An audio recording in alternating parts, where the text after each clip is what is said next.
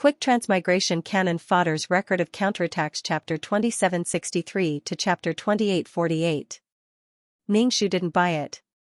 He had to save money to support Skeleton in the future. With so many wild men to support, he could only tighten his belt. Ningxu didn't buy it. Tanlang didn't buy it either. He must be shy and had no money. Ningxu asked, "Why don't you buy it?" Tanlang sneered. "I'm not buying it.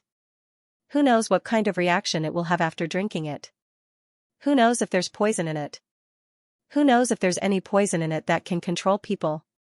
Ningxu was speechless. He wasn't poor, but he was paranoid. Ningxu ignored him and stretched out his vines to pick up the trash. Tanlang was still chattering at the side. Uncle Chang was satisfied. This was just an experiment.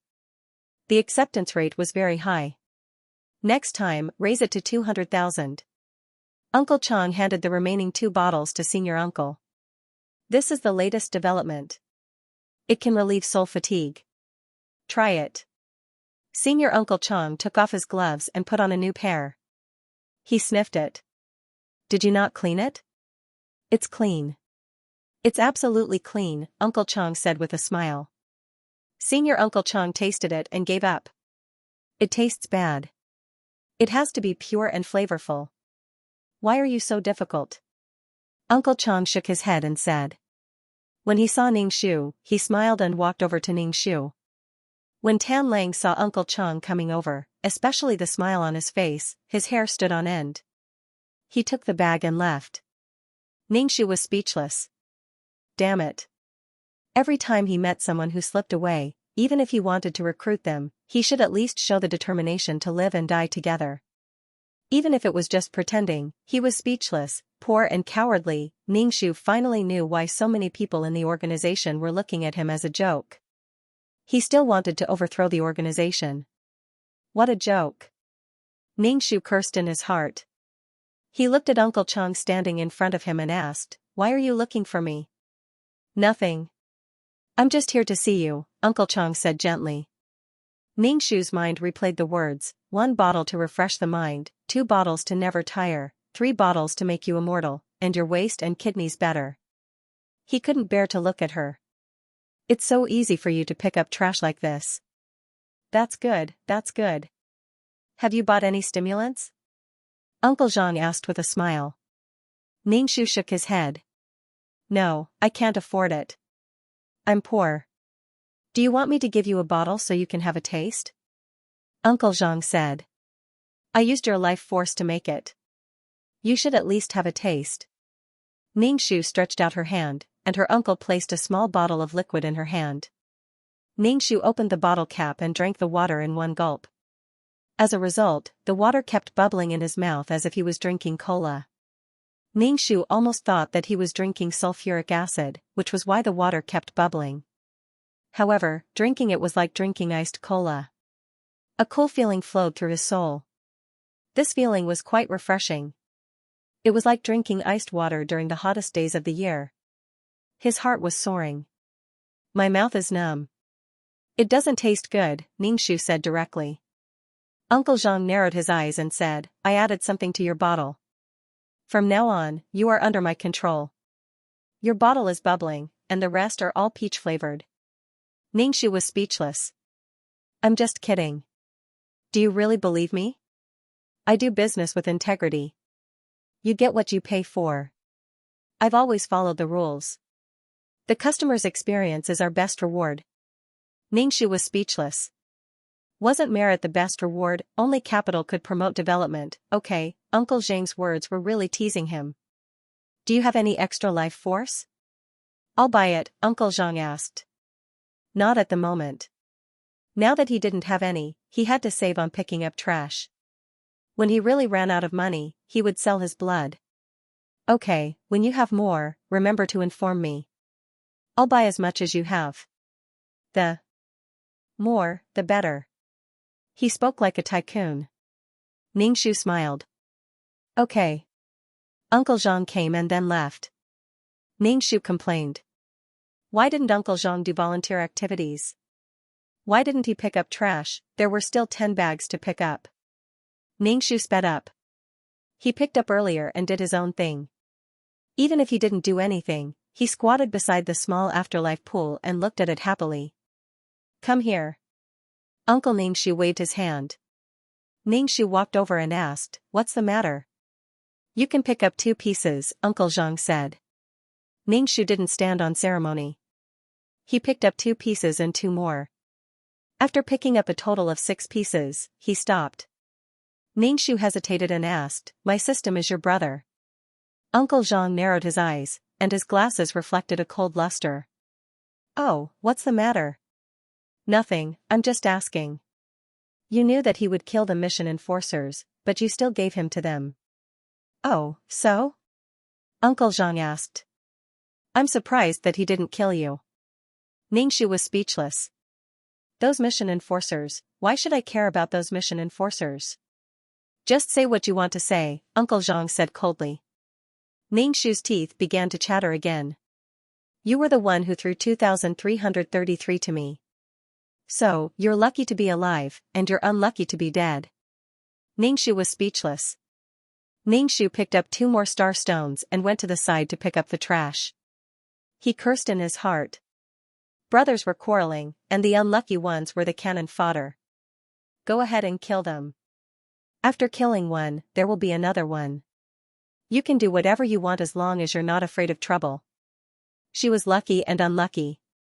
She was lucky that she didn't die in 2333's hands, but she was unlucky that she was tied to 2333. Ningxu suddenly realized one thing. When Uncle Zhang and 2333 came into contact, they would fight when the mission enforcers died. At this time, the Grand Elder threw 2333 to the other mission enforcers. When 2333 wanted to resist, it was also at this time. Then, Ningxu felt cold all over. Things were more serious than she thought. She wanted to protect herself and not be obliterated, but in the end, she didn't expect the biggest threat to come to her. Uncle Zhang had concerns and had to consider the interests of the organization, but 2333 didn't have any. When he wanted to leave, he would definitely kill her. He had killed so many mission enforcers, so killing her wouldn't make a difference. Ningxu held her chin and didn't let her teeth chatter. Why did 2333 tell her directly? Was it because he didn't have any scruples and wanted to show his true colors? Or was it because he was angry at her for asking about him? How trustworthy was this? Ningxu thought it was at least 80%. What are you doing? Fragrant Wind was entangled by the vines. He looked at Ningxu and didn't try to break free from the vines. Ningxu came back to her senses and let go of the vines. Fragrant Wind frowned and asked, What are you doing? Don't you know the difference between a human and a piece of trash? I was distracted and didn't pay attention. Ningxu looked at Fragrant Wind. She didn't know if Fragrant Wind knew the inside story of this matter. This matter should have been carried out in secret and wouldn't have been publicized. Ningxu felt that not many people knew about this matter. BK Ningxu glanced at Fragrant Wind. Fragrant Wind looked at Ningxu and asked, Did you do something out of line? Don't be afraid. Tell me, I'll report you. Ningxu was speechless. Ningxu asked blankly, Why do you think we're working so hard to do these things? Not only did they have to take care of these planes, but they also had to protect these planes. When the enemy attacked, countless people died. And the people in the planes were ignorant. They never knew what kind of pain and sacrifice some people were going through. Fragrant Wind said, It's a habit. It's to become stronger. What else can there be? Ningxu couldn't help but ask, Do you care about the creatures in the planes?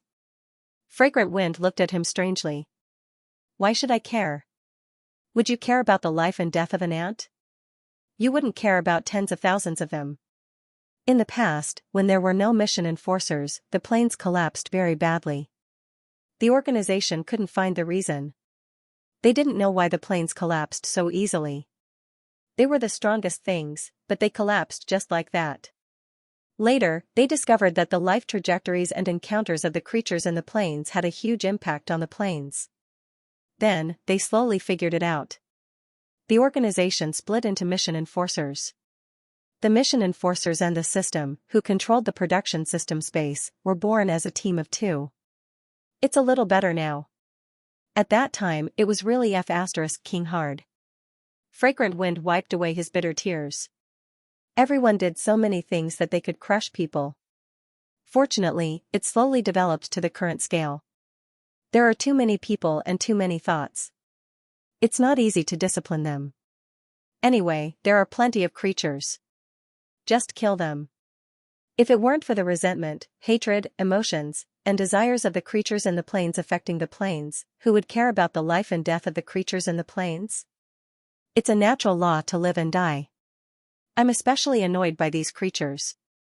It's good that they have a place to live, but they're still King creating things. In the end, they're the ones who destroy themselves. Ningxu said. Those creatures don't know. They only know that they can't be at peace. They can't even control themselves, let alone whether the world will be destroyed or not. To the extreme, it was normal to drag everyone down with them. Like 2333 and Taishu, who was wrong, who cares? She didn't care whether these two were dead or alive. If they came to kill her, then she would have to risk her life to protect herself. Ningxu was worried that when 2333 escaped, she would die. Fragrant Wind frowned and said, "Can you pick it up quickly? Are you sad? Are all the people in the organization ants to the common people? Fragrant Wind Man, are you crazy? I've worked hard to cultivate and become strong, but you want me to be polite to an ant-like creature who's so weak that I don't even cultivate? Only those with value have the right to be noticed by me. Why should I care if you're not qualified? I care about you and bicker with you because you're qualified now. If you were a weak mission enforcer, why would I care about you? I'd feel no psychological burden from stepping on an ant. It's not a reason that you're weak. It's because you don't work hard. You want me to respect you? Is there something wrong with your head?" Fragrant Wind Man seemed to be disgusted with Ningxu. "There's something wrong with your head. Don't talk to me." Ningxu's face darkened. "You're the one with a problem. I'm just asking. Anyway, you're all ants. At my level, what's the difference between humans and ants? It's no different from heaven and earth treating all living things as dogs. You're petty. When a person is looking at a specific person or thing, they can't look at the big picture." Ningxu sighed. More than one person had said that she was petty. It didn't matter. Maybe she hadn't changed. She felt suffocated. CKU, I don't even want to pick up trash anymore. Ningxu asked, "Do you know that there's a problem with the Sea of Law?" "I know. If the Sea of Law is completely dried up, these plains will be finished. We won't have any value anymore." Ningxu was especially annoyed. She suddenly knew about 2333's situation. She didn't care what would happen to her after the Sea of Law dried up. She only knew that she might not be able to pass this stage. A person without foresight would have immediate worries. Therefore, she didn't care what would happen after the Sea of Law dried up. She might not even be able to live until then. Ningxu's eyes turned round and asked, "Who's the controller?" "Uncle.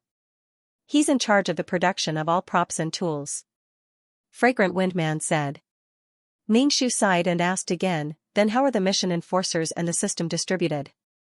"Random distribution." Ningxu pursed her lips and thought about it. She carried her bag and moved in front of the Grand Uncle. She asked, "Can I change the system? You threw that scammer to me. That guy wants to kill people. You didn't think that I would die." The Grand Uncle looked at Ningxu. "So, whether you live or die has nothing to do with me. Don't you feel guilty? You can actually order me to do things so confidently now?" Ningxu gritted her teeth and felt aggrieved. "You're valuable. If you don't want to be valuable, I can kill you." "What the hell did you say? You want me to give you Xingqing? Who do you think you are? You want me to send you a crusade?" The Taishu glasses reflected a cold light. "Don't bother me. If you don't want to do it, I'll just kill you. You won't have to do it in the future. Tell me when you want to die." The Grand Uncle dealt with the star stones and ignored Ningxu. Ningxu's legs shook uncontrollably again. She held her chin to prevent her teeth from chattering. "Why did you throw 2333 to me? I met you and threw you away. Why do you have to explain? You've already picked up all the fragments. Don't give me some color and start a dye shop. Don't you think you're too important? The granduncle narrowed his eyes. Killing was just a matter of moving a finger. It was too noisy, jumping up and down, too annoying. Ningxu took a deep breath. Then can you take my system away? Yes, you can die. He can find another partner. The granduncle took out his gun and pointed it at Ningxu. You're the most annoying person I've ever met. Ningxu shot the bullet. Her whole body seemed to be frozen. The sharp pain in her forehead brought Ningxu back to reality. Ningxu used the space law and directly performed a space jump to avoid the bullet. When she reappeared, the black bullet was still whistling toward Ningxu. Even a space jump couldn't avoid the bullet. Ningxu's pupils contracted and her whole body trembled. She shouted, I still have one immunity. One immunity. She didn't do anything. Why should she be obliterated? Ningxu's teeth chattered. The bullet brushed past Ningxu's shoulder and instantly sucked away some of her soul, weakening Ningxu's soul. Ningxu's whole body was cold. She looked at the granduncle. The granduncle adjusted his glasses. Do it or not. If you don't do it, then die. There's no need to keep worthless things. BK Ningxu took a deep breath. She had gone to ask if she could change the system, but she had taken a bullet. Looking at her soul, Ningxu wanted to cry. Her soul had become weak again. She was really regressing. Her soul was getting weaker and weaker. He was venting his anger because she snatched the Earth Law imprint. The cold killing intent froze Ningxu's soul. She held her bag and hid far away. TSK, you really have a problem with your brain. Why did you go over for no reason? What does it matter if you die? Do you think you are so special that your bargaining chips are not enough for you to negotiate with others? Fragrant Wind shook his head and went to command the army. Ningxu sat down and touched her forehead. If it wasn't for the pain between her eyebrows that allowed her to move, she wouldn't have stood there and let others kill her. Even though she had immunity once, some of her soul power was still taken away. God damn it. Ningxu rubbed her eyes. She really wanted to cry. Come, here's a piece of paper.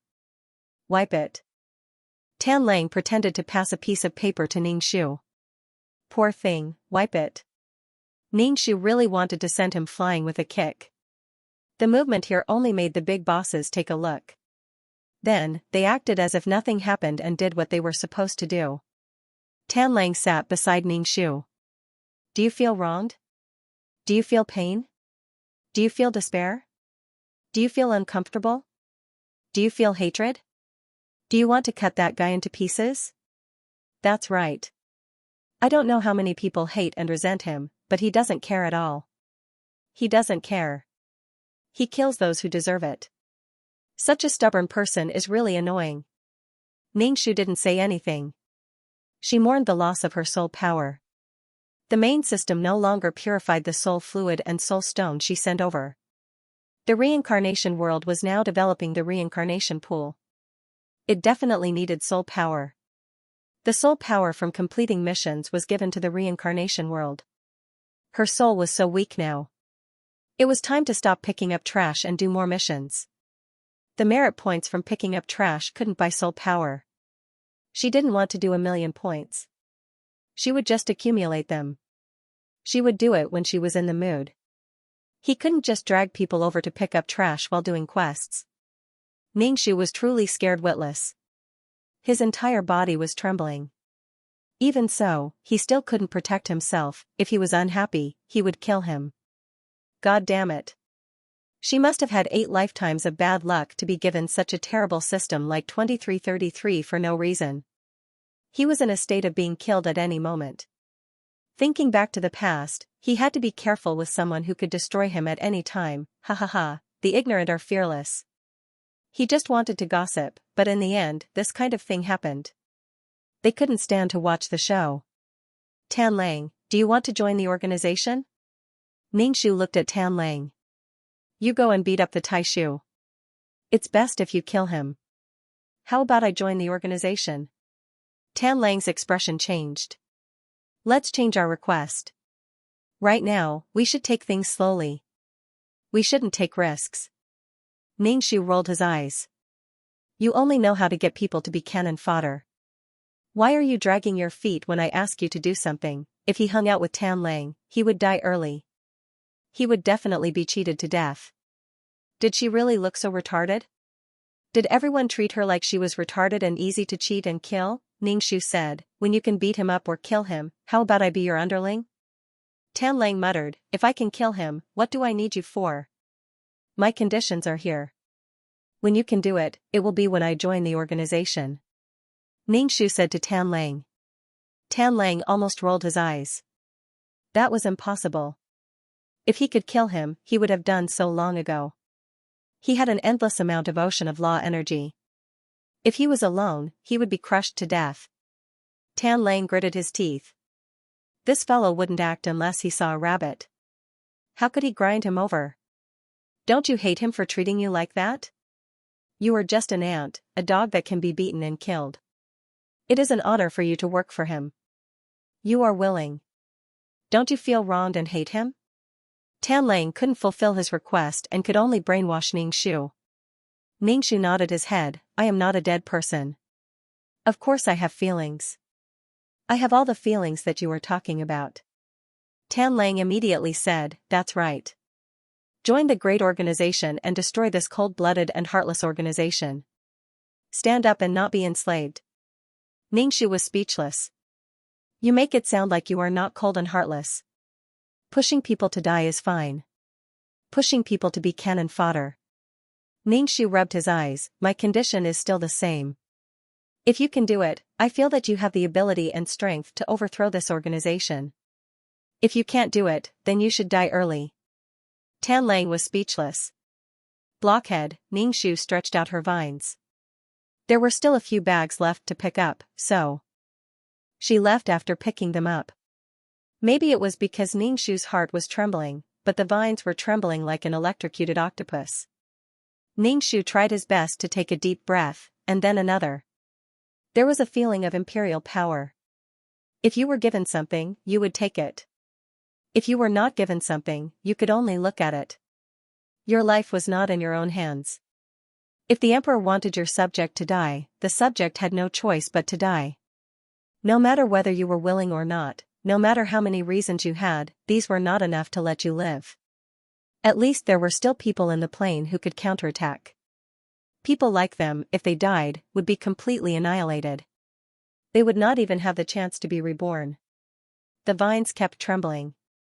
Ningxu retracted his vines and picked up the fragments with his hands. He really did not have the energy to control so many vines now. Ningxu carried the bags and walked around. It was as if a basin of ice water had been poured over his body. It was especially cold. She thought that she could survive. At least there was something different about her. But she was still going to be killed. When connecting the planes, Ningxu picked up the scraps as usual. He did not want to touch them, but he thought of the lake of the law of nothingness for the ultimate martial arts. Anyway, he did not want them. It would be a waste if he did not want them.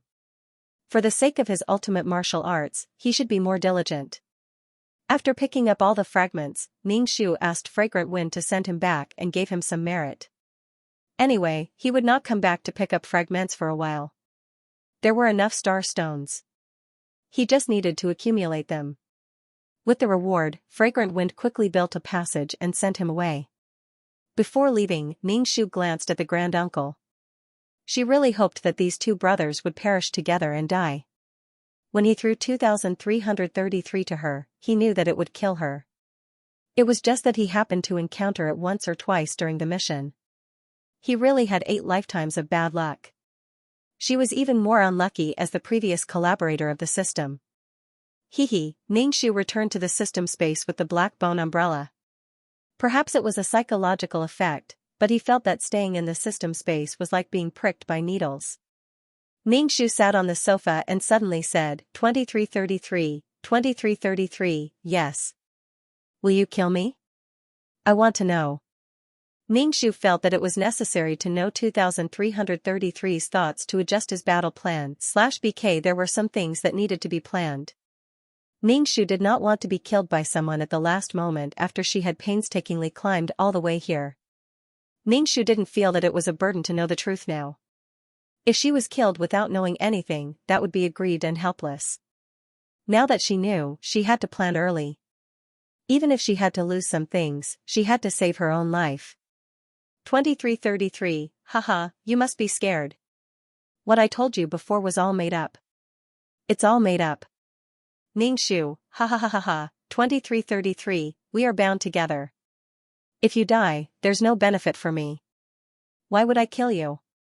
You're thinking too much. Why would there be no benefit? Ningxu was so annoyed that she wanted to strangle 2333. Didn't you kill so many people before, 2333, didn't I say that I made it up? It's fake. You really believed it. Do you have a brain? Haha.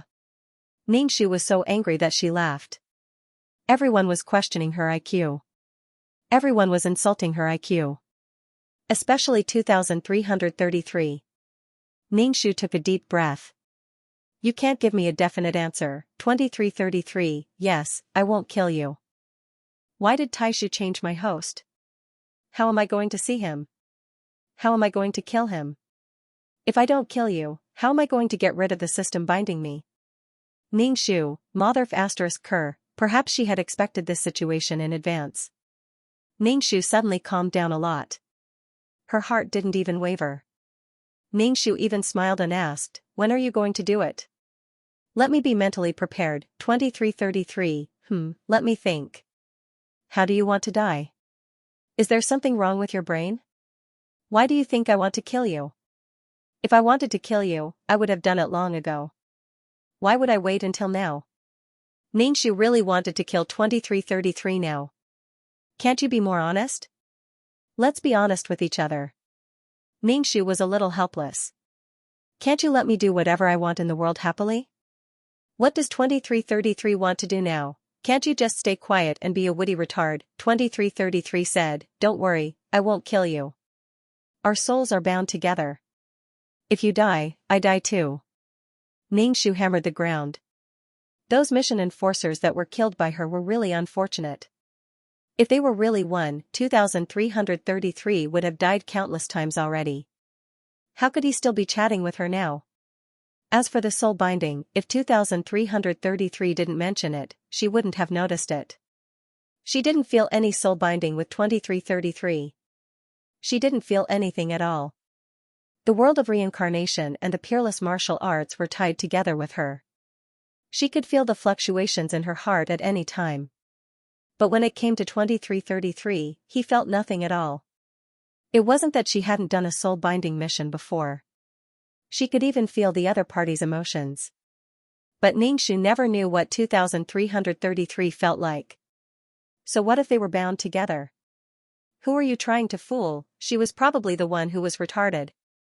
Ningxu might have thought that he was overthinking things in the past, but now that he had doubts, something was definitely wrong. Since 2333 insisted on acting dumb, Ningxu didn't ask anymore. She had to think of a way to protect herself so that she wouldn't be affected. But what could she do? 2333 might want to kill her at any time. Ningxu felt that there was an 80% chance that 2333 would kill her if he said so. As for their past relationship, what kind of relationship did she have with 2333? Until now, they were both familiar and unfamiliar. And now, he suddenly knew that he wanted to kill her. So, the mission she did before was to help the enemy. It sped up 2333's plan to kill her. What's done is done. Ningxu didn't regret it. Now, she had to think of a way to survive. What could she do? Her every move was under 2333's eyes. 2333, you're worrying too much. I just want to seek justice for myself. I don't want to kill you. We've been together for so long. Don't you believe me? Ningxu shook her head until she felt dizzy. I don't believe you. You said that we'd bound our souls, but in reality, we haven't. If we bind our souls now, we'll die together. I believe you. Including the punctuation marks. If their souls were bound together, then they would live and die together. 2333 would never kill her. Ningxu believed that if the souls of ordinary mission enforcers were bound together with the system. But she and 2333 were not bound together. If 2333 was really bound to her soul, even if 2333 killed her, she would have to pay the price. No matter how many words were said, it was not as convincing as such an action. Ningxu said with a smile, "Let's bind our souls, 2333, it's bound. We're really bound together, not in such a formality." 2333 was silent for a while. "Think about it. If you're bound to me, I will be killed by senior uncle. You will also die. If I can't kill him, I will be pressed into the law of nothingness. Day and night, every minute and every second, I will suffer the pain of being devoured. Pain is mutual. Do you know the pain of being devoured by the law of nothingness? That feeling is indescribable. Now you know why I don't want to bind with you. Being bound together means that we will live and die together. Senior uncle will definitely press me into the law of nothingness because the law of nothingness is about to collapse. Why don't you understand my painstaking efforts?" Ningxu was speechless. I really believed 2333's evil.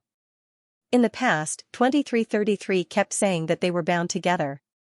Now that he wanted to bind with her, he pulled out a bunch of "I'm doing it for your own good" theories. Your AF * King Pure and Independent White Lotus. It's all my fault. Ningxu wanted to strangle him. She was basically sure that 2333 would not bind with her. And when he left, whether he would kill her or not would depend on his mood. These two people were the same. When they threw 2333 to her, they knew that 2333 would tear apart mission enforcers if he was in a bad mood. Ningxu smiled slightly. "Okay, let's bind." 2333 was silent again. "Do you really want to bind with me? Fight against senior uncle with me. Because you are bound with me, our fates are connected. Either he dies or I die. Who cares who dies?" Ningxu felt like she was an ant in the palm of someone else's hand. Over and over again, she was crawling on the palm and back of the hand. Others could turn the hand over and make the clouds and rain rain. Bind, why not bind? How painful is it to be devoured? I haven't tried it, but I can try. Ningxu sneered. 2333 would not bind with her. Ningxu was sure of this. What a proud person. How could he be bound with an ant and share his life with an ant, especially an ant whose fate was uncertain? 2333, think about it carefully. Binding with me means that you have to go against many people in the organization because more than one person wants to press me in. Ningxu, it doesn't matter. At least I can live a little longer. She was not sure when 2333 would leave her. /BK It wasn't that she didn't believe that there was true love in the world, but if you stepped on an ant, would you feel pain and guilt? They weren't on the same level. There was no trust, feelings, or betrayal.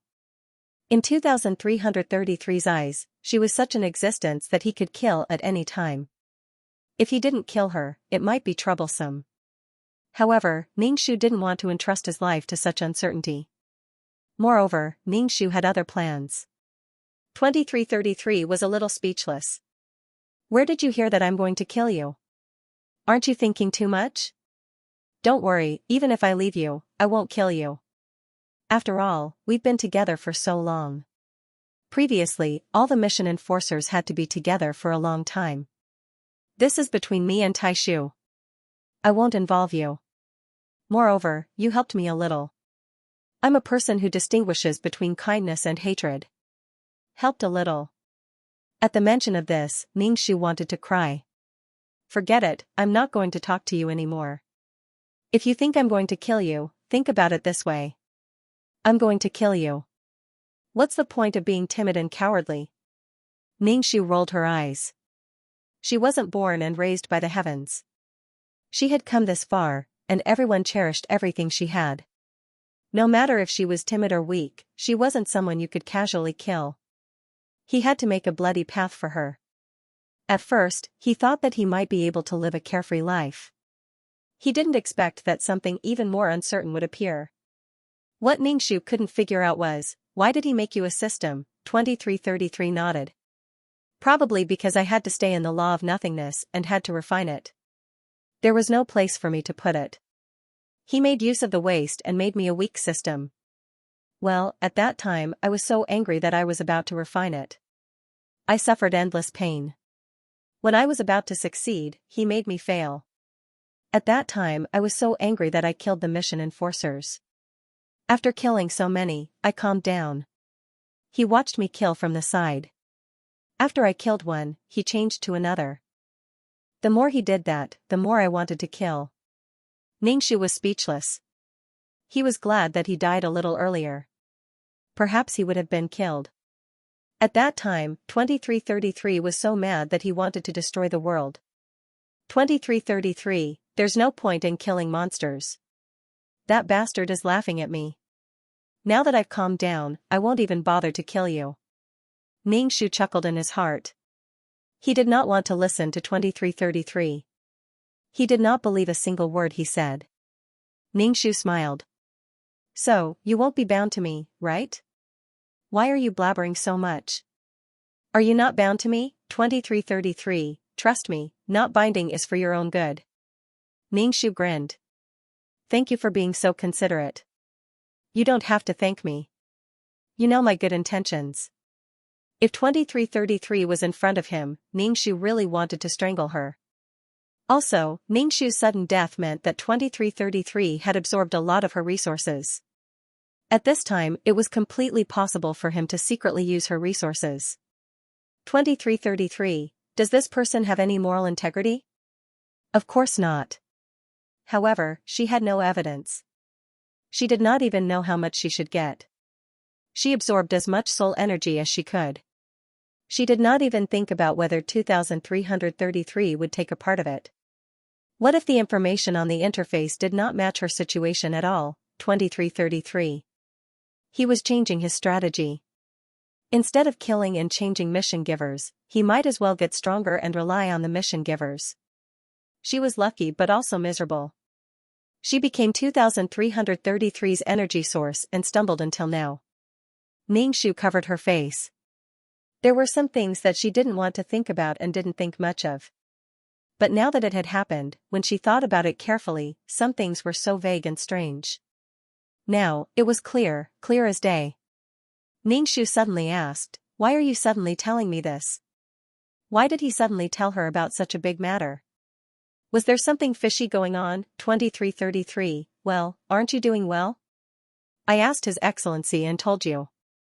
F*CKU, you're F*King Innocent? Then why didn't you tell me before? You didn't ask. Ningxu took a deep breath. Aren't your memories erased by the main system? I always thought you were a witty retard with no memories. I don't have memories of my previous life because I've only lived for this lifetime, 2333 said. Ningxu exhaled like a big round balloon. He smiled slightly. So you're also a member of the organization? No, I'm not senior uncle. I don't have to care about these planes. Whether these planes collapse or creatures die, it has nothing to do with me. He won't care about me, but there was a problem with the Sea of Law. The first thing he did was to push me into the law of nothingness. Ningxu was speechless. He felt complicated. He wanted to laugh but couldn't. He was gloating. Serves him right, why wasn't 2333 swallowed by the law of nothingness? If he was, there wouldn't be anything after that. So many mission enforcers before had become the target of 2333's anger. Ningxu was a little confused. What could she do to not be killed by 2333? Hysterical roars and anger couldn't solve the problem at all. Instead, it would push her into a desperate situation faster. She couldn't just listen to 2333's words. She could rest assured. Because she couldn't trust 2333 anymore. She couldn't straighten her chest and say affectionately, I believe you very much. Then he would kill her in one move and disappear. Without a Mary Sue life, there would be no Mary Sue dreams. She was just a person with no luck. Ningxu asked tentatively, do you want to do a system mission? Doing a system mission was definitely 2333 collecting energy. Except for 2333, all systems hoped to wait for energy to perfect themselves. If 2333 needed a system mission, then he wasn't that strong now. If he rejected it, then she had to be careful. 2333's accumulated strength was almost enough. He could kill her and leave at any time. Once 2333's host was gone, senior uncle would take him away. That would be when a conflict would break out. 2333, okay, do you want to do a system mission? I have a lot of system missions in my hands. Ningxu pondered. 2333's energy wasn't enough, but if it wasn't enough, why did he tell her these things? Or did he pretend to be crazy and let her do the system missions like before? Now that she knew this, she was very resistant to doing the system missions. Didn't 2333 know? Ningxu leaned toward 2333's energy. It was almost enough, but the more the better. Whether she did the system mission or not, it didn't affect 2333 much.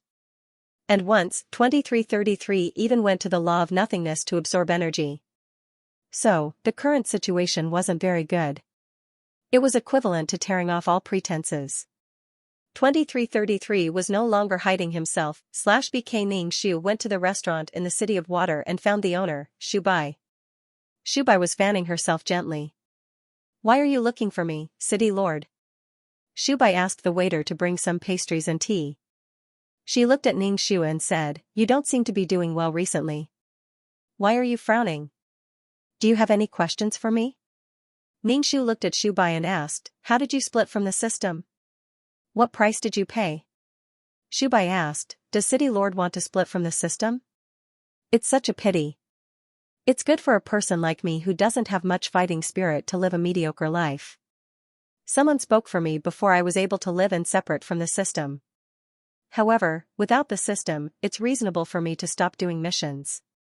To be honest, it's really too heavy to have someone else's fate on your shoulders. You can only force yourself to continue. You can do what you want without the expectations of others. Shubai's masked person should be very powerful. He only needed to say one sentence to solve something that she couldn't do even if she tried very hard. Ningxu pondered for a while. This was a personal choice. Some people liked peaceful days while others liked the peak. Then are you happy now? Ningxu asked, a little confused. She seemed to be unable to guarantee her own life no matter what. She felt that Shubai was stronger, but she wasn't as happy as Shubai. It's SOSO. It's a little easier when I'm doing missions.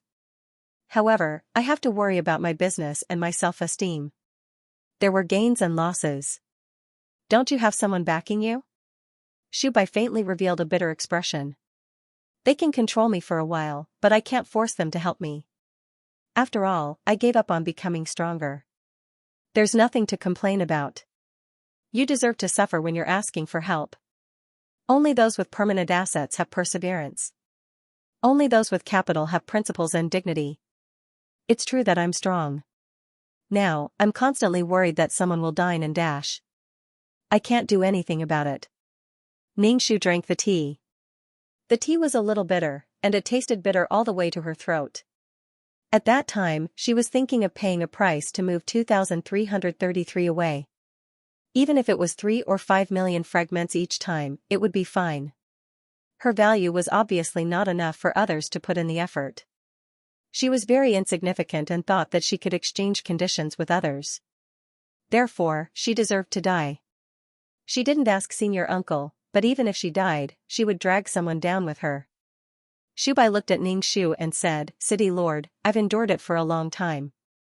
Ningxu didn't say anything.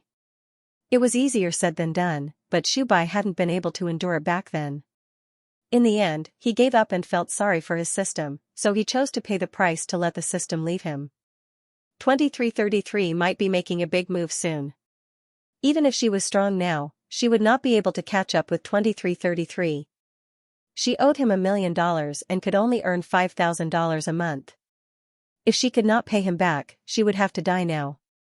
How could she still be in the mood to work for $5,000? There was no way he could keep up with 2333's progress. They couldn't even settle down to do their quests and earn a pitiful salary. Shubai waved her fan. I really don't know how to comfort you. I can only say that everyone has their own difficulties. You see, I'm carefree, but the people behind me don't care about me anymore. I'm almost done for. Moreover, I don't have a chance to become stronger. I'm not the person involved, so I don't know how you feel. Ningshu gulped down a cup of tea. Thank you, I understand. Let's do what we have to do. Ningshu put down the teacup and prepared to pay the bill and go to the space city to comprehend the spatial laws. He would not let his guard down. City Lord, it's my treat. You don't have to pay for this. Just take care of Shubai's business in the future. Ningshu kept the identity card, nodded, and left the restaurant. He went to the space city. To build a space passage, the fourth level of the Nine Palace Mountain was connected to the world of reincarnation. Ningshu was a little dispirited. He might be done for, but he was still worried that the world wasn't connected to the world of reincarnation. What did those people have to do with him? When he encountered misfortune and pain, who would be able to help him? No one, therefore, he had to be strong. He had walked all the way here. He had already walked 80 steps. There was no reason why he couldn't continue walking. Ningshu shook his head and expanded his sea of consciousness. Then, he stimulated the mental sphere and tried to expand his mental power. The space passage he built was much longer and more stable. The 10,000 li long march was built brick by brick. Ningshu clutched his head. The pain of stimulating the mental sphere was too unbearable. While comprehending the spatial laws, Ningshu's soul became thinner and weaker. Ningshu looked at his hand. It was almost transparent. What was going on? Why did his soul power disappear when he was comprehending the spatial laws? It couldn't be any less. Moreover, his soul was transparent. Waves of exhaustion and emptiness came from his soul, and he became powerless. What was going on? Ningshu's expression changed. He had never seen his soul power disappear for no reason. 2333's voice sounded in his mind. I'll borrow your soul power. Ningshu quickly asked, what do you want to do? Of course it's to absorb your soul power. Lend it to me. As for your resources, treat it as the money you paid for your life. I said I won't kill you. I'm a very trustworthy person. If I said I won't kill you, I won't kill you. Ningshu's heart was beating like thunder. What do you mean? Nothing. I don't want to be a system anymore. Let's not meet again. 2333's voice disappeared. Ningshu shouted a few times but there was no response. He quickly returned to the system space and found that the soul stone, soul fluid, and golden soul origin that he had accumulated before were all plundered. Not a single trace was left. She couldn't bear to use it. She had been saving it. It was her most important resource. Even if the main system stopped purifying, she didn't panic. She thought that one day, she would be able to purify it without the main system taking a part of it. She was thankful for the resources that she had painstakingly saved. Son of a bitch. Ningshu gritted her teeth. Her eyes were red. She opened the attribute panel. Merit and faith had become 0. 17 or 18 million merit points had been taken away by 2333. More than 6 million faith points had also been taken away. Especially the pure faith power that she had obtained from the third level of the Nine Palace Mountain. There was not even a trace of it left. A lot of her soul power had been taken away. She couldn't even hold a flower now. Her soul was so weak that it directly went through things and couldn't be picked up. Without additional soul power, she was weak. The world of reincarnation needed soul power. Ningshu curled up. 2333 had given her the wrong information again. She had always thought that 2333 was going to fight with senior uncle, and she was going to be used as a sacrifice. She was going to be killed as a sacrifice. /BK now it seemed that she was a little sheep. When she grew up, she would be plucked. Or even a piglet, she would be fattened and killed. Ningshu now felt like her roommate had pried open her box and taken away all her things. She was even stripped of her clothes so that she couldn't go out to work. Her soul was so weak that she couldn't even pick up things. It could disappear at any time. How could she do missions? Her roommate had run away, and these things couldn't be recovered. Money to buy her life, Ningxu couldn't help but chuckle. Her life was quite valuable. She had so many resources. From now on, she had nothing to do with 2333. At this time, should she thank 2333 for not killing her, she should be grateful that he spared her life. After all, the robber didn't kill her. She should be thankful that she was alive. Ningxu hammered her chest. The anger in her heart almost made her explode. She was as lowly as an ant. Her life and death were in the hands of others. Holding such a little bargaining chip made people scoff. F*ck, he ran away. I really want to choke him and spit it out. Ningxu despised him in her heart. He had said so generously and looked like he was going to fight with granduncle at any time. In the end, he packed his bag and ran away. Looking at her soul, she could see the floor through her palm. Too weak, she was even weaker when she had just died. Now, if she wanted to do missions now, she could be controlled by the emotions of the person who commissioned her. Even the last bit of resources was taken away. Granduncle, who was dealing with the star stone, received a message from the main system. Xingqing ran away. Granduncle, bastard, how did he escape? He shouldn't be able to escape the control of the system space. He did run away, the main system said. Granduncle frowned. Billions of planes, so many worlds. Do we have to look everywhere? Causing trouble. Granduncle pointed at the screen, informing Uncle to come over and deal with the star stone. He waved to Anhe. And he walked over and asked, what's wrong? You deal with the star stone first, Granduncle said. And he wanted to roll his eyes. He hated this thing. Uncle rushed over and asked Granduncle, he really ran away? He ran away. I have to find him. You deal with these things. All right. Uncle Zhang nodded. Go ahead. If you can't handle it, I'll get Sang Liang to help you. Okay. The Grand Elder disappeared in a flash. And he sighed. We have to do this again. It's so tiring. There are so many people and we still have to rely on us to do this. Do it. It's a special occasion. Uncle Chung squatted down and began to process the stellar stone. First, he had to remove the stellar stone that was embedded in the fragments. Then, he turned the stellar stone into a liquid state. This required a lot of energy. The star rocks were extremely hard. To turn a mountain of star rocks into a liquid state required a lot of energy and strength. Therefore, and he did not like this job at all. He would die of exhaustion. He would rather pick up the broken pieces. Dong dong, the voice of the chatting system sounded. Ningxu, who was buried between his legs, raised his head and reached out his transparent hand to press the chatting system. After pressing it twice, the system finally responded. It was a message from the main system. The specific content was that she no longer had a system. Her system had escaped. Ningxu rolled his eyes.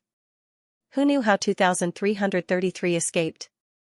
In the past, she did not escape because she was not strong enough. Now that she was strong enough, she ran away after robbing everything. Ningxu was afraid that because he did not have a system, he would not be able to do missions like Shubai. The main system said, I'm going to give you a new system. Do you accept it? Ningxu really did not like systems. Who knew what kind of system it would be this time? Moreover, it would take a long time to get used to it. If there were any disagreements when doing missions, it would be troublesome. Moreover, it was bound and could not be undone. He could get a divorce if he was married, but he could not if his soul was bound. Ningxu said, I don't want a new system. I can use the backup system. The backup system was not as intelligent and emotional as the main system, but it could handle the simple matter of entering the plane and returning to the system space. The backup system could be used completely. Whether there was a new system or not, it was not a necessity for Ningxu. The main system said, don't you need a new system? Ningxu said tiredly, no. The main system only said yes and did not say anything else. Ningxu asked, then can I still do missions? Now, he could only obtain soul power from mission takers. He had to rely on the mission takers to give him soul power. The main system said, yes.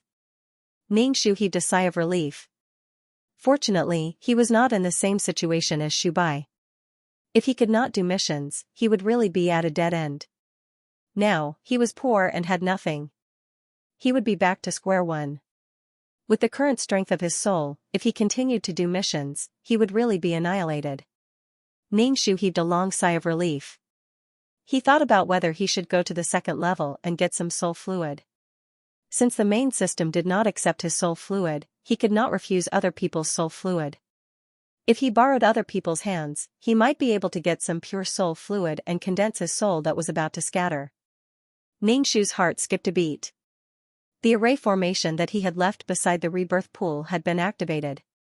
Could it be that Li Si had informed her that something had happened? Ningxu held the black bone umbrella and walked into the black hole. He arrived beside the rebirth pool.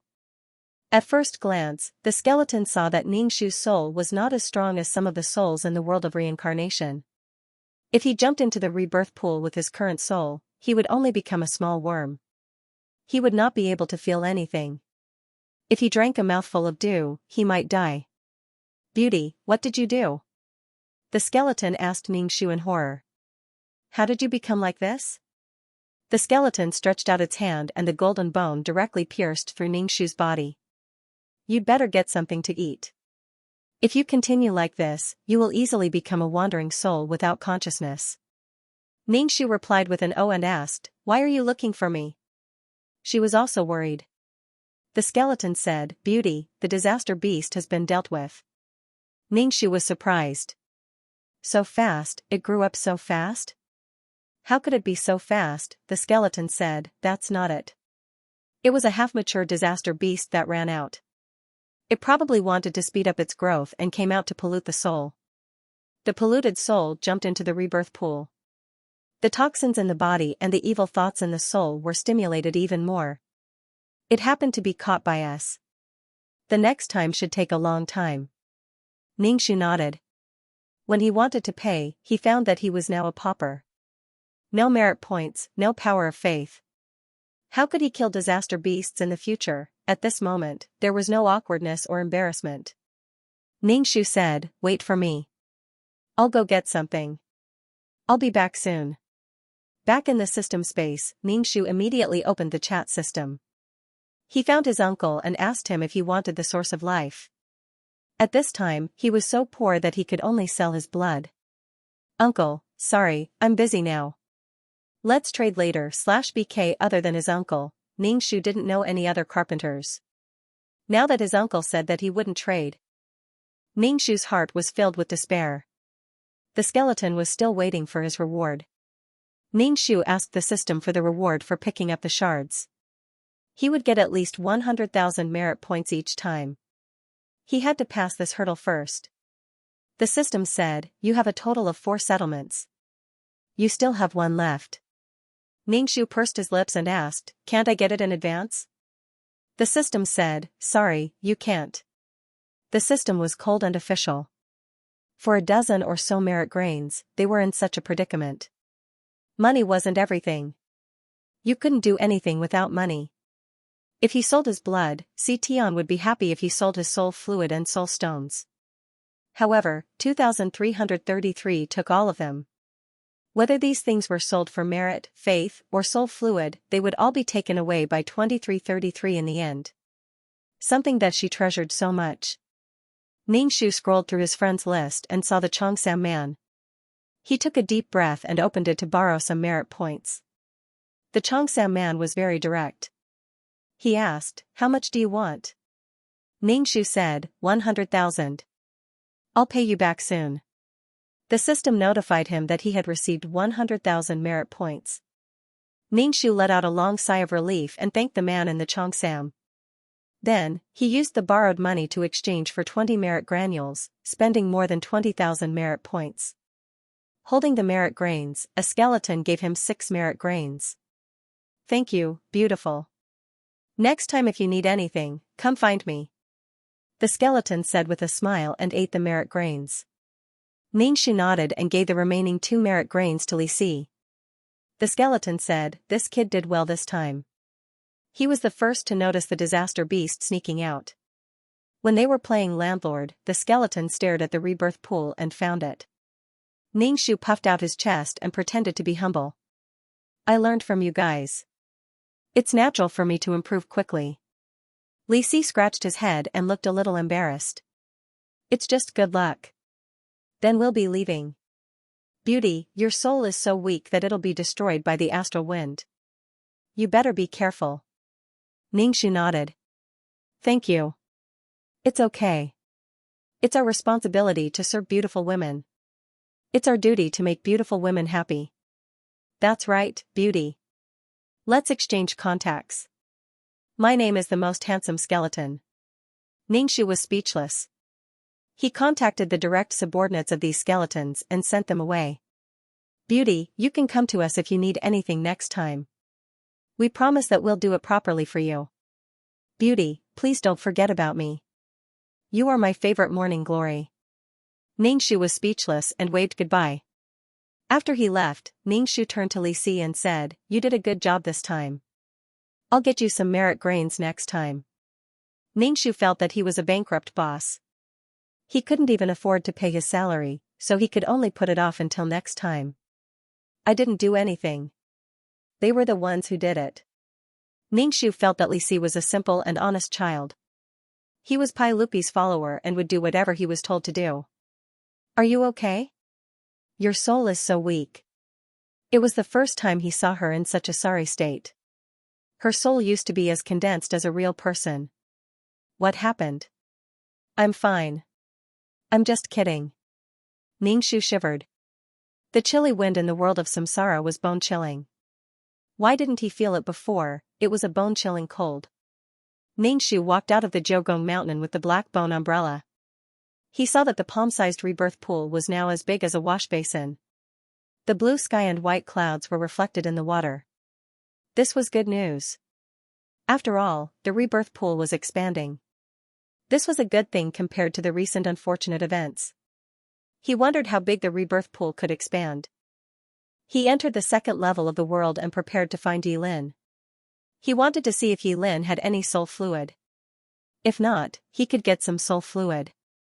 As soon as he entered the world, Ningxu felt the scorching sun. She was like an ice cream about to melt. The strong wind was about to blow Ningxu away, but the yang-qi of heaven and earth was about to melt her.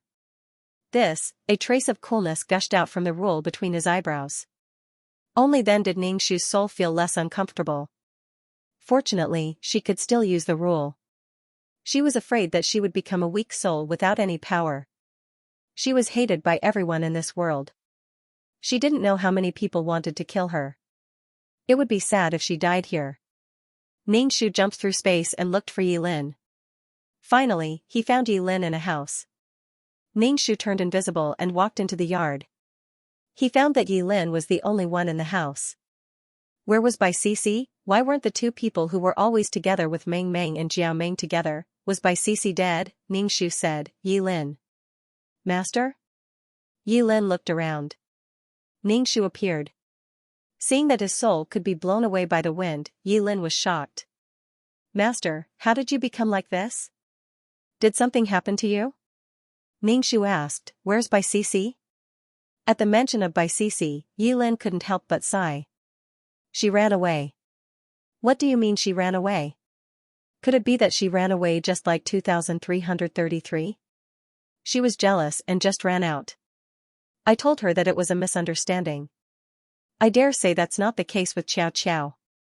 Perhaps he had found someone to confide in. I just saved Xiao Xiao.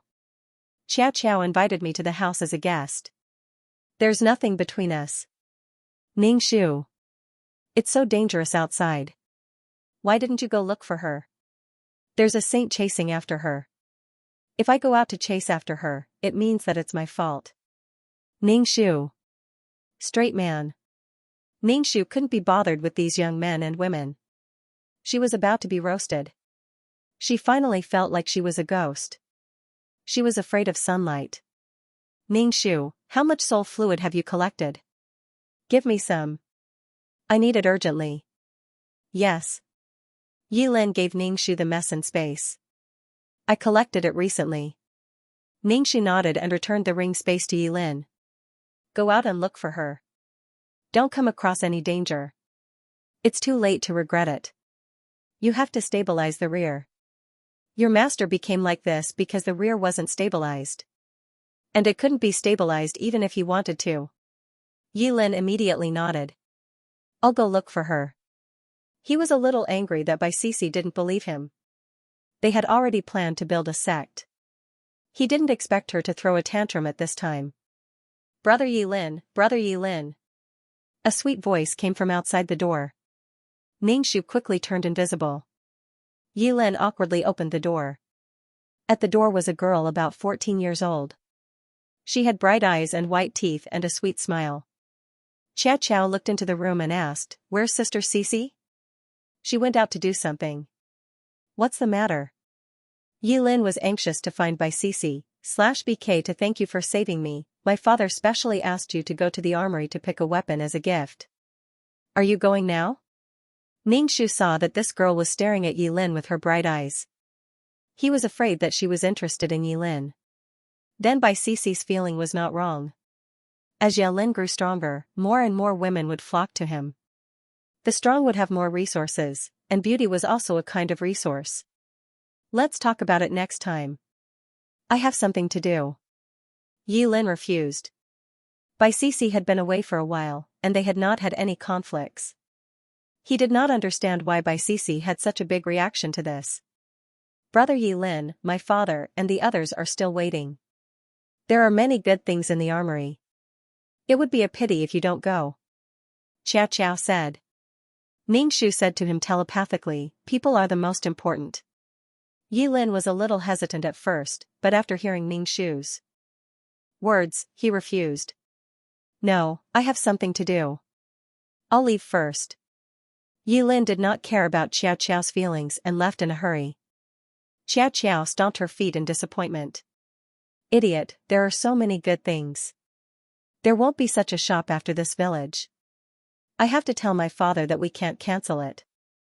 We must wait until Brother Yilin comes back. Ningxu was speechless. He was in a dilemma. Ningxu took the things and left. He did not want to stay in this world. It would be bad if his soul was destroyed by some powerful artifact. After all, her soul was too weak now. After returning to the system space, Ningxu went to the City of Time and went to the restaurant to find the Cheongsam man. If the Cheongsam man had no choice, then he could only give a part of the profits to the Imperial Sky and discuss it with the main system in the name of the Imperial Sky. Yo, what's wrong with you? A new style? The Cheongsam man saw Ningxu and teased him while waving his folding fan. What the F***ck? A willow in the wind, Ningxu closed the umbrella and sat down, saying, it's a long story, but it's a new life. You call someone who made their soul weak a new life? The Cheongsam man took a sip of tea. Are you here to pay me back? No, I'm here to ask you for help. You know how weak my soul is right now, so I can't do the quest. Ningxu took out the soul fluid. There was quite a bit of soul fluid in the wine jug. One could only imagine how much soul fluid a jug would contain. The Cheongsam man looked at the item and was a little surprised. I'm afraid there's something wrong with this item. Can you bring it to the main system to purify it? The organization is very strict in this area.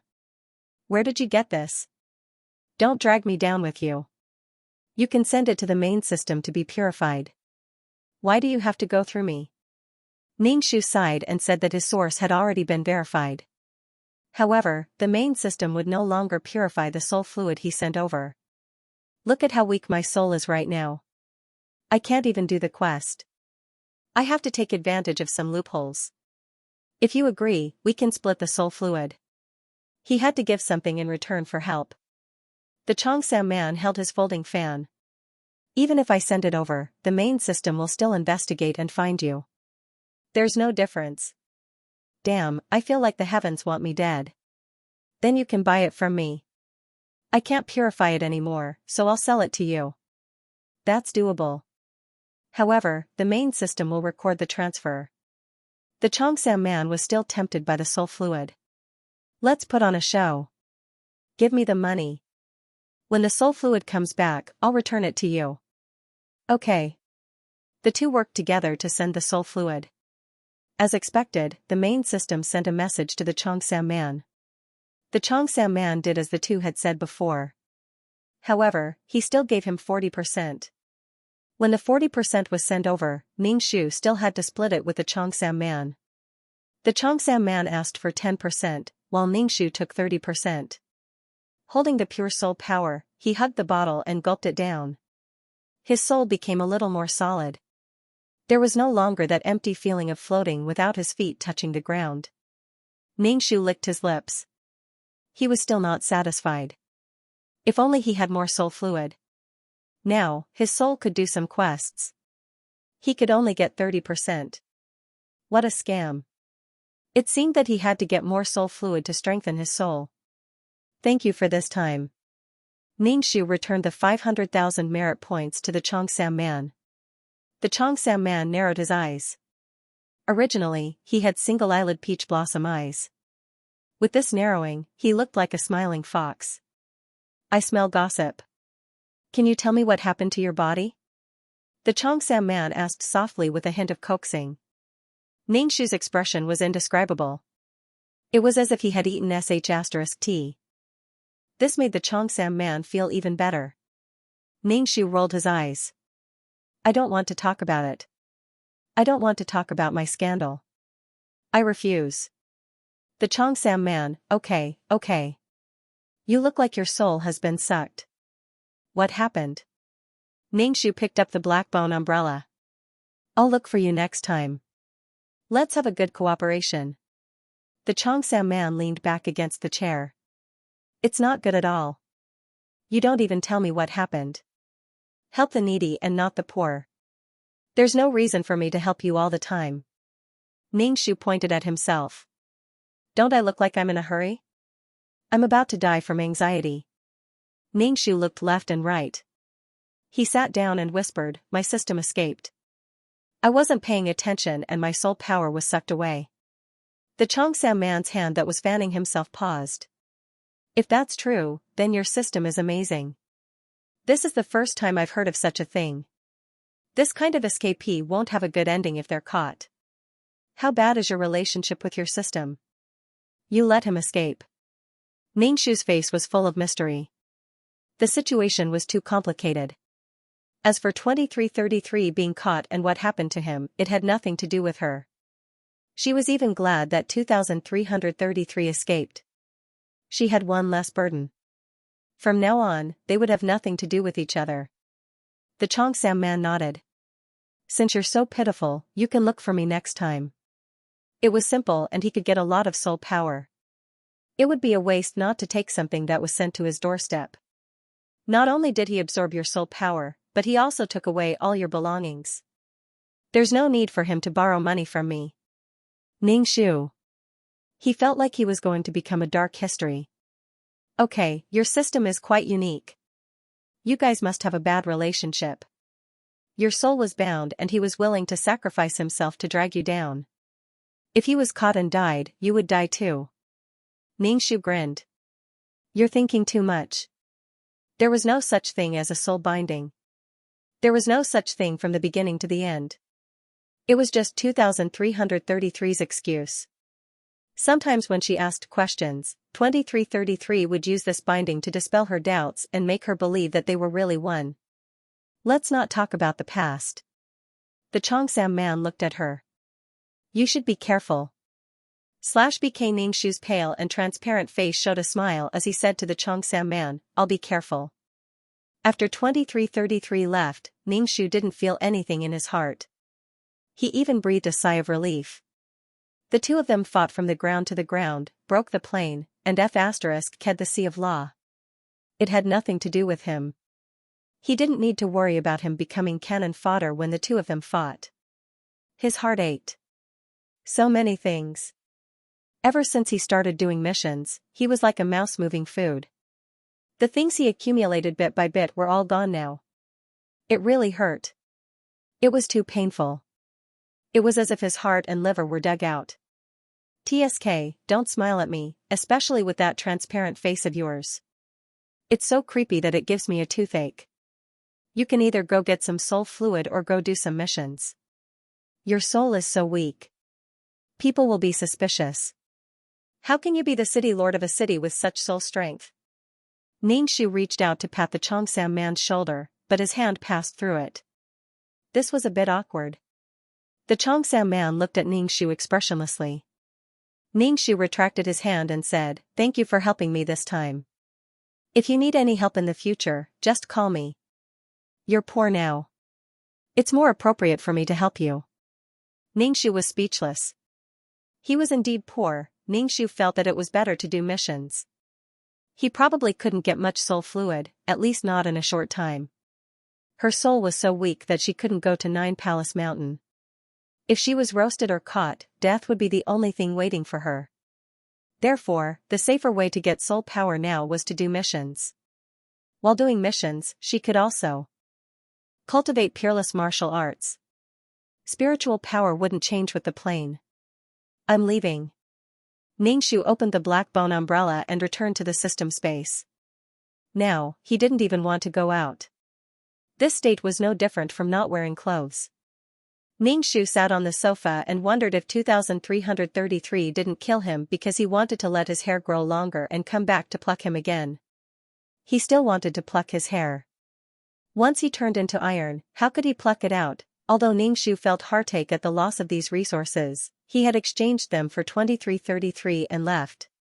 He could only feel at peace in his heart. Luckily, the world of reincarnation was still around, and so was the supreme martial art. Although 2333 did not care about these things at all, they were her foundation. Ningxu bounced around the sofa for a while before stopping to congratulate him. Feeling tired, he sat down and asked the backup system, "I want to do a mission. Send me there." "Yes, may I ask what grade of mission host would like to do?" "Simple, grade, high, relatively difficult, difficult, S grade, SS grade, SSS grade, Hell grade, Sea of Laws grade." The backup system asked in a robotic voice. "Ningxu, what are the Sea of Law level missions like?" Backup system, the difficulty of creating a new Sea of Laws is equivalent to the difficulty of creating a Sea of Laws. How difficult was that? Ningxu didn't know whether to laugh or cry. Who could complete a mission of this level? Probably no one. This was the first time he had heard of such a detailed division of quests. In the past, he only knew of the basic, advanced, and super quests, but he was not too sure about the rest. He was too busy to read the books that he bought. The backup system did not have human emotions. It would only search and answer according to the mission giver's questions, strictly following the mission giver's request. Ningxu felt that the backup system was quite good. It perfectly solved the problem of not having a system. The backup system was just an intelligent system, so he did not have to worry about its emotions. If it was a new mission giver, he would have to think twice before speaking. From then on, this system space became his own place. How free and unfettered, he could do whatever he wanted.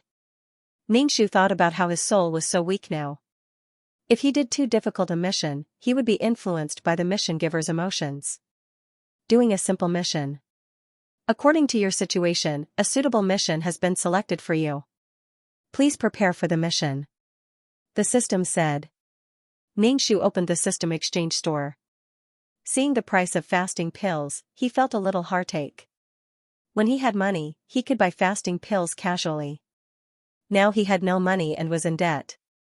Although it was expensive, Ningxu still exchanged for some. It was better to be safe than sorry. He could not save a little bit of money and end up killing himself.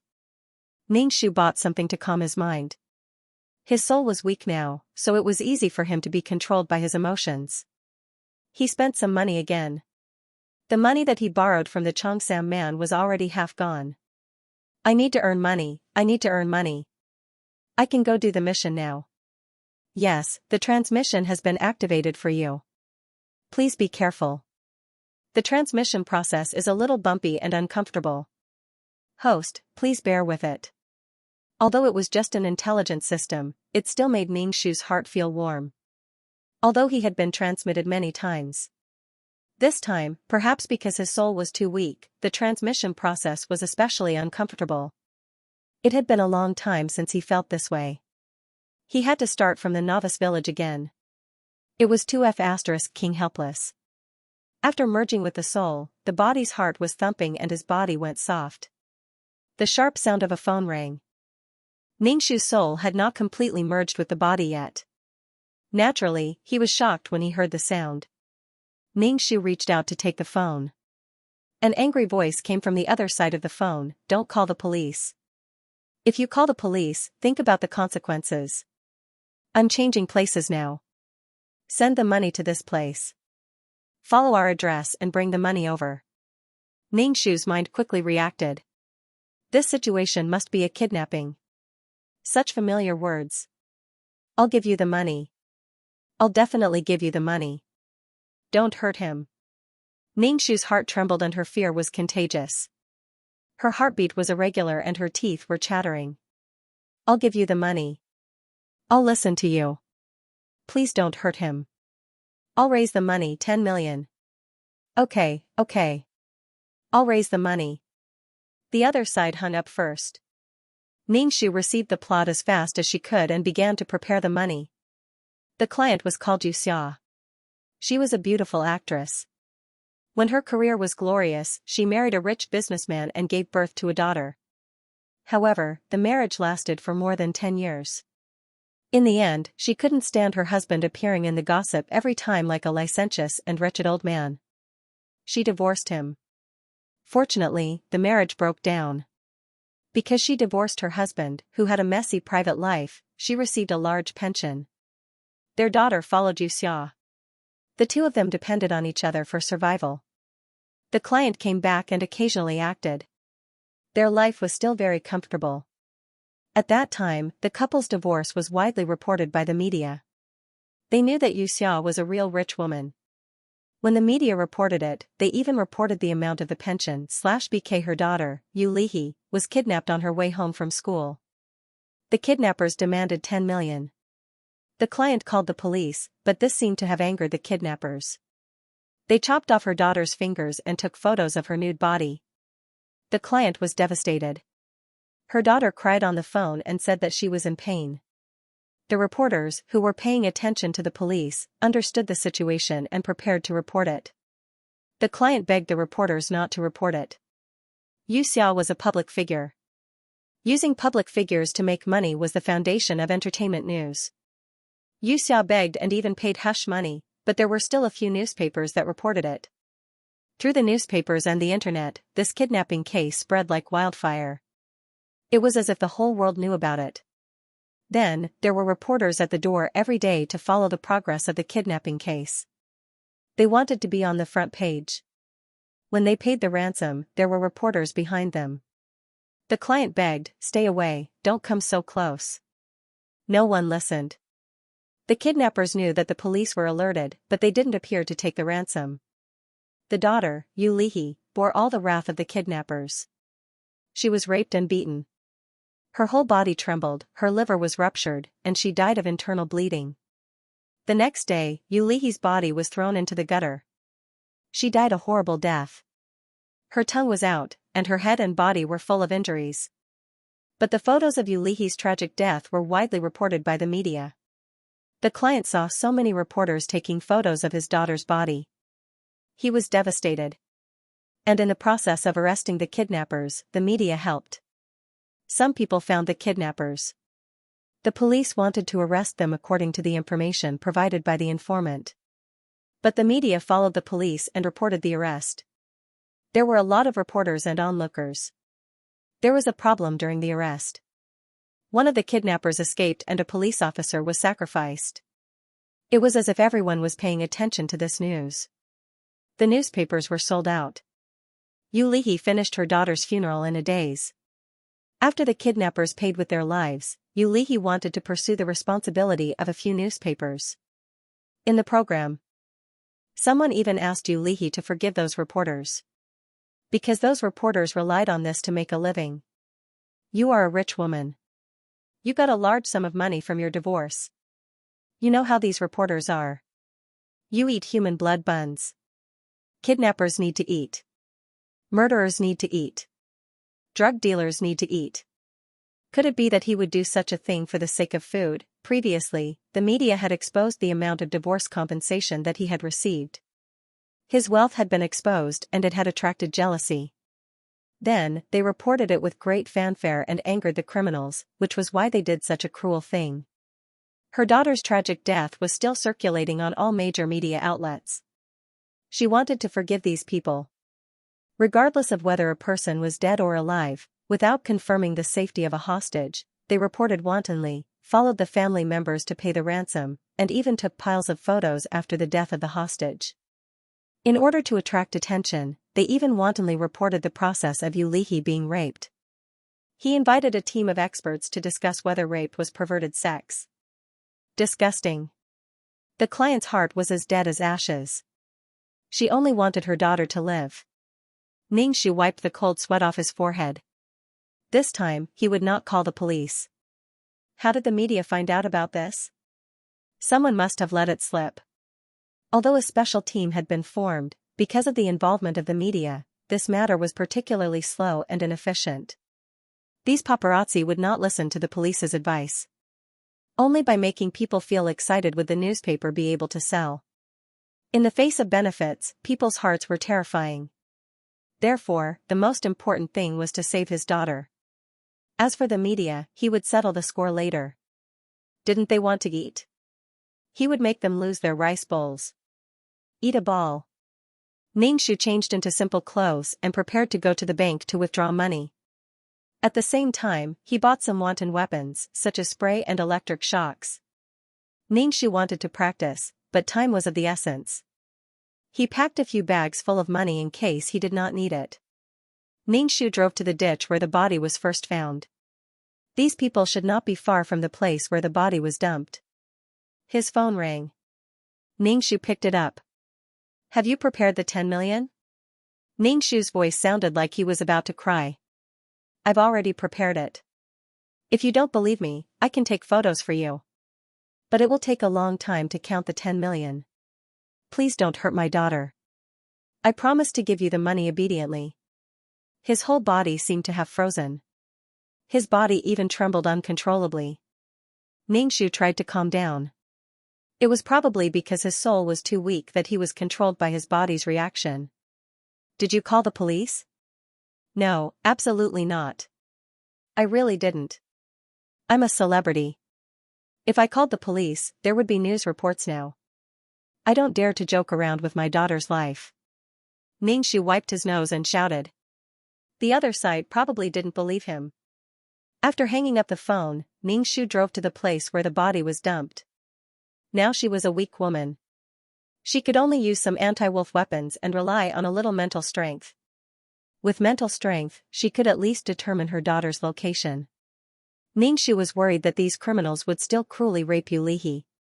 How painful would it be if they put rivets on Yulihi's body? Ningshu was still a little uneasy about saving people on her own without any strength. After all, she couldn't use the rules here. She couldn't cultivate until she was successful enough to save people. After all, it was a race against time. Yulihi was only 16 years old. She didn't know what kind of psychological trauma such an encounter would bring to her. The gangsters' rape methods were very cruel and perverted. Ningshu rubbed the accelerator and came to the place where the body was dumped.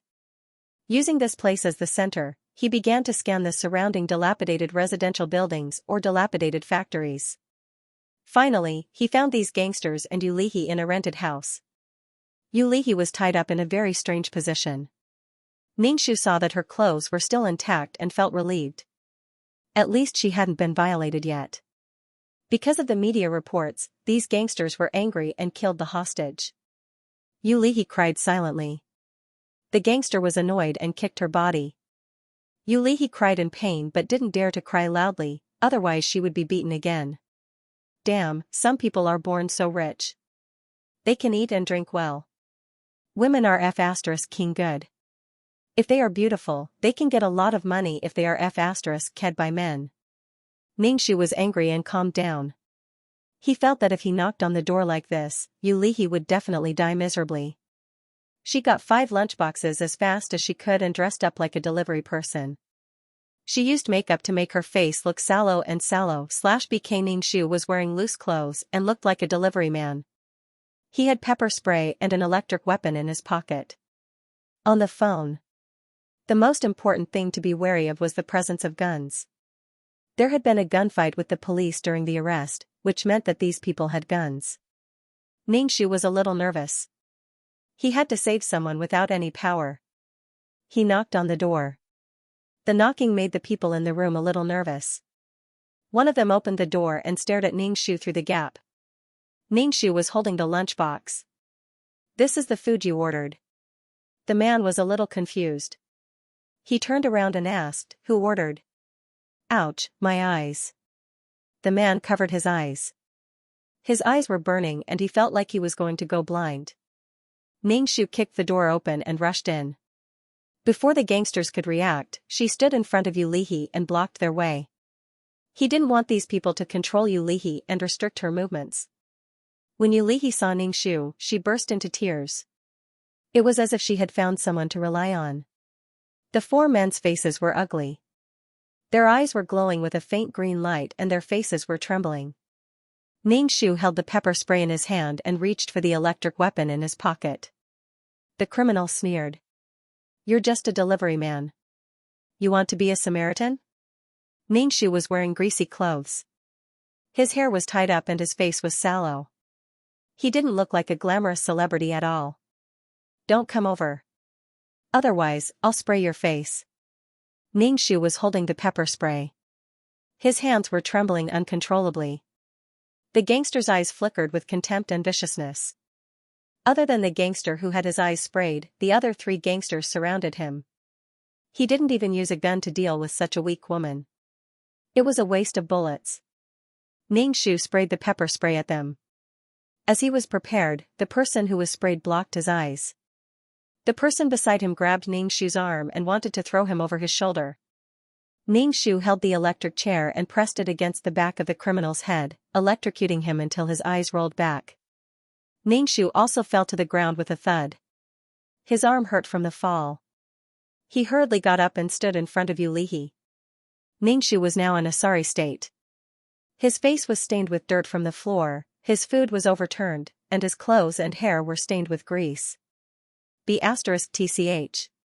One of the criminals took out his gun and aimed it at Ningxu with a silencer. "Mom." Yu Lihi was scared out of her wits. Her face was ashen and filled with fear. She had been on the brink of death for the past day and night. When Ningxu saw the black muzzle, her heart trembled. This was an instinctive fear of her body. She was clearly dominated by fear. This was the disadvantage of having a weak soul. "Mom? You're Xianxia. That bitch actually found her way here. Brother Zhang, we can't let this bitch live. I wonder if she called the police. Kill her. Let's run away quickly." Ningxu's actions made the four criminals angry, especially the one who was sprayed with chili water. His eyes were red and he kept crying. He couldn't open his eyes at all. "Kill 2 of them. Cut them into 8 pieces. F***ck that bitch." Ningxu's heart was filled with murderous intent.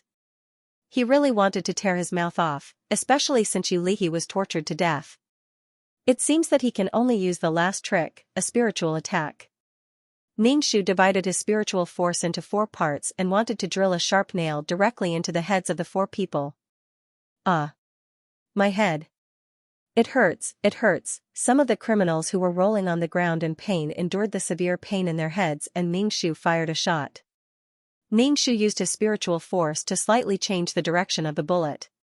The bullet hit the wall with a bang. Yu Lihi screamed in fear. Taking advantage of this emptiness, Ningxu took out the spray and sprayed it directly into the eyes of the criminal with the gun.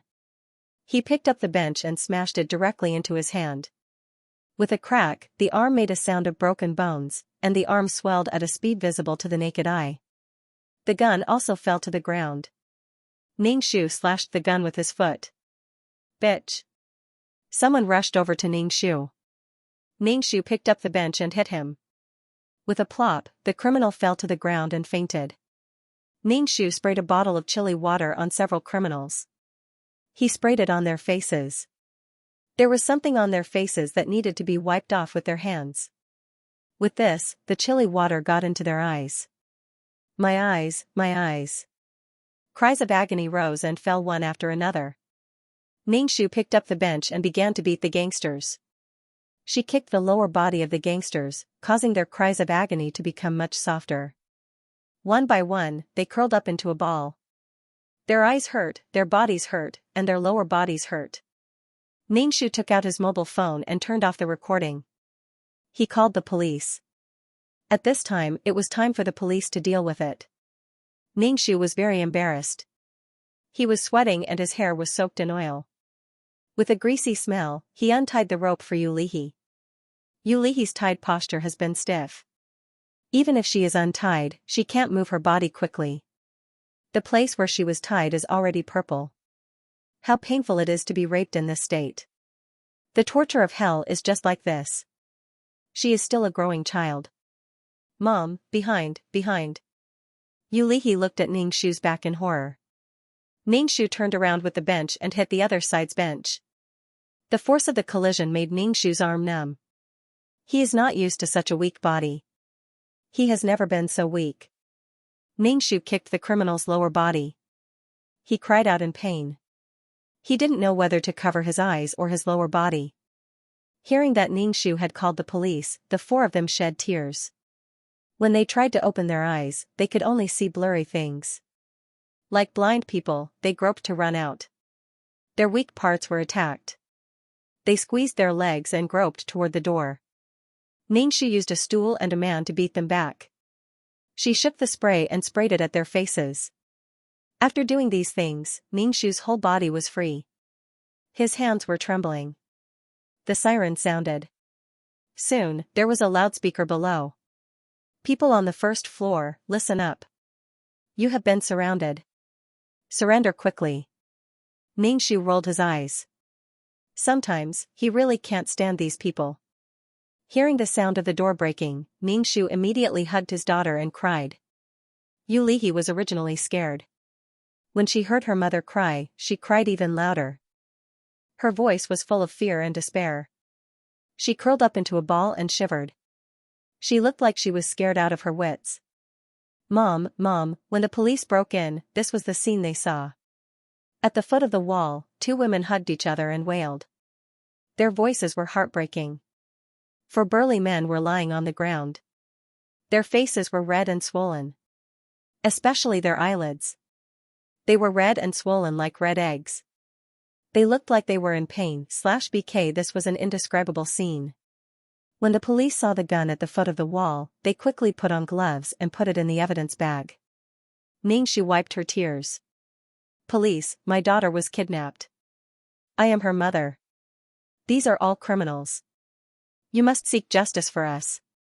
Without another word, the police tied up the four burly men who were in extreme pain. Even the shortest kidnapper was taller than this woman. How did a female comrade manage to turn four big men into such a state? The ambulance arrived. The four kidnappers couldn't even walk and could only be carried away on stretchers. Yulihi's body was very stiff. She couldn't move her arms and could only lie on the stretcher. She looked at Ningxu in horror. Ningxu comforted her. Don't be afraid. Mummy will always be by your side. Yulihi's face was pale. She was shocked and looked uneasy. As long as Ningxu was not in her sight, her emotions would immediately become agitated. It seemed that she was really traumatized. Ningxu was relieved. Fortunately, she was alive. She needed time to calm her down. Ningxu's whole body was weak and trembling like a sieve. Two police officers helped her into the ambulance and sat opposite Yulihi. Ningxu gritted her teeth and cried. Police, you must look after them. Don't let them escape. The police felt that those people's eyes were so swollen that they couldn't open them. Even if they wanted to escape, they couldn't. But they had to consider the emotions of the victims. Okay, don't worry. Only then did Ningxu let out a sigh of relief. She reached out her hand and gently kneaded Yulihi's body, allowing blood to flow through her stiff body parts. Lihi, don't be afraid. Mummy will always be by your side. No matter what happens, Mummy will save you. When they arrived at the hospital, Yulihi was pushed into the operating room. Yulihi struggled to get down. Ningxu could only comfort her. After the doctor gave her a sedative, the exhausted Yulihi fell asleep. Ningxu took out his phone and called Yulihi's father. No matter what, his daughter was in trouble. As a father, shouldn't he do something? Furthermore, Yue himself had some power and money. With one more person watching over these kidnappers could forget about escaping. A charming female voice answered the phone. Hello, who is this? I'm Yue's girlfriend. Ningxu rolled his eyes. According to the information he got from the plot, Yue was extremely lecherous, especially when he was rich. Many women would throw themselves at him. Yue didn't reject any of them and accepted them with a smile. What girlfriend? She's probably just a bedmate. It's not a fixed relationship. He'll dump her after playing with her for a while. The woman was also clear about this. It could only be said that they each took what they got. Ningxu said, her daughter was kidnapped and is now in the hospital. Give the phone to Yue. Oh, really? That's too scary. I'll go right away. The woman on the other end of the phone exclaimed. After a while, Yue's voice came, hey, what kidnapping? Who has the guts? Which hospital is she in? I'll come right away. While Yulihi was resting, Ningxu bought some water and drank it. The rhythm of his heart was still very fast, and he couldn't stop at all. His whole body was dirty, and he was in an indescribable state. Yue came to the hospital and saw Ningxu sitting at the door of the operating room. He didn't dare to recognize him. A charming woman with a curvy figure was holding his arm. What's going on? Are you okay? Where's Lo-He? Yue asked. Ningxu ignored the woman that Yue brought over and told him the story expressionlessly. So, you have to keep an eye on the 4 kidnappers. It's best if you can find a powerful bodyguard for Lo-He to protect her. I think Lo-He is scared this time. I will never let those people go. Don't worry about this. Lo-He is my daughter. Of course I have to protect her. How about I watch over her, and you go and take a shower? Yue said Ningxu. Now that they were facing each other so calmly, there were no feelings between them. The reason why Xianxia wanted to take her daughter with her was that she didn't want to see him in such a mess. After the divorce, their daughter sometimes went to see him. Even if he was tormented, he was single. It was his freedom to date whoever he wanted. He was less affected. Ningxu was really uncomfortable. His whole body was in pain, as if it was falling apart. When our daughter comes out or wakes up, let me know immediately. Lo-He will panic if she doesn't see me. Yue was still in disbelief. He asked, did you really go to save her alone? Then she found the kidnapper in the hands of the kidnappers. His ex-wife was so fierce. Why didn't you call me? What's the use of calling you? You are on the headlines every day. There are paparazzi following you all the time. Did you get entangled with any woman? If the news gets out, what if the kidnappers are angry? If my daughter is gone, you have to compensate me. Ningxu said bluntly. It was because the both of them were public figures and didn't want to take any risks. Yue touched his nose. All right, I won't say any more. Yue was a mature and stable middle-aged man. He managed his body well. He didn't have a big belly or balding head. He was rich, good-looking, and had a good figure. Any woman would want to get a sum of money from him. Ningxu looked at his eyes. There were dark circles under his eyes. Be careful not to overindulge. You go back too. You don't have to follow me. Yue said to his female companion. The female companion pouted and wanted to stay. But when she saw Yue's expression, she could only leave obediently. She glanced at Ningxu with pride. Old woman. Ningxu ignored her. He went to the hotel next to the hospital to wash up and change into clean clothes.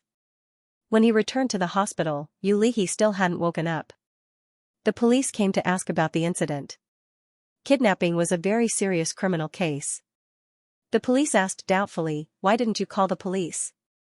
It's dangerous for you to go alone. Also, how can a woman like you deal with 4 men? The difference in physical strength between men and women wasn't a joke. One-on-one might not even be able to win, let alone 1-on-4. Ningxu said, I bought pepper spray and sprayed it when I opened the door to attack the vital parts. Ningxu took out his phone. There was a recording. Besides the obscenities of the kidnappers, there was also the sound of the fight. Police, he even recorded it beforehand. This kind of thing should be reported to the police. Ningxu covered his face and said in a low voice, I also don't want to call the police. I'm a public figure. If I call the police, the media may know. If the kidnappers become angry and kill the hostage, what should I do? At this time, I can only go. With my motherly love, even if I die, I will die with my child. Boo-hoo. Ningxu took a tissue and blew his nose. The police looked sympathetic. They knew that celebrities had no privacy. For the headlines, they might not care about the safety of the hostage and report it. Ningxu said to Yu Wei, who was stunned, tell your partner not to tell anyone about Lu He's kidnapping. I don't want Lu He to be hurt a second time. Yu Wei immediately nodded, I know. The police continued to ask, then how did you find the location of the criminal?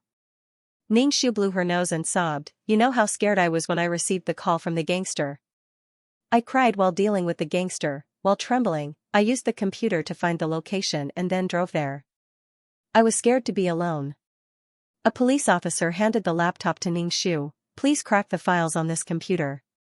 Obviously, he didn't believe that Ningxu would do such a high-end operation. Ningxu threw away the paper in his hand and took the computer. He used the computer to hack into the police system and cracked the files. Here. She was, after all, a hacker. Although she was broke now, she still had her skills from before.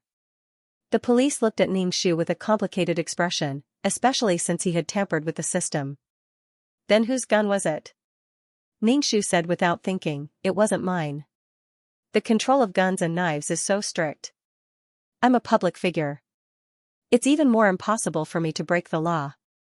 That gun belonged to the criminal.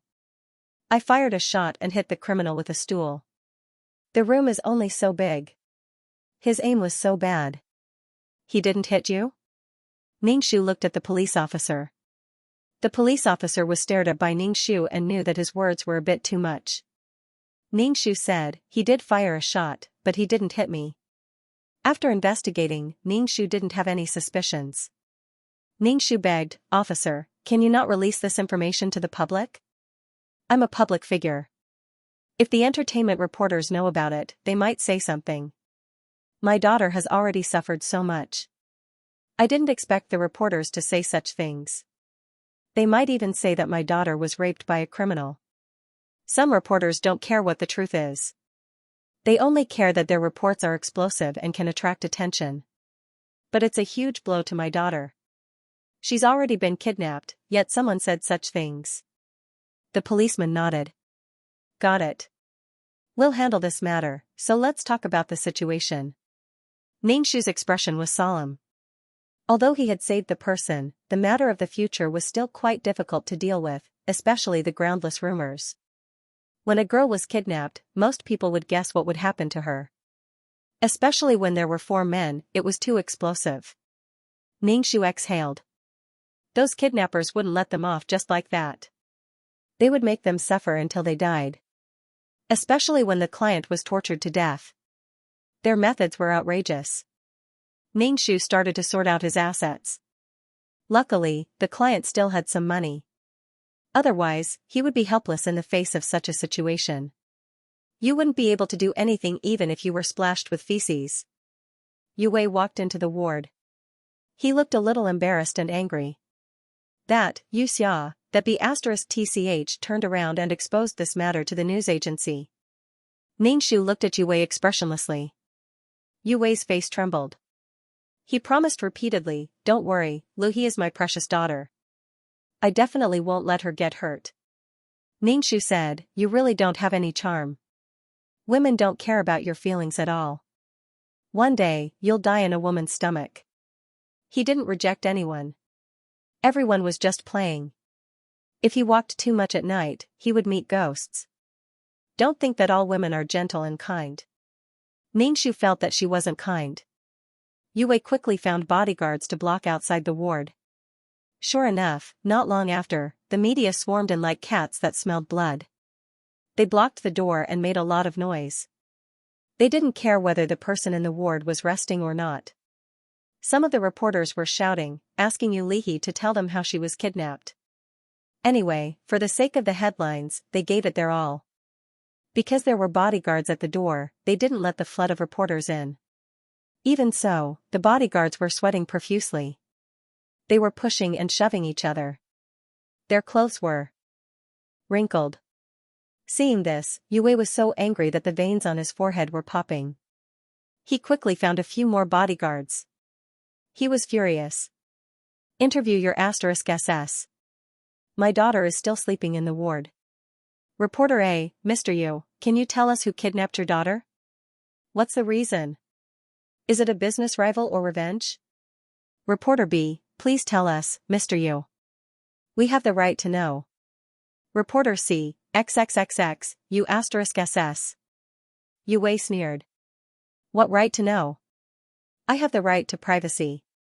Let me tell you, if you block my way here today and scare my daughter, I won't let you off. Reporter D, Mr. Yu, is your daughter seriously injured? What happened to her during the kidnapping? Let us take a picture. Yue thought that he was a gentlemanly person. But at this moment, he had the urge to beat these B*****s to death. F***ck, you can't be calm when you're in trouble. You even want to take pictures. I want to take pictures of your dead body. Ningxu opened the door of the ward and closed it behind her. The reporters immediately started snapping photos and shoving their microphones into Ningxu's mouth. Ningxu narrowed his eyes and looked at these reporters. He silently memorized the names of these media companies. In a sad tone, he asked these reporters not to report on this. Everyone present received an envelope. There was quite a lot of money in the envelope. It was very thick. These entertainment reporters had braved the wind and rain just to earn money, so they accepted it all. As for whether to report on it or not, it was completely up to the media company to decide. It was not something that small fries like them could control. It would be a waste if they did not take it. These reporters retreated for the time being. However, they still stayed near the hospital. Perhaps they could take some useful pictures. Or perhaps pictures of the young girl in pain and despair. The traffic to the media company's newspapers and websites would definitely increase. Ningxu used his fastest speed to send a sum of money to a few large media companies. They called and begged the media companies not to report on this matter. Their daughters could not afford to be hurt a second time. Of course, the phone calls were recorded. There were also records of the money transfers and information. These were all evidence. Did they really think that money was easy to take and that they would have to spit it out? Twice the amount. Ningxu stuffed all the money he had into these media companies' mouths. He was very generous. Moreover, Ningxu knew that this matter could not be stopped. This matter would be reported sooner or later. His parents were famous people. Ordinary people would like to see a famous person's child encounter such a thing. There was even a hidden dark thought that gloated in his heart and said that he deserved it. For rich people to encounter such a situation, they must have done too many bad things and earned too much money. Serves them right. No matter what thoughts they had, sympathy or gloating, this was big news. These newspapers and web portals would definitely report it. Yulihi slept for a day before waking up. When Ningxu saw that she was awake, he quickly asked, "Lihi, are you hungry?" "Mom, I'm so scared. I'm so scared." Yulihi was in a trance as tears flowed down her face. Ningxu quickly comforted her, "It's okay. Everything is over. The bad guys have been caught. Mom saved you. For you, Mom fought with the gangsters. Lihi, you have to be strong." Yulihi was only a teenager. After encountering such a thing, she could not listen at all. She hugged Ningxu tightly and did not let go. Yue saw his daughter like this and his heart ached. Although his daughter was with his ex-wife, it was also because it was inconvenient for a man like him to raise a daughter. He also knew that he liked women. Didn't the ancestors say that food and sex were human nature? It was inconvenient for his daughter to follow him. So when his ex-wife wanted his daughter, he agreed without hesitation. Yue ran to the police station every day. He wanted to know what kind of punishment these gangsters would face. If that was the case, he might as well spend more money to torture these people. Kidnap his daughter. Did they really think that he was the male lead of the gossip? If he did not have money, how could he play with so many women? These criminals had washed their eyes to slightly dilute the spiciness in their eyes. However, their eyes had been severely damaged and they could only see things in a blur. Their eyes were swollen into slits and their faces were red. Because their faces were also stained with chili, their faces were also red and swollen. There were also many bruises on their bodies. It was obvious that they had been beaten up. Some of them even had fractures. When the police came to record their statements, these gangsters were crying. On one hand, it was because of the spiciness. On the other hand, it was because they were really wronged and in pain. The police asked why Yulihi was kidnapped. These gangsters were originally gangsters.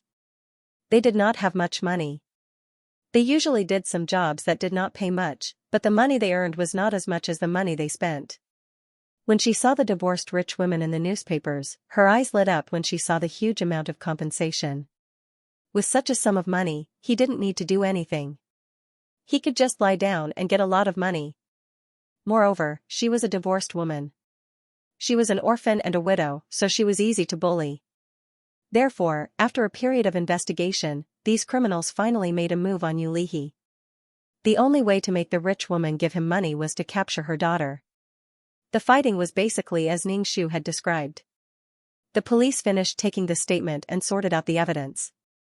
Fortunately, there were no casualties. It was solved just like that. Until now, the police did not believe that a woman could have rushed in and fought with the gangsters to save their daughter.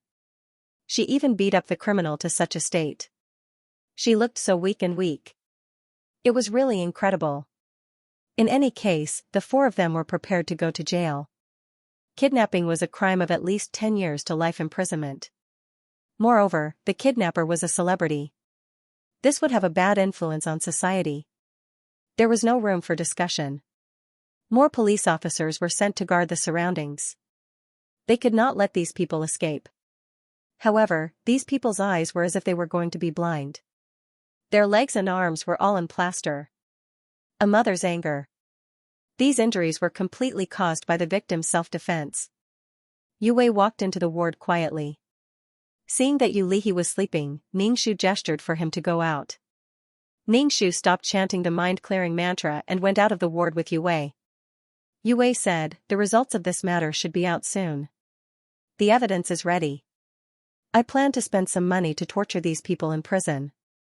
The people in prison were all vicious and evil people. Evil people needed evil people to deal with evil people. Xianxia nodded. He had no opinion. After all, he was Yulihi's father.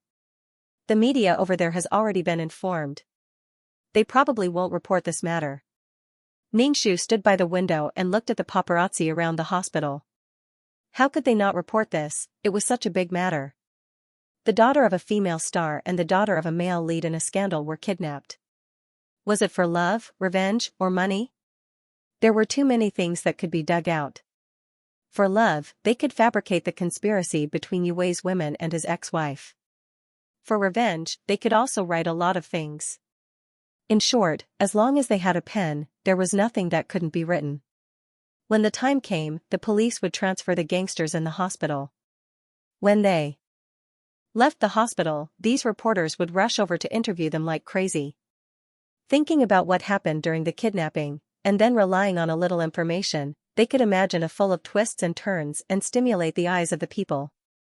They would attract the people in whatever way they could. At this time, if those gangsters said something in front of the reporters, especially if they were led by the reporters to say that they violated Yulihi. Even if there was no such thing, these media reporters and writers could write as if it was true. After all, these gangsters had been sprayed with so much chilly water by her and had been beaten. It was hard to guarantee that they would not have evil thoughts and slander her. Anyway, they had been caught. If they could get one person out of the water, they would drag him down. So, they had to make these people unable to speak. Ning Shu arrived at the ward of the four gangsters at 11 o'clock in the evening. She was stopped by the police. "You can't go in. I just want to say a few words. I'll come out soon. You can watch me. They will be sent away tomorrow. I just want to ask, is there a grudge or something? Why are you doing this?" Ning Shu cried and blew her nose with a tissue. Anyway, her eyes were red, like a rabbit's eyes. The police had no choice but to follow Ning Shu into the ward. When Ning Shu saw these people, she was very excited. She pounced over and hammered the gangster's chest, according to the acupoints. The gangster suddenly felt a numbing sensation in his neck, as if something had pierced his body. The pain was so intense that he wanted to scream, but he couldn't make a sound at all. When the police saw how excited Ning Shu was, they hurriedly went over to pull her. Ning Shu broke free of the police's control and did the same thing, making the four gangsters unable to speak.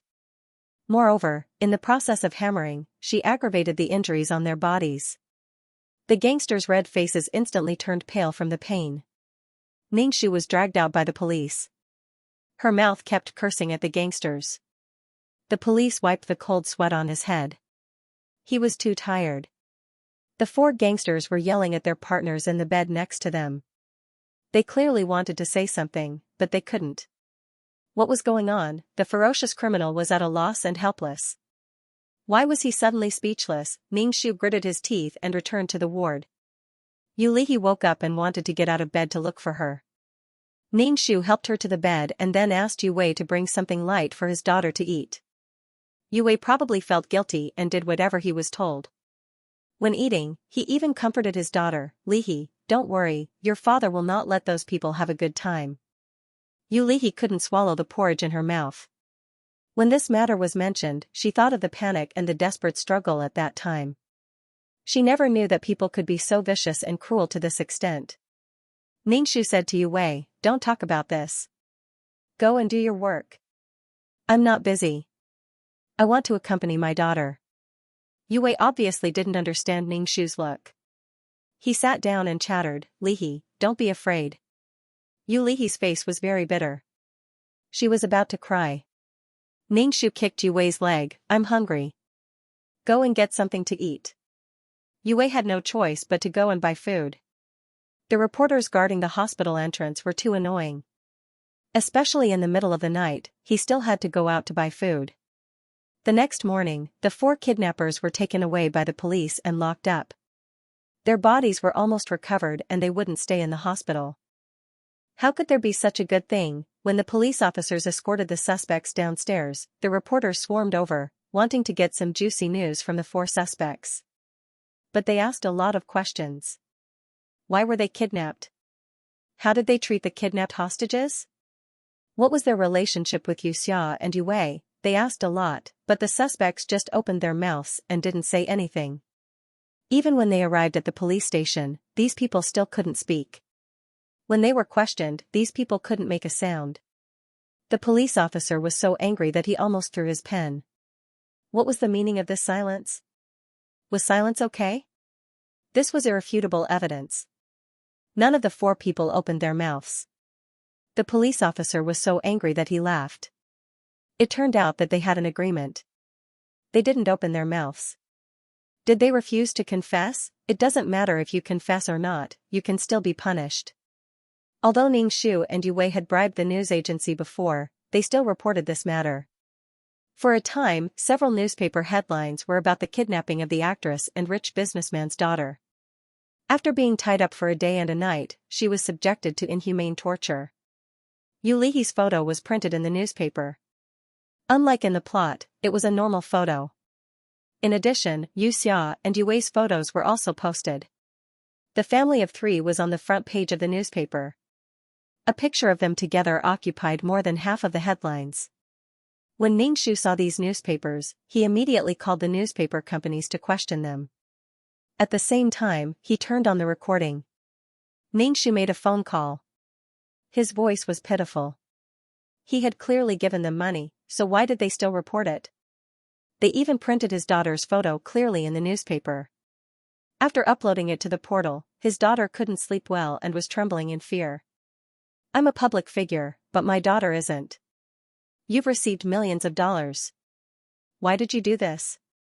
Is it because you didn't give enough money? Then, Ningxu transferred some money to the newspaper companies and the portal, asking them to stop publishing the newspaper. Some of the newspapers were more explicit. They tried their best to lead in that direction. They felt that Yu Lihe might have been raped by criminals. Yue was so angry that he tore the newspaper into pieces. What kind of F***king grudge was this? It was fine if they reported his scandals. He was a man and it didn't matter. He was a playboy. A playboy was a man's ability. But his daughter was only in her teens. Her reputation was ruined just like that. He wanted to F***king kill someone. Ningxu took these newspaper companies to court as fast as he could. They were charged with blackmail, fraud, and defamation. They had received money for blackmail and fraud, but they still reported it. She even transferred money a second time. They were so cruel to a girl who had been kidnapped and hadn't come back to her senses until now. He had tried to extort money from her twice through fraud and blackmail. Every newspaper company received millions of dollars. Of course, Ningxu had already spent all his money. He borrowed some from Yue. He would return the money to her when he got back. In short, Ningxu quickly hired a team of lawyers. He was also a lawyer, but it was better to hire a team of lawyers. In short, he attacked these newspaper companies from all aspects: social impact, morality, and the law. Recordings, money transfers, and all kinds of evidence were prepared. In a short time, the bigger newspaper companies received the court summons. Ioyo, reporting on you will increase your fame. You're even going to court. Right, continue writing. Anyway, the articles were getting more and more ridiculous. They had escalated from reporting on the incident to personal attacks. They even reported the scandals of the previous clients. Every celebrity who didn't have any scandals were being spread like this. They said that Xianxia was a woman who relied on seducing rich businessmen to achieve a comeback. She received a large sum of money after her divorce. It was like a fighter jet among B***cheese. When Ningxu went on TV, she cried her heart out and begged the newspaper companies to stop reporting on her daughter's matters. Her daughter had experienced such a thing and was traumatized. She had psychological problems. She could give them as much money as they wanted. Stop reporting on her daughter's matters. How was her daughter going to live in the future? She had to face the criticism of others. Everyone had children. Imagine that their children were kidnapped and their lives were hanging by a thread. She had to face so many rumors when she came back. It would drive her to death. People sympathized with the weak.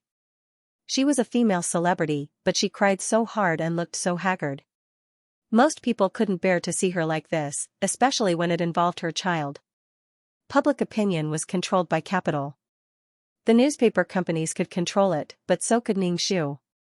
Fortunately, he had some money. If he acted high and mighty at this time, people would probably say that he deserved it. Since he wanted to blow things up, he would blow things up.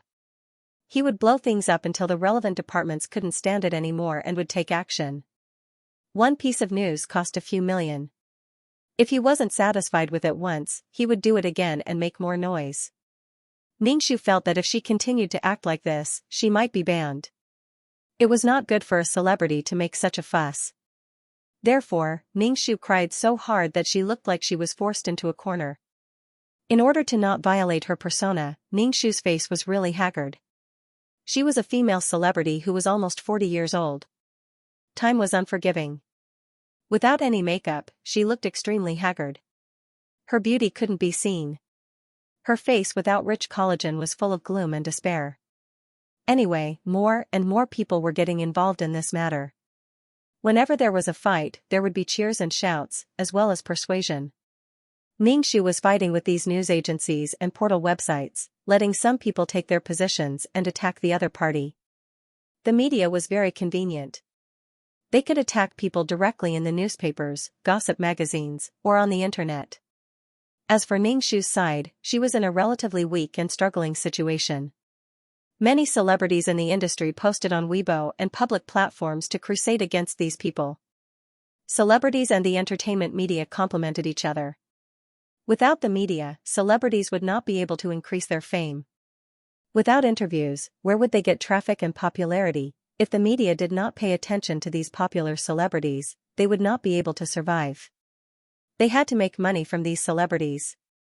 Many celebrities were harassed by the paparazzi. The general public was no longer satisfied with seeing celebrities on the screen. They wanted to see what those glamorous and beautiful people on the screen were like in private.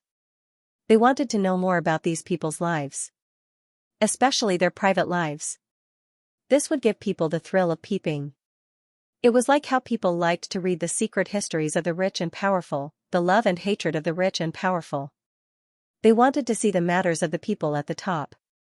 There were needs and benefits. Other than the normal cooperation between the media and celebrities, it was more profitable to dig into the lives of celebrities like this. Many celebrities began to bombard the unscrupulous media. Imagine going out for a meal, no matter who you were with, there would be paparazzi taking pictures of you.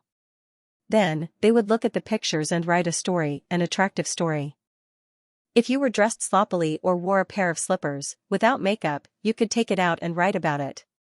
The general public paid the most attention to the relationships of celebrities. In short, many celebrities were treading on thin ice when faced with paparazzi who were impossible to guard against. They were wary of taking pictures of something unfavorable to them, and then their fans would leave them. Other than work, celebrities spent most of their time in love and hate with paparazzi.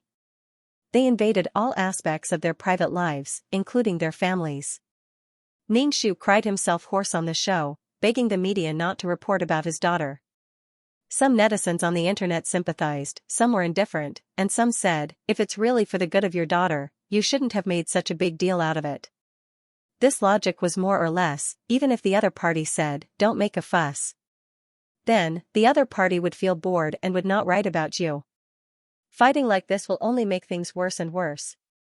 You keep saying that you're doing this for your daughter, but you're clearly trying to hype things up. Luo was divided into 3 factions. There were those who sympathized with him, especially since his idol's favorite celebrity had attacked the media. The second was the calm type. They were calm and objective, but this type of person was very rare. Ordinary people, when faced with overwhelming information, would only violently stuff it into their own brain. Analysis and whatnot did not exist, and they would just follow what others said. The third one was, whatever you do to be in the limelight is just a publicity stunt. The bottom line of celebrities was really getting lower and lower. They were using their own children to create publicity. When Yue saw these newspaper articles, he was so angry that he wanted to smash his computer. F***ck, what the F***ck is this? From ancient times until now, it was still those who ate human blood buns that were the onlookers. If he wanted to create hype, he could just find a woman to pose for the paparazzi. There was no need to use his daughter to create hype. Hype my ass. Damn it, these people must have a problem with their brains. Did they not pay enough IQ taxes? Compared to Yue's agitation and anger, Xianxia was much calmer. Of course, he had a haggard face, but he gave people the feeling that there was no greater sorrow than a dead heart. During the time that Yu Lihe was hospitalized, there were still many reporters surrounding the hospital. They couldn't wait to break through the door and rush in to ask Yu Lihe questions. What does it feel like to be kidnapped? What happened during the kidnapping? Can you talk about how you feel now? Yue was simply shocked by these people's thick skin. They had already fought to this extent, and they still wanted to interview them to increase the circulation of their newspaper. A few large media companies were relentlessly attacking his family. They exposed how many women he had played with in the past. They even wrote that he was a lecherous wolf who did not care if the women agreed or not and forced himself on them. Yue rolled his eyes. Forced? Everyone was willing. Those women had received so many benefits from him. The company also lost some money because of these inexplicable things. Yue was ruthless in his heart. He said to Xianxia, I will destroy these newspapers. Xianxia felt that if one was destroyed, many would come out. As long as people's desire to pry and kindness did not disappear, these things would not disappear. And they would become more and more fierce. There were many benefits. These celebrities and public figures earned a lot, so they paid a lot of hush money, which was in the tens of thousands. Money came quickly. Many people said that entertainers earned money and wanted to make money from this group of people. But there were some things that went too far. Ningxu felt that since the situation was already like this, it was better to add fuel to the fire and make it bigger. Don't worry about it. Isn't the court session in half a month? Let's talk about it after the court session, Ningxu said. He wanted to fight this lawsuit to be the focus of attention. With so many people's attention, the relevant departments would pay attention to the public opinion. Yu Wei's face was livid. He was very angry that his former bed partner leaked the news of his daughter's kidnapping to the media. Didn't he say not to leak it? Was that woman's brain eaten by a pig? Others gave her a little benefit and she took it. Did he not give her a lot of benefits? She threw away a watermelon and picked up a sesame seed. She was so short-sighted that Yu Wei was dumbfounded. The reporter gave her a temporary benefit and a one-time deal. That woman couldn't take it, she still felt that he couldn't find her. Yu Wei deeply understood how important it was for a beautiful woman to have a smart brain. A smart brain would be able to seize the opportunity during the trial. If she was good and obedient, it was fine if she didn't have a brain. The key was that she didn't have a brain and still thought that she was smart. Yu Wei thought that after this matter was resolved, he would deal with that woman's matter. Now things were chaotic enough. He had to stabilize that woman first. Ningxu looked at Yu Wei's expression as if he had stepped on shit. He was a little gloating. Everyone was just playing around. Who took who seriously? Could it be that Yu Wei thought that he was very charming and that the woman was unable to extricate herself? The one who was untainted was the White Lotus female lead. She didn't want it and asked for money. Asking for money was an insult to her. Of course, Yu Wei felt Ningxu's gaze. She sent herself to my door. How could I not want it? TSK. Ningxu pushed open the ward. Yu Lihi was sleeping. Ningxu sat quietly on the sofa next to her. /BK Yu Lihi's eyebrows were tightly knitted in her sleep. She looked nervous. She must have dreamt of something frightening. She couldn't sleep well. In the future, she would have to undergo psychological counseling. A child who had encountered such a thing would definitely be scared.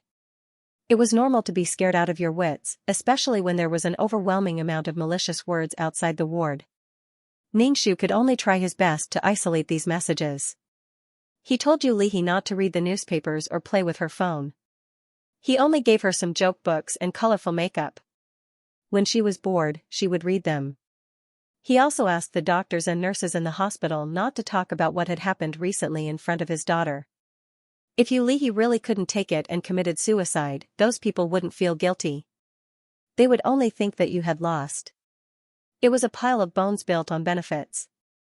The process of capital's operation was originally trampling on morality and law. The different benefits determined the extent of the trampling. Mom. Yu Lihi woke up and saw Ningxu's haggard face. She instantly felt that her mother had aged a lot. Ningxu smiled. Are you hungry? Yu Lihi nodded and said, Mom, I want to go out for a walk. Ningxu looked hesitant. If she went out for a walk, what would she do if she met the reporters downstairs? Those reporters hadn't left yet. I'm too bored. I'm fine now. Mom, I want to go out for a walk. I still have to study. Yu Lihi said. I've already applied for leave from school. Rest more. Your health is the most important. Ningxu felt that she should let Yu Lihi stay away from here. She didn't have to go back to her original school. Recently, the media had been splashing fragrances and smells on her and Yu Wei. They also splashed on Yu Lihi. In the face of familiar classmates, those strange looks and whispers behind people's backs, how could an ordinary person withstand such huge pressure? Yu Lihi didn't force herself to go to school. Her mind was a mess. She even suspected that she had been scared silly. I'm sorry. Your father and I implicated you and caused you to suffer such things. Also, there are a lot of media reporters outside who want to interview you. They want you to explain the kidnapping process. Your father and I stopped you, so I didn't let you go out. Recently, your father's and my reputation has been bad in the newspapers. Ningxu used the spring and autumn annals to describe this matter, neither light nor heavy. Yulihi's face was pale, and she no longer said that she was going out for a walk. She had to face so many cameras, and the flashing lights made her eyes hurt. Now she was even afraid of the nurses. However, Xianxia was worried that Yulihi wouldn't be able to get out of this world of fear. She opened her bag, took out some makeup tools, and said to Yulihi, "But you can still go out for a walk. Mom will put on makeup for you. I guarantee that no one will recognize you." Yulihi shook her head hesitantly. "No. It's all right." Xianxia quickly put on makeup for Yulihi. She took off her hospital gown and put on ordinary clothes. Xianxia also put on makeup for herself, making her look older. He called Yue and told him that he would not be in the ward. Xianxia held Yulihi's hand and walked out of the hospital. Yulihi lowered her head, and her hair covered her face. She didn't dare to be touched by others. Xianxia took her to eat. They ate skewers and drank beer on the street. Anyway, no one would recognize her in her current appearance. Xianxia made a lot of meat skewers.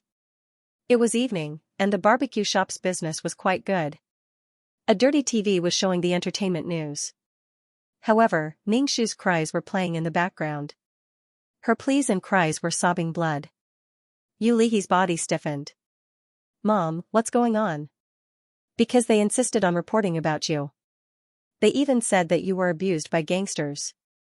I don't want them to do that. They took my money, but they still want to report about this. I have no choice but to beg. I can't beg, so I can only go to the court. I hope that you can be stronger. Those people can say anything as long as they have a mouth. If you really can't stand it, then it will be painful for your family and happy for your enemies." She had only experienced such a thing because she was alive and had hope. When she really went to die, others said that she should die because she was ashamed. If she was shameless, she should have died long ago. Yulihi couldn't eat the skewers at all. She held the skewers and cried. "Mom, I'm scared." She thought that she had escaped from the gangsters, but now she realized that things weren't that simple. What happened next was even more difficult to feel sad about. She didn't ask for anyone's care and comfort, but how could they do such a thing to someone who had just met with misfortune? Didn't the teacher say that the more a person had the right to speak, the more cautious they should be? Xianxia patted her head. "Don't be afraid, Mom will protect you. When this matter is resolved, Mom will take you away and move to another place. After a long time, this matter will slowly be forgotten. Mom, let's go back." Yulihi felt a little nauseous. She didn't know if it was because the meat was not clean or because of other reasons. Xianxia saw that Yulihi was still calm, and her heart was slightly relieved. On the way back to the hospital, Yulihi held on to Xianxia's hand tightly. Her palms were sweating and her body was trembling. Xianxia held her hand and said lovingly, "Daughter, other people have nothing to do with us. We can't hurt ourselves for others. It's not worth it to be sad for irrelevant things." Xianxia said. Yulihi said in a muffled voice, "I know. I just feel cold, very cold." Because Yulihi knew about this matter, her emotions were very unstable. The doctor had to give her a sedative before she could fall asleep. Xianxia turned on the computer. The internet was still raging. The whole nation was watching the drama. The internet made the spread of news more convenient and faster. Many people left comments on her Weibo. Some were scolding, some were sympathetic, and some were encouraging. These media outlets privately looked for Xianxia and asked him to withdraw the lawsuit. They wanted everyone to forget about this matter. Xianxia turned his head and posted a long post on the public platform. The general content was, "Forget it if you say so. But what about the harm done to my daughter and me?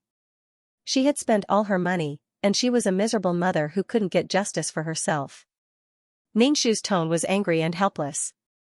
He had hurt others and laughed it off. He just looked for someone to talk about it in private. He didn't even say sorry. The media was high and mighty, and public figures had to ask him for help. He had to bear all the scolding and beating. Xianxia posted the long post and then sent a message to the relevant department, asking them to ban her. From then on, she would leave the entertainment industry. He only asked the entertainment news and newspapers not to use a child's matter to attract people's attention. Being banned was what stars were most afraid of. They couldn't participate in certain activities or work, or were prohibited from broadcasting certain programs or publications, or were prohibited from spreading certain news. /BK She would not be able to survive in this industry anymore. No one would look for her to act in shows. Not to mention that newspapers, magazines, screens, and portals were not allowed to appear. She would not be able to make a living in this industry. He had been completely frozen. Even if he was frozen, he would still show his face. Banning him was an order from the government. This matter had caused a huge uproar and everyone was watching. She did not believe that the relevant departments would not know about it. Ningxu took the initiative to extend an olive branch to prevent the news from spreading by banning her. As for creating hype, it was for the sake of her career. But if she was banned, what was the point of her career? Ningxu was taking a step back in order to advance. Even if she really banned her and caused such a big commotion, she would not target her in the future. After all, she was just a pitiful mother who gave up her career for her daughter. But this was not the case for the media industry. It was such a mess and needed to be rectified. What was the use of taking revenge on one newspaper after another? He had to grab them by the throat. In this country, how could they not be under the control of the country? Then, Ningxu quietly waited for the day of the court hearing. He had been organizing the evidence. He had sent a request to the government to ban her, but they did not reply. They were probably waiting for this case to be over. They needed a strong dose of medicine. But obviously, the news of Ningxu's request to be banned had spread. How could these newspaper companies not have someone behind them? They felt that something was wrong. If this carried on, this big ship would sink. The entire entertainment media industry would be in trouble. Then, those newspaper companies and netizens who said that Ningxu was creating hype and that a middle-aged woman was using her daughter to gain sympathy were slapped in the face. They felt that their faces were hurting. They had said that she was creating hype, but now, she did not even want her career to be banned. Many celebrities were surprised by Ningxu's decision. Banning her? How much money would she earn? Endorsements, filming TV dramas, movies, these were all money. And it was not a small amount. She did not want any of these, but if she was banned, she could do some behind-the-scenes work. She could invest in movies, TV dramas, and variety shows. But she would lose her fame very quickly. Fame was life to a celebrity. However, more people joined the crusade against the entertainment media industry. Some of the silent people also spoke up. Ningxu sacrificed his career to shut the mouths of those who were trying to create hype. At the same time, it also made the media a little nervous. They knew some of the reports in their hearts. They immediately stopped publishing about the kidnapping. But these newspapers, Ningxu collected them without missing a single one. He cut out the important parts of the newspapers and organized them into a thick pile of evidence. Then, he sorted out the doctor's medical report. It was not just one doctor's report, but several doctors and even the director's report. All the evidence had been sorted out. There was no escaping the charges of slander and extortion. The money in the account was fake. Probably because they felt that the money was too hot to handle, all the news agencies that had bribed them all returned the money. Ningxu put the money in big bags and prepared to use it as evidence in court. What's the use of strings of numbers? You have to hold real money, pocket after pocket. The dazzling banknotes are more shocking. Also, there was a record of the money transfer. Even if you return it to me, it does not mean that you did not receive it before. Ningxu recorded all the calls from the news agencies, whether it was threats or peace talks. Daddy country, look, they are still threatening me. It was getting closer and closer to the day of the trial. The news agencies were not weak, and they had people backing them. They had hired wave after wave of the best lawyers to form a legal team. At the same time, there was no news from the government. He did not know how they would react. This lack of reaction was the scariest. It was like the calm before the storm. Really, after becoming a celebrity and enjoying the limelight, she should have expected her life to be like this. She wanted the limelight, and she wanted an absolute private life. She was AB*TCH and still wanted a monument to her chastity. She even wanted to sue the news agencies. She was not afraid of ruining her reputation. Alright, now she really did not dare to write anything. It was because of this that she felt aggrieved. Also, the lawyer said that this case was not going to be easy. She took the money but did not fulfill her promise. The other party called twice. Strictly speaking, this was not just extortion. It could also be considered bribery. If she used bribery, she could pull the other party down. Accepting bribes was a crime of bribery. She did bribe them. But this was a crime that would hurt both sides. The other party had no choice. It was completely unacceptable. Also, fabricating facts was something that had solid evidence. Could they take back all the impurities in the newspapers that were sent out? That was impossible. The portal could delete these reports so that netizens could not see them. But the newspapers and magazines could not. So it was a scam. The lawyer suggested a settlement in court. If this matter was blown up, it would be considered a win. The government might punish her even more severely, forcing her to sue and blacklist her in exchange for the disappearance of the reports. It was not good. The other party wanted to perish together with them. With her crying like that, they would think that she was putting on an act to gain sympathy. They could only take it one step at a time. Ningshu's legal team also gathered together to discuss and organize all kinds of evidence. So this case was not difficult to fight. It did not make a difference whether they won or lost. If they won, it could only be said that they had the will of the people. If they lost, the entertainment media would be even more unlucky. The government would be even more ruthless. It was already like this, but they could still win this case. What role did the news media play? Didn't freedom of speech allow you to talk nonsense and ignore the truth of the matter? So, whether they won or lost this case, Ningshu was in an invincible position. There was no need to worry about winning or losing. Yue asked, "Can we win?" The lawyer said with certainty, "We can win because there are so many newspaper companies." This lineup was really frightening. Because these entertainment media companies had people supporting them. They were private businesses, not media companies under the government. Some television stations also had bosses behind the scenes. Although they won the case, there was no point. Moreover, the entertainment industry was originally a luxurious and flashy place. There were a lot of inside stories. Ningshu and Yue looked at each other. Ningshu said, "If we lose the first round, we lose. If we lose, we can sue again. If we continue like this, I'll let you win first. Even if we win, you'll feel like you're sitting on pins and needles." Ningshu kept all the evidence and took out some of the less important evidence. It was difficult to win the case, but it was easy to lose. On the day of the trial, Ningshu wore a hat and a mask. She went to the entrance of the court and many news reporters interviewed her. BK Ningshu took off her mask, revealing a haggard face. She said into the microphone that she believed in the law and the country. Yue wanted to come, but Ningshu didn't let him. She was Yu Lihi's direct guardian. Especially after the divorce, Yu Lihi lived with her. She should be the one to handle everything. Yue had his own career, so it wasn't good to get involved. Although Yue was a pervert, he treated his daughter well. Because there were too many newspapers suing, the newspapers chose 2 representatives. When they met at the entrance of the court, their eyes were filled with daggers. "You've reported so many celebrities' private lives. You're so pretentious. What's in it for you? It's for you to gain popularity, but you don't know what's good for you. Some celebrities would do unimaginable things for the sake of headlines and for the sake of being reported. It was all to gain some popularity." The 2 sides glanced at each other and entered the court. This lawsuit was really the focus of attention. The gallery was full of reporters, and the lawsuit was even broadcasted live. The recent uproar was about to come to an end.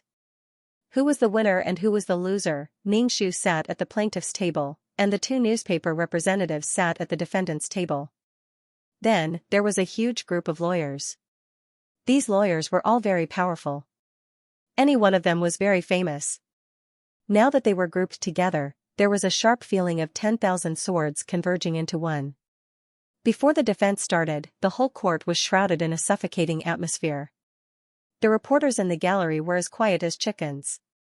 After the opening ceremony, the lawyers from both sides started to attack each other. The scene was very intense. It also affected many people who were watching the live broadcast. Their hearts were pounding. They were very nervous. The judge couldn't help but wipe his sweat. This lawsuit was very stressful. If there was a slight mistake, they would face a lot of criticism. Gradually, Ningxu's lawyers' momentum weakened. Although they were trying their best to turn the tide, they were just struggling bitterly. The reporters and people watching the live broadcast also realized that Xianxia might lose the grudge between her and the newspaper company. Not all the cameras were focused on Ningxu. Ningxu's expression was painful. She clenched her fists and her body was trembling. Sigh. Everyone couldn't help but sigh. The lawyer also felt quite sullen. It was clearly a case that he could win, but he lost just like that. Of course, if he were to lose, he had to lose at a certain level. He had to lose step by step and not lose all of a sudden. The morale of this side was completely suppressed. The defendant's expression was even more indescribable. He was mentally prepared to lose, but winning was definitely a surprise. In order to intimidate these superstars who didn't know what was good for them, the amount of compensation was set very high. If you lost, you would have to pay this much money, including compensation for psychological damage and all other aspects. The judge had presided over so many cases, but he had never encountered such a situation. But what could he do? Of course, there was insufficient evidence. There was no slander or blackmail as the plaintiff had claimed. The court was adjourned for the time being and the two sides were asked if they were willing to reconcile. Ningxu was so agitated that he lost control and shouted, "I absolutely will not reconcile. Nothing can make up for the harm you have done to my daughter. I was frightened by the kidnapping, and now I'm hurting her with these things. I'm a mother. I can't protect my child. I'm useless." Ningxu was not convinced and wanted to sue. The media had wanted to reconcile, but with the other side's rebuke, they sneered. "Sue? You'll definitely lose next time. Giving some compensation could settle this matter." Actually, if they won, they would be roasted. The public's reaction and the department's reaction would be. They had clearly won, but the newspaper representative's expression didn't look good. Sometimes, when the stronger side won, it would arouse the anger of the people. The internet was turbulent and filled with a pessimistic and helpless atmosphere. Many people were comforting Ningxu, telling him to stand up and fight again. "We'll all support him." Some celebrities also sent their condolences. It was as if they were sad. Indeed, celebrities were the weak side when facing these entertainment media. Especially these newspaper companies who had backing. Sometimes, they could only grit their teeth and bear with it. The newspaper companies needed to rely on celebrity gossip to make money. If they said anything, people would write even more nonsense. Things like rumors, even if they were fake, as long as you cleared your name and proved your innocence, it would still spread. For the sake of your career, you could only bear with it. People with discerning eyes could see how much the media had gone overboard this time, but they still lost. It was such a sad thing. Ningxu went to the hospital to visit Yulihi. There were 4 bodyguards standing at the door, like door gods. No strangers could enter. Ningxu walked into the ward. Yulihi looked at Ningxu and didn't say anything. Ningxu took off his jacket and asked, "What's wrong?" "Mum, if there's really no other way, let's leave this place. We can't win against so many people." Yulihi secretly used her phone. She already knew that her mother had lost and had to pay a large sum of money. Ningxu patted her head and said, "Don't worry. This matter hasn't ended yet. We still don't know what the outcome will be." This time, they had lost because they wanted to create more hype, so that they could roast that person. Yue rushed over and said to Ningxu, "It's okay. Let's continue fighting. If you don't have money, I'll pay. Lihi is my daughter. I can't let her be wronged. Losing means that what the newspaper companies wrote is true. I can't take it anymore. Daughter, don't worry. Dad won't let you be wronged."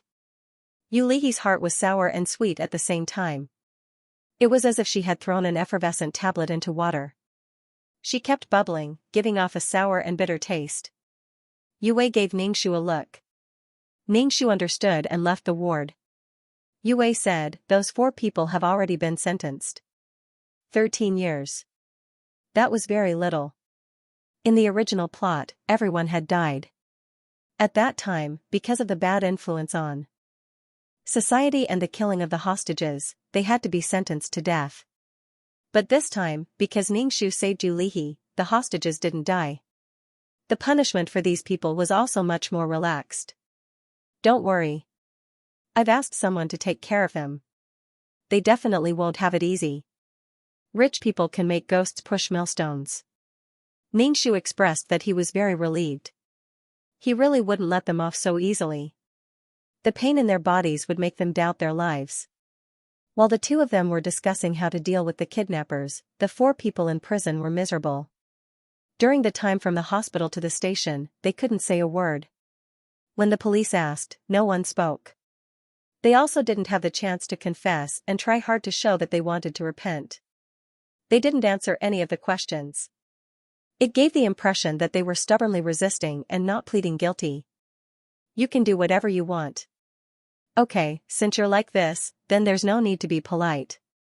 The prison they went to was the kind that locked up murderers, drug dealers, and all kinds of vicious criminals.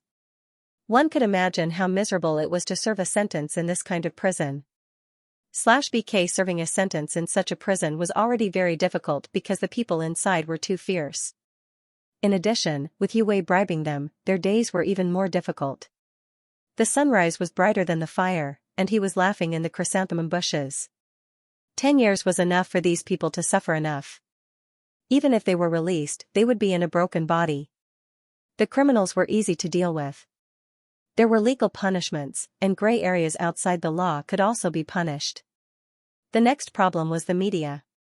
It would probably cause a huge commotion in the industry. Some people were too lawless. Ningxu and Yu Lihi discussed that after the second court hearing, they would travel everywhere to relax, both domestically and overseas. They were already suffering. If they didn't find something to do to dispel the depression in their hearts, it would be easier for them to be depressed and in pain. There was nothing they couldn't get over. Ningxu felt that he had lived to this day because he was shameless and self-reliant. He had encountered so many heart attacks during the mission. If he didn't know how to relieve them, he would have been done for. Yu Lihi wanted to go, but she was worried that others would recognize her. After thinking about it, she decided not to go. Ningxu said directly, "Don't think too much about it. This matter is only a hot topic right now. After some time, it will naturally fade away. We will either go overseas or go to some remote areas. Not everyone will recognize us." Yu Lihi nodded. "Thank you, Mom." Ningxu saw that Yu Lihi's mood wasn't good, but she wasn't too agitated or hysterical. Although she didn't sleep well, she didn't show any signs of depression. Occasionally, Ningxu would take her out of the hospital to relax. They would go to the streets to eat skewers and drink cold beer. Although it wasn't very healthy, it was carefree. Then, they would sneak back to the hospital. Ningxu gathered the lawyers to prepare evidence for the second court hearing. They would definitely win the second time. The first time was just a small matter. After the second court case, there would probably be a reorganization. Celebrities were public figures and had to pay attention to their image. However, the entertainment media was writing nonsense and tarnishing the celebrity's image. It was true news that could be reported. This was the mistake of public figures. The social atmosphere needed to be guided. During this time, many media outlets came to Ningxu, saying that they could reconcile and that they would not publish anything about his family in the future. Ningxu smiled, indicating that it was impossible. Was that all? In the plot, someone had died. They could even humiliate the dead and publish naked bodies in the newspapers. He only came to look for her in private. He didn't even post an apology in the newspapers. It was neither painful nor itchy. It was better to cut off a finger. Only when the pain came from the heart could one feel the pain in the heart of others. The pen in his hand was a murderous sword. Ningxu wasn't afraid that these newspapers would write anything excessive. If they really did that, they would only die faster. If it weren't for the fact that the situation wasn't right, the entertainment media wouldn't have lowered their heads to a has-been celebrity. If other celebrities wanted them to report about them, they wouldn't. Who knew that she would resist so fiercely? Many newspapers no longer dared to report on this matter. They all changed their target and looked for other celebrities' private information to report. Otherwise, they would report something more official, such as XXX star's movie about to start filming. XXX TV series was about to finish filming. But obviously, such entertainment magazines and newspapers weren't good at all. People were filled with curiosity and desire to pry. The second court session began. This time, more people were paying attention to it. The gallery was filled with news reporters. Obviously, this matter had attracted the attention of various television stations and real news media. The other party was still the same few media representatives. When they saw Xianxia, they didn't say a word and sat down according to their seats. This time, the lawyer was in high spirits. He could win the case to his heart's content. On the other hand, the lawyer on the media side didn't seem to care. They were here to take a stand. If they won, the outcome wouldn't be good. If they lost, the other party might ask for a lot of compensation. What they wanted to do was to minimize the losses and not pay so much compensation.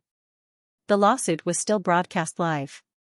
Many people watched the progress of the lawsuit online. Xianxia's face was haggard and he looked a little absent-minded. He didn't wear any makeup. His fine lines and dull skin were displayed in front of the camera. At this time, no one said things like ugly. Even if they said it in their hearts, they would really say it out loud. This time, because the evidence was taken out, the other party was caught off guard. There were also bags of money that were used as evidence. Those bags of money were blinding. It wasn't just the entertainment media. There were many studios in the entertainment industry that specialized in digging up people's privacy. These people relied on these to earn large sums of money. As hush money.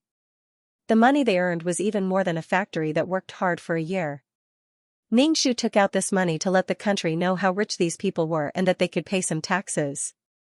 There were also those studios that were hidden in the dark. The netizens looked at the bags of money and thought of the few $1,000s they earned every month. They felt especially sad and hated the rich. There was no suspense in this lawsuit. In the end, it was the compensation.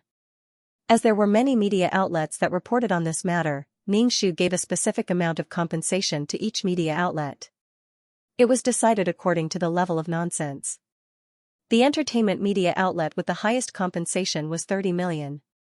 In total, it added up to more than 50 million. Moreover, after receiving the compensation, Xianxia immediately signed and said that she would donate all the compensation to the country and to places that needed it.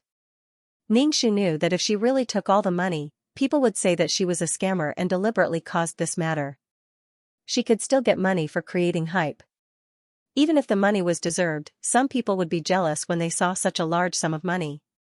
Xianxia said in court, "This money will be donated to the country to help those who need legal help. Everyone will have laws to rely on." This money wasn't from her own pocket. The other party paid for it. She did a good deed and didn't lose anything. It could also shut some people's mouths. If she really took this money, even if she deserved it, there would be people who would talk about it. Once money was involved, the key was that Xianxia was doing this for the country. If she donated and the relevant departments still wanted to ban her, it would be a little unreasonable. The other party's representatives' face darkened. She was using their money to do good deeds. Moreover, after the other party said these words, this money already belonged to the country. Did they dare to challenge the country? No, they could only obediently give the money and hope that this matter would pass. This should be the winter period for entertainment news.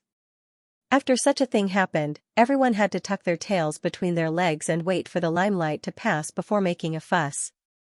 Xianxia said, "I have another request. All the media that participated in reporting this matter should publish an apology statement. Just because they gave money didn't mean that they really knew they were wrong. Even if they gave money, they could still firmly not admit their mistakes. Publishing an apology statement was more embarrassing. Moreover, they were slapping themselves in the face. It was too disgusting. After asking for so much money, they still wanted an apology statement. Don't go too far. Cutting off people's money was like killing their parents. If they really went too far, they would be unlucky and die somewhere. Then they asked for it. Did the entertainment media not have any backing? If they really didn't have any backing, how could these celebrities be so angry that they didn't dare to say anything? In short, if they gave you money, they would admit defeat. If they still wanted an apology, it was impossible. Xianxia was in court. He looked at the other party with a dumbfounded expression. Why? You clearly slandered me. You were clearly wrong. I just want an apology, but you won't apologize. You hurt my daughter. Shouldn't you say sorry? The damage has already been done. It can't disappear. You're not even willing to apologize. You're not even willing to clarify the slandering of my daughter. How can you be like this? How can you be like this? Xianxia's tears flowed down, along with his snot and tears. It was true sadness and despair. It wasn't a fairy-like crying. The lawyer next to him handed a handkerchief to Xianxia. Xianxia took the handkerchief and wiped his face. It's better to apologize. The other party is using public opinion to suppress you. If this goes on, you will easily lose your public support, the lawyer said to the entertainment media representative. These things were sold to the public. There was no benefit in losing the public support and trust. The representative felt that if they apologized, it would prove that what they wrote was nonsense. It would be even more humiliating. Therefore, it was hard to stop halfway. Whether to apologize or not was a problem. This time, not only did they lose money, they also lost a lot of things. The biggest crisis was the relevant departments that hadn't done anything. The knife hadn't even fallen on their heads yet. This was the most terrible thing. If they didn't apologize, the result wouldn't be much better. And it might even make things worse. The representative felt bitter in his mouth. Who would have known that things would develop to this point? Could it be that he was not going to write about such a big piece of news?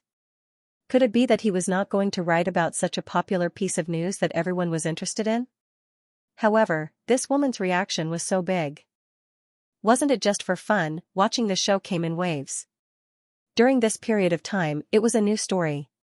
After a period of time, there would be new things happening. Especially in the entertainment industry, there were too many things. Cheating, meddling, taking drugs, whoring, and living a life of luxury. She felt that she had actually gone to court this time, and it had even attracted the attention of the government. If it were anyone else, they would have long hidden away amidst such verbal and written criticism. They would try their best not to come out, or else they would be pelted with rotten eggs. The representative opened his mouth and said, "We will apologize." It's not an apology for you to see, but a gesture. Xianxia immediately breathed a sigh of relief and said, "Those unsightly words about being abused by gangsters are all fabricated. In the future, there can be no news about my daughter in the newspapers." The representative nodded. All right. The lawsuit ended just like that. Xianxia received the money from the entertainment media and immediately donated it. Then, he posted the donation receipt on the online public platform. When he said that he had already fulfilled his promise and donated the compensation to the country in his daughter's name, and donated a portion of it to the poor mountainous areas, it made her fans increase by a wave. Xianxia didn't care at all whether or not her fans increased. Fans could also be removed. These people might encourage you, but they might also scold you. Xianxia was now waiting for the apology statement, but this statement had been delayed. Clearly, the other party was not willing to apologize just like that. After more than 10 days, an apology statement the size of a tofu block was finally released. Moreover, the apology statements from so many entertainment media were actually exactly the same. Even the punctuation and typos were the same. It was enough to see how unwilling they were. These entertainment media with backgrounds were used to being high and mighty. Now that they had to apologize to an old celebrity who was past her prime, they also wanted to save face. Xianxia looked at the apology on the newspaper and showed it to Yu Lihi. Although they said a few dry words, they were forced to apologize in a formal manner. They were unwilling, but they were forced to apologize. You can imagine how they feel in their hearts. Yu Lihi looked at the newspaper. Although she was happy, she asked worriedly, "Mom, you've offended so many people. What if something happens?" This situation was like reporting to the teacher that other students bullied others. Although the teacher taught those who bullied the other students a lesson, those students would continue to beat the other students. There wouldn't be any restraint. Instead, they would fly into a rage out of humiliation and hit even harder. The students who reported to the teacher would have a harder time. Ningxu patted Yu Lihi's head. Don't worry. Mom knows what to do. Although Yu Wei felt that it was a pity that the money was donated, he also knew that if the money was accepted, their weak position might be reversed. Once money was involved, people would use a magnifying glass to look at them. Although it was difficult, they had received so much money. They should be content. There were even conspiracy theories that the whole thing was just a show, and that even the kidnapping was fake. There were even rumors that the media was scamming. Now that they didn't want money, they only wanted justice. It would definitely make those people feel better. Yu Wei said, I'll find more bodyguards. You should pay more attention to your safety. Ningxu thought for a moment and said, you should also take bodyguards with you when you go out. Maybe they will find you. By the way, you'd better not mix with girls these days.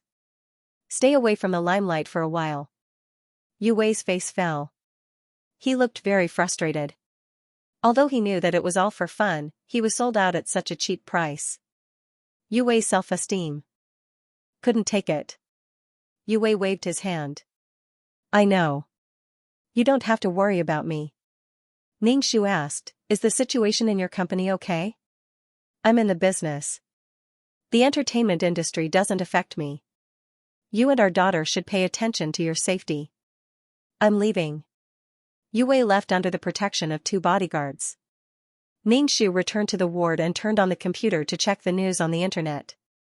A bomb dropped from the sky. That was a document issued by the relevant department. The general content was to rectify the mess in the entertainment news. There were also some gossip studios that had to be registered at the Bureau of Industry and Commerce. It was impossible to change places after one hit. Once the rumor came out, the source was immediately found. A long list of entertainment media was asked to close down for rectification. But after this rectification, it was uncertain when they would be able to open again. More than half of the entertainment media were unlucky. For a moment, there were whales everywhere. There was also a warning list. These were all celebrities with bad records. They weren't banned directly. They were just warnings. If they did it again, they would definitely be banned. Xiao's name was on this list. Although she wasn't banned, she was warned. During this period, she couldn't work even if she wanted to. And Ningxu didn't want to work. He wanted to accompany Yu Lihi first.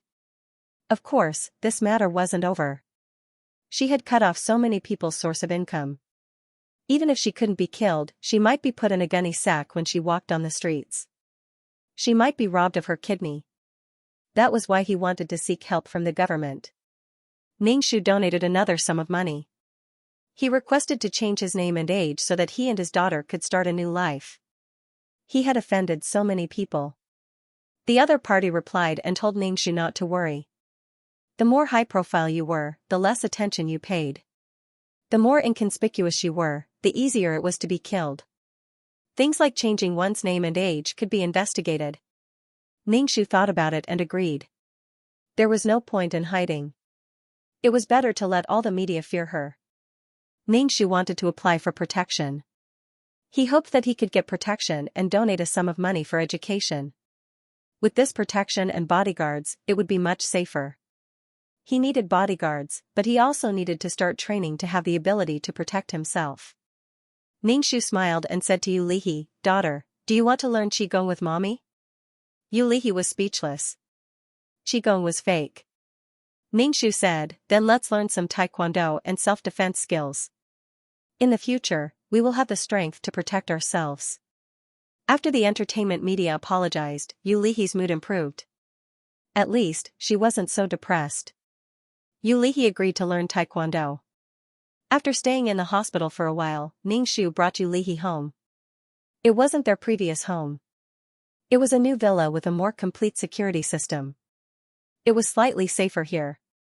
The paparazzi didn't have a job. Even if they went to take photos of other celebrities, the newspapers were closed. There was no way to publish or release news. Recently, the entertainment industry had been quieter than ever. Whether it was the celebrities or the entertainment media, they were all as quiet as chickens. This made the onlookers quite bored. Every day, when she was tired from work, she would read celebrity gossip when she was free. Regardless of whether it was true or not, it was just for fun. But now, she couldn't even see the fake news. Especially when it came to gossiping, everyone was more cautious than before. Even if it was a rumor, there had to be evidence. It didn't mean that the rumor was true. In short, everything was calm and peaceful. Some people were guessing if Xianxia had been knocked unconscious and if she was still alive. After offending so many people, the news agency was ordered to close down for rectification. There was no deadline for the closure of the news agency. The document stated that the news agency would only reopen after the rectification, but there was no specific date. It was obvious that they were not going to let them do it. Especially the few companies that were the fiercest in this matter. Some small news agencies and gossip societies that relied on sex to write stories were emptied out. This kind of shameless and unscrupulous newspaper could never be reopened in this lifetime. The boss probably knew about it and ran away with the money. He had never thought of revenge. He had only wanted to earn money. Now that he had earned enough, of course he would run away. The cost of this kind of crime was relatively small. He could just move to another place and do it again. But the rumors were even tighter than before. The good thing of being able to attract traffic with just a few words from a random celebrity was gone. Once a scandal was made, the department's face would not look good. There were so many departments in the country.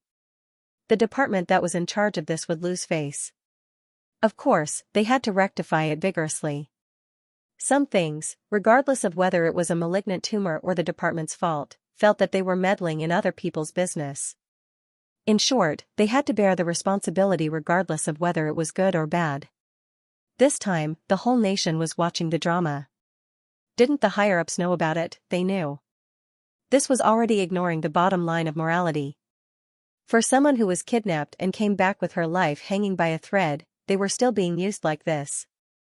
They didn't ask for the truth and only cared about sales. It was like this today. If anything happened in the future, even if it was a matter of life and death, they would ignore it. The bottom line of morality would only get lower and lower. Without rules, without a clear boundary and telling you not to cross it, these people would only keep testing the bottom line of society. Because of this matter, the celebrities were more relaxed recently.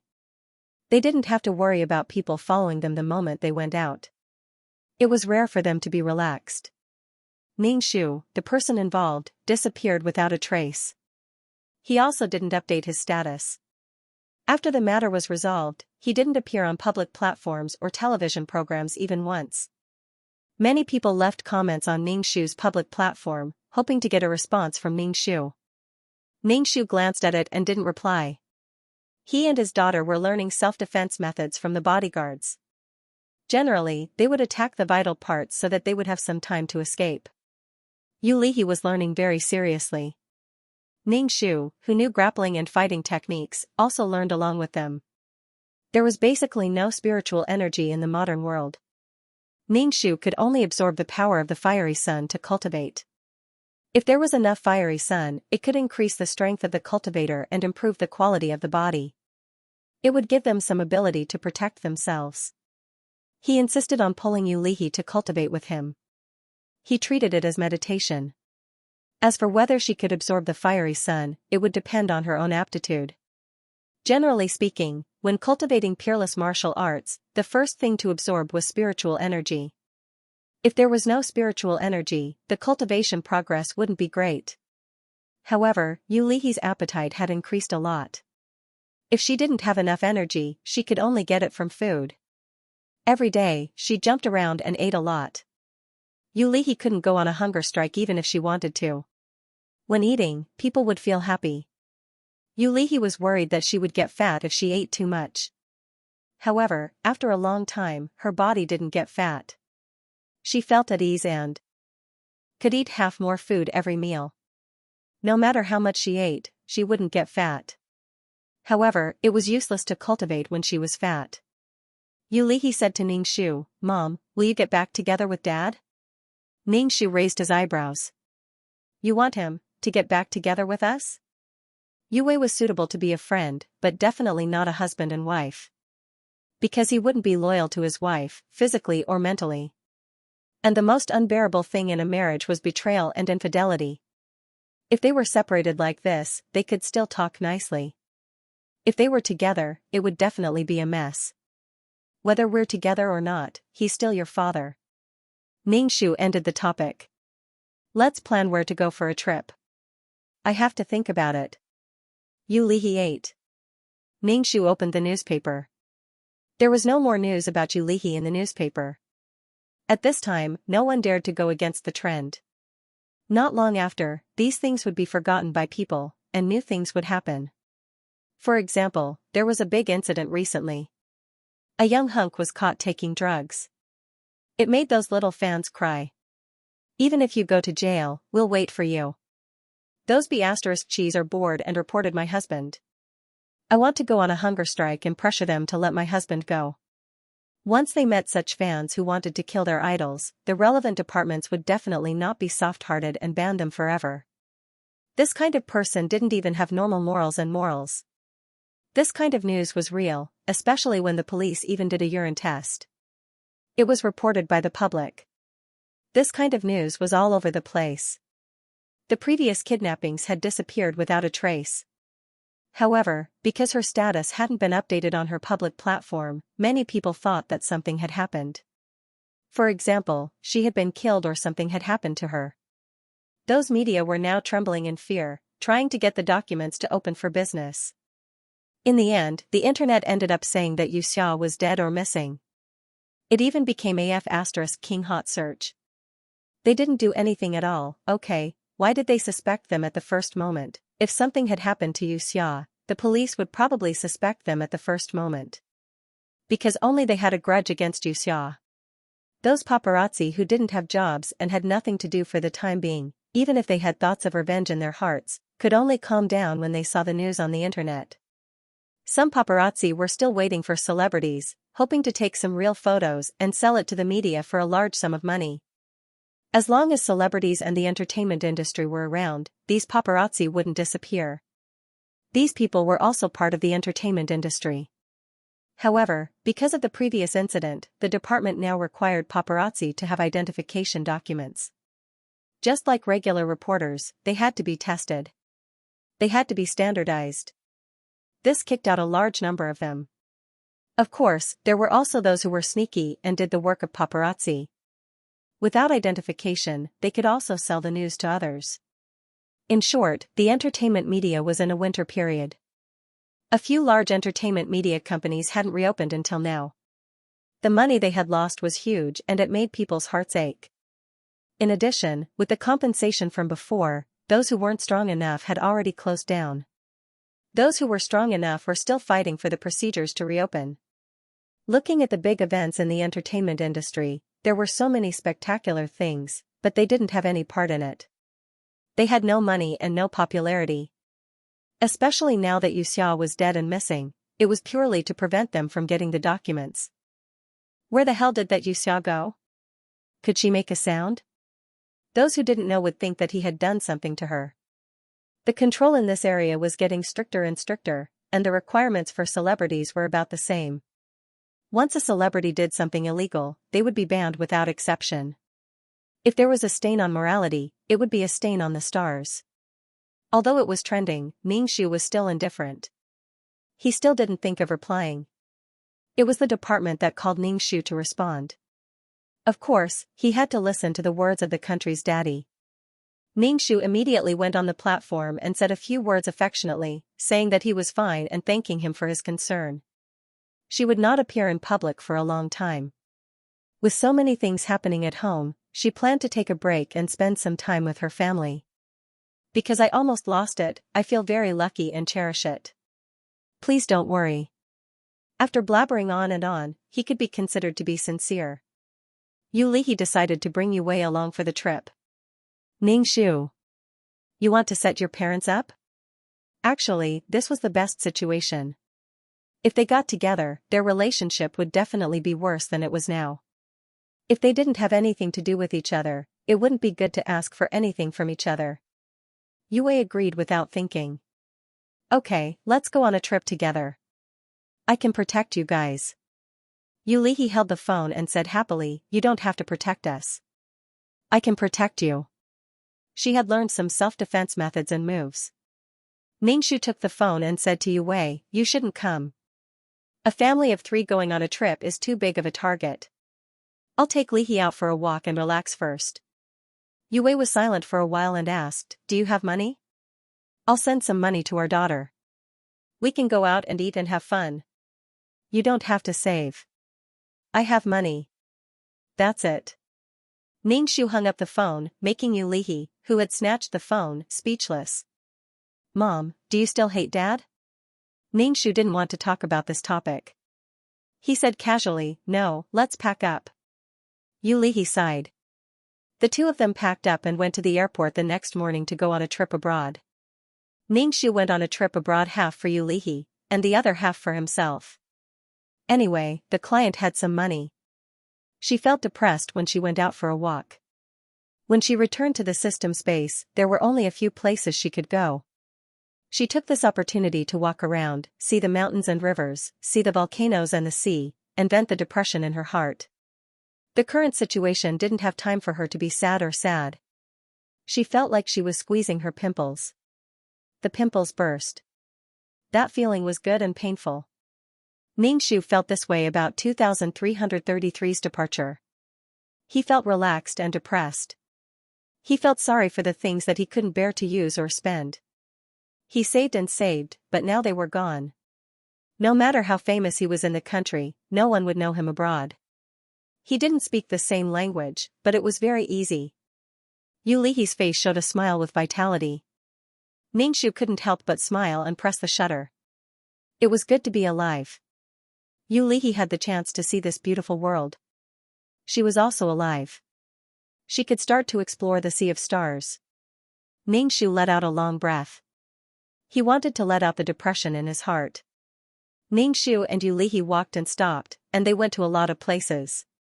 Yulihi often sent Yue emails. The emails were full of photos they took. She would take photos wherever she went. Yue was a little envious. Seeing his daughter smile, he was very happy. He was afraid that his daughter wouldn't be able to come out. He was right to let Xianxia take care of his daughter. Mr. Yu, Miss Xianxia is waiting for you outside. She said she has something to tell you. She won't leave until she sees you. The secretary walked in and said. Yue closed his computer. When he heard that the woman was here, he almost couldn't help but roll his eyes. She actually had the face to look for him at this time. Was she shameless? Call her up.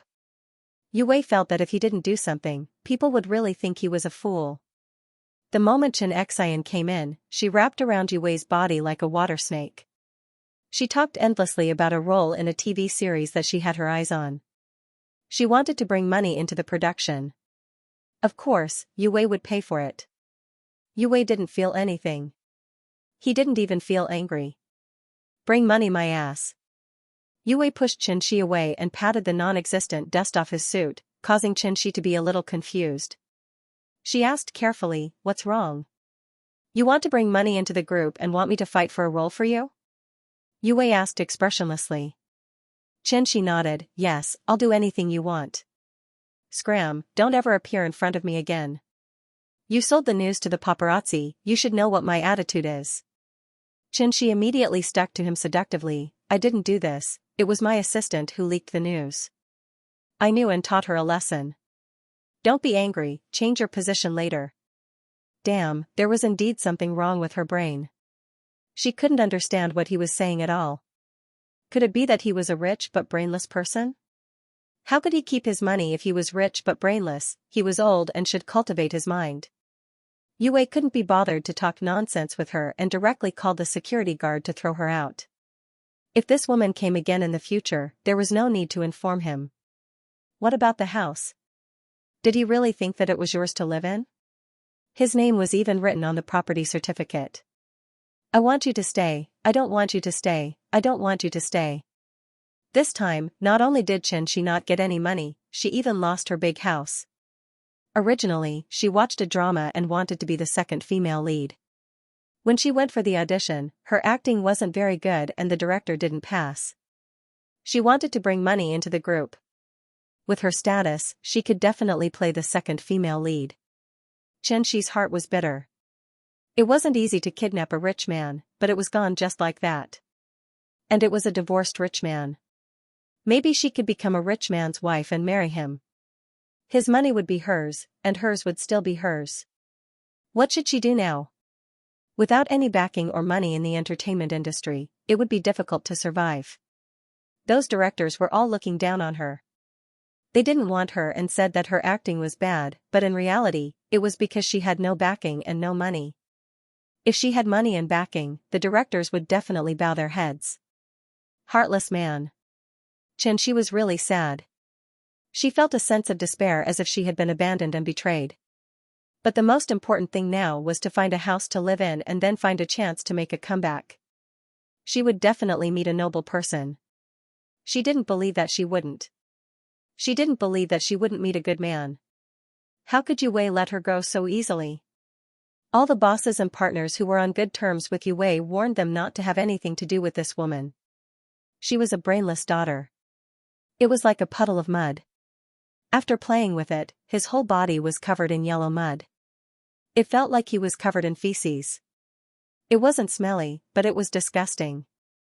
Men with a bit of money and resources, of course, were more likely to have resources like beauty than ordinary people. Usually, they would just put on a show. Every time Xianxia dressed up beautifully, she would go to all kinds of banquets and private clubs, but very few men would take the initiative to strike up a conversation with her. Even if she did, the man would be indifferent. After being thwarted so many times, Xianxia felt that Yue was really a good person. If she wanted to give him a bag, he would give her a bag. He wouldn't be stingy when it came to money. Moreover, he didn't have any weird fetishes. Some people had some weird fetishes and liked to torture women, but Yue didn't. Xianxia wanted to go back to Yue, but every time she went to the company, she was chased out. She couldn't even see him. She was used to this way of life. If she had to choose a more difficult way of life again, she would not be able to do heavy work.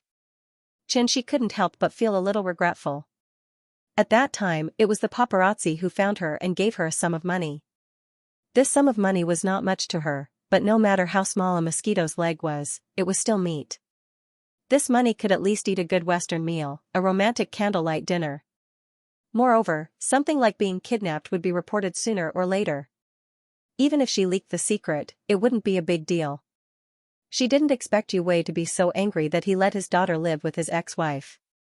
She thought that he didn't like his daughter. However, Xianxia thought wrongly.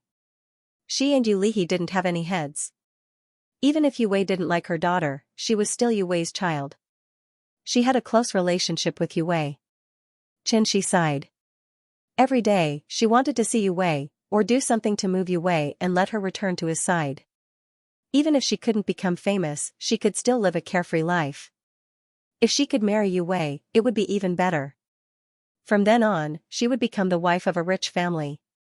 Therefore, Xianxia started to crazily pursue Yue. When she had time, she would make soup and carry a thermos to the company. Even if the security guards didn't let her in, she would wait at the company entrance. Even if the sun was strong, she wouldn't be afraid of the heat. If she got hot, it would make Yue's heart ache. It would prove that she was sincere to Yue. Yue, this woman was probably moved by herself. He had hypnotized them that they were very much in love, right? Otherwise, why would she be so immersed in the act? Was she thinking too much? Originally, they were all doing it for money and sex. Now, they were acting like they were really in love. There was nothing wrong with that, right? For the sake of a meal, she could ignore his words and indulge in herself. This was love. Why did she have to use such a fig leaf? Was there a point? Yue complained to his daughter about this matter. He said that he had been scammed and that the woman blamed him. Yulihi was so angry that her cheeks were puffed up like a toad. Her father was so unparticular. To think that she wanted her parents to be together again. But her father was still so unrestrained and wanted her mother to be with him. That was unfair to her mother. Ningshu glanced at the two of them chatting. He was expressionless. It was obvious that Yue wanted to spend a lot of effort to get rid of this woman. When she threw away her pride and dignity as a woman in exchange for a superior living environment, Yue had to bleed if he wanted to get rid of her. He had to do as he saw fit. Ningshu didn't want to care about Yue's affairs. He discussed with Yu Lihi about going to the next location. They bought more climbing clothes and prepared to climb the mountain. Yu Lihi hurriedly went offline. There was no signal at the top of the mountain and she had no way to contact her father. Ningshu had actually been searching for the source of the world along the way, but he didn't find it. He often went to places with views. These places meant that there might be the source of the world. But there wasn't. Ningshu felt that it was weird. Why didn't he find the source of the world after searching so many worlds? But the organization actually had so many sources of the world. Where did those sources of the world come from? Ningshu expressed that he wasn't convinced. It had been a long time since she found the source of the world. Moreover, she had no money now. If she could find even one source of the world, it would be enough to support her for a while. She was a poor person, so poor. Yu Lihi asked Ningshu, women are afraid of pestering men. Auntie is pestering father. Will father be unable to take it and marry her? BK Yu Lihi wanted her mother to be anxious. Wasn't her mother worried that her father would marry another woman? If he wanted to get married, he would have done so long ago.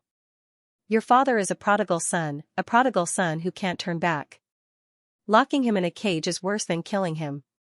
The more that woman wants to marry him, the more he resists. This kind of man is impossible to settle down. Wait until I have played enough before getting married.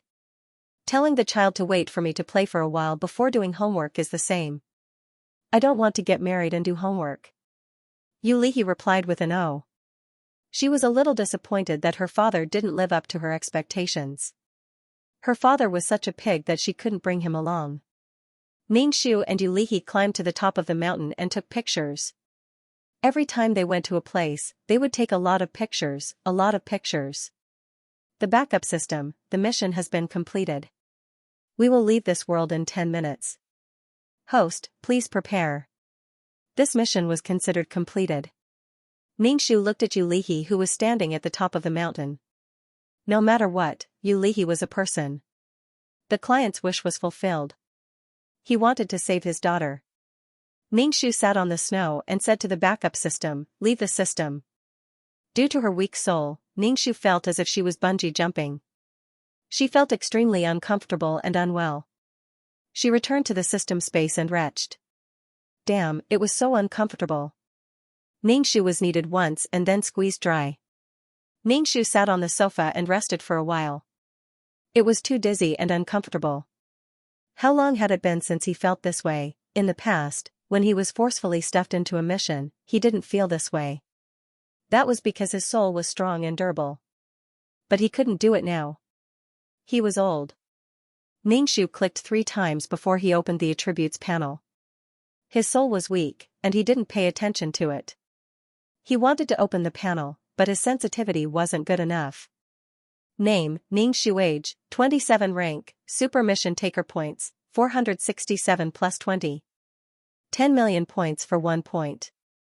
Soul, 42 plus 2 life, 38 plus 2 wisdom, 44 plus 2 luck, 44 plus 2 charm, 34 plus 2 spiritual power, 48 plus 2 martial power, 43 plus 2 aptitude, 43 plus 2 faith, 0 plus 5000 merit, 50,000 soul, 70-69 authorization, 0 pure heart, none law comprehended, water elemental law incarnation, law of wood, incarnation of the law of wood, law of space, incarnation of the law of earth, constructed world, reincarnation world. Items, calming halo, calming pill, faith halo, amulet 4, upgraded amulet plus 2. Honorary titles, Goddess of War, Selfless Ancestor Skills, 5th Ring Shooting Technique, Level Close Combat Technique, Minor Achievement in Peerless Martial Arts, Level Poison Technique, Low-Level Business Management Knowledge, Beginner Code Programming, Beginner Lawyer Skill, Heavenly Master Ghost Catching Skill, Beginner Cooking Skill, Level Embroidery Skill, Trash Hypnosis. Aura, Mother of the World, Queen's Blessing, Sister Model Worker, Xianxia's Blessing, Leader Aura, Grass Blessing, Best Friend of a Lifetime, Miao Miao Miao's Blessing, Life-Saving Hand, Zhu Sunyang's Blessing, Founding Woman, Chen Ermiai's Blessing, Beauty-in-Law, Chen Ning's Blessing, Bane of the Blood Clan, Jasmine's Blessing, Transcendental Race Communication, Bai Sanyang's Blessing, Brave Heart, Wang Ying's Blessing, Bloodthirsty Tyrant, Enai Bingyan's Blessing, Heart of Peace and Joy, Luck Halo, Faith Halo, and Longevity. Complete the wish of Xianxia. Mission completion rate, 100%. Total mission rewards, 15-point cards, 16 attribute points, 80% of soul power, 5,000 faith power, including previous world's accumulation. There was 80% of soul power, and 80% of it was his. Because the backup system was intelligent and not alive, it did not need soul power at all. In the past, 2333 would take away a part of the soul power. Ningxu hurriedly absorbed the spiritual force. At this moment, every strand of spiritual force was of no importance. After absorbing for a while, he absorbed all the soul power. It was 80% of soul power, but why was there more this time? The most intuitive feeling was the absorption time. The absorption speed was the same. In the past, it was absorbed very quickly, but this time it took a little longer, which meant that there was more soul power. This thought circled in his mind for a while. Ningxu more or less understood that the soul power she received and absorbed was not as much as the data. It was only 70%, 60%, or even 50%. Although the system had an unshakable 10%, 2333 absorbed her part. He absorbed a little each time, but not much. After each time, it accumulated quite a lot. In fact, 2333 might have taken more soul fluid and soul stones every time he sent over. Ningxu gritted her teeth. She used to believe in 2333, at least in some aspects. He said that he could skip the law of nothingness and refine it. Now, it seemed that he was just suffering. If someone foolishly jumped in, they would also suffer. Suffer the pain of being devoured. She would not be of any use if she jumped in. She was just an ordinary soul. She would be killed in minutes. 2333 did not care if she died or not at that time. Ningxu shook her head. There was no point in thinking about this now. She should strengthen her soul first, so that she would not feel uncomfortable every time she did a mission. Without additional soul power, she could only rely on missions. Ningxu took the black bone umbrella and prepared to go to Nine Palace Mountain to look for soul fluid. Could it be that she could cooperate with the Cheongsam man to get some soul power? Ding dong, the chat system rang. Ningxu felt that it was not asking her to pick up trash, but asking her to pick up trash. She was such a weak soul, how could she pick up shards? Ningxu used her finger to tap a few times before opening the chat system. As expected, it was a message from the main system. The general idea was that she knew about the Sea of Law and the Jingqing. Don't go around saying that there was a problem with the Sea of Law. Don't flaunt that you know a lot of insider information. If these things were to spread, it would only cause panic for ordinary mission enforcers. Do your job well, keep your mouth shut and don't say too much. If you really can't help but find someone to talk about these things, then you should be prepared for the possibility of being silenced. If these things were to spread, people would be restless. Only by killing you can the morale be stabilized. Ningxu was speechless. Oh, your sister. Ningxu understood a little now. The person who picked up the shards shot her. Other than the imprint of the law of earth, he probably wanted to silence her. At that time, if not for her immunity, she would have really died. 2333 would have to change hosts again, and might even be forced into the law of nothingness again. 2333 must have sensed something, so he hurriedly took the things and ran away. After absorbing her soul power, he ran away. Ningxu gasped for breath. There was an indescribable feeling in her heart. Her body was cold and shivering. Main system, please complete the volunteer mission. Ningxu. Complete the F*King volunteer mission. /BK. When Ningxu saw that person now, he wanted to stab him with a knife and turn his body into a fountain. However, since 2333 had run away, he would definitely look for him. He would look for him everywhere, in billions of planes. Haha, he deserved it. Ningxu poked a few times and closed the chat system. If her soul was in such a state and she still went to pick up the fragments, who would take responsibility if her soul collapsed? Could it be compensated? Such a thing did not exist. Could she get her assets back? Ningxu felt that it was impossible. Ningxu did not have any hope. Those things were equivalent to nothing. Could 2333 not use them and keep them for growth? She was a poor person and kept everything she had. She thought that if she ran out of money in the future, she would have to rely on these things to make some money. Ningxu walked into the world of reincarnation with the black bone umbrella. The first thing he did was to look at the reincarnation pool. The reincarnation pool used to be the size of a basin, but now it was the size of a water tank. Changing day by day, it really did change quickly. Hopefully, this reincarnation pool would grow a little bigger. After all, this was the first reincarnation pool in the world of reincarnation. Its size determined the potential of the world of reincarnation. She did not ask for more reincarnation pools. One was good enough. A slightly bigger one was fine. She did not ask for much. The black flowers beside the reincarnation pool emitted a fresh fragrance. It made people feel relaxed and happy. They wanted to jump into the reincarnation pool and start a new life. If they jumped in, there would be no sadness, no despair, no pain. It was like heaven on earth.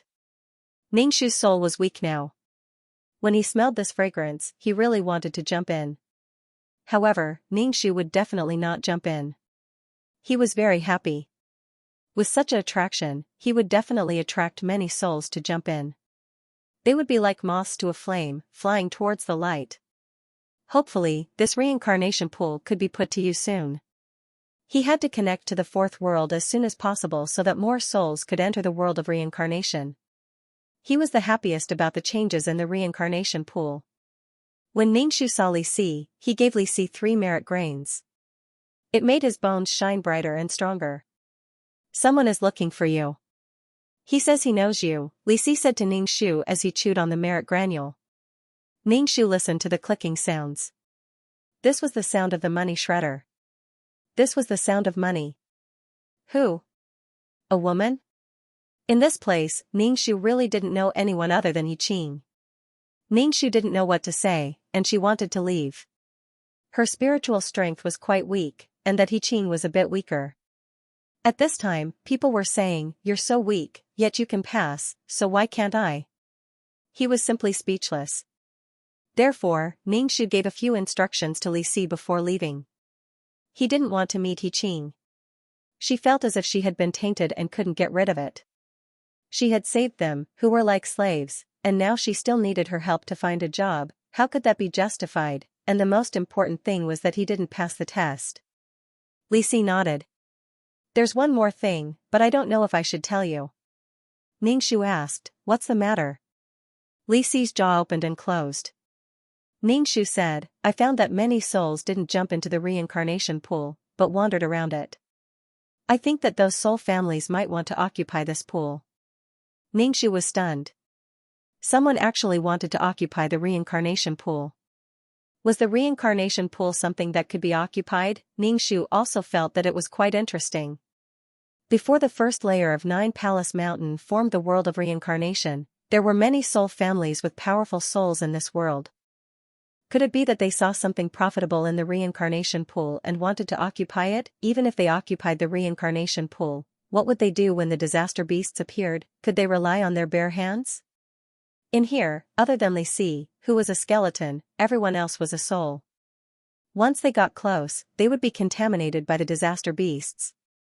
That was wishful thinking.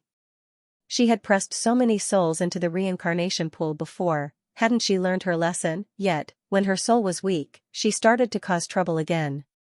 It seemed that she had to stuff these greedy souls into the reincarnation pool. I'm just guessing. Several groups of people have already wandered back and forth. Although Li Si wasn't a member of a large family, he was a servant of a large family. He could still understand a little of what these people were thinking. With the reincarnation pool and so many souls wanting to go to the afterlife, they definitely had to plunder some things from these souls. If they could only jump into the reincarnation pool by offering a portion of their soul power, Then those people from the large families would be able to sit and collect the soul power of sweet potatoes. Why didn't she think of such a good business idea? Ningxu expressed that if it worked, why didn't she charge a fee? If these souls were plundered when they jumped into the reincarnation pool, then, when they jumped in and were purified, a portion of their soul power would be sucked away by the reincarnation pool. Then these souls would really be miserable. Every time they went to the afterlife, they would be plundered twice. Would any soul still dare to go to the afterlife? Her world needed energy. The new reincarnation pool needed energy. These people were messing around. Ningxu would be the first to disagree. Ningxu said to Li Si with a serious expression, "If anyone has this idea, don't be polite. Just push them into the reincarnation pool. Dragging me down at a critical time is unforgivable. Don't worry. You have the golden light of merit. A bunch of souls won't dare to do anything to you." Ningxu pursed his lips. His eyes were serious. Don't try anything funny. Especially at a critical time like this. Be careful. If anything happens, don't let it go. Li Si nodded. I know. Maybe I'm overthinking. There was no such thing as overthinking. The brain had already caught the signs. That was why people were suspicious and overthinking. This was how people's intuition came about. Ningxu went in front of the Thunder Kirin and instructed it to guard this place well. It couldn't let anyone escape. The reincarnation pool outside was still in its infancy stage. Any power was enough to destroy the reincarnation pool. The Thunder Kirin snorted. Its whole body flashed with thunder and lightning, indicating that it could do it. After all, it had blocked the gap. Even if it killed it, it would take a lot of effort to move its body away. Ordinary souls didn't have this ability. Now the world of samsara didn't have much power. Li Si had a skeleton and a thunder beast. They seemed very powerful, but Ningxu felt that it was better to develop a power quickly. At that time, there would be 2 reincarnation pools to guard.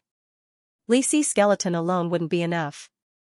How about finding a puppet with some power to guard the reincarnation pool for the time being? He remembered that there were these things in the exchange store. /BK He would first go to the 2nd level to get some soul fluid and strengthen his soul. Ningxu held the black bone umbrella. When he entered the 2nd level, he held the umbrella very low.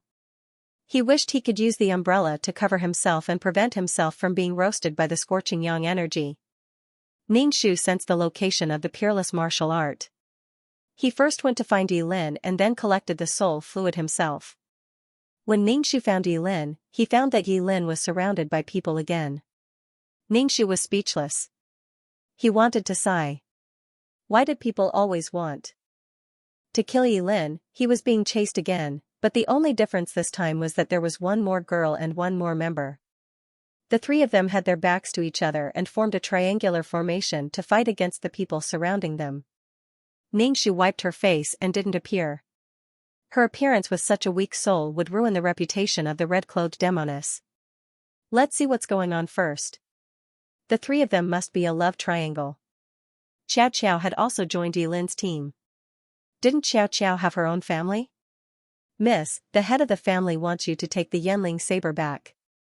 When you return to the family, the head of the family said that he will let bygones be bygones. The people surrounding the 3 of them also felt quite bitter. They truly felt that a grown girl could not be kept, and her elbows were turned towards an outsider. Xiao Qiao shook her head and snorted. It was the family that said that Big Brother Yilin could choose a weapon. Since the Yanling saber chose Big Brother Yi as its master, and father went back on his word, this is really despicable. How will others look at the Qiao family? The surrounding people's expressions were not good. They said helplessly, Miss, the Yanling saber is Qiao Jia's family treasure. If it was taken away, what will the Qiao family use to intimidate the younger generation? Moreover, the Qiao family doesn't care what outsiders say about us. Because the head of the family's youngest daughter was present, these people were restrained, afraid that they would hurt Xiao Qiao. When Ningxu heard these words, he could almost imagine the ins and outs of the matter. When he went to look for Yilin, this delicate little girl said that her family wanted to reward him. Obviously, he didn't expect that he would take something good from someone else and return the favor. However, he took away the symbol and treasure of his family. Ningxu saw the saber hanging from Yilin's waist. The scabbard was especially gorgeous and full of power. It shone with a terrifying luster. Xiao said, "But the Yanling blade has recognized Brother Yi as its master. If you want to take it back, you have to kill Brother Yi." "You can't do that. Big Brother Yi is innocent." Ningxu rubbed his forehead. This matter was still unsolvable. However, Ningxu felt that if he were Xiao's father and took away the family treasure, his daughter would follow such a man as if she had lost her mind. She probably wanted to kill this guy too. Looking at Yilin's tired and annoyed look, he probably didn't expect to get this thing either. Looking at the two beautiful girls, Bai Sisi was pure and holy, and Xiao was delicate and charming. Then, would there be a mature and beautiful girl in the future to make up for Yilin's regret of losing his parents when he was young? Why was it that from Yilin, she could already see the image of a stallion man who had many wives and concubines and lived in harmony with his harem? Could it be that she was also a member of the harem? Ningxu, she was just a soul. The more Ningxu thought about it, the more his face twisted. Could he complete his mission properly and not just fall in love? Romance would wear down one's willpower. Could it be that Yilin's remaining life was not to save this woman, but that woman? With so many people around, it was easy to get distracted. Thinking about it carefully, Yilin was besieged and suffered because of women. One was her, one was Bai Sisi, and one was Xiao. Ningxu, was the heavenly Tao asleep now, or was this world much more tolerant of Yilin because it was no longer a big problem? He decided not to go out for the time being. Ningxu wanted to see how strong Yilin was now. The Qiao family members who were chasing him this time were not weak. They were the strongest and the leader. If they fought, Yilin should still be able to beat them. However, there were two women beside him who needed to be protected, so his hands were tied. Xiao stood in front of Yilin. "You can't hurt him. Brother Yi is right. You can't do it. Don't worry about her. Just kill her." The Qiao family head rushed over with a cold face. The Qiao family head was a middle-aged man with a strong murderous aura. Seeing his youngest daughter protect this man, his face turned even uglier. Family head. The Qiao family members all saluted. "Father." Xiao stomped her feet and looked at her father. "How can you go back on your words? It was the sword spirit who chose Brother Yi." "I know it was the sword spirit who chose him. Just kill him." The Qiao family head was angered by his daughter's attitude. He had a way to get the sword spirit to leave Yilin, but his daughter's attitude made her want to kill him. They were all bad people who wholeheartedly protected their lover, disregarding the life and death of their family, wholeheartedly thinking for their lover. The Qiao family head thought of himself as an open-minded person. At least Yilin was the red-clothed witch's disciple, but he still treated him with respect and rewarded him. In the blink of an eye, he kidnapped his daughter and even took the family treasure. "Father, if you want to kill Brother Yi, you have to kill me first. If you treat me like this, I'll see my mother in the underworld." The Qiao family head's face was gloomy. He looked at his daughter with disappointment. He loved and protected her, but she turned out to be such a traitor. "Father, you have to think about how to explain this to Mother." Xiao had no choice but to use this to threaten her father. "Ningxu, your mother was either turned into soul fluid or went to the world of reincarnation. She might have already been reborn." To be honest, this Xiao looked like she was blinded by love. She didn't care about anything and only had eyes for Yilin. There were always some women who had a discerning eye. Even when a man was down, they would follow him without hesitation. It was very touching. Xiao was more or less like that now. Ningxu sympathized with the Qiao family head. Of course, his disciple was also an undeserved disaster. When these intelligent creatures or supernatural beings chose their masters, they would determine based on their master's luck. At the very least, they had to determine whether this person could become a powerhouse. As a weapon used by a powerhouse, it would be known and worshipped by others. This worship and faith would also make the weapon stronger. People pursued fame and fortune. Intelligent weapons also pursued fame. When a person achieved the Tao, even his chickens and dogs would ascend to heaven. It was necessary to choose a good master. Some spirit beasts and weapons wanted to hitch a ride on the son of the heavenly Tao. Otherwise, why would all the good things be in front of the protagonist? Why not in front of ordinary people? Because ordinary people didn't have enough power. To put it bluntly, it was gambling. Whether these weapons had masters or not, they would attract covetous eyes and cause some fights. Obviously, this scene was caused by the fight for the Yanling saber / BK. Xiao Xiao stood in front of Yilin to deal with her father. Yilin's expression was quite complicated. It was hard to tell if he was happy or unhappy.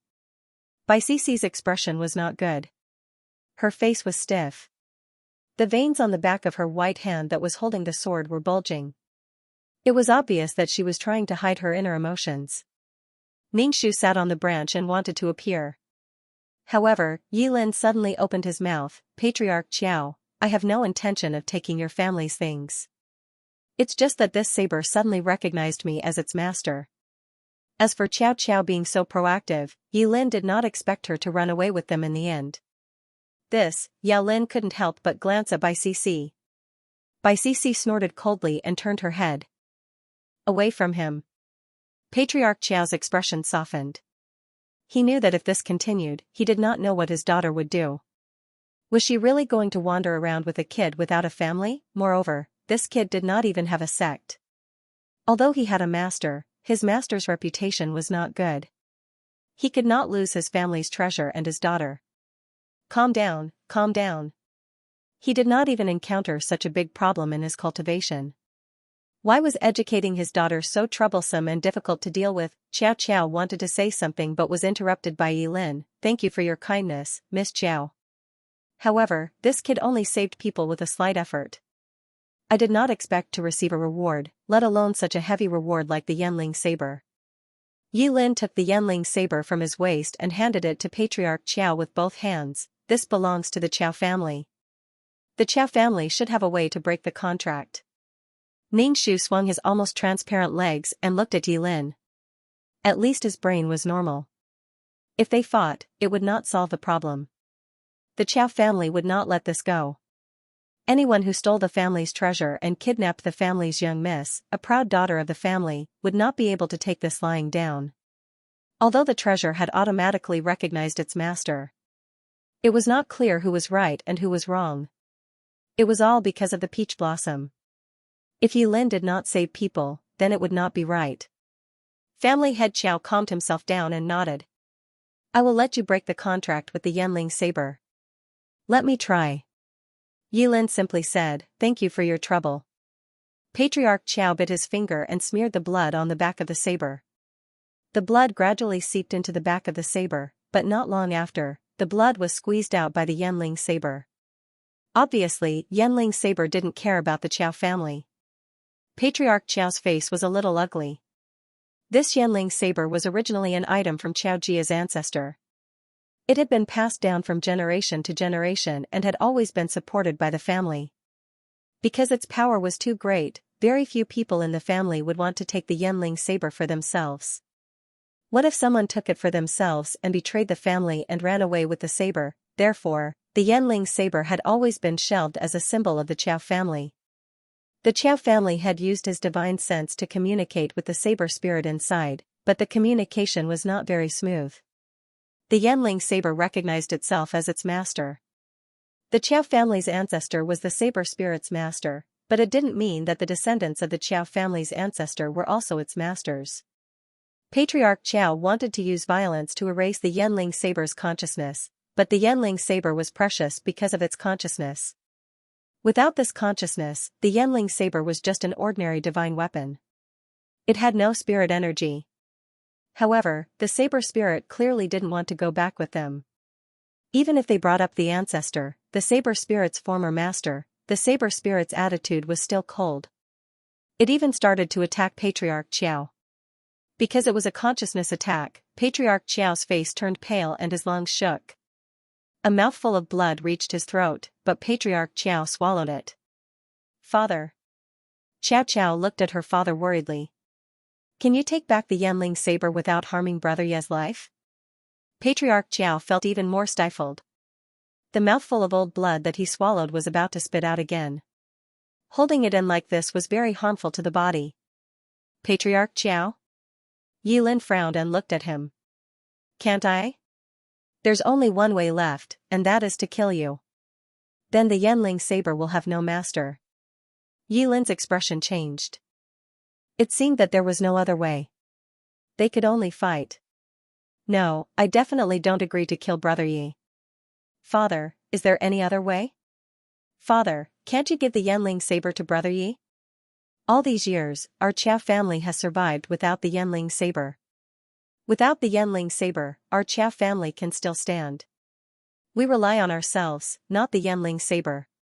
Ever since the ancestor passed away, the Yanling saber had been shelved. At most, it was used as a spiritual guide to let the future generations know how powerful the ancestor was. In fact, whenever the family encountered a crisis, they didn't rely on the Yanling saber to get through it. Even if the Yanling saber participated in a battle, it was on its own. No one could control the Yanling saber. Now that the Yanling saber has found its master, why don't you give it to someone who can really control it? It'll complement each other and be on good terms with Brother Yi.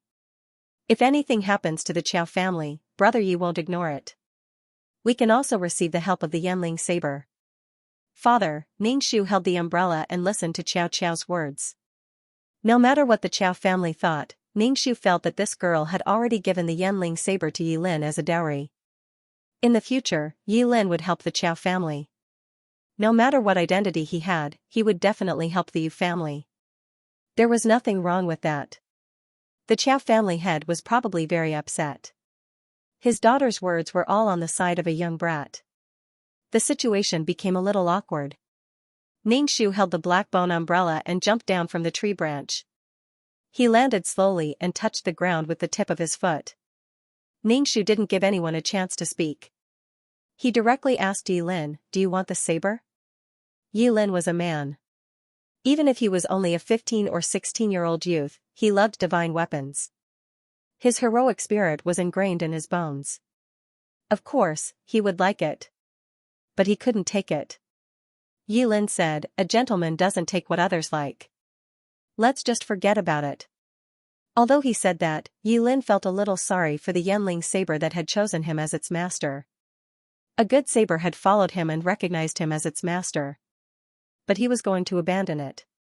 Yilin felt a little uncomfortable. "Who are you?" The Qiao family head looked at Ningxu vigilantly. He didn't think that this woman with a weak soul would be Yilin's master. After all, she was a red-cloaked demonic woman. Ningxu wasn't wearing red clothes anymore. Moreover, his soul power was so weak. It couldn't match up to the vicious red-cloaked demonic woman. Maybe it was some weapons consciousness. When Bai Sisi saw Ningxu appear, she let out a sigh of relief. Luckily, her senior had appeared. Bai Sisi's heart was very complicated. She didn't want to walk together with Yilin anymore. Qiao Qiao looked at the woman who appeared vigilantly. She opened her mouth and said, "It's not whether Brother Yi wants this or not." Yilin looked at the Yanling saber in the Qiao family head's hand. The Yanling saber was trembling slightly, which made Yilin feel very conflicted. Ningxu said directly, "This is easy to solve. Call the earthworm out." The earthworm's poison could corrode and pollute the soul. The saber spirit was also a soul, so the earthworm could completely remove the connection. Yilin was stunned for a moment. He took out the earthworm from the spirit beast pouch. The earthworm was sleeping, but it was taken out. Ningxu looked at the earthworm and was dumbfounded. The earthworm used to be an earthworm, but now it had become a silkworm. It was fat, white, and tender, and its whole body was swollen. It suddenly became so fat.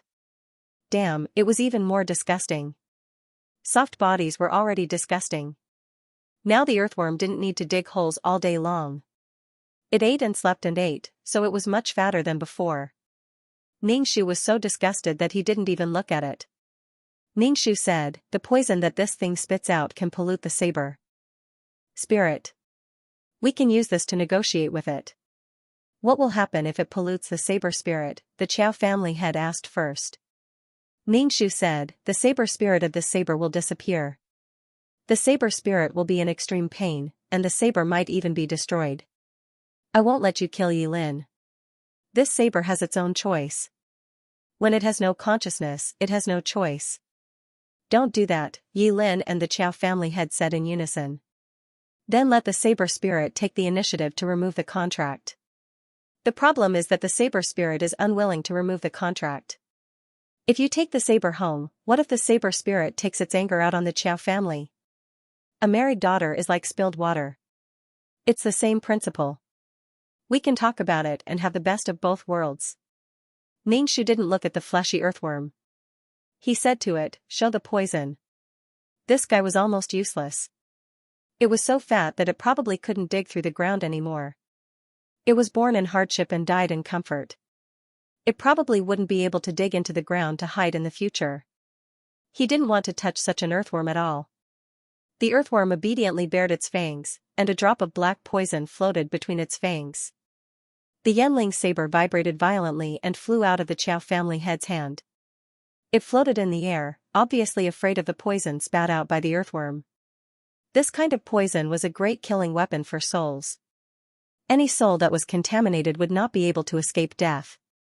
It was not easy for a weapon to form a soul. If it was a little stronger, it could form a physical body. If one was touched by such a thing, it was very likely that all of one's cultivation would be destroyed. Seeking advantages and avoiding disadvantages was an instinct that all intelligent creatures had.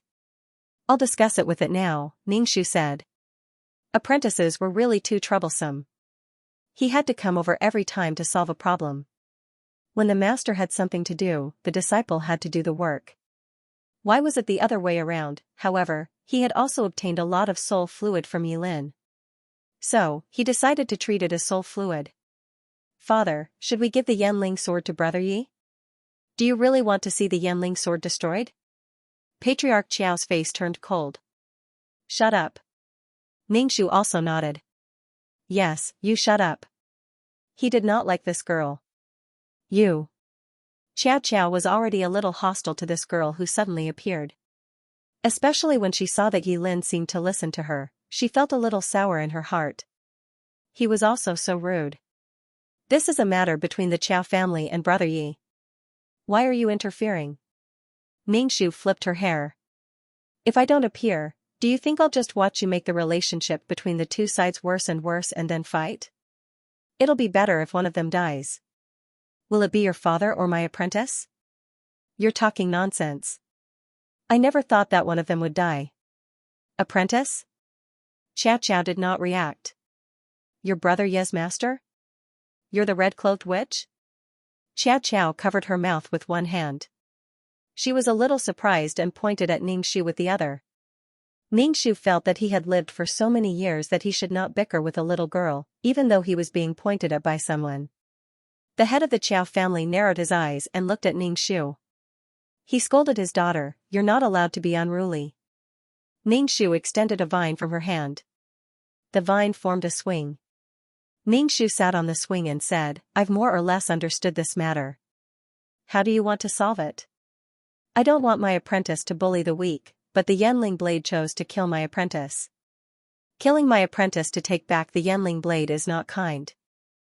If you insist on killing my apprentice to take back the Yanling blade, then the Yanling blade will be useless. Let's make a deal. See what you need in exchange for the Yanling blade." The apprentice was here to collect debts. Yi Lin thought for a moment and said, "Master, don't destroy the Yanling blade. I'll talk to the blade spirit." Yi Lin sank his consciousness into the Yanling blade. After a long time, he came back. His face was pale as he said, "The Yanling blade does not agree to cancel the contract." Ningxu was not surprised at all. It was not easy to meet a child of the heavens. If he lost this opportunity, who knew how many years he would have to wait. Weapons also had ambitions. Okay, the Qiao family head's face was very ugly. He had lost all his face. Ningxu said, "The weapon chooses its owner based on whether the owner can become a strong person in the future.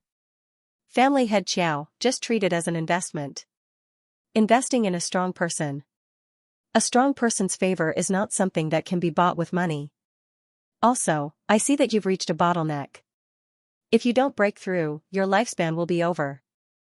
Are you willing to die and reincarnate as a weak person or even an ant?" Ningxu took out a white porcelain bottle. The thing inside can extend your lifespan. It will give you enough time to comprehend and increase your strength to another level. The Qiao family head's eyes flashed. He looked at the bottle in Ningxu's hand.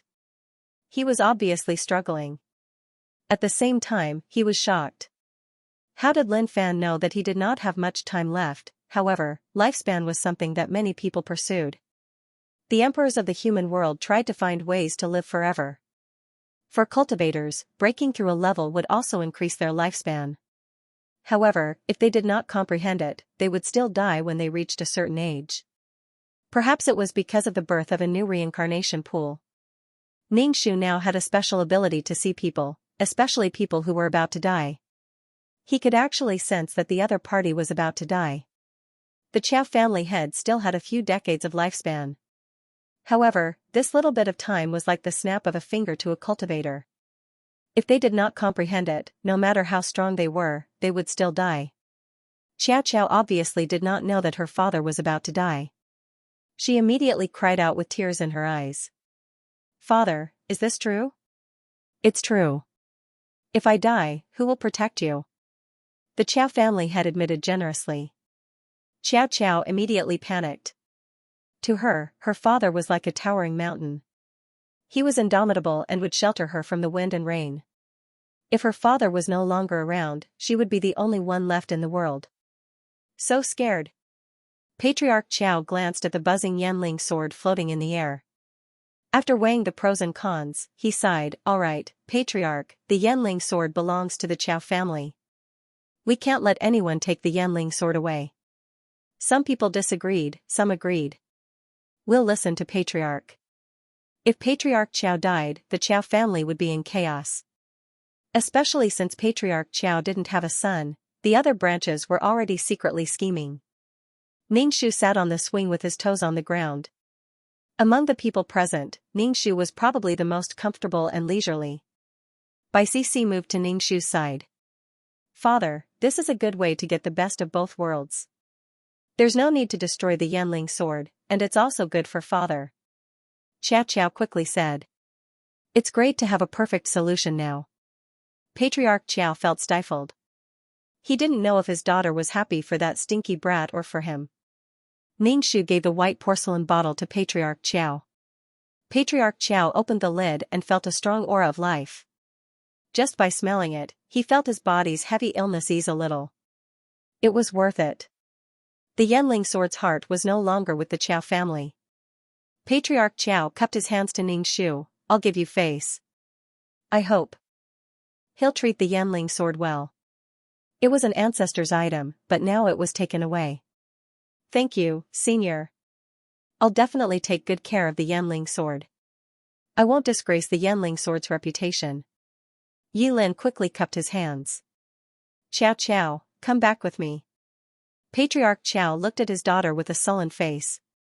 Qiao was a little unwilling and said, "Father, I want to go out with Yilin to gain experience." Yilin suddenly felt countless gazes piercing into his body like knives. He quickly said, "It's dangerous to follow me. I have a lot of enemies and many people want to kill me."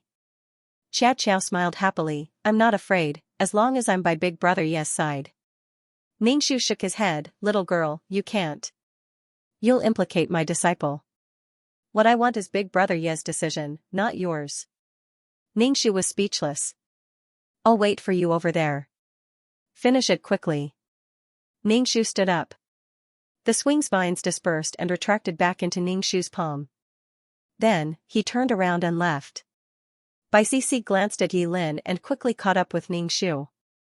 She followed closely behind Ningxu. Yilin was sweating profusely. Clearly, he had never encountered such a situation before. If he did not handle it well, he would have angered both his master and Bai Cixi. Moreover, if it wasn't for his master's arrival, a huge battle would have been inevitable. His master was really good to him. Qiao nervously waited for Yilin's decision. Yilin shook his head and said, "I'm just a person without a fixed residence.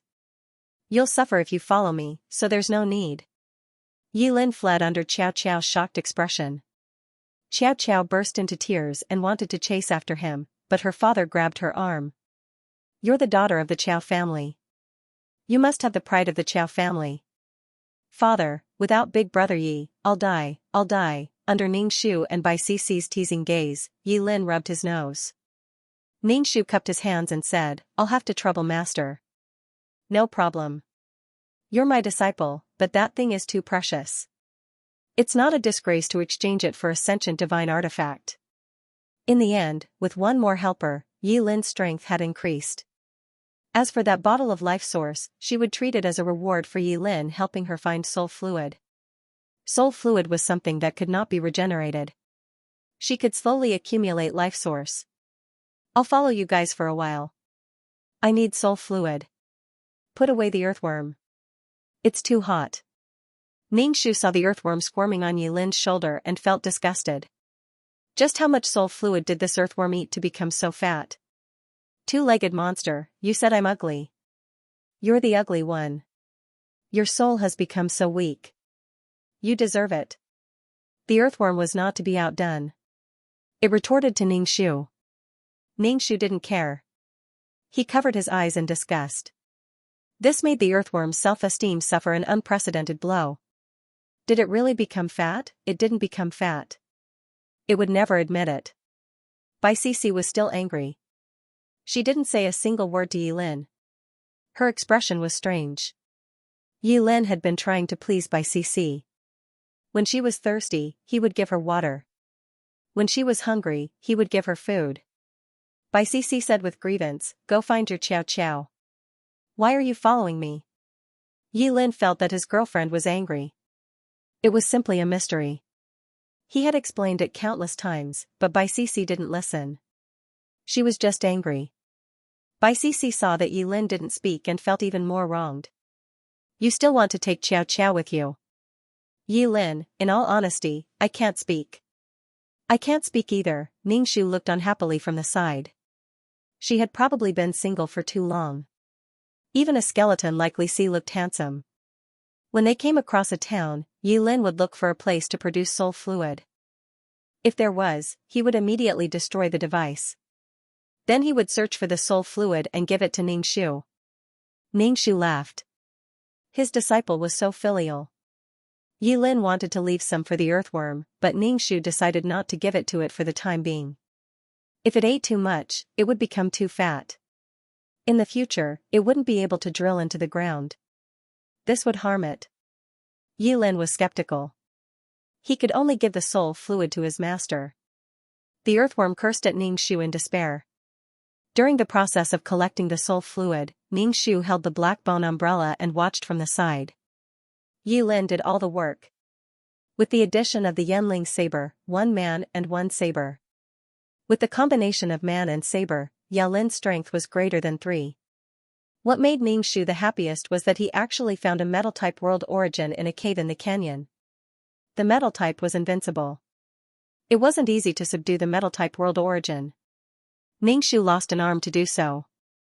He used the spatial laws to bind the metal-type world origin, but the metal type could cut through anything. It broke through space and tried to escape. Ningxu also spent some effort to subdue it. Yi Lin looked at his master in shock. His master's arm had been cut off, but he was still laughing. After losing an arm, Ningxu's soul power weakened a little. However, he still had the metal-type world origin. He hadn't found the world origin for a long time. He didn't expect to find it in this world. He didn't expect to find it in Nine Palace Mountain.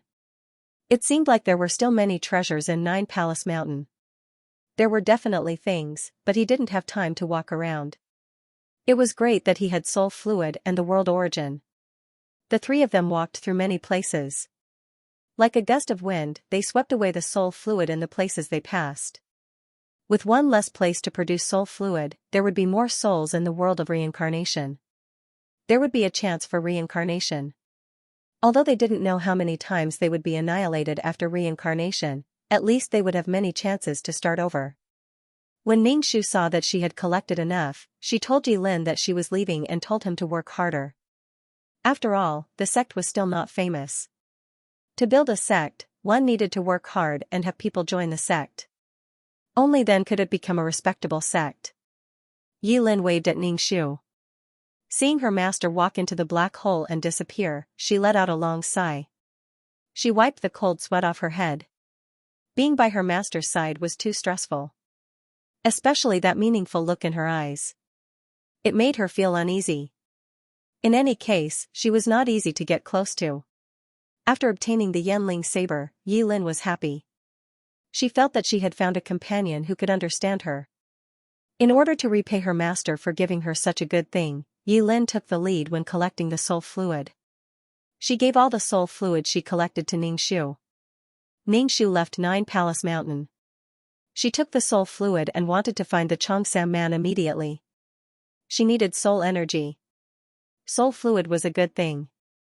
Seeing the large jar of soul fluid on the table, she could not help but ask, "Where did you get so much soul fluid? Did you get it? Is this considered a lot?" What was a lot? In the past, every time she plundered, it would be a pool full of soul fluid. In the past, she had collected more soul fluid than the Law of Nothingness Lake. In addition, there were soul stones and golden soul origin fluid. How could this little amount be considered a lot? She could not think about it. The more she thought about it, the more her heart hurt. Don't do anything out of line when you are cornered. The Xianxia man frowned. Don't lose your future for such a small profit. Don't worry. These things have nothing to do with me. I got them through some channels. I have already passed the audit. You can rest assured. All right. Don't drag me down with you. Of course not. Besides, you are the one who bought them. I won't betray you. The Xianxia man only chuckled and sent it to the main system to be purified. When the pure soul fluid was brought back, Ningxu drank the pure soul energy and collected the soul origin bit by bit. The Xianxia man put away his share. Ningxu felt that relying on the soul fluid of the second layer would not be enough. After all, the soul fluid produced by the small workshop was very little. Moreover, some souls had already entered the world of reincarnation. The difficulty of capturing souls had increased, and there was also Yi Lin, who could come and plunder them at any time. In the future, there would probably be fewer and fewer people refining soul fluid because it wasn't worth it. They couldn't make ends meet. This was a good thing, but for her soul to return to its previous state, she would need a lot of soul power. Sigh, I originally wanted to go to the 5th level of the 9 Palace Mountain, but my soul is so weak now, who knows what kind of world the 5th level is. What if his soul was annihilated the moment he entered? At the very least, he had to wait until his soul was a little stronger. Ningxu watched as the silver-haired man leisurely sipped his tea while fanning himself. Why did it feel like everyone in the world was more leisurely than him? Ningxu asked, "Are you doing quests?" Of course. Isn't there a mission target? I'm done. Come and have a seat and a cup of tea. Ningxu also drank tea. It was good tea. He was so poor now that he couldn't even afford to drink tea. Right, are you building a world? Ningxu asked. There should be someone behind the Xianxia man. Would that person tell him the importance of building a world? I don't have any thoughts of building a world at the moment. I'm looking for a world carrier. It depends on fate. The Xianxia man said calmly. Ningxu, compared to him who wanted to build a world as soon as possible, the Xianxia man was a true Buddhist disciple. He didn't worry about personal gains and losses, and his heart was calm. Building a world is nothing more than acting as a living being for others. I'm fine now. As long as I don't step on the organization's pain and violate the organization's rules, I'll be fine. Ningxu, he was very different from her. He thought that if he didn't make a mistake, he wouldn't be erased. She thought that even if she made a mistake, she would work hard to make herself more valuable so that she wouldn't be erased. What carrier are you looking for? Ningxu felt that the Xianxia man should be like her. He should be looking for a more valuable carrier, a more awesome one. The kind of world carrier that only had one world was not good. The world tree was quite good. One leaf was a world. If there were countless leaves on a tree, how many worlds would that be? The Xianxia man just said, I don't know. I'm still thinking that maybe I don't need a carrier. There are 3,000 great Daos, and there are external objects. Anyway, it's fine as long as it can form Dao. Although Ningxu wanted to get a better carrier, he also knew that this kind of thing was very rare. He didn't know what happened to her peerless martial arts. Even if she wanted to build a world, she couldn't. Moreover, her soul power was so weak. With the world of reincarnation, Ningshu didn't have such a strong desire to build a world. After all, with the world of reincarnation, he could save his life. Although he might still die, he had some confidence. Before the peerless martial arts completely disappeared, Ningshu didn't want to build another world. Ningshu smacked his lips. He wanted to eat something, but he didn't have money. So he looked at the Xianxia man. The Xianxia man said, "Goodbye, I won't send you off." Now, he didn't even have snacks. How bitter, a meal cost a few hundred merit points. With this merit points, he might as well feed it to Li Si and let Li Si become stronger and stronger. He only had 50,000 merit points and less than 10,000 power of faith. Poor, Ningshu held the black bone umbrella and left.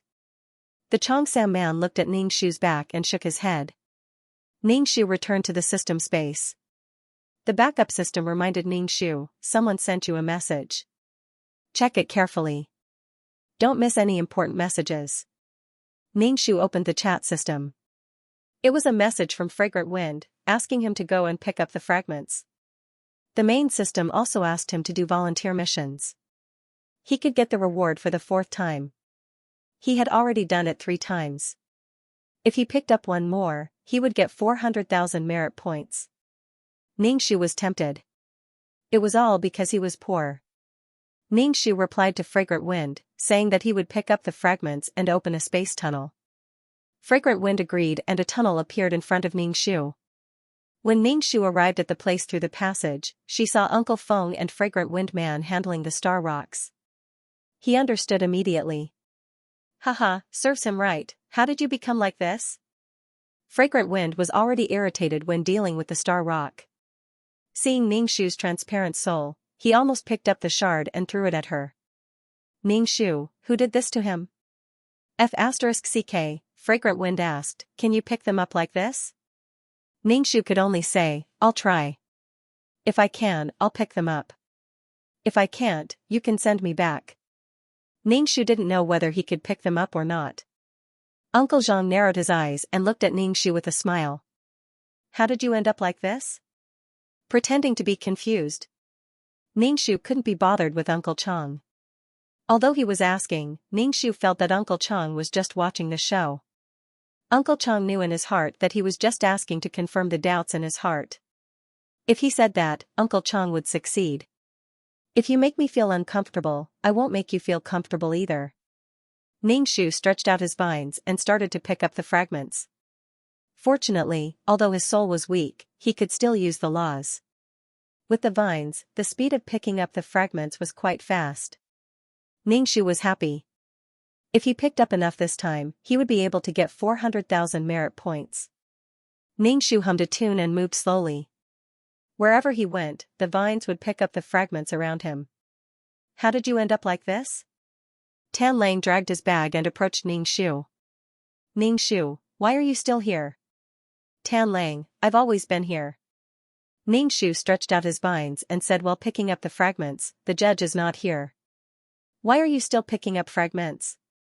The judge had already left and he wasn't being watched. He didn't dare to leave and still wanted to pick up the fragments. How cowardly was he? If he was so cowardly, he wouldn't be able to rebel against the organization. He would be obedient. He wouldn't be able to overthrow the brutal organization. Ningshu ignored Tan Lang and picked up more fragments while he was still energetic. When he finished picking up the fragments, Uncle Chang and Fragrant Wind were still processing the star stones. They weren't done yet. It was obvious that their speed had slowed down a lot. Ningshu waited at the side and asked, "Are there any extra star stones this time?" Ningshu saw that some of the star stones embedded in the fragments hadn't been cleaned up. Fragrant Wind, "No. There aren't any extra, but I can give you 2 pieces." Uncle Chang threw 2 fragments to Ningshu. "Pick them from the top."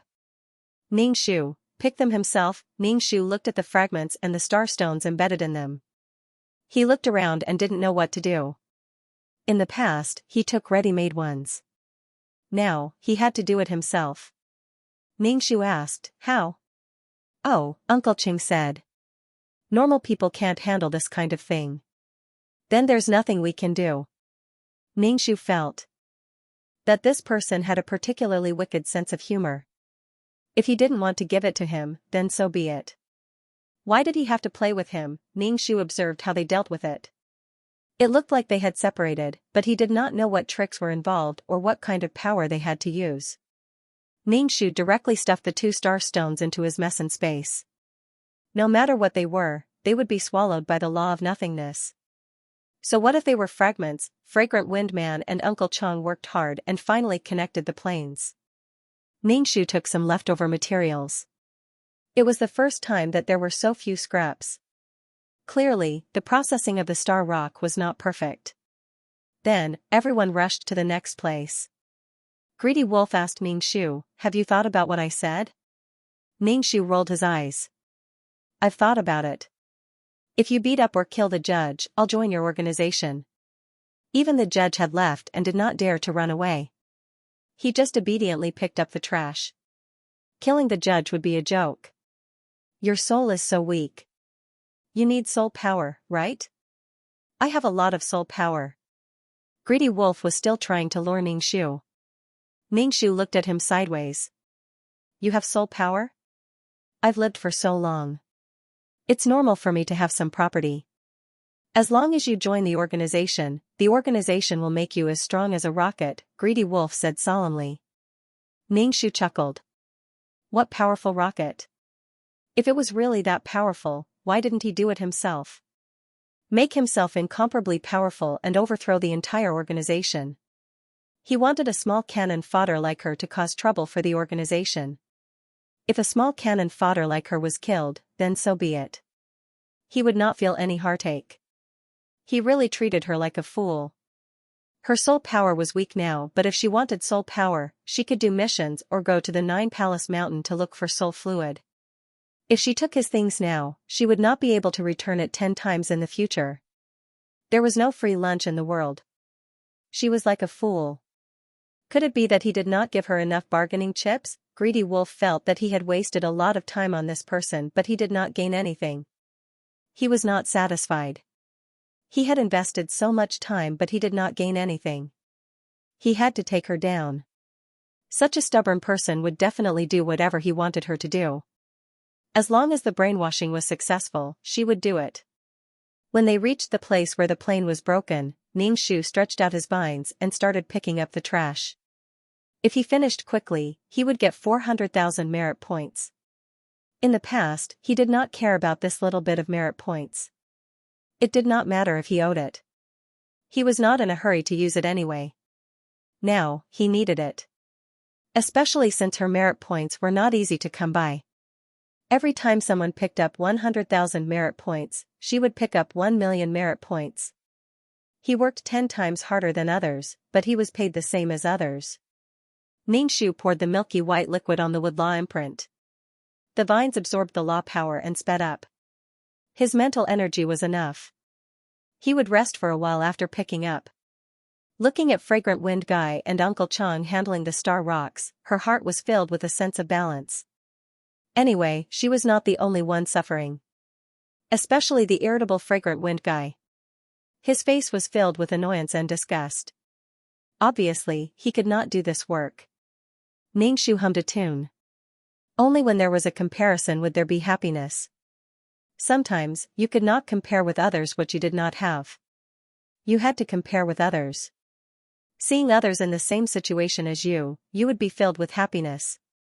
It was not easy for her to pick up 1 million merit points. The big shots around her came and went. Only Ningshu and Greedy Wolf stood firm. Since there was Greedy Wolf, there should be Sun, Giant Gate, and Heaven's Abode. Although she had seen 7 kills, she had not seen the other people with Star Fate. Why was Greedy Wolf so unpopular? He was even worse than her. Ningshu felt that it was because he had been alone for too long and desperately wanted her to join the team. Being a commander by himself was also quite a difficult task. Why was he looking for her? She looked like a rebellious person. Or did he think that she was easy to trick because she was new? Ningshu focused on controlling the vines. He did not care about the chattering greedy wolf. The vines picked up all the fragments around them. Greedy wolf, who was following Ning Shu around, still had an empty pocket. Greedy wolf opened his pocket. You should at least leave some for me. Otherwise, I don't know how long I will be punished. What did it have to do with him? Ning Shu would not control the vines to throw the fragments into his pocket. Controlling the vines did not require mental energy. It was not tiring. After picking up enough, Ning Shu planned to leave. He said to Fragrant Wind Guy, "Please send me back." "Can't you?" Fragrant Wind Guy glanced at Ning Shu. "Can't you properly comprehend the spatial laws?" Ning Shu, "I was going to comprehend the spatial laws, but you sent me a message to pick up the fragments. You have to have a reason to scold me." Ning Shu hesitated and asked, "Grand Uncle isn't here. Did something happen?" Uncle Zhang smiled. "What do you think will happen?" Ning Shu didn't ask any more. He walked into the passage and returned to the system space. The first thing he did was to throw the star stones he had obtained into the law of nothingness. After wandering around the peerless martial art, Ning Shu felt that the world had shrunk again. He had made a mark, but now the mark was getting shorter and shorter. This was something he could feel. The world was indeed shrinking. If it kept shrinking, would it shrink to the size of the law of nothingness? Even if the world shrank, it couldn't shrink the law of nothingness. The world was still yellow sand. There wasn't even a weed. There was no sign of life at all. This world probably didn't have any life because of the threat of the law of nothingness. If it was born, the law of nothingness might explode and devour all life. After throwing in a few star stones, Ning Shu got some life force for this world. Even if it couldn't give birth to life, it could increase the power of the law of nothingness. When the time came, he would have a better chance of dealing with the law of nothingness. Ning Shu sat on the shore of the law of nothingness for a long time. He stared at the law of nothingness in a daze. The law of nothingness was like stagnant water. There were no ripples on the surface. It was motionless. It felt like mercury. Ning Shu stared until his eyes were sore. He felt that the law of nothingness had expanded a little under his eyes. Was this a provocation? The world was shrinking, and the law of nothingness was expanding. One day, the two would collide. Oh my God, what would happen then? Wouldn't that be an explosive contact? Ning Shu hugged his head. He was having a headache. He hoped that one wouldn't shrink and the other wouldn't expand. If something like that really happened, she would have no choice but to hand it over. It was too pretentious.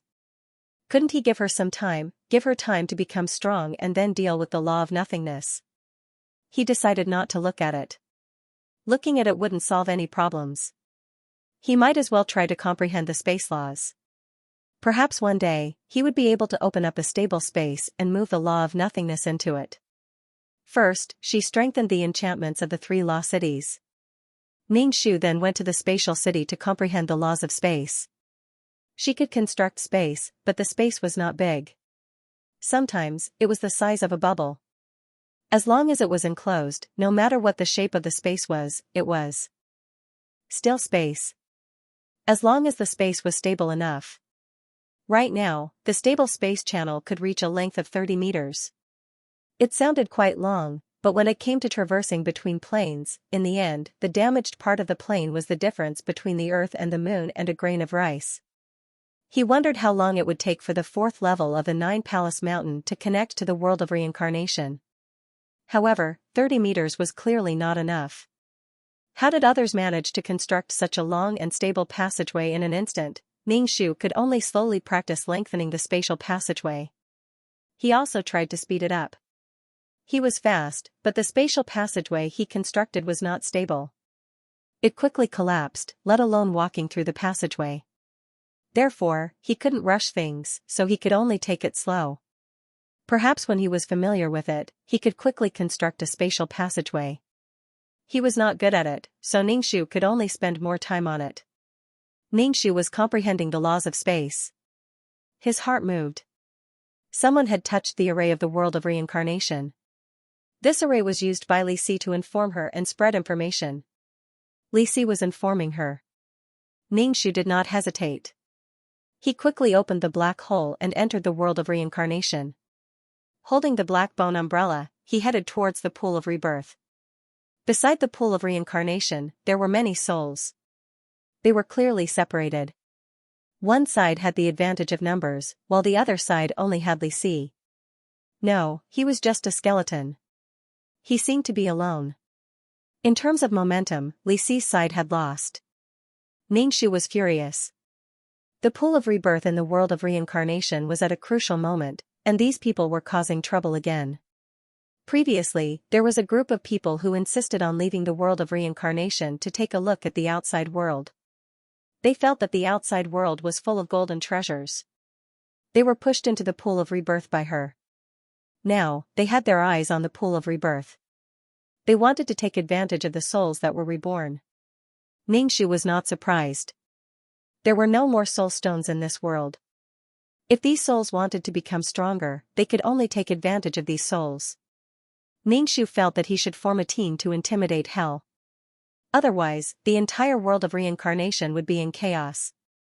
Especially when the pool of rebirth outside was about to mature. Although the Thunder Qilin was intimidating, he had to block the hole now. Ningxu's mind flashed with various thoughts. He walked to Li Si and asked, "What's going on?" "An army of thousands to deal with one person." "Interesting. They have turned the pool of rebirth into their family territory. They told me to scram." Li Si said. Family territory? Was this something that these people could divide? You try to deal with them. Throw them all into the pool of rebirth. There was no need to be polite. They had already come to his door. Was he going to stay for a meal? Ningxu took a step back and looked at Li Si. He wanted to see Li Si's current fighting strength.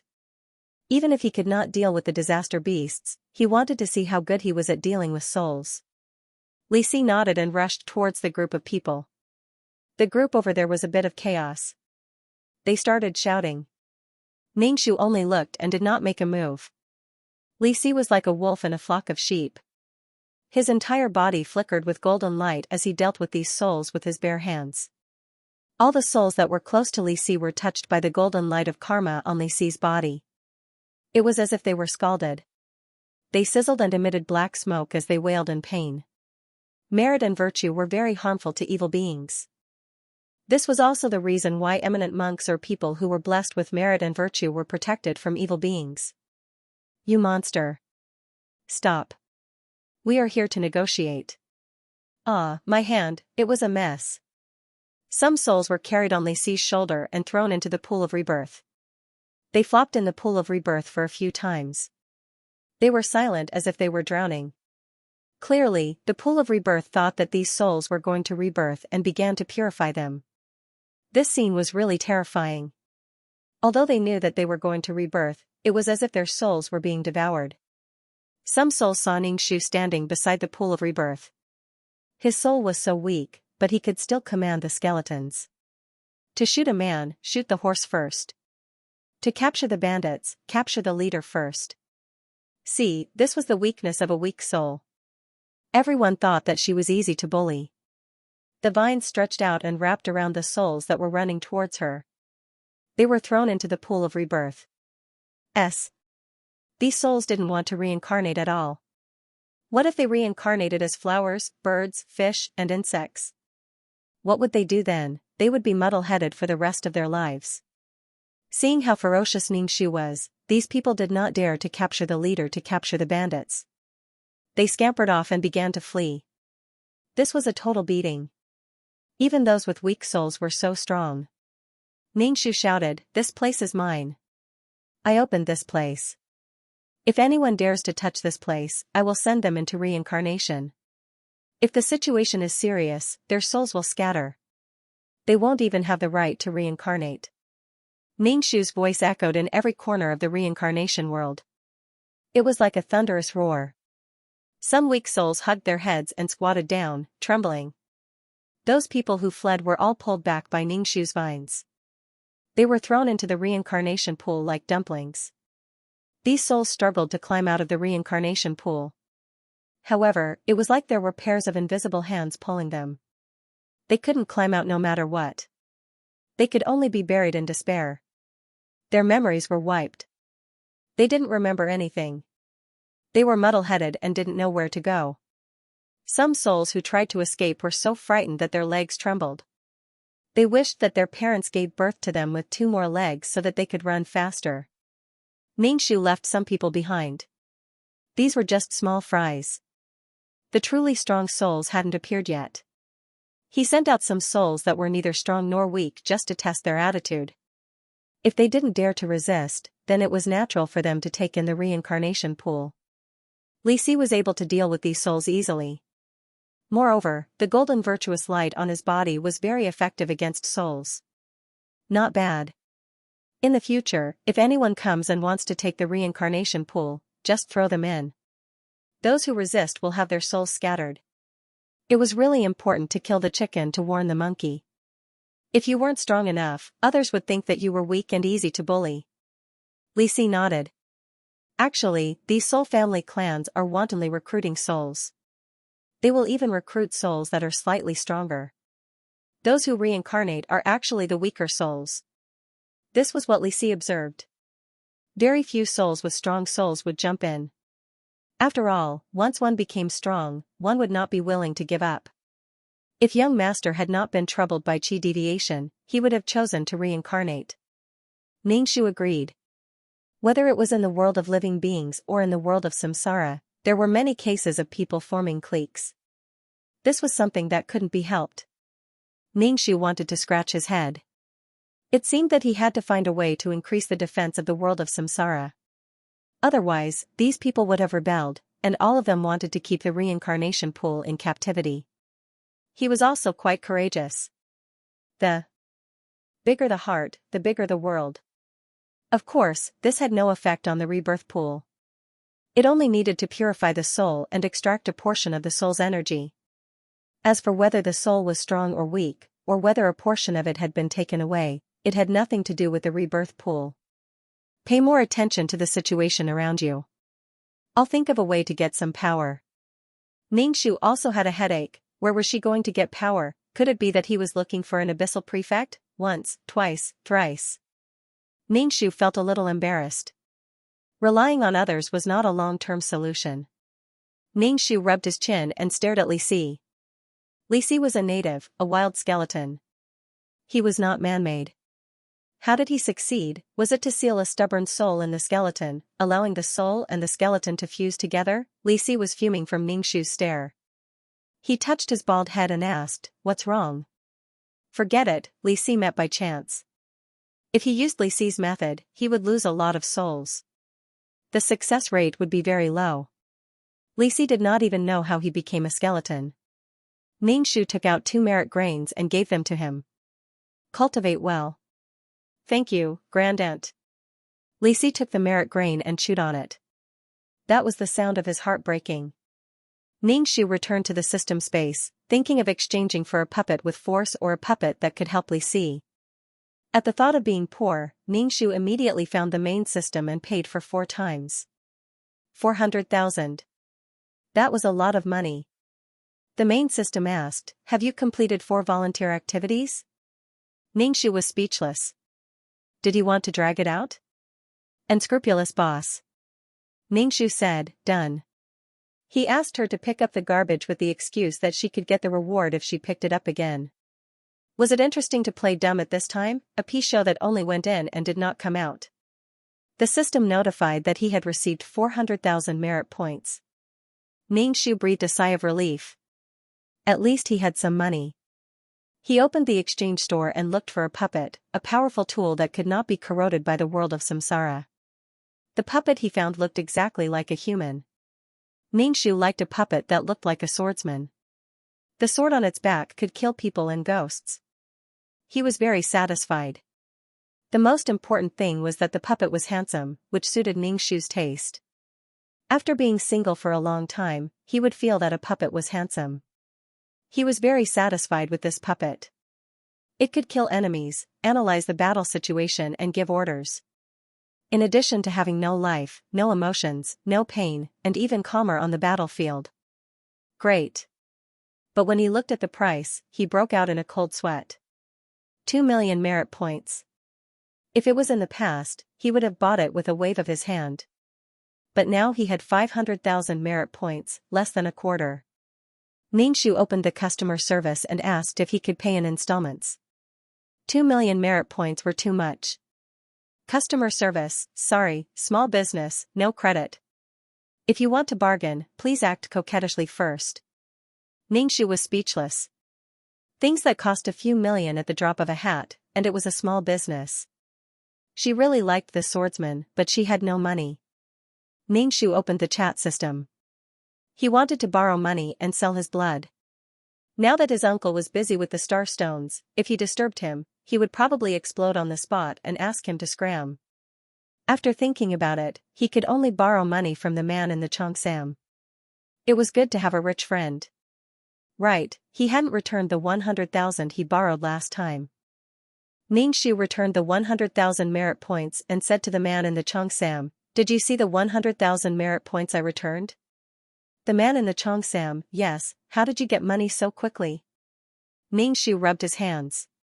"Actually, I wanted to ask you for help. Can you lend me 2 million? The man in the Xianxia, sorry, I'm offline. Please leave a message. I'll reply to you later.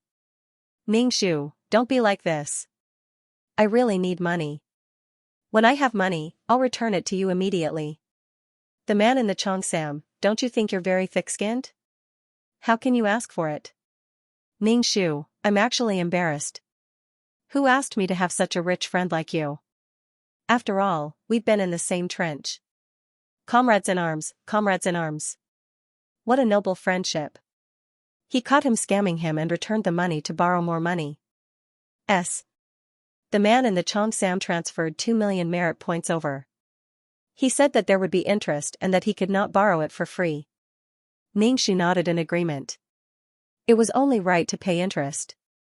Xianxia wrote an IOU. He had to write an IOU for such a large sum of money. This was an IOU that had been notarized by the system. He was in debt again. Every day, he was in a state of robbing Peter to pay Paul. Xianxia wanted to act coquettishly and bargain, but he was not good at acting coquettishly. He bought the puppet with 2 million merit points. The customer service said, "Dear, please check your receipt. The puppet has been sent." After a while, Xianxia saw an ancient swordsman appear in the space system. As soon as he appeared, the entire system space was filled with a sharp sword intent. He stood there quietly, motionless, like a sword. His eyes looked real, but there was no emotion or spiritual energy in them. They surged with sharp sword intent. Although he was not a real person, his skin was like a real person. Xianxia could not help but reach out to touch his face. The skin was warm, just like a human's. Damn, Uncle Chang's carpenter skills are so good, except for giving life. The puppet did not react to Xianxia's touch, nor would it give any reaction. Listen to orders and kill the opponent. Xianxia tapped on the black hole and said to the puppet, "Follow me." The puppet turned around and followed behind Xianxia. It walked quite naturally, just like a human. Xianxia brought the puppet to the side of the pool of rebirth and said to Li Si, "This is the person who will help you. If you have any orders, just give them directly. Don't beat around the bush. Don't think that the puppet can understand the meaning of thousands of words, especially when the language is profound." Li Si nodded. He glanced at the cold and expressionless puppet and asked, "What's his name?" He did not have any human feelings. It made one's heart tremble. He was cold and heartless. A name. Xianxia thought for a moment and said, "Sword Lord. You will guard hell with him from now on." Xianxia ordered Sword Lord. She didn't have a choice. This was the only thing she could make right now. As for how to make skeletons from His Excellency wouldn't tell her. If she asked too many questions, she would appear annoyed. She was not a thick-skinned person. "I also want to be a noble and elegant little fairy." "Yes." The sword sovereign's voice was very cold, like the sound of a stream hitting a jade, cold and indifferent. She was so cold and aloof. She was cold and aloof from her hair to her toes. She was even colder when she was not human. Xianxia instructed Li Si not to let the sword sovereign come into contact with the calamity beast. He reckoned that the calamity beast would contaminate Li Si. Lisi felt that working with such a person was quite stressful. What should he talk about later to ease their relationship? After that, Lisi tried to find a topic to ease the atmosphere with the cool colleague, but the cool colleague ignored him and stood there motionless, as if he could stand there forever. He was not tired. He just stood there straight. Lisi felt tired just by looking at him. He accidentally touched his wrist and found that there was no pulse or heartbeat. Was this a dead person? Ningshu couldn't help laughing. The puppet only accepted orders to fight and retreat. No matter how difficult it was, if there was no retreat, it would do everything possible to complete the task. It had no personal feelings. It was born to guard. Ningshu didn't dare to stay in the world of samsara for too long. After all, the soul was so weak that it was easy to be contaminated. She went to take a look at the reincarnation pool. It had become bigger again. It was the size of 2 water tanks. She reckoned that it would evolve faster and faster. The next time she came, it might become a small pool. If there were no accidents, there was a 90% chance that the reincarnation pool would be successfully formed. After entering the 3rd layer of the 9 Palace Mountain, Ningshu collected a few strands of pure Xianxia silk thread. This time, he collected less than before. Ningshu felt that it was normal. When people were faced with unsolvable problems and unexplainable things, they would believe in something mysterious and powerful. When humans could rely on themselves to survive, they would choose to believe in themselves. They wouldn't believe in unwarranted power. Now that the environment of this world had stabilized, the living beings of this world had adapted to such an environment. They could survive very well. This was especially so for the living beings with intelligence. They would question the gods that they once believed in. If there were any, he would keep it. If there weren't any, Ningshu would just say that it was a pity. After all, they were extra. Ningshu held the black bone umbrella and wandered around this world. Maybe he could find another world's origin. But obviously, this was a world that had just stabilized.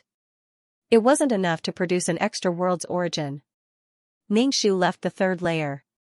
He wanted to go to the 5th layer to take a look. He wondered what kind of world the 5th layer was like. Squeezing into the 5th layer, Ningshu felt like he had bumped into an iron plate. The impact was so great that his soul hurt. She couldn't enter the 5th layer. Was it because her soul was too weak, or because the 5th layer rejected her? Alright, Ningshu gave up very quickly. The key was that it was like bumping into a wall. It was very painful. She was afraid of pain. If she couldn't go in, she wouldn't go in. She could always go in. It was time to do the mission. The soul fluid on the 2nd layer had already been collected. There probably wasn't much left for the time being. She could only rely on missions to collect soul power. She had to be proactive when doing missions. If she wasn't proactive, her soul would always be so weak. Ningshu returned to the system space and began to exchange for fasting pills, water, and medicine. She happily prepared to do missions. It had been a long time since she had been so proactive in doing missions. Ding dong. The chat system sounded. Ningshu felt that it shouldn't be a good thing. She saw that the message was from Grand Uncle. Didn't he blacklist her all the time? Why did he send a message? Grand Uncle, did Xianxia go back? Damn, Xianxia still dared to come back. She wanted to eat 2,333 raw. 2333 wouldn't come back, right? Ningshu replied coldly, he didn't come back. I don't know where he is. What did their business have to do with her? She didn't want to hear about it. It would ruin her mood. Please don't ruin other people's happiness, okay, Grand Uncle? Please note that whether or not he is hiding in the mountain is the world in the mountain. Ningshu was stunned. The world in the mountain. She didn't expect Xianxia to be hiding in the 9 Palace Mountain. Moreover, she wouldn't think in this direction. He stole her things and hid in her territory. This was something that only bullies could do.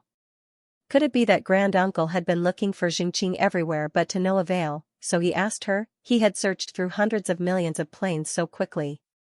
This speed was too fast. Even if he went around a world, it wouldn't be so fast. Ningshu was conflicted. She was conflicted about whether Xianxia was really hiding in the 9 Palace Mountain. If it was true, then her previous plan to get rid of Xianxia was purely a fool's dream. Damn it, the more she thought about it, the more she felt that Xianxia might be hiding in the Nine Palace Mountain. It was too annoying. She didn't want to have anything to do with these two people in her life. As for those things, Ningxu treated it as paying a IQ tax.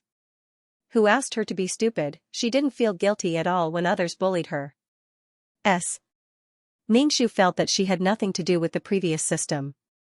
She finally managed to mentally prepare herself and think positively. However, she was told that the guy might be hiding in her world of reincarnation. Ningxu felt an indescribable bitterness and anger in her heart.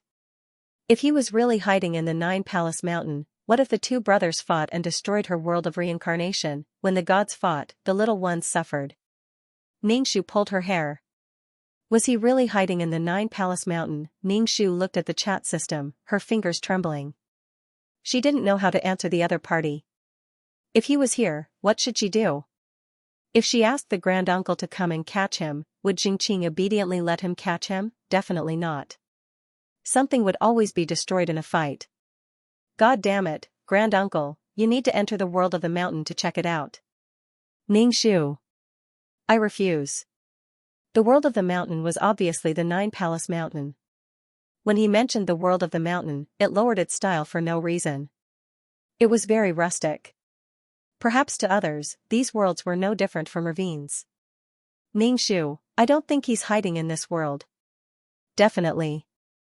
Granduncle, why are you so sure? Ningxu, he's shameless. Hiding in the territory of a small ant. Granduncle, the most dangerous place is the safest place. Oh, in the granduncle's heart, Xianxia was a shameless person. Ningxu's face was cold. What reason should she use to refuse the granduncle's search of the Nine Palace Mountain?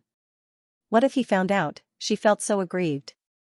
Even if Xianxia was really hiding in the Nine Palace Mountain, she still had to find a way to cover up for him. Because the most important thing in her heart was the world. Who knew what would happen if the two of them fought? She had just been born in the reincarnation pool. If it was destroyed like a basin of water being knocked over, who would she cry to? Could she grab the other party's collar and ask for compensation? Ningxu racked her brains to think of a way to refuse. I think he should have gone to the billions of planes. Ningxu, you're protecting him. She only wanted to protect her own world. She already had the heart to kill Xianxia, so how could she protect him? However, compared to the world, her current feelings were negligible. The most important thing was the world. She could definitely take revenge, but if the world was destroyed, it would be a loss and pain. Even if she took revenge, it would not be able to make up for it. Granduncle, we need to search your world. Ningxu, her pupils shrank as she saw the Grand Elder's figure gradually appear in the system space. He was dressed in black and stood there. He could come and go as he pleased. Her system space did not have any privacy at all. If she had known, she would have placed a few mousetraps. The granduncle said, let's go to your world now. I can enter your world. I'll tell you in advance. I refuse to be searched. Is that okay? Of course not. Then what the hell are you talking about? What difference does it make if you tell me or not? You can't refuse at all. Taishu's appearance in the system space, which wasn't very spacious, seemed a little cramped, especially since the system space was stuffed full of things. There was a big fish pond, bookshelves, sofas, coffee tables, beds, and all kinds of potted plants. It was so crowded that there was no place to stand. Ningxu sat cross-legged on the sofa and asked, if you find Xianxia in the Nine Palace Mountain, what are you going to do? The granduncle looked at her as if she was an idiot. What are you going to do if you don't catch him? Ningxu looked at him as if she was looking at a fool. I mean, if you find him and you guys fight, what will happen to my world? My world is broken. Can you take responsibility if anything happens? Perhaps her world looked as fragile as a toy, but it was still her world. The granduncle said expressionlessly, it won't affect your world. Besides, he might not be hiding in your world. Ningxu smiled. You said you can take responsibility. If something really happens and I look for you, won't you kill me? If I want to kill you, I'll kill you. What's the use of looking for you? The granduncle frowned. Why are you so troublesome? Ningxu immediately covered her heart and said exaggeratedly, the world is my son. If you guys fight in my world, what if you hurt the world? What should I do? Ningxu covered her heart with one hand and hammered the sofa with the other. Can you understand a mother's feelings? The granduncle's face became colder. I don't understand. I'm just informing you not to talk about a mother's feelings. Ningxu opened the black hole and said, if Xianxia is really in the 9 Palace Mountain world, I didn't put him there. When he left, he took all my things and caught Xianxia. Can you return those things to me? Also, when you guys fight, you must take care of my son. My world is very fragile. You must cherish it. You must remember that I'm innocent. My soul power was absorbed. My soul power is so weak now. It was absorbed by him. Can you return it to me? The granduncle said, can you shut up? The granduncle walked into the black hole and turned around. You don't have to go. It's useless even if you go. No, I want to go. Why couldn't she go and see what was going on in her world? No matter what, she had to set up a barrier to protect the rebirth pool. Up to you. The granduncle disappeared in a flash. When Ningxu reached the world of reincarnation, he couldn't see him anymore. He probably went to search the world. She didn't know what kind of connection the two had. She heard that twins had telepathy. Could these two have telepathy too? Ningxu saw that the rebirth pool had expanded again and quickly set up a barrier. This time, it was a barrier set up with the law of Earth. The law of Earth was very stable and kept increasing in thickness. She set up barriers on both rebirth pools. Whether or not she would find Xianxia in the 9 Palace Mountain, it was better to be prepared. Once people like her started fighting, it was possible to destroy a plane. Her world of reincarnation was like a bubble. It wasn't stable at all. Because of the barrier, some souls that wanted to reincarnate were directly bounced back by the barrier.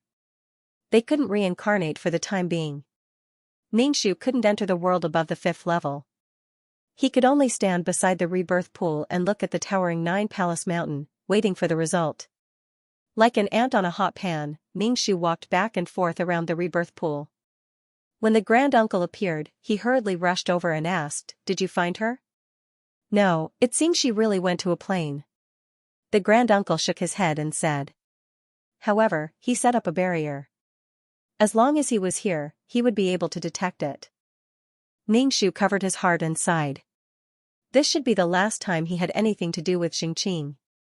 Fortunately, they weren't in this world.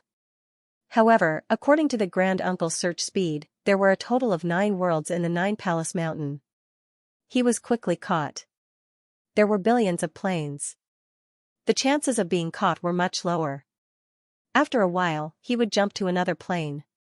Translator, Atlas Studios editor, Atlas Studios. This kind of hide-and-seek could allow Xianxia to have fun for a long time. Especially with so many planes, the probability of finding Xianxia was 1 in a billion. Such a small probability was even lower than finding a needle in a haystack.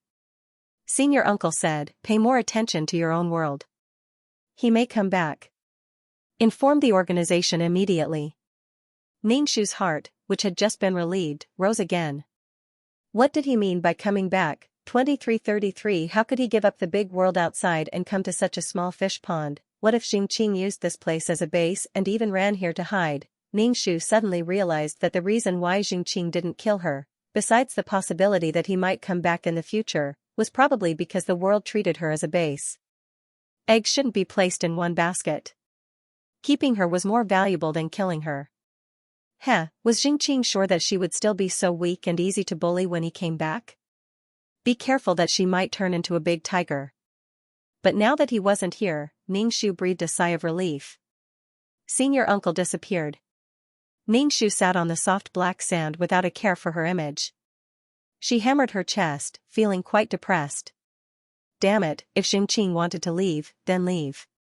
Why did she feel that Xianxia would definitely come back dejectedly, or he would be chased into a corner, come back to exploit her, and then run away? Ningxu felt like she was bleeding from her own imagination. She felt like she was a milk cow. Fortunately, the world wasn't hurt. Fortunately, Xianxia wasn't here. A person she had never met and didn't know what he looked like had caused her to be like this. It was possible that the enemy didn't know each other. What a trap, she was no longer in the mood to do missions. She might as well comprehend the space laws and calm her frightened heart. What did she owe Xianxia? Or was she a donkey that Xianxia had marked? Was she going to be his slave for the rest of her life? She thought that after leaving, her life would open up and she would run all the way. But in the end, she found that this guy was a huge rock in front of her. She kicked him away, but there was still more. Who knew that this rock would roll down from the top of the mountain and smash her to death? What a trap. Xianxia returned to the system space.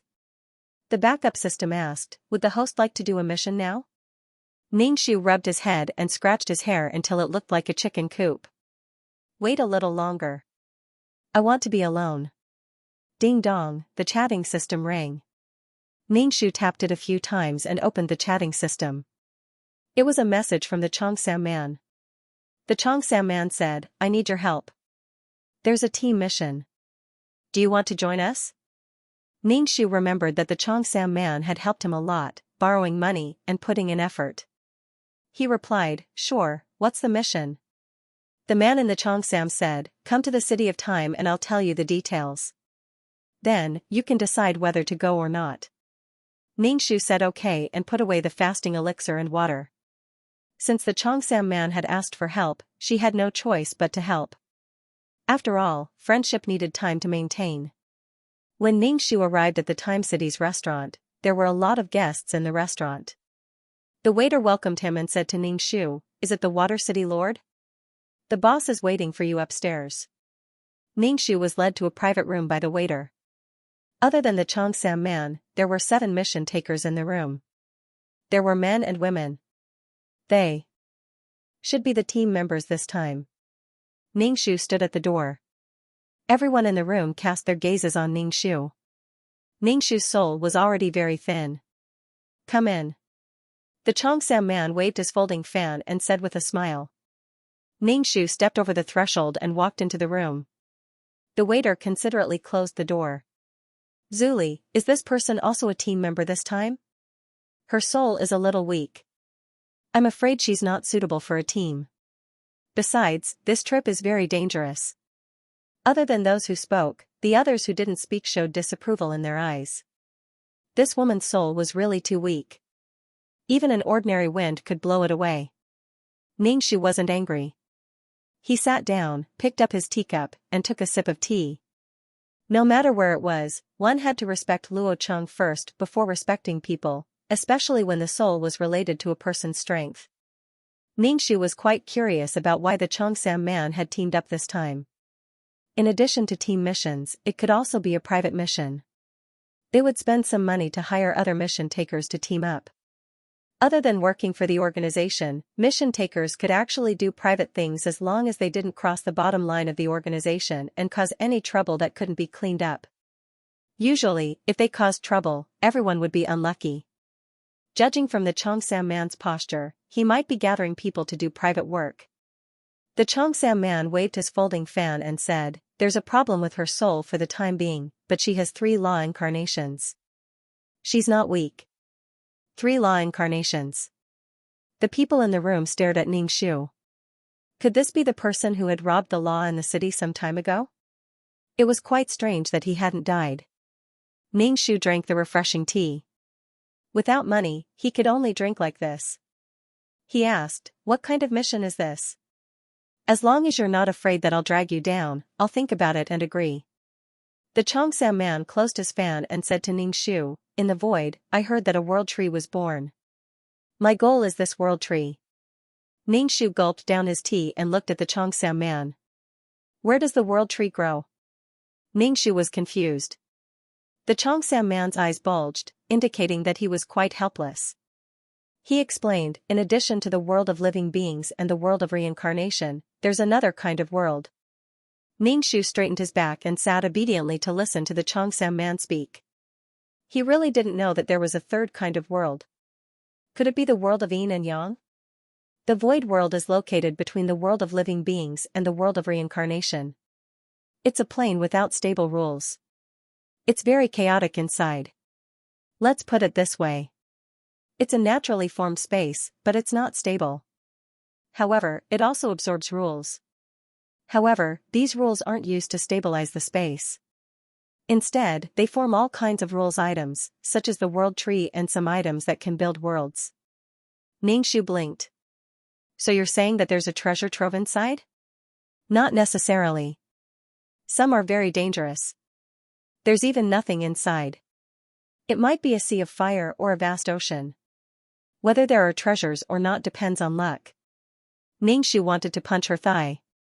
F*ck, there was actually such a place.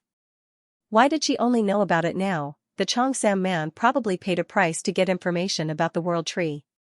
The purpose of this team was to go to the void world to get the world tree. Ningxu was a little envious. It was good to have a wide range of information. She also wanted to get a world tree, but the Xianxia man had already started looking for it. Translator, Atlas Studios editor, Atlas Studios. It seemed that the man in the Xianxia was not trying to build a world, but he wanted to choose a good one. It was similar to what she thought. He did not want to find a random world carrier to build. Ningxu knew that this time, she was going to accompany the prince to study and help him take down the Tree of World. Besides, Ningxu also wanted to see the world in the void. If she helped him take down the Tree of World, she might have to ask the man in the Xianxia for help next time. Ningxu understood and began to think about the danger this time. She asked, "Does anyone else know about this except us?" If more people knew about it, in addition to the danger of the void, there would be competition among the task takers. The Tree of World was a good thing.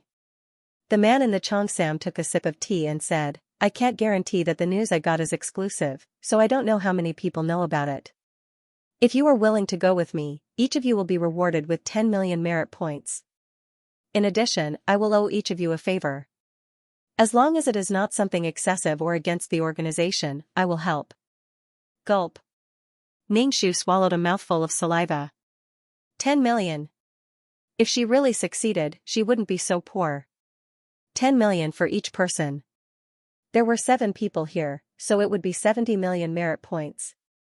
The man in the Xianxia was indeed a hidden rich man.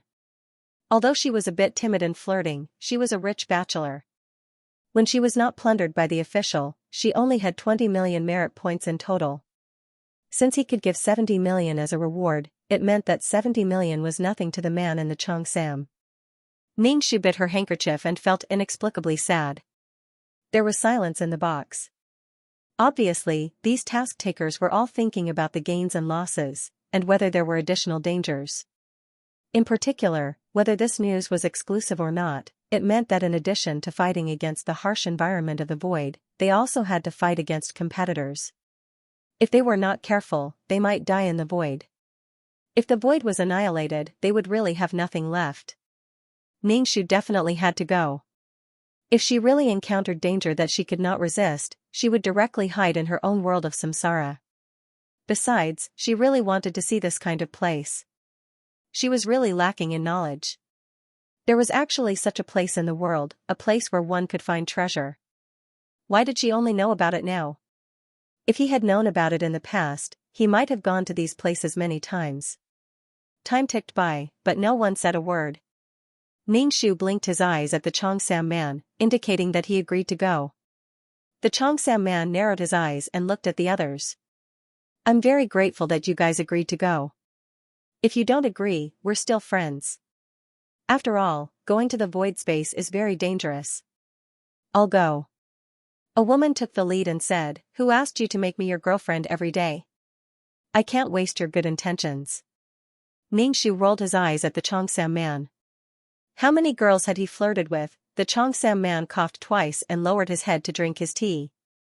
During this period of time, 2 people withdrew. They had measured their own strength. Moreover, there were still people in the team who were dragging them down. Their souls were so weak. The man in the Xianxia was not angry. He asked the waiter to serve them good wine and dishes, and told them to leave after they finished eating. The 2 of them were a little embarrassed. They directly said that they didn't want to eat and left. Including the Xianxia man, there were 6 people left. Ningxu asked, "Is it enough?" After 2 people left, there shouldn't be enough people. It's enough. We've already calculated that we'll withdraw. Zuli thanks everyone here. You're welcome. Ningxu was a novice. As for how to go to the void space, he was completely clueless. He asked, how do we get there? If they wanted to build a space tunnel, it meant that they were powerless. We'll buy a space tunnel rune array in advance. We can go to that world, the Xianxia man said. Ningxu felt that the mission enforcers had a lot of tricks up their sleeves. He was like a frog at the bottom of a well. In the end, he didn't have as much experience and knowledge as others. She had to be a knowledgeable little fairy. Ningxu asked, do we need to bring some tools? It was better to be prepared. Ningxu whispered again, since it's the world tree, you can't uproot it with your hands. There should be tools. Don't forget to bring them. The Xianxia man smiled slightly. I remember. Don't worry. Then do I need to prepare anything? It was always good to be prepared. Just bring your personal weapons with you. If you bring too many other things, they might become a burden. Ningxu nodded. In that case, she could only go alone because she didn't have any personal weapons. She had to find a personal weapon slowly. It was better to go without than to have something substandard. Since it was a personal weapon, she had to find the best one that was most suitable for her. The Xianxia man said, there's no time to lose. Everyone, stand over here and find a way to increase our chances of success. Ningxu stood next to the Xianxia man. A space tunnel appeared in front of them. The Xianxia man took the lead and walked in.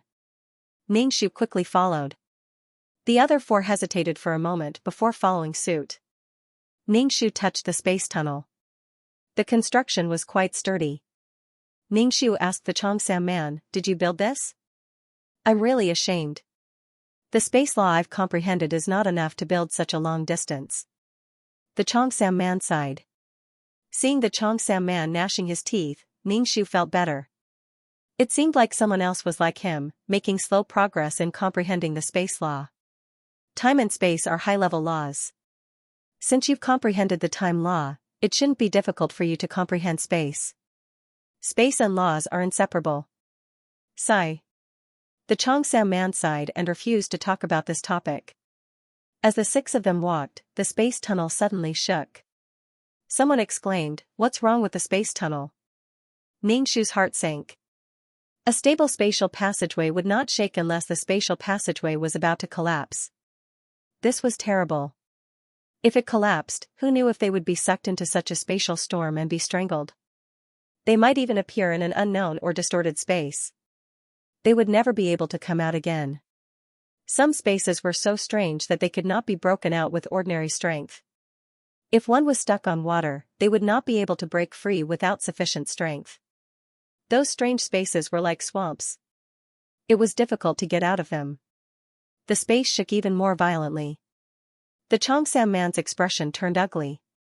Something must have gone wrong when the space tunnel was being stored.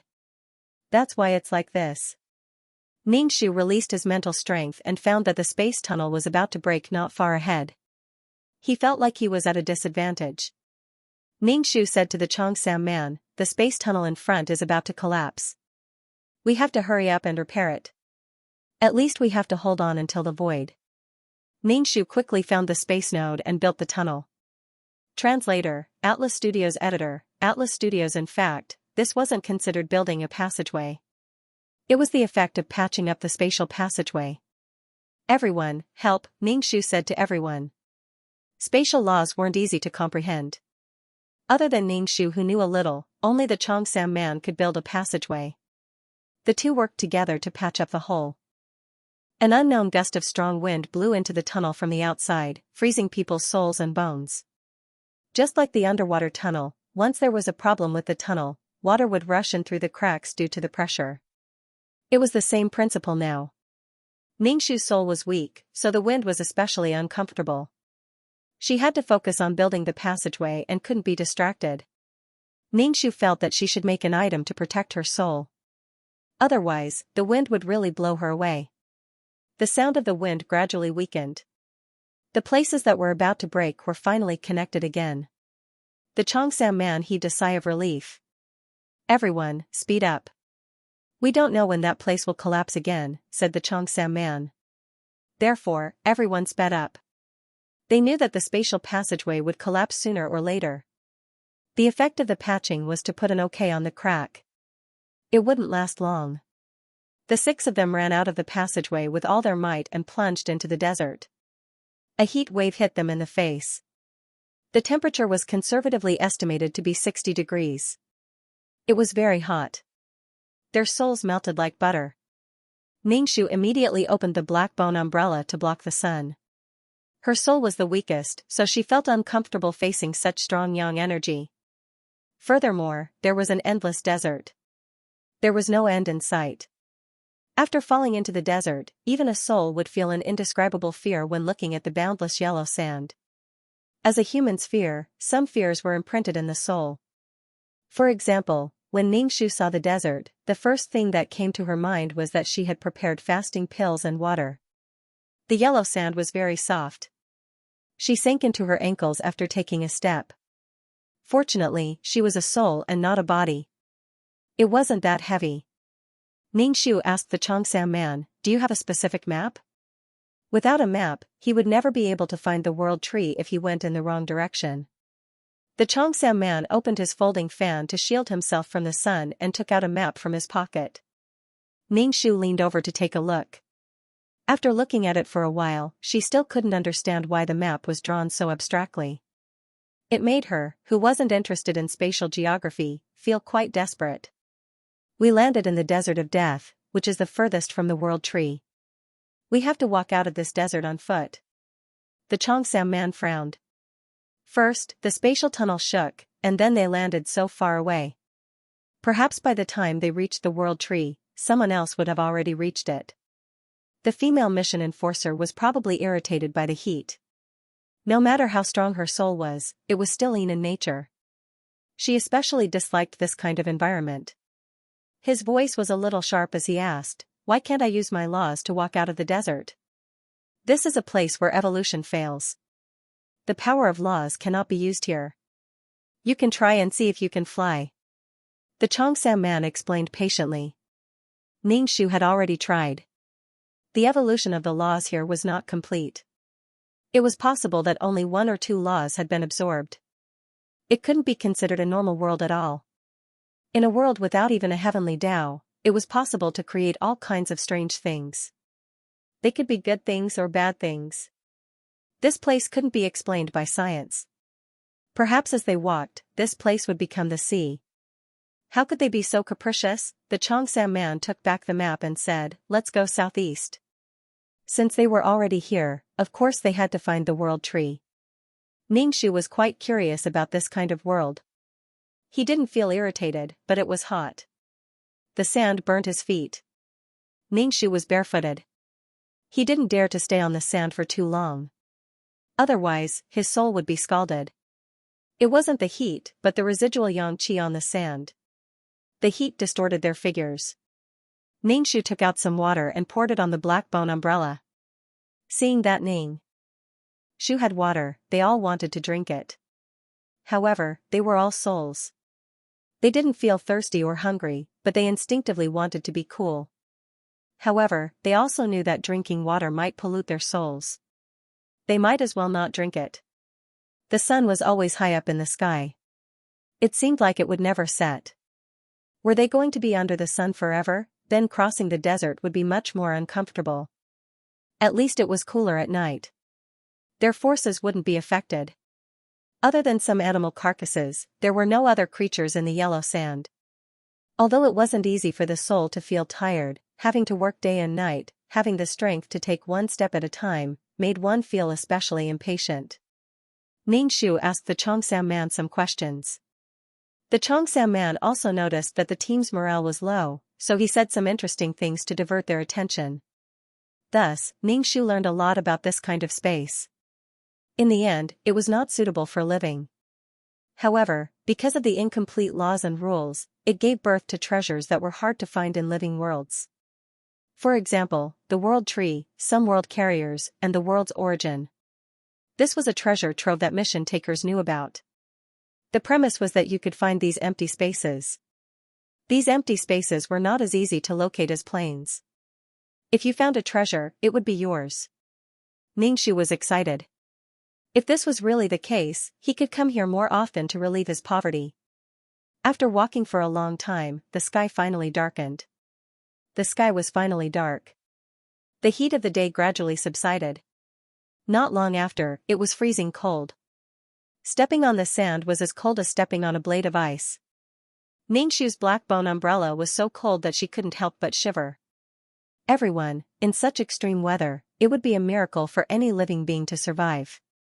The 6 of them had no choice but to continue forward. It was so cold.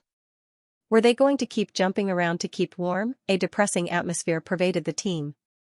The first burst of energy, the second weakened, and the third exhausted. The space trembled and they fell into the desert of death. Walking through the desert, they were still so stubborn in the desert. The Xianxia man couldn't help but sigh. Ningxu whispered to the Xianxia man, "The world tree is a peerless treasure. It's okay to suffer a little. How can it be a peerless treasure if it's easy to get?"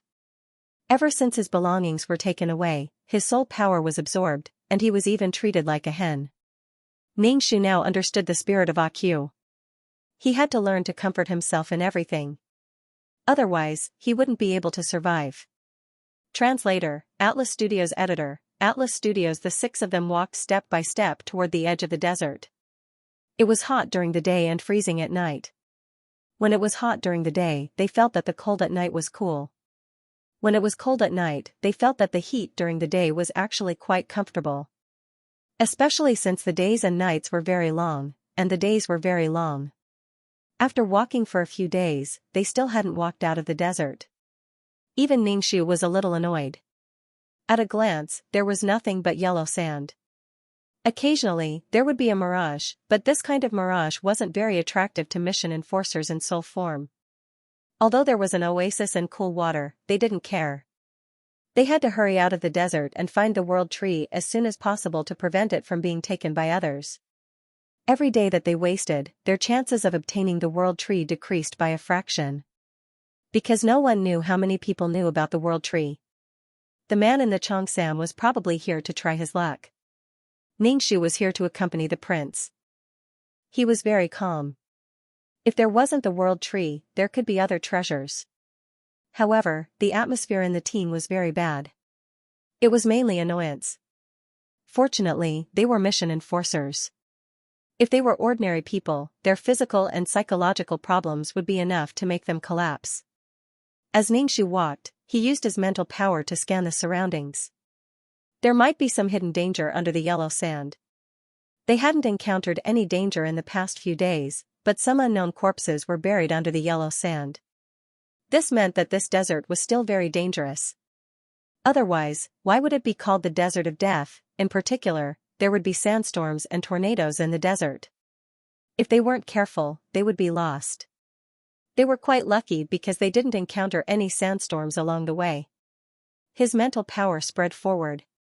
Ningxu saw a person lying on the yellow sand. His body was almost covered by the yellow sand. His body was faintly discernible in the yellow sand. Do you see it? There's someone in front. The team had stopped. Obviously, everyone had noticed the person lying in front. In the middle of the desert, there was actually a person lying there. Ningxu used his mental power to scan the person and found that his heart was still beating. Although it was beating very slowly, it was still beating. It meant that he was still alive. The high viscosity of the blood meant that he had been dehydrated for a long time. He was the only one around. Could it be that he didn't have any companions? Everyone felt that it was strange to see such a half-dead person lying in the middle of the desert. Ningxu didn't say anything. Anyway, the leader of this team was the Xianxia man. If the Xianxia man wanted to save people, they wouldn't object. If he didn't save them, it would be normal. The Xianxia man said to Ningxu, "You have water on you, right? Go and give him some." Ningxu nodded, took the water bottle and ran over. He was exhausted. The spiritual force scan was very fast, and the distance he ran was very far. A group of people stood next to this person, sizing him up. They pulled him out of the yellow sand. He was wearing beast skins, and there were beast teeth of different sizes strung together around his neck.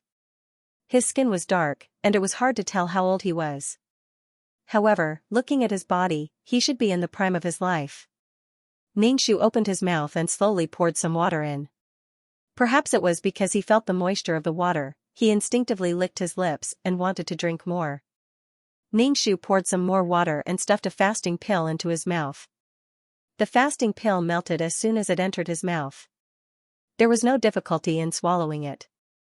Anyway, he wouldn't die. His body's vitality was slowly recovering. The Xianxia man looked at the sky. It was going to be dark soon. After dark, the temperature of the ground would be unbearable for ordinary people. Why was this person unconscious in the desert? He didn't die of heat, dehydration, or freeze to death. His body was really strong. The Xianxia man said, "Drag him away."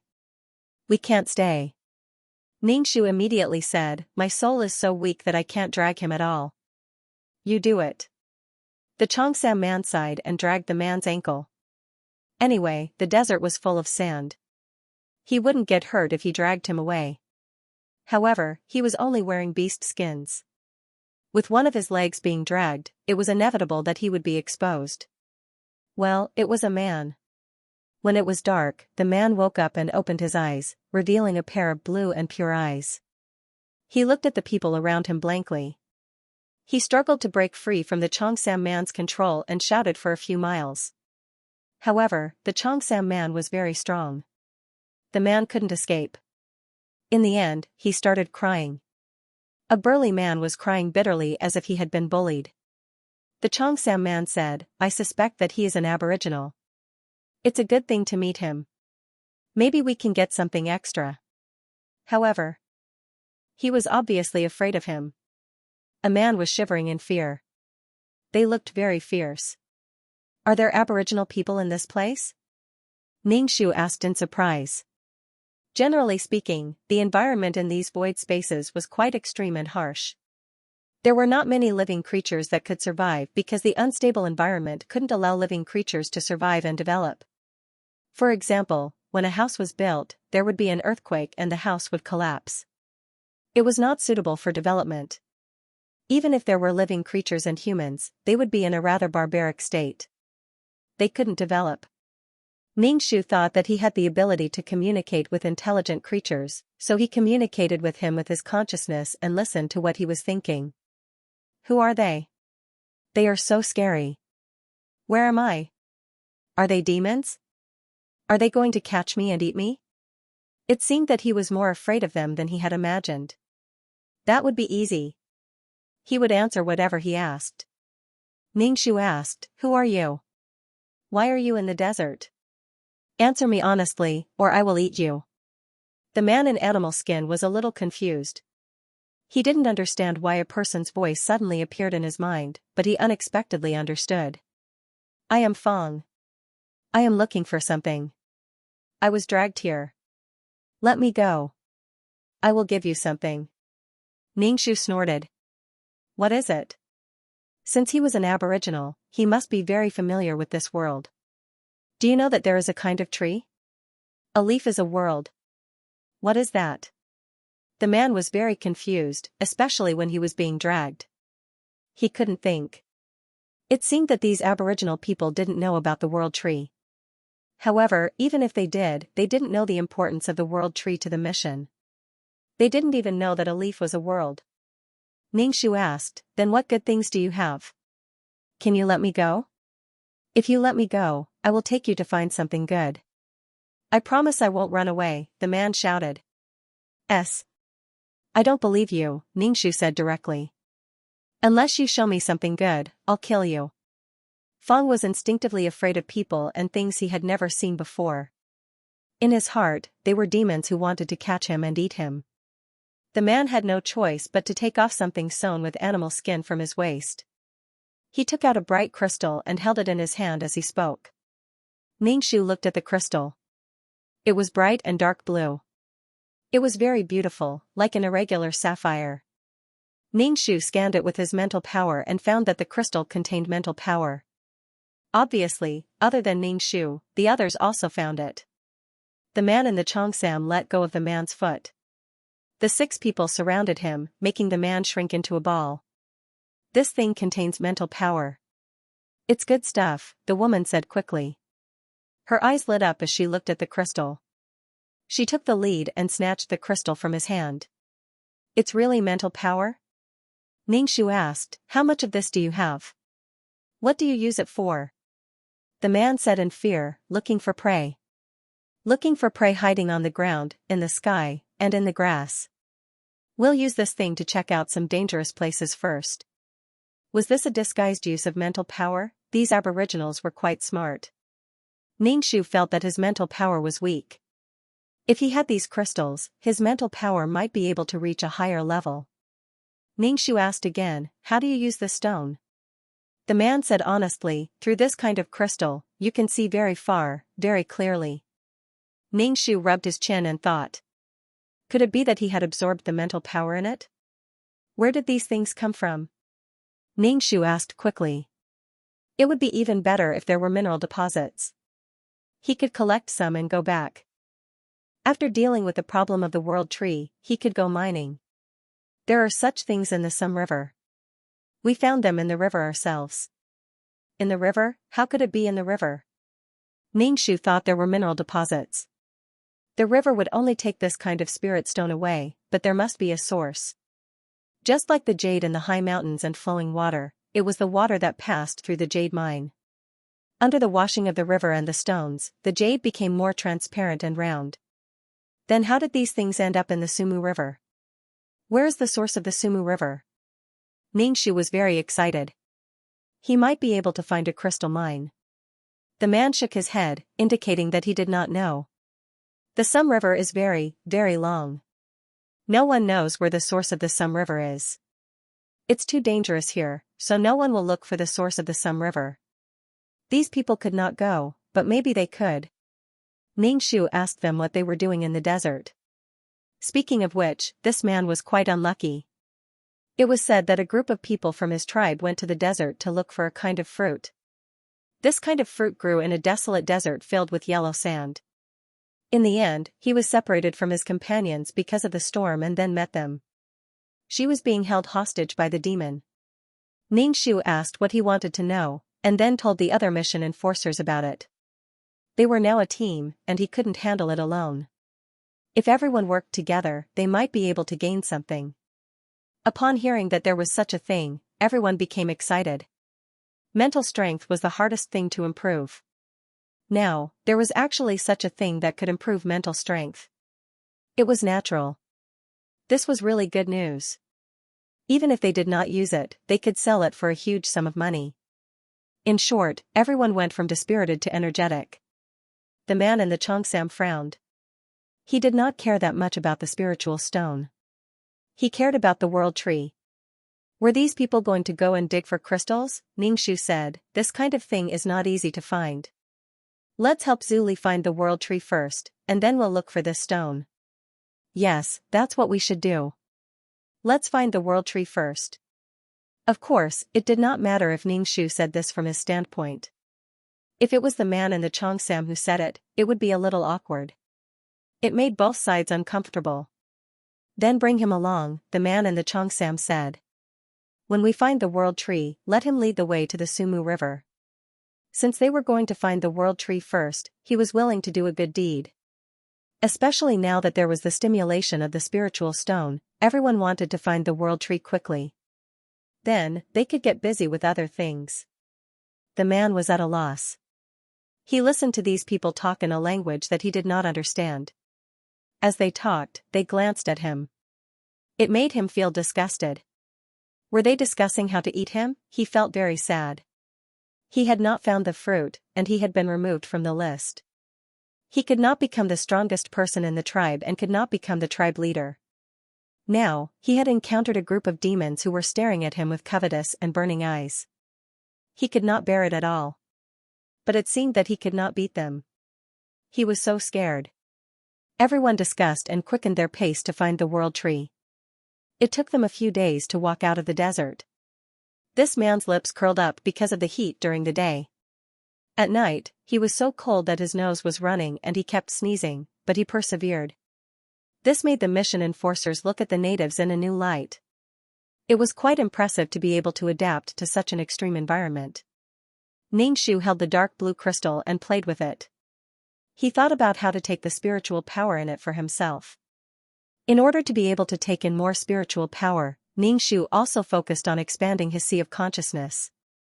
The bigger his sea of consciousness, the more spiritual power it could take in. Xianxia asked the man in animal skin, "How do you use this crystal?" The man said, "You have to concentrate and become one with the God Stone. That way, you can use the God Stone quickly." Xianxia nodded and tried. He felt as if he was floating on the sea. When he opened his eyes again, the spiritual stone in his hand had turned into powder. Could it be that the spiritual power had been absorbed by her? Xianxia entered his sea of consciousness and saw that his spiritual power was indeed a little stronger. This was really good stuff. His current spiritual power was not enough. It was great to have such a crystal that contained spiritual power. He hoped to find some crystals. After all, he might not be able to come to this place next time. Maybe the already unstable void space would be annihilated. He would get as much as he could. He just did not know if there were any side effects. He would not use it for now. He would take it back and appraise it. What if there were impurities? It would not be good for his spiritual power. The others watched the crystal turn into powder with shining eyes. The stronger they were, the more they knew the importance of spiritual power. Spiritual power was the left and right arm. They could live without eyes, but they could not live without spiritual power. Walking out of the desert, everyone headed towards the place marked on the map. They were getting closer and closer to the world tree. Everyone was trying to suppress their excitement. They were going to find the world tree. They wondered how the world tree was doing. Was it still there? During this time, the man in animal skin tried to escape a few times, but he was caught. Every time he tried to escape, the result was the same. The man seemed to have learned his lesson.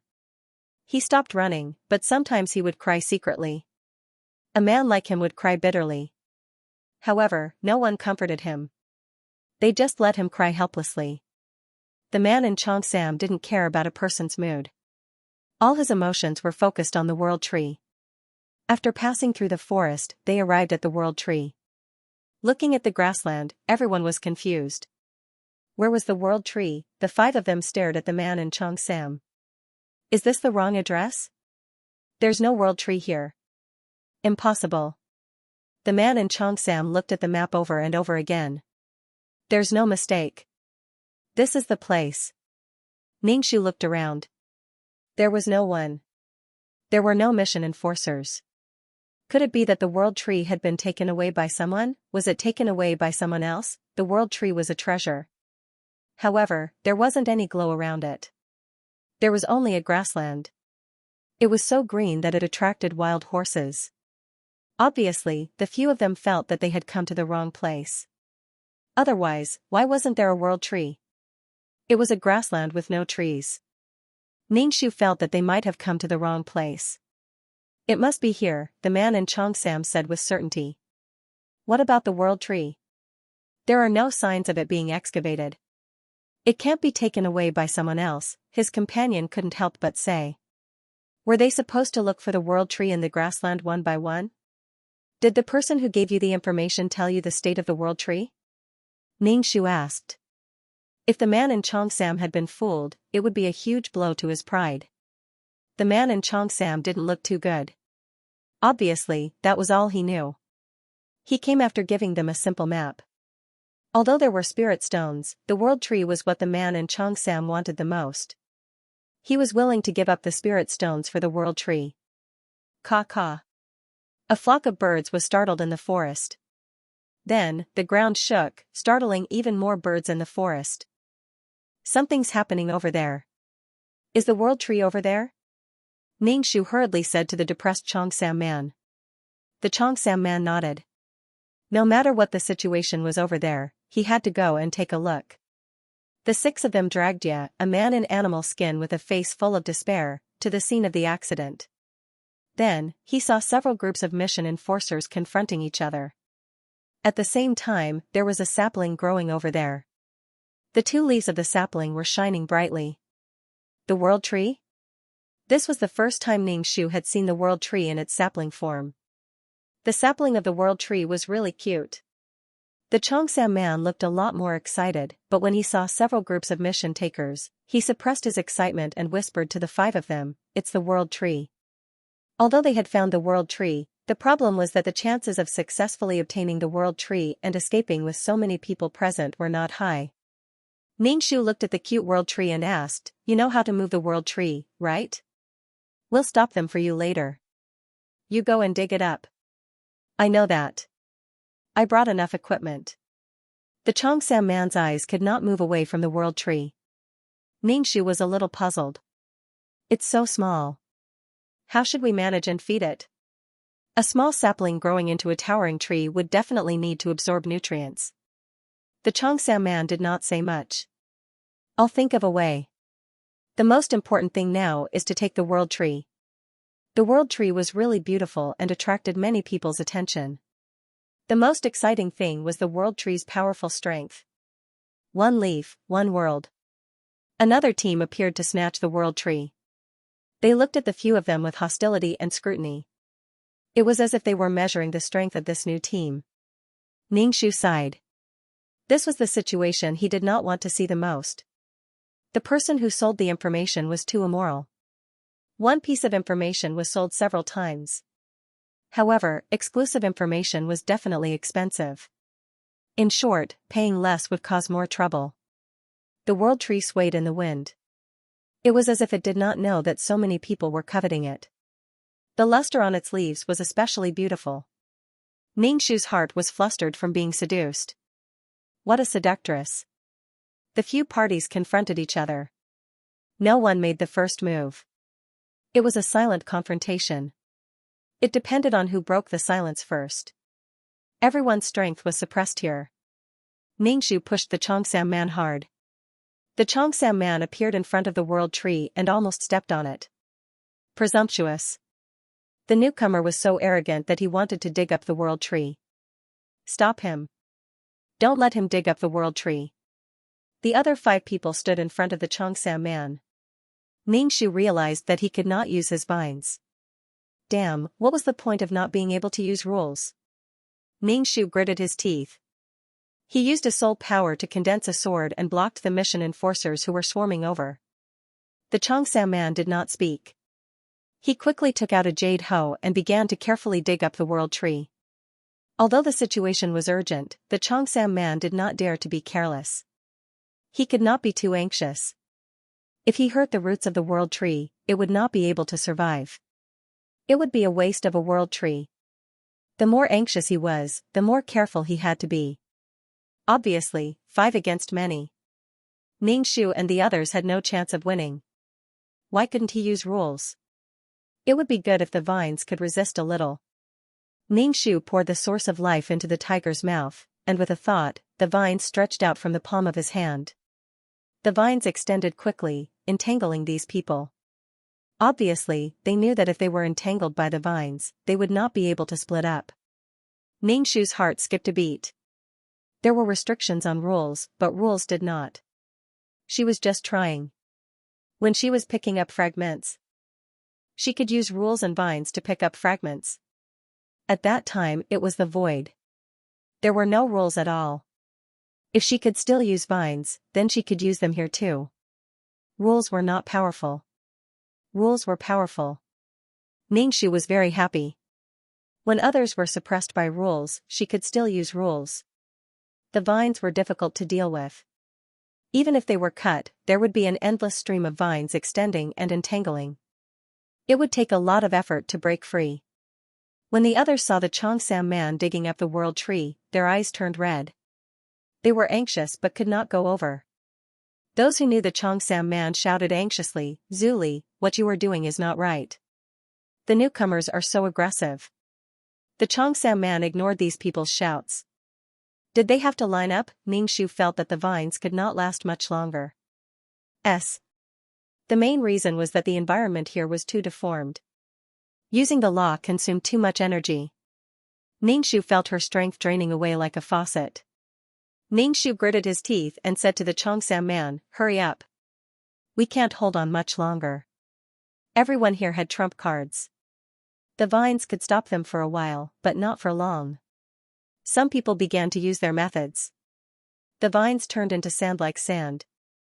Ningshu had no choice but to produce more vines. The Xianxia man was very focused. He was very careful not to destroy the foundation of the world tree. Ningshu was not relaxed. The other 4 people also gritted their teeth and held on. They used their own methods, but 5 against more than 10 people. This situation could not last long. The Xianxia man finally dug out the world tree. He placed it in an exquisite flower pot and put some soil. The Xianxia man held the flower pot. "Okay, let's go." When the others saw the world tree being dug out, they became anxious and attacked even more fiercely. Ningshu did not panic. He used the vines to wrap around the man in animal skin who wanted to escape. He still needed him to find the spirit stone. "This is an invisibility item. Wear it." The Xianxia man had obviously prepared beforehand. He handed the 5 of them an invisibility item. He saw the man in animal skin behind him and also put an item on him. This way, the chances of being caught were much lower. Ningshu put away the vines. His whole body was exhausted. He carried the man in animal skin and quickly ran. Their souls were not heavy and did not leave many marks. However, Fong was a man. He was a strong man. When he stepped on the grass was bent and left a mark. Ningshu wanted to carry him away, but his soul was weak. He had used too much strength just now, causing his soul to be a little tired. "One of you will carry him away. Hurry." Ningshu felt that the people behind him were relentless. If it were not for the spirit stone, they would have gone back long ago. If they went back, they would not be hunted down. In the city of the law, fighting was not allowed. If they went back, it would mean that the world tree belonged to the Xianxia man. However, as long as they were in this world, they could still fight for the world tree. However, because of the spirit stone, they could not leave this world so soon. Ningshu could not help but say, "Zuli, why don't you go first? We'll stay in this world." He couldn't use the system to locate him when he came here, but it was easy to go back. The Xianxia man thought for a moment and felt that it was useless for him to stay here. The most important thing was that he had already gotten what he wanted, so there was no need for him to stay. Instead, he would be hunted down. With such a precious treasure, he couldn't be willful. Moreover, if they really did manage to get their hands on something like a spirit stone, he would spend money to buy it. The Xianxia man was about to leave with the world tree in his arms. "Wait a minute, I want to go back too." The female mission enforcer suddenly ran towards the Xianxia man, wanting to leave with him. The Xianxia man nodded and led her away. Thus, only Ningshu and the 3 unfamiliar quest takers were left. Now, their cooperation could collapse at any time, especially after they found the Mind Stone. They immediately changed from collaborators to competitors. "Then let's go," the quest giver said. Ningshu nodded. No matter what, they had to avoid being hunted down first and then find the Mind Stone. Fong, who was being carried on a shoulder, trembled uncontrollably and felt extremely uncomfortable. Could it be that these people wanted to take him somewhere and eat him bite by bite, just like how they ate the prey? Also, what was up with these people's strength? Why were they so powerful? He thought that he could escape while they were fighting, but he was caught by the vines. It was so hopeless. To Fong, these people were like aliens with mysterious and unfathomable powers. To him, this was a disaster. As Ningshu ran, she asked Fong, "Which direction are we going?" "To the Sum River?" Fong pointed in a direction in despair. Ningshu immediately said, "Let's go in that direction." As they ran, they seemed to feel that the world tree had disappeared. The feeling of being tracked finally weakened. The world tree had a special fragrance. If it disappeared, the fragrance would also disappear. These people would naturally think that the Xianxia man had left with the world tree. They would be safe and could look for the Mind Stone in peace. Now that the crisis had been averted, everyone was relieved. They put down Ivory from their shoulders and let him lead the way. Ningshu said directly, just lead the way. Don't play tricks. Our goal is the Mind Stone. Fang's face fell. Ningshu felt that his expression was too rich. If he was not crying, he was depressed. When Fang saw the vines growing out of Ningshu's palm, he immediately covered his face and ran in front. The 4 people followed behind him. The Sum River was a river that ran through the entire forest. Its surface was sparkling and shone with a golden luster. They stood on the bank of the Sum River and quickly released their spiritual power to check if there was a Mind Stone on the river bank. Ningshu found a white Mind Stone. He directly stretched out a small vine into the river and rolled up the stone. The Mind Stone was crystal clear and dazzling under the refraction of the sun. It was especially dazzling. Ningshu had the means to get the vines from the river. The other 3 also got the crystal stones. Surprisingly, the crystal stones came in many colors. His crystal stones were white, while the other 3's crystal stones were red, pink, and yellow. These stones were not only rich in spiritual power, but also beautiful. Especially with the migration of the river, the surface was smooth and beautiful. The water flowed downwards, and everyone went upstream. Fang looked at the 3 of them plundering the Mind Stone along the way and was very envious. These people were so powerful. Even if they found the Mind Stone at the bottom of the river through the Mind Stone, they had to go down the river to find the Mind Stone. These people could get the Mind Stone just by standing on the bank. Then he thought that these people had taken so many Mind Stones. There were not many left in their tribe. God, he was really a sinner of the tribe. Why didn't they let him die in the desert? He was enslaved by these demons to find the Mind Stone. These demons obviously needed the Mind Stone too. If they used the Mind Stone, would they deal with them, enslave them, or kill them all? The more Fang thought about it, the paler his face became.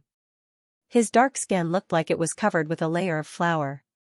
His whole body was trembling, and his face was full of despair and helplessness. Should he just die? But these people already knew about the Mind Stone. If he died like this, no one would inform the tribe. The tribe would not know that a disaster was imminent. He was still a sinner of the tribe. So, he could not die. He had to go back alive and report to the tribe that there was a very powerful demon. Ningshu and the other 3 did not care about the imagination of the man in animal skin. They focused on finding the Mind Stone in the river. The group of 5 went upstream. The further upstream they went, the more spirit stones there were. Ningshu and the other 3 mission enforcers were not familiar with each other. They didn't even know each other's names, so they started to have conflicts.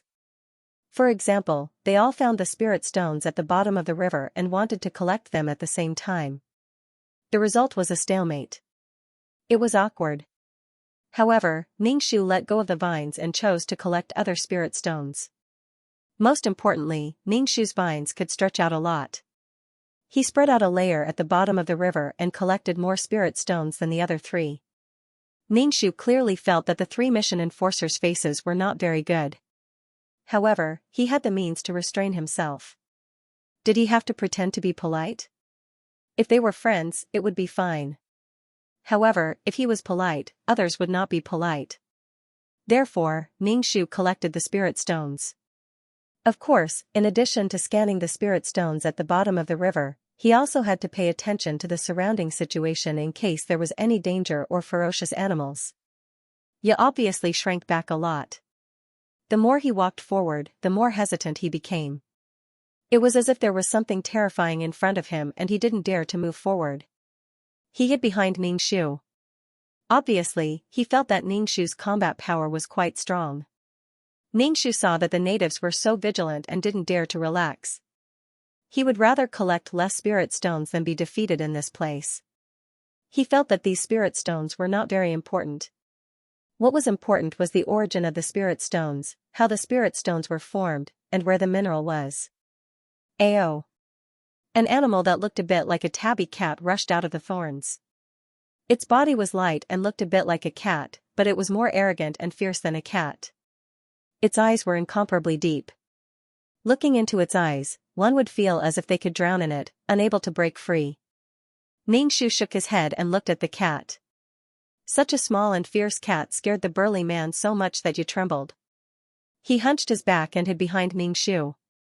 The muscles all over his body were trembling. Seeing that the natives were so scared, Ning Shu didn't dare to be careless. He looked at the cat sitting on the ground. One cat appeared, and then countless cats appeared on the branches. On the ground, pairs of blue eyes lit up, and they quietly licked their paws and paws. There were so many stray cats. His teeth chattered even more fiercely as he muttered something under his breath. No one knew what he was saying. The other three stood together with Ning Shu and whispered, "There are a lot of them.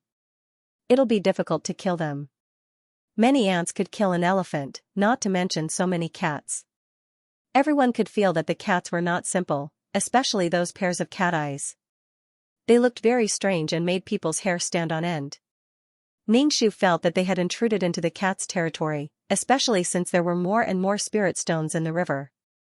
Were the cats guarding the spirit stones? He even took the spirit stone as his own property. There were so many cats, but they were all silent. There wasn't even a meow. Ye hugged his head and squatted on the ground, shivering. He began to cry again. Ning Shu had a guess in his heart. He asked Fong, "What are these?" Ye said in horror, "Don't provoke them. They are monsters and will kill you." It wasn't that their tribe hadn't thought of looking for the god stone along the river. They wanted to find the god who gave birth to the god stone. But here, many young men of the tribe were killed by these monsters. They didn't need to do anything. They were not injured or bleeding, but they suddenly fell to the ground and died. This kind of terrifying method was unheard of. It was enough to make you tremble. So the tribe repeatedly asked the people to stay away. If he hadn't been forced to come here, you would have wanted to run away. But he couldn't beat these people. You thought that when these people were killed by the monsters, he could take the opportunity to escape. You was not stupid, especially when it came to fighting with the prey in the jungle. Stupid people would have been eliminated long ago. Don't look at their eyes. Their eyes can kill. The god doesn't allow anyone to disturb him. These monsters protect the god. Let's go back. Ye advised. He had said what he needed to say. Don't blame him if anything happened to these people. Ning Shu narrowed his eyes. It was similar to what he thought. He felt that these cats had become masters of spiritual power under the nourishment of the spirit stone. They could use spiritual power to attack. Ning Shu had a headache. He felt that a cat's spiritual power was stronger than his. Even if it wasn't, with so many cats gathered together, their spiritual power had reached a terrifying level. When it came to spiritual power, it was time to talk about the separation of the hostage wall. Ning Shu said to the three task enforcers, "These cats use spiritual power to attack." The three of them frowned. Spiritual power attacks were impossible to guard against. And if they were attacked, they couldn't recover like physical bodies. Especially if the spiritual ball in the sea of consciousness was damaged. It was very likely that they would become a wandering soul without consciousness. The cats didn't attack Ning Shu, but their eyes were full of warning. Obviously, if he took another step forward, these cats would swarm him and attack him. Should they go or not? Should they go forward? Ning Shu asked for the opinions of the three people. Ning Shu felt that these collected spirit stones were not a big harvest at all. His intuition told him that there were more good things behind. But the problem was that they had to break through the group of cats, and they didn't know what dangers there would be. Should they go or not? This was a problem. Ning Shu asked for the opinions of the three people and asked, "Should we continue or retreat?" Obviously, they were unwilling to retreat now, especially when there might be treasures ahead. The three people said, "Let's try to go forward first." Ning Shu also thought so. They would retreat when they couldn't hold on. Now that they still had the strength to fight, of course, they couldn't give up. The cats obviously felt that these invaders weren't going to leave. They stretched out their sharp nails from their paws and licked them. Their pupils became vertical, and they were full of danger. Ning Shu condensed a whip. This whip was condensed with spiritual power. Since it was a spiritual battle, of course, spiritual power had to be used. The other three people also showed their weapons. The battle was about to start. Fong was in a bad mood. He wanted to sneak away, hoping that when the battle started, no one would pay attention to him. He would never leave the tribe again. The outside world was really dangerous. He was so scared. The vines wrapped around Fong and didn't let him escape. Even if he wanted to escape, he might not be able to. He would be killed by the cats.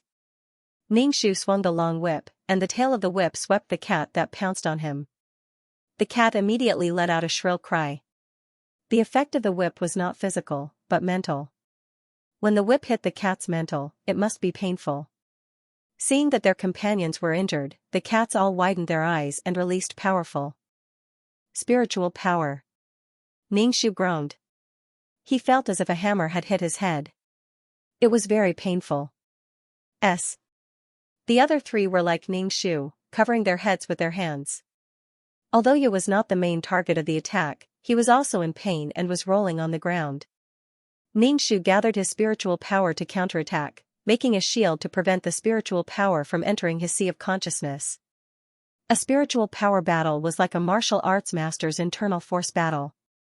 If one was not careful, they would go crazy. If they were not careful, the spiritual ball in their sea of consciousness would encounter an unbearable force and would definitely burst. At that time, they would become fools. When attacking, Ningxu had to protect his spiritual ball. This kind of battle did not have overwhelming and gorgeous moves, but it was very dangerous. Once he relaxed, it would not be as easy as breaking arms and legs. Ow, ow.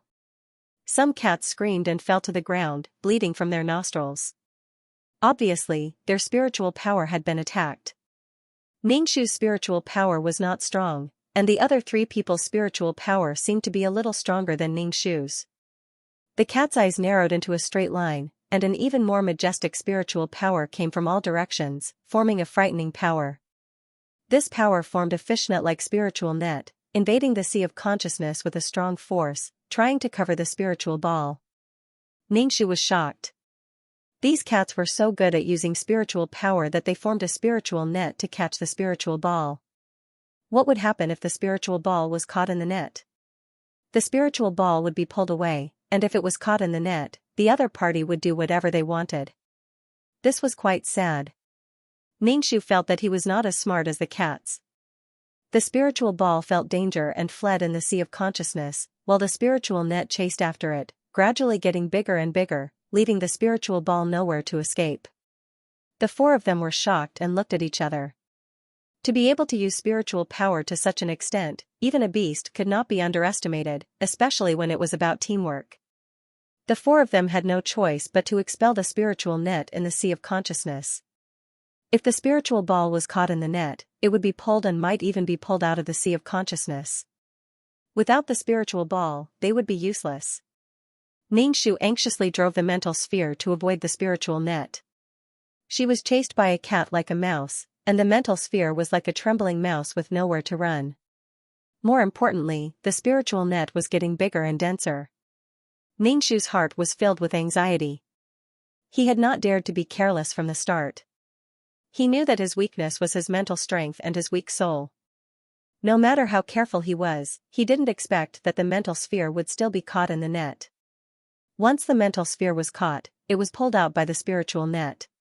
The spirit ball jumped and struggled, not wanting to be dragged out of the sea of consciousness. *CK, Ningxu cursed in his heart. He had been tossing and turning in the great river and sea, but in the end, he had fallen here. I must not be dragged out of the sea of consciousness. I can't lose the spiritual ball. While the two sides were fighting, Ye covered his head and crawled away. However, the two sides didn't care about him. After all, if he was distracted or panicked, the other side might break through. Teeth were not important at all. Ningxu gritted her teeth and persevered. She was a little panicked. It was the first time she had encountered such a battle. Her mental sphere was caught in the net. The other three were not in a better situation. The two sides were in a deadlock, attacking each other with mental strength. If an outsider disturbed them at this time, they might be distracted. However, there were no extra people or animals here. The atmosphere here was oppressive. Even if animals and birds passed by, they would take a detour. Ningxu took out a spiritual stone and violently absorbed the mental strength inside to assist the trapped mental sphere. The mental sphere absorbed the extra mental strength and seemed to be more powerful. It struggled to break free and not be dragged out of the sea of consciousness. The colorful spiritual stone in Ning Shu's hand turned into powder. He took out another spiritual stone and absorbed it. He was not in the mood to care about these spiritual stones. Saving his life was more important. With the help of the mental strength, the mental sphere dragged the spiritual net, but it could not get rid of it. Ning Shu felt that this was not a solution. There was no progress at all in this game. Anyway, the spiritual net was also made of mental strength. He might as well merge it with the spiritual net, taking the other party's mental strength for his own use. With a strategy, Ning Shu gave up resisting. The mental sphere began to melt and merge with the spiritual net. The other party felt danger and wanted to withdraw the spiritual net, but the mental sphere and the spiritual net were already connected. The mental sphere was like a greedy wolf, swallowing the spiritual net bit by bit. In the end, the mental sphere became a little bigger. It went from the size of a ping pong to the size of a fist. It was silver white with a little black in it. Ow, ow. The cat, who had lost its mental strength, began to wail. Its cries were full of pain. Teeth, who had run far away, heard the cries. His face turned pale and he ran even faster. He had to return to the tribe and inform the tribe. He had to inform the tribe. If those people really killed those monsters, then they could go find the God's stone. However, Teeth was more worried that those people would not let him go. Would they find the tribe?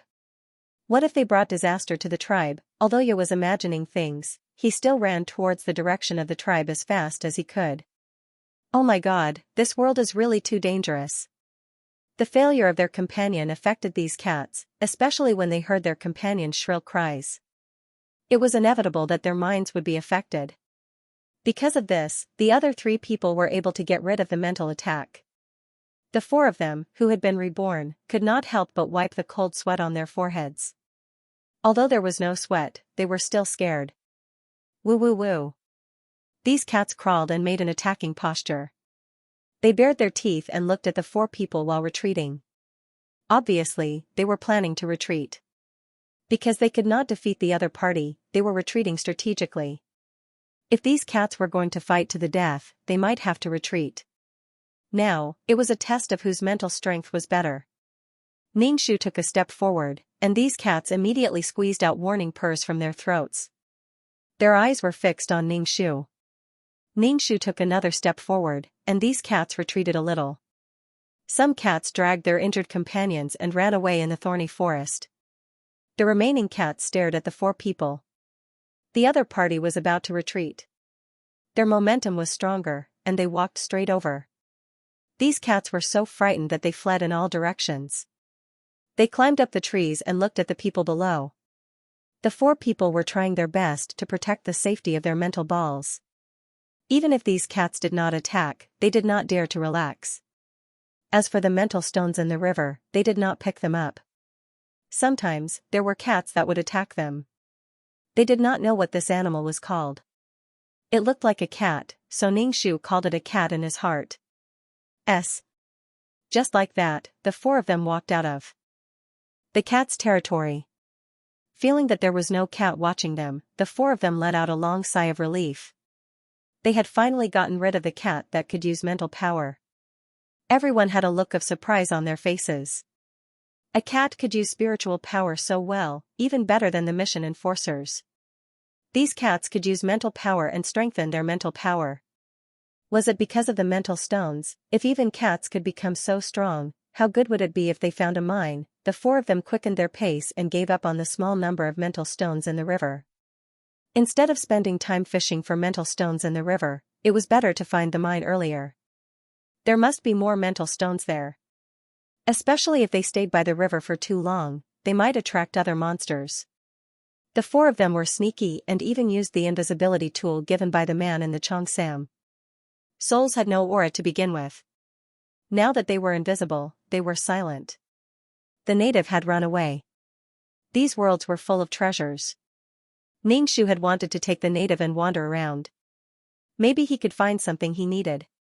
In the end, he had run away.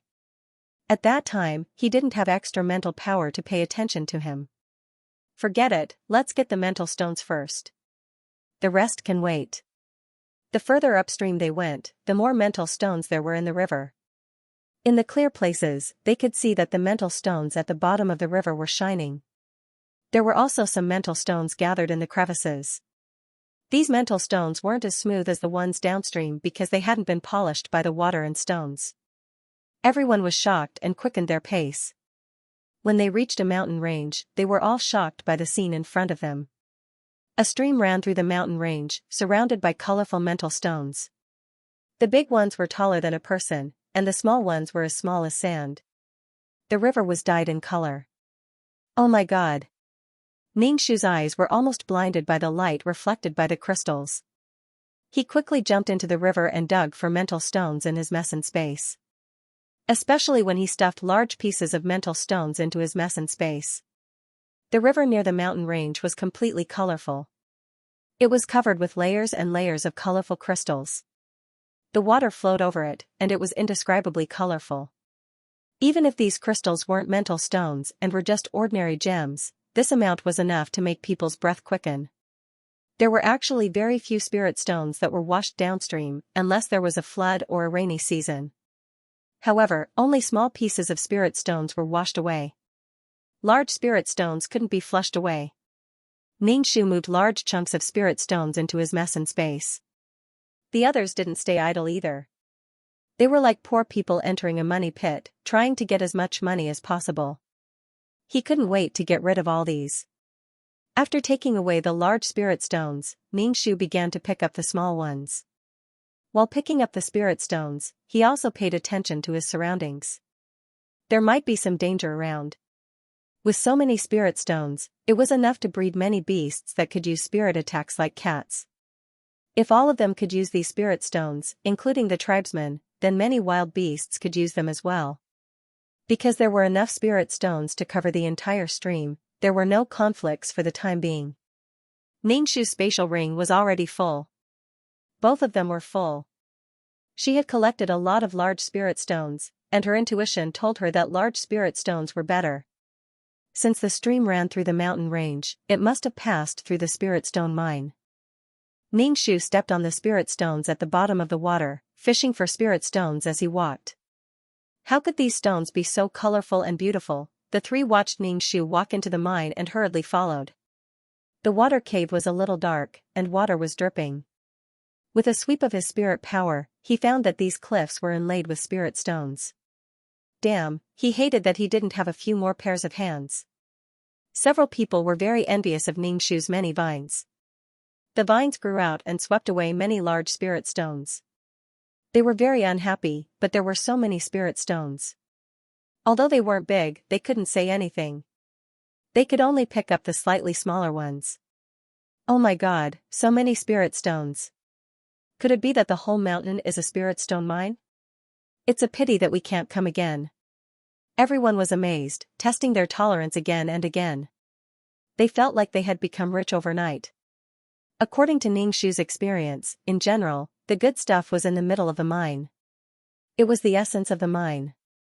Just like the soul stone mine, the middle was the golden soul origin liquid. What good stuff was in the middle of the mine? Ningshu released his spirit power, wanting to penetrate the mountain range to see what good stuff was in it. But these spirit stones were rich in spirit power, and he couldn't penetrate the mine. Then he could only dig. If there was good stuff in the middle, how would they divide it? When that time came, a conflict would break out. But now, they had to work together to dig a way out. However, Ningshu still wanted to ask them about their next plans. If they didn't care about the things in the middle of the mine and wanted to leave, he would dig alone. My mess in space is already full. What do you plan to do next? Are you leaving? Ningshu asked nonchalantly. It was better not to fight with each other. It would save him a lot of effort. The three of them looked at each other, and one of them said, "Since we're all here, of course we have to dig to see if there's anything good in the mine. Gathering the essence of heaven, earth, sun, and moon, there's bound to be something good, especially with such a large mine." Ningshu felt a little helpless. Obviously, they weren't stupid. They all knew that there had to be something good in this mine. Ningshu said, "Then let's dig a way out and see what's in it." The four of them used their spirit power to form tools, hoes, and shovels, and began to dig. They put away the spirit stones they dug. Not only did they have to dig a hole, but they also had to pay attention to the surroundings to see if there were any dangers. The four of them didn't move fast. Ningshu used vines to loosen the soil, making it easier to dig. Even so, it still took a lot of time. It was very tiring. Although there were so many spirit stones around, everyone was numb to it. They weren't as shocked and ecstatic as when they first saw it. The mine was so big, and everyone was happy. The bigger it was, the more time it took to dig. It would take a long time to dig to the center. But since it was so big, there had to be something good in the middle. The bigger the mine, the better. Even if they couldn't take away these spirit stones this time, they could try again. They remembered the address of this void world. They could come again when the time came. But they needed tools. They didn't have any tools in their hands. Only with tools could they locate it. What a pity. Originally, they had only come to help with the world tree, but they didn't expect to gain so much. No one thought of coming to this place again. But there were so many minerals that they couldn't take them away in a short time. Ningshu dug while chatting with his system. He asked the Xianxia man, Zuli, to ask him to get the address of this void world. If he helped with a spatial passage, he could come again. After a while, the backup system said, "The transmission of information in the void world is not good. Your message has been sent out, but the other party may not be able to receive it." Ningshu sighed. If that was the case, giving up such a large mineral vein would be worse than death. His heart ached, he couldn't help it. After spending a lot of time, the four of them finally dug to the center. In the middle of the mineral vein, there was a huge crystal that looked a bit like a heart. There seemed to be blood vessels on the surface of the heart. Viscous liquid dripped from it. This liquid refracted gorgeous colors and was as viscous as paint. Under the crystal, there was a small pool of viscous liquid gathered together. The eyes of the four of them were about to pop out. Liquid mental power. F*CK, we're rich. The four of them looked at each other and then rushed up to snatch the liquid mental power. Thump, thump, thump. It was like the rhythmic beating of a human heart. Ningshu looked up and saw the heart beating above his head. At the same time, a powerful mental power pressed down like a mountain, causing the minds of the four of them to go blank. A crack appeared in the mental sphere in their consciousness. Ningshu instinctively felt that something was wrong. Even though his mind was blank, his instinct for danger was still there. He hurriedly retreated and stopped snatching the liquid mental power. The other three reacted one after another and hurriedly avoided the attack range of the heart. They looked at the beating heart with lingering fear. Was this mineral vein going to become a spirit? Why did it grow a heart, then? Would the viscous liquid dripping on the ground form blood in the future? But this mineral vein was destined not to form, because the stream had already crossed the mountain range and pierced through the mineral vein. It was equivalent to the power of the mountain range leaking. Many of the spirit stones had been washed away by the stream.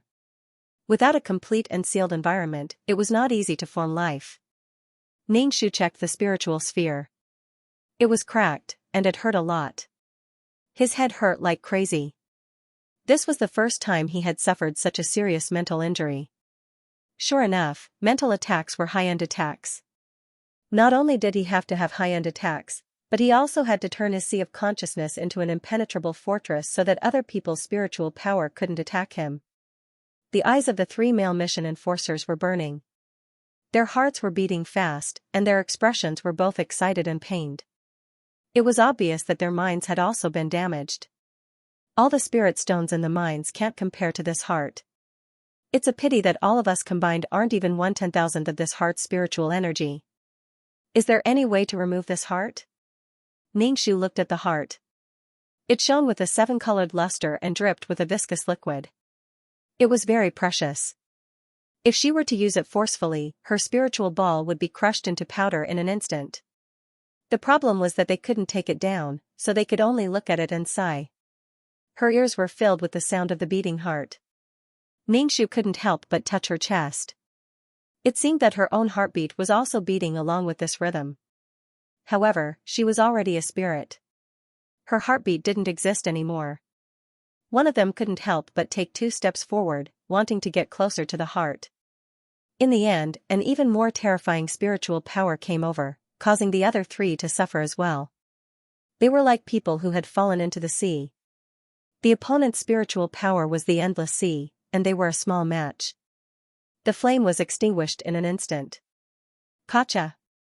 The spiritual sphere in Ningxu's mind cracked open yet another crack. If this continued, the spiritual sphere would collapse. Don't King die and implicate everyone. Ningxu said angrily. Her spiritual power was the weakest here, so she suffered the most damage. The eyes of the man who walked over became dim.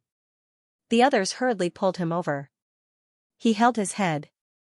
My spiritual sphere broke. It split in half. Everyone was shocked.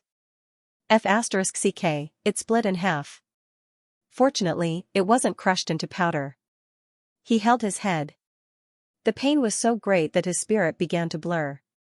He used his spirit to hit the wall, trying to use the pain of his physical body to alleviate the pain of the spiritual sphere breaking. However, they were all spirits. Their physical bodies didn't have any. Ningxu looked at the heart and knew that she couldn't do anything about it. This was because the power was not on the same level. Perhaps it was because the mountain was broken and it couldn't form a spirit, so it vented its anger on them.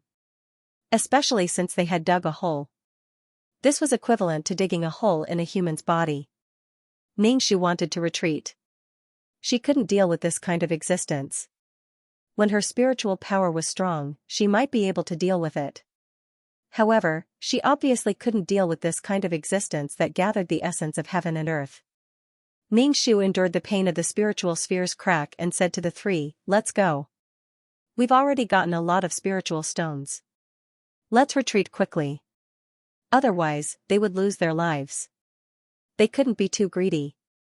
Greed had a price to pay. With the previous example, they all knew that this heart was not to be trifled with. They dragged the task enforcer who had hit the wall and planned to retreat. Where are you taking my body? Suddenly, a voice appeared in their minds. This voice was like a man's or a woman's, and they couldn't tell it apart. There was no difference between men and women. Ningxu's spirit, which didn't have a heartbeat, felt that the heart in his chest was beating because of nervousness. The 4 people's spirits froze. They looked at each other, hoping that the voice in their minds was an illusion. However, when they saw the others' horrified and distorted faces, they knew that they weren't the only ones who heard the voice. Ningxu felt a chill run down her spine. Perhaps they would all die here. He had to be sure that he could get into the world of samsara. Ningxu turned to look at the beating colorful heart and said, we didn't mean to offend you. We'll leave right away. What a complete body. I'm so envious. Can you leave just because you said you didn't mean to offend me? The voice sounded like a man's or a woman's in their minds. The spiritual sphere shook. It was so painful. There was already a crack, and now it was even worse. Ningxu felt that they had really hit the gun muzzle. If they took those spiritual stones and left, the heart wouldn't be so angry. Ningxu held his head. He was already very tired after being attacked by those cats. Now there was a crack, and it was very painful. I'm going to die, I'm going to die. Now that they had entered the nest, they didn't expect this thing to have developed consciousness. If it hadn't been cut off by a stream, it would have become a living thing. This was something that Ningxu and the 3 mission enforcers never expected. Now they were trapped here and couldn't move. And this consciousness that was neither male nor female was obviously angry. How to get out was the most important thing. The other party's spiritual power had reached an immeasurable level. They were nothing in front of this consciousness. They were nothing but trash. The other party had a mineral deposit as its backing. They had trouble killing cats, let alone dealing with such an existence. This was especially true for the people here. With just a single exchange, their spirit balls were damaged. One of the spirit balls was actually split in half. Ningxu felt that if it came again, her spiritual ball would also crack. He didn't know how many pieces it would break into. Ningxu and the other three didn't dare to move. They were afraid that if they moved, the overwhelming spiritual power would rush over, even if they could really escape. The problem was that if they didn't get crushed by the terrifying spiritual power, they would definitely be crushed to death. The spiritual ball instantly turned into powder. Before they were sure that the four of them could defeat this heart, they couldn't make a move. There was no such thing as regret now. It could only be said that opportunities and risks were mutual. If they didn't come in, they would regret it in the future. But if they came in and saw it, they might even find a way to escape. Now, any action would only provoke it. Although they didn't know how the stream ran through the mountain, it could only be said that the mineral deposit's luck wasn't good. Without such an opportunity, it couldn't become a human. Even if this world didn't have a heavenly axiom, it would be the end of this world if it gave birth to such a terrifying thing. Ningxu felt that the mineral deposit that ran through the mountain was to break the momentum, so that it couldn't become a spirit or a human. It would lie here forever. As time passed, the stream took away the spiritual stones of the mineral deposit. The four of them didn't dare to move or speak. The atmosphere in the mine was suffocating. They used their eyes to communicate with each other. No one had the will to fight. After all, there was no suspense in a fight between ants and elephants. Plus, they had so few people. They wanted to find a way to escape, but they didn't dare to act on their own. If one person acted first, the person who was one step behind might suffer. Take one step and move the whole body. Ahem. Ningxu coughed twice to break the stifling atmosphere. He said, "We really didn't know this was your place. I'm sorry, but you have accumulated the essence of heaven and earth in your body. Sooner or later, you will succeed and have a complete body." Haha. That voice laughed. It was hard to tell whether it was a man or a woman. Such a laugh made people feel disgusted. It is the accumulation of the essence of heaven and earth, but a puddle of water has destroyed me for so many years. I have endured loneliness, and in the future, there will be even more loneliness, waiting for death alone. Sooner or later, my body will be washed away by the water, and my strength will decrease. Ningxu was completely at a loss for words. After thinking about it, he could only continue to boil the chicken soup. How could you die? Failure is the mother of success. You only failed temporarily. You can continue to restrain your power. I can return the spirit stone to you. Ningxu only wanted to leave now. This bastard's words were obviously full of resentment and unwillingness. This situation was the same as her assets being taken away by someone else. In fact, it was even more serious because she might even lose her life. How about I give those things to you? Ningxu, thank you, but it's better to return them to you. Take it as your reward for staying here. I have paid all the people who came here before. Staying here, would they die here, or would they really stay here and wait for death? The difference between the two was huge. Ningxu quickly waved his hand. No need. I have something to deal with at home. I can't stay here. How about I come to see you next time? You are different from the people who came before. You don't have bodies. Stay and tell me about you. I want to hear. Oh right, someone came before and told me a lot of things. If I had a pair of legs, I would walk around. I don't like it when people disobey me and then reject me. I'm actually very angry. Why is it so unfair to me? Ningxu glanced at the other three and had no choice but to say, what fairness? Didn't I also have all my belongings taken away? Just like what he said, it was money to buy my life. I'm like a sheep whose wool was taken away. As for why he saved me, it was because a wolf appeared. A sheep is the owner's property. If the wolf killed the sheep, the owner would be the one who lost. Ningxu was once very grateful to 2333 for saving her. Even if her assets were taken away, she didn't go crazy. She just treated it as money to buy her life. It was unfair to begin with. She was an animal and someone else's property. Even if she was free now, one day her owner would come back and she would be someone else's animal for the rest of her life. Moreover, Ningxu almost understood now. Her owner took most of the soul power she received from doing missions, And even the soul stones and soul fluid that were sent to be purified. The reason why she left a little for her was because she was afraid that she would make a fuss. Then do you hate her? The voice that was neither male nor female asked. Ningshu spread his hands. I don't love or hate. My heart is as still as water. If we meet again, I'll just bite her to death. He had to be careful not to be bitten to death by an animal. If you didn't meet a few scumbags, your life wouldn't be perfect.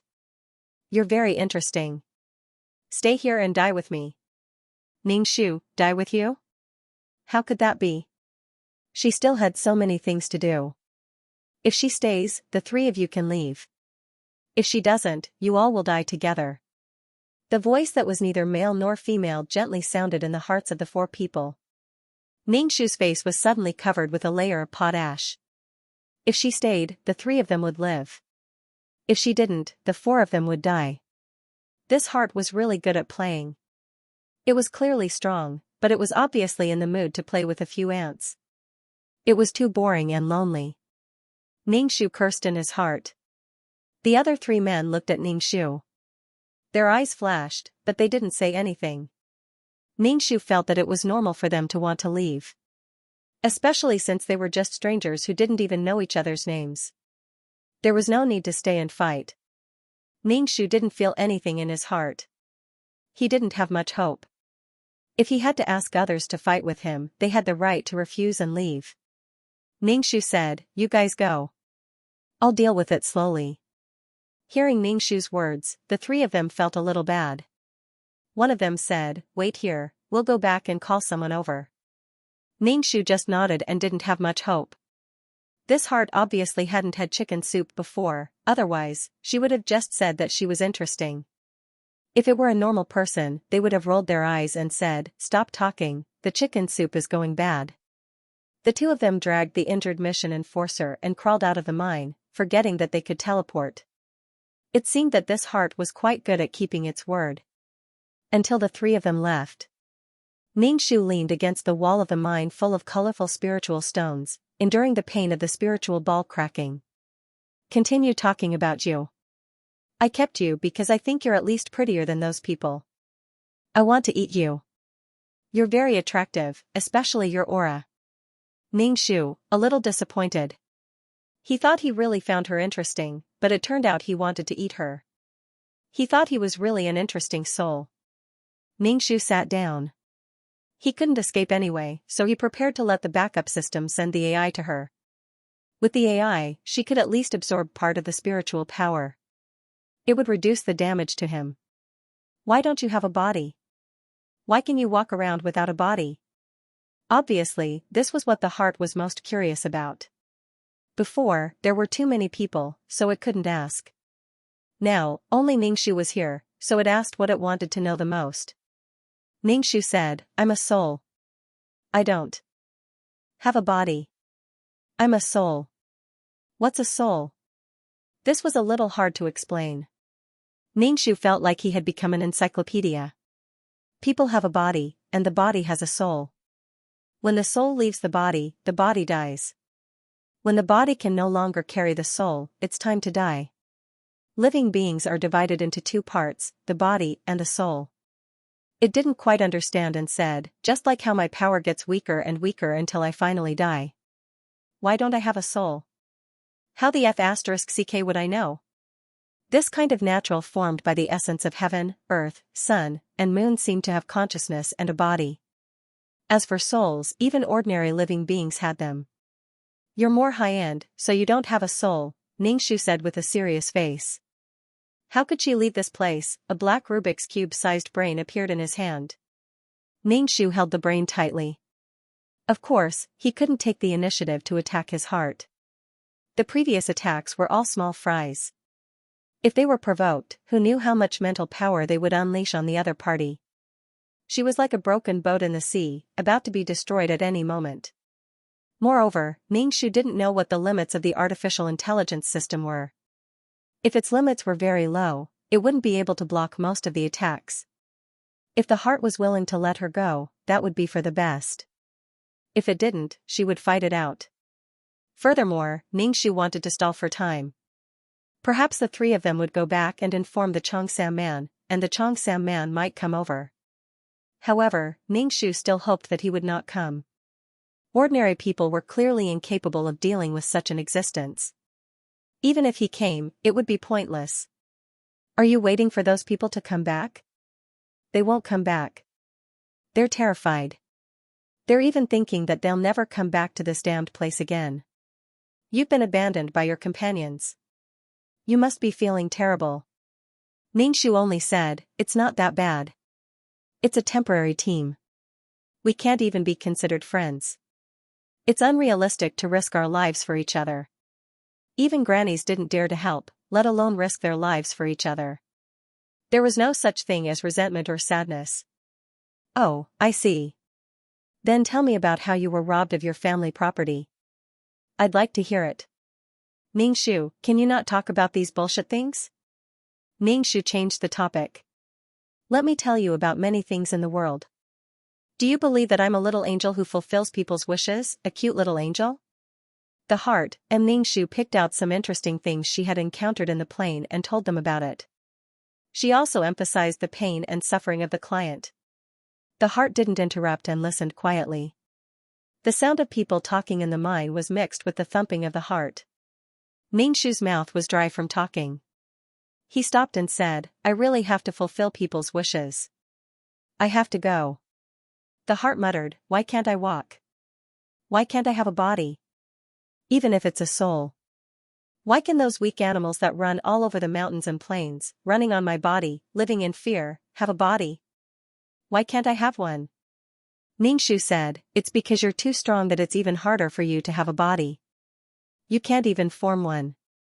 With such terrifying mental power, if it really had a body, it would be a walking nuclear weapon. With powerful mental power, it would be unstoppable. It's better for you to lie down here quietly. It's safer. If I give up all my power, I'll have a body? Ningxu immediately fell silent. She couldn't guarantee that this thing would have a body, and it wasn't even certain that it would have a body. Because the situation of this mountain wasn't suitable for a body. If I give up my power, will I have a body? The heart asked again. Ningxu shook his head, I'll tell you the truth, don't be angry, because I don't know if you'll have a body. Ningxu held the brain tightly to prevent it from suddenly becoming angry. At the same time, he stood up and slowly moved towards the mine. Are you afraid of me? Seeing Ningxu move, the heart said, I haven't killed you yet. I just want to talk to you, and I won't eat you right now. Ningxu, don't talk about eating so much, okay? It's very scary. Your power is very strong. You can kill me in an instant. Of course I'm afraid. What I'm afraid of is power, not you. Ningxu blurred the focus. If I had a body like yours, would I be able to walk around? The heart thumped, and the rhythm became much faster. It was obvious that it was much more excited. Ningxu said helplessly, I don't have a body. I'm a soul. I can't let you have my body. Even if it was a possession, it still needed a body. Since your spiritual power is so strong, you should be able to see the entire forest with just a sweep of your spiritual power. Even an ant could be seen clearly, so there was no need for him to look around. He just wanted a body. He wanted to walk around, to be able to jump around and yearn for freedom. Then how should I have a body? Tell me, and I'll let you go. Ningxu, how the hell would I know? You're just relying on her. You're so powerful, but you don't even know. What can she do? Ningxu's head felt like it was about to explode. His entire body felt unwell. If you don't have a solution, then I can only eat you. Your body is very attractive to me, the heart said sharply. Ningxu's head hurt even more. Both of these were dead ends, okay, she had no choice at all. Ningxu said, why don't I accompany you more in the future and tell you about interesting things outside? No, if I eat you, I'll know everything about you. If you leave, you won't come back. I want to eat you. Maybe I can have a body after eating you. You have to hold it in. If you eat me, you still won't have a body. Then you won't even have someone to talk to. You'll be very lonely. Ningxu had to calm his heart, especially when he saw that it was beating faster. He had to say, I'll think of a way. Don't explode first. Don't explode. Oh, then you have to think of a way quickly. Ningxu was speechless. How did this become her responsibility? What could she do? She was bald. Ningxu wondered if he could get a puppet or something and let his consciousness enter the puppet. That would be considered a body. However, where would she get a puppet from? Besides, she didn't have the money to buy one. Ningxu said tentatively, why don't you project your consciousness onto some animals that can walk and jump? That way, you'll have a body. It won't work. I've tried it before. Those animals directly exploded into a bloody mist with a bang. Alright, stop describing it. It seemed that his mind was too strong. An ordinary body couldn't withstand it. Ningxu felt that even if he exchanged for a puppet worth 2 or 3 million merit points, the puppet might still explode.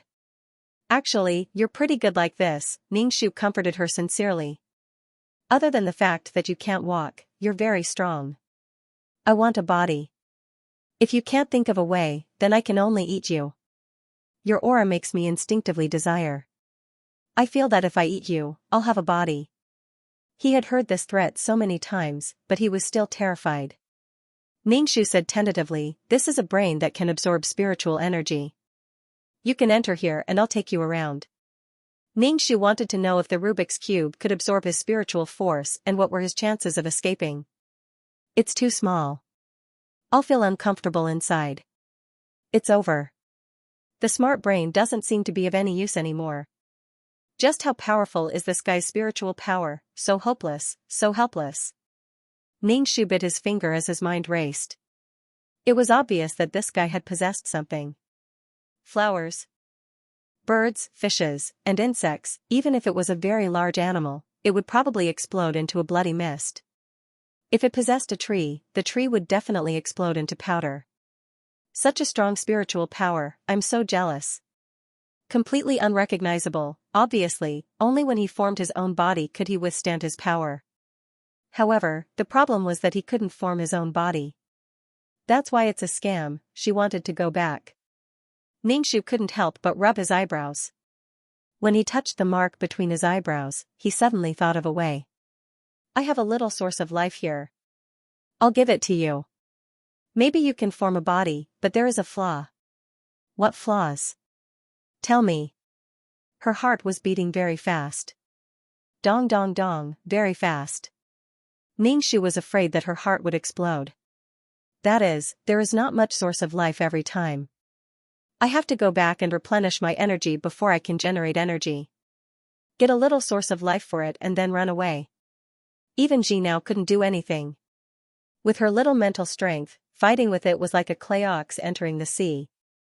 There was no point. Then give me some source of life first. The heart said excitedly.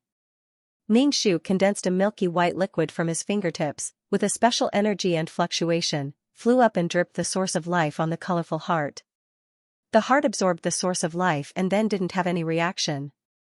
I can only absorb a little bit of energy each time. I can only make this little bit of source of life. I have to go back and absorb more energy. When I come back next time, I will make more for you. The heart was beating fast.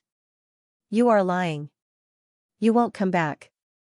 I can feel it, especially the spiritual fluctuations you are emitting. It is telling you that you are lying. Are you lying to me to go back and get more energy, or are you lying to me that this thing can't form a body at all? Ningxu, both. Anyway, it's hard to get off. You stay here. If I can't form a body, don't think about leaving. Ningxu leaned against the wall. But I am a little angel who is going to fulfill other people's wishes. I can't stay here for long. Then I will eat you. Ningxu, it is quite fun to be with you, MMP. Ningxu sat down and looked at the spiritual ball in his sea of consciousness. There were 2 cracks on it and a little black spot. This black spot looked like something dirty. Was it because it absorbed the spiritual power in the spiritual stone, dirty and broken, this poor spiritual ball? I am so hot, a little uncomfortable, the heart said unbearably. Ningxu didn't even raise his head and rolled his eyes. Please don't say such ambiguous words. You must have eaten chenyao, and you are still hot and uncomfortable. Give me a little more, give me a little more. Ningxu raised his head and rolled his eyes. He saw a colorful heart wrapped in a red flame, as if it was burning the heart. The heart was beating so fast that it even left after images. Ningxu suddenly stood up. What's going on? What's wrong with you? Ningxu hurriedly asked. I don't know. What did you give me? I am in so much pain. I want to kill you. The heart was beating so fast that it felt like it was going to explode. Ningxu was really wronged. I gave you the source of life. This thing only has benefits and no harm. Your current state has nothing to do with me. Ningxu was afraid of angering it, so he comforted, don't be afraid. Maybe the source of life is working. Other than using the law of life to pick up trash, or using the law imprint to pick up trash, she didn't use this thing at all. So she really didn't know that it would have such a big side effect. She could only lie for a while now.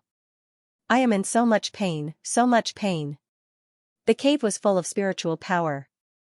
The spiritual ball in Ningxu's sea of consciousness cracked again, and a small crack appeared again. Ningxu clutched his head. It was even more painful than his heart. Holy shit, in order to prevent it from becoming more violent, Ningxu had to endure the pain and comfort it. This is normal. You must bear with it. Don't lose your temper. Ningxu was also in despair. I am in so much pain. I have never been in so much pain. I want to eat you. Ningxu condensed some more life force. Try it again. Maybe it won't hurt anymore if you put in a little more. She felt physically tired and her soul was in pain. If the source of life could relieve the pain, this should be able to. It was not that Ningxu was very generous, but if she did not relieve the pain now, the raging spiritual power would turn her into ashes. Withdraw your spirit. Ningxu felt very miserable. He came to find treasure, but he did not expect to be trapped here. She was indeed an interesting soul. The heart withdrew its spiritual power. Ningxu condensed the source of life and dripped it on the colorful heart. One drop made a sizzling sound and was absorbed by the heart. It hurts more, I'm in pain. Ningxu was directly hit by a spiritual power and was in great pain. While he was in pain, she quickly ran away. Ningxu endured the pain of the spiritual power while letting the system teleport her away.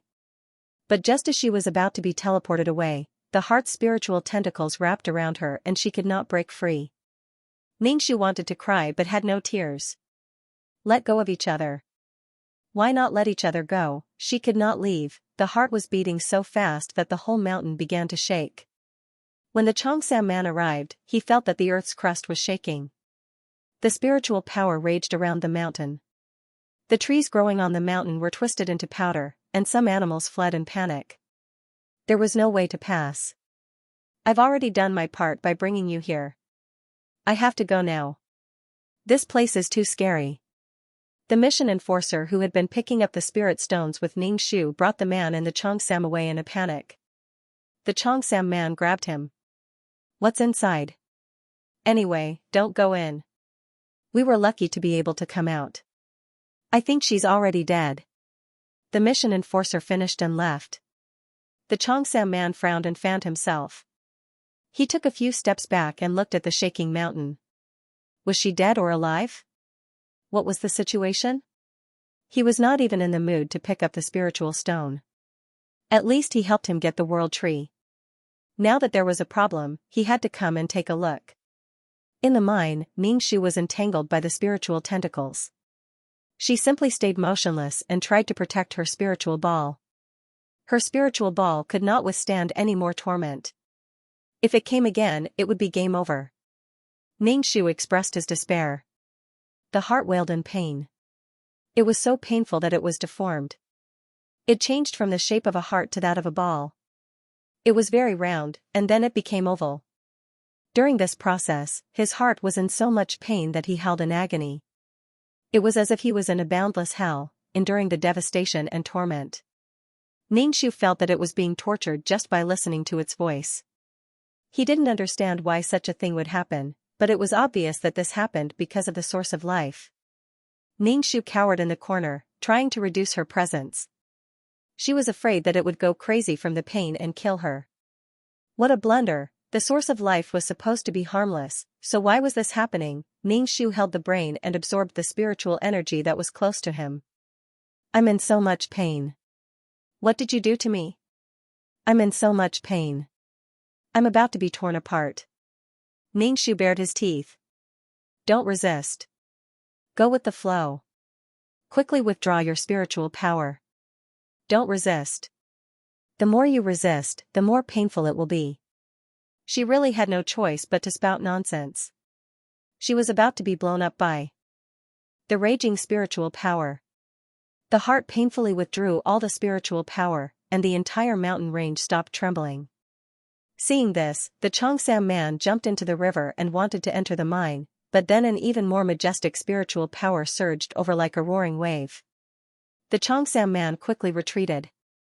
Such a terrifying spiritual power. It hurts even more. It hurts even more to withdraw the spiritual power. The heart was in so much pain that it couldn't bear it and released an even more terrifying spiritual power. Ningxu was the first to bear the brunt. Even with the help of the brain to absorb the vast spiritual power, the spiritual ball in his mind was quickly covered with cracks. With a little more power, it cracked into countless pieces. If he used his spiritual power, the spiritual ball would definitely collapse. Ningxu hugged the brain tightly. After releasing a large amount of spiritual power, the heart didn't hurt so much. Although it was still groaning, it didn't sound so painful. Now it had developed from a ball to an embryo, forming an irregular shape. Ningxu's heart skipped a beat. Was it really going to form a body? The source of life also had this effect. Whether it was true or not, Ningxu shouted, "You are forming a body. Don't worry. Don't release any more spiritual power against me. My spiritual ball is about to crack." Body, do I really have a body? Who knows? Ningxu nodded. Probably, maybe. Ningxu felt that the source of life wasn't so awesome, but it did look like an embryo developing in the stomach. In short, he had to stabilize this guy first. Her spiritual ball, Ningxu collapsed on the ground like a dead dog. She was afraid that if she moved, the spiritual ball in her sea of consciousness would break into countless pieces. Most importantly, she was in pain. The pain of her soul being torn into countless pieces. Even with the spiritual stone, Ningxu felt that it couldn't make up for the loss of the spiritual ball. The spiritual ball was the foundation, and now the foundation was destroyed. Ningxu's chin was on the ground. She lifted her eyelids and looked at the floating heart. As if it felt that it was going to have a body, the heart emitted a happy and excited mood. Even the pain felt like a sweet burden. But Ningxu was very worried. What if it couldn't form a body? Did she have to stay here forever? This heart obviously wouldn't let her go. She wanted to escape, but was immediately entangled by the spiritual tentacles. Being crushed by the other party in all aspects, Ningxu's heart was cursing, now she could only rely on herself. And the heart didn't say that it ate her before. It should have felt the aura of the source of life and instinctively felt that this thing was good for it. It wanted to eat her. If I really have a body, I will repay you. The voice of the heart flew, still unable to distinguish whether it was a man or a woman. Repay, Ningxu felt that her disaster had just begun. What worried her the most was her spiritual ball. If it broke, she wouldn't be able to use spiritual power in the future. Ningxu supported her chin and played with the brain. She didn't know how much spiritual power the brain had absorbed. Even a brain was stronger than her. Ningxu felt that she might really be too useless. She had the feeling that the whole world was stronger than her. Why was she a waste? The Xianxia man hesitated. Should he leave or stay? Wait, was she still alive? If she died, would the law imprint still be there? Don't waste it. It was better for the damned woman to stay alive, in case someone died because of him. Sigh, let's wait. Let's wait a few more days. Could she come out? Let's go in and explore. The Xianxia man put a lot of props on his body. At least it would be easier to escape. Ningxu felt that it would be easy for him to kill this pair of siblings. Gongrong's sophistry was an eye-opener for Ningxu. Do you think your hands are clean? Ningxu asked. Are they not clean? Gong Rong asked back. Gong Rong suddenly grabbed Ning Shu's hand and looked at it over and over. Can you guarantee that your hands are clean? They are not clean. They had been stained with blood. She had saved and killed people along the way. How could they be clean? But Ning Shu had a clear conscience. Ning Shu pulled his hand out of Gong Rong's grasp. Ning Shu felt goosebumps all over his body. You are angry, but you are angry at your own incompetence. You came for the money, but you feel that you are innocent. SR Group's money did not come from nowhere. Besides, the 10 million is real. It is for the sole survivor. Ning Shu's face was cold. He tilted his head and looked at Gong Rong. Continue to brag. Did I drive a knife and let you participate in the show? Did I drive a knife and let you kill people? If you had a little bit of rationality and thought about it, you would not have participated. One is willing to be beaten and the other is willing to be beaten. Ning Shu nodded. Yes, yes, yes. It's all our fault. You are innocent. You are peerless white lotuses. Ning Shu looked at Gong Fu, who was wearing an earpiece, and asked, will she be the successor of SR Group? This drill is a test? Gong Rong nodded. It's time for me to succeed and retire. Ning Shu rolled his eyes and asked again, is it true that you are sick? Gong Rong nodded. Of course it is true. What illness? Guess. I have cat disease. Ning Shu supported his chin and looked at Gong Rong's back. If the successor of SR Group died, it would be amazing. It would be amazing to be able to make Gong Rong, who had cat disease, feel pain. I remember that your mother needed a kidney transplant. She even found a kidney and was ready for surgery at any time? It was clearly a question, but Gong Rong's tone sounded like she was stating a fact. Ning Shu narrowed his eyes. This pair of brother and sister were really good at grasping the weaknesses of others. Ning Shu didn't deny or admit it. He just stared at Gong Rong. Is it an honorable thing for you to grab hold of other people's weaknesses? Ning Shu asked incredulously. Ning Shu didn't dare to act rashly, and he didn't know what was going on with the client's mother. The contestants participated in this program because of their mothers. Their mother whom they depended on for survival. Ning Shu finally understood that the so-called survival program was just a cover that SR Group had let the TV station come up with. They were playing a real-life game. We are not on the same level. Our worldviews are different. For example, there are many audience members who like to watch bullfights. The bullfighter clearly knows that it is very dangerous and that he might be killed by the bull, but if he dies for money, can you blame the audience? Ning Shu said indifferently, don't talk to me about the world. I haven't even seen the world. When would she be able to successfully construct her world? In other words, you deserve it. Do you think you are innocent? We are cruel rich people. Every class has its privileges. Otherwise, why do people have to work so hard to climb up? The pursuit of fairness is something that only the weak of the lower class are obsessed with. Ning Shu looked at Gong Rong inexplicably, you are talking so much to me. Are you trying to change my worldview? Gong Rong spread out her hands, sorry, I talked a little too much. It's just that I haven't talked to someone like this for a long time. Ning Shu sneered in his heart. When he was about to stand up, he heard the sound of the door opening. The lean man, Li Zhao, pushed the dining cart in and pushed it in front of Ning Shu. He opened the lid and put a steak on the table. After the steak was served, another dessert was served. Ning Shu had learned how to make pastries. Looking at these pastries, they must have been made by a chef. The color was beautiful and the shape was exquisite. Eat. Gong Rong propped up Ning Shu's chin and said. Ning Shu sniffed the steak, did you poison it? Or is this the last dinner? Gong Rong's red lips opened slightly, how could it be?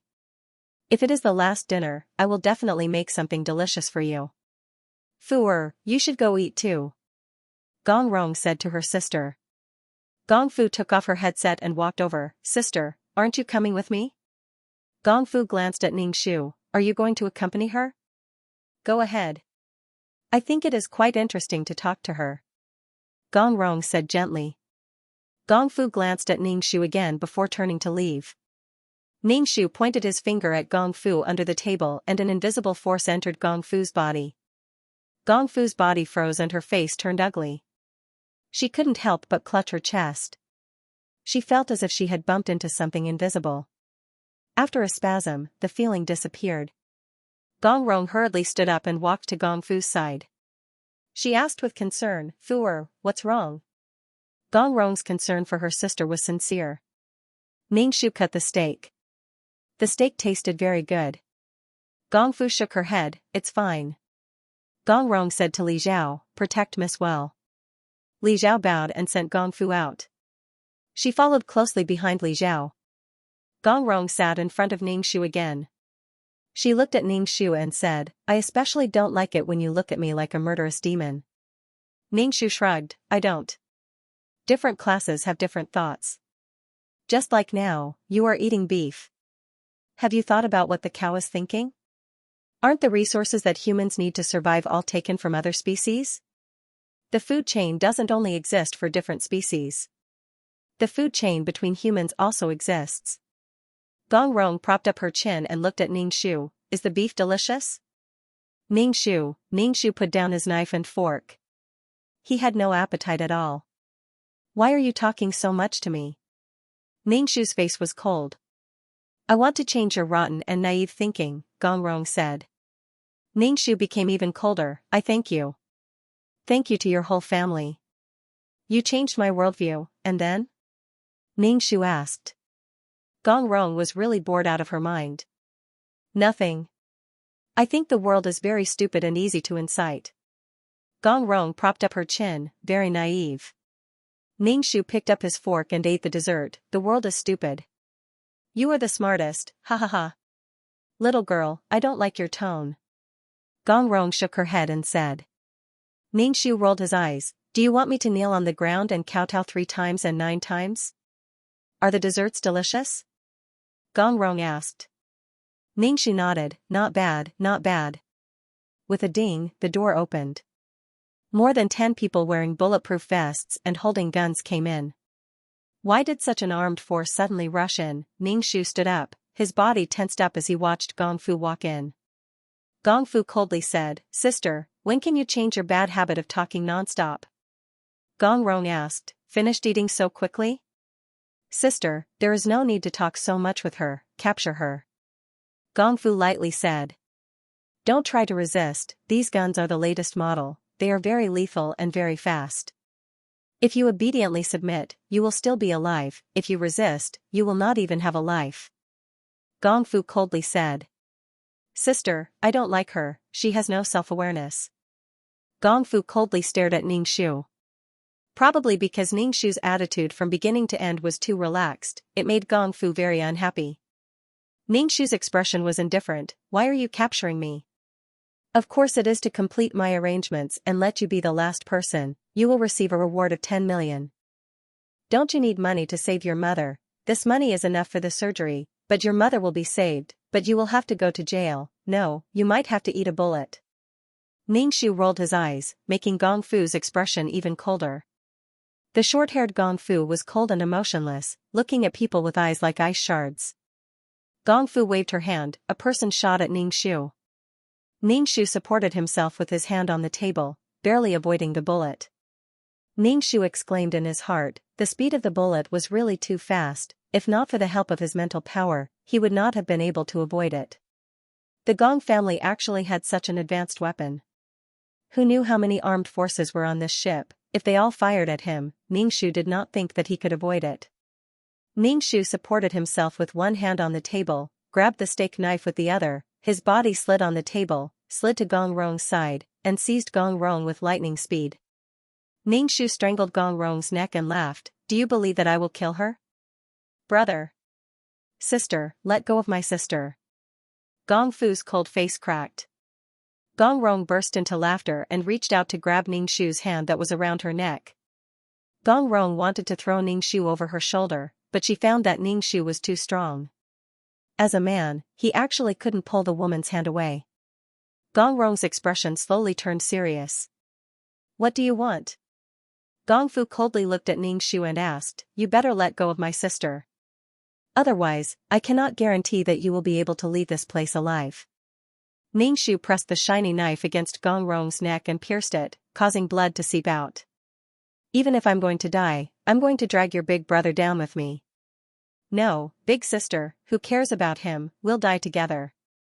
Ningshu felt that this scene was very familiar. She had King kidnapped someone again. He was afraid that she would end up in the same situation as before. This mission wouldn't fail, right? Prepare a yacht for me. Fill it with oil and put the little black girl on the yacht. Gong Fu's face was cold. Ningshu expressionlessly used the knife to stab Gong Rong's neck. Go prepare the yacht. Gong Fu had no choice but to order the skinny man, Li Zhao. Li Zhao quickly bowed and went to do it. Ningshu slowly moved towards the door. Gong Rong was taller than Ningshu, so she could only bend her legs. It was very uncomfortable. Gong Rong opened her mouth and said, "Little girl, can we discuss this? I can walk by myself. It's very uncomfortable for you to drag me along like this." Ningshu chuckled in Gong Rong's ear, "Even if it's uncomfortable, you have to endure it. I'm being pointed at by a gun. I'm very scared." Gong Rong couldn't help but say, "To be honest, we are so close, but I can't even feel your breasts." CKU. Ningshu kicked Gong Rong's leg. "If you talk nonsense again, I'll be scared and slit your neck." Ningshu said indifferently, "But, I touched your fake breasts." Gong Rong lowered her head and saw a hand on her chest. She asked, "How does it feel?" CK, "The quality of your silicone is not good," Ningshu said while dragging Gong Rong to the deck outside. Many black muzzles were pointed at Ningshu. CK, "There are so many guns. I'm a little scared." Ningshu said, "Have you prepared the yacht that I asked you to? Are you scared?" Gong Rong asked, "I see that your heart is not beating and you're not breathing. I don't think you're scared at all. You're the dead person whose heart is not beating and breath is not breathing. If you let go of my sister, I'll let you go."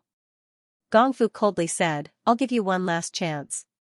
Ningshu didn't believe a single punctuation mark. He rolled his eyes and said, "How about I use you to exchange for your sister?" Gong Rong immediately said, "No, I'll be your hostage." "Sister." Gong Fu's voice was urgent.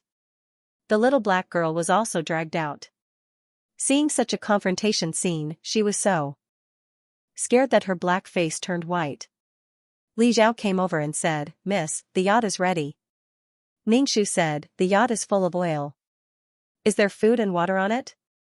Li Zhao nodded his head. "Little black girl, you go to the yacht first, we'll leave here."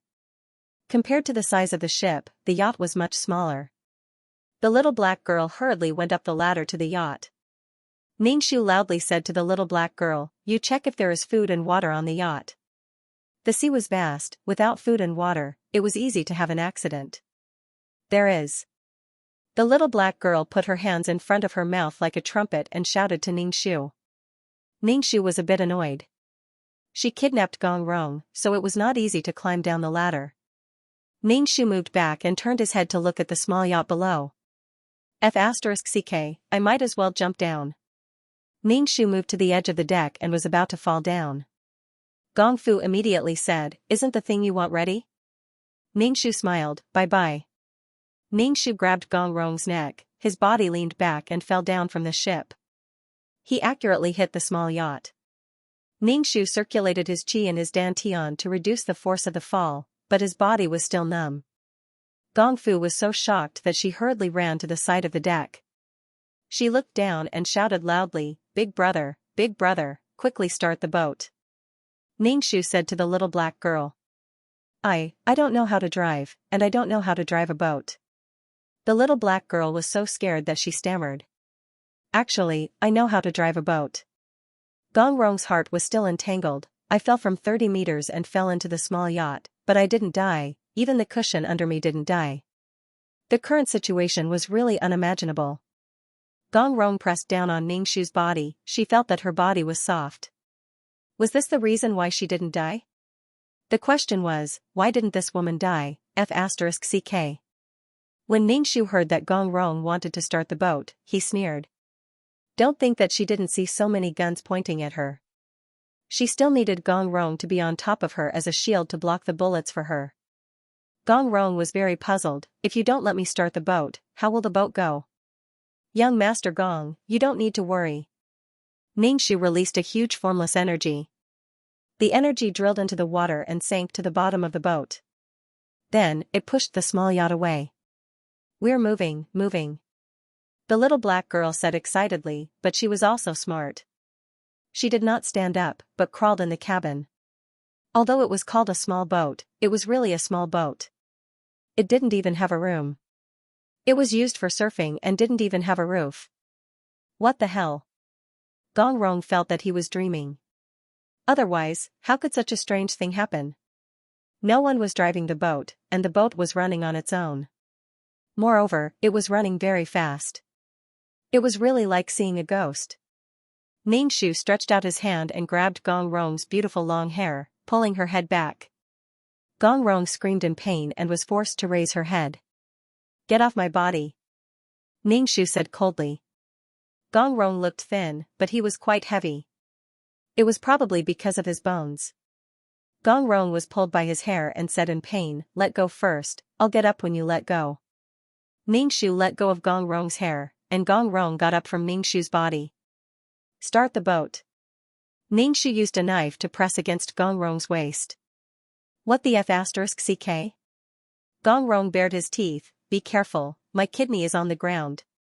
Do you know that a man's most important place is this place? Ningxu, exercise? Isn't a man's most important little brother? Without a kidney, my little brother can't stand up. Gong Rong flipped his hair and climbed to the front to start the boat. The little black girl was somewhat confused as she listened to Ningxu and Gong Rong's words. She really didn't understand the meaning of their words. Gong Rong steered the boat. Ningxu was behind him, pressing a small knife against his waist. The speed of the ship was very fast, and soon the ship behind it became a small black dot. Little girl, don't point the knife at me. If a wave hits and the boat jolts, the knife will stab into my body. Gong Rong said helplessly. Ningxu chuckled. Actually, I really want to poke holes in your body and watch your blood flow out like a fountain. Gong Rong was silent for a moment and then said, good idea. Ningxu was constantly paying attention to the way Gong Rong steered the boat, and then silently memorized it. Stop, Ningxu said. Gong Rong didn't stop. Ningxu stabbed the knife into his flesh. Stop.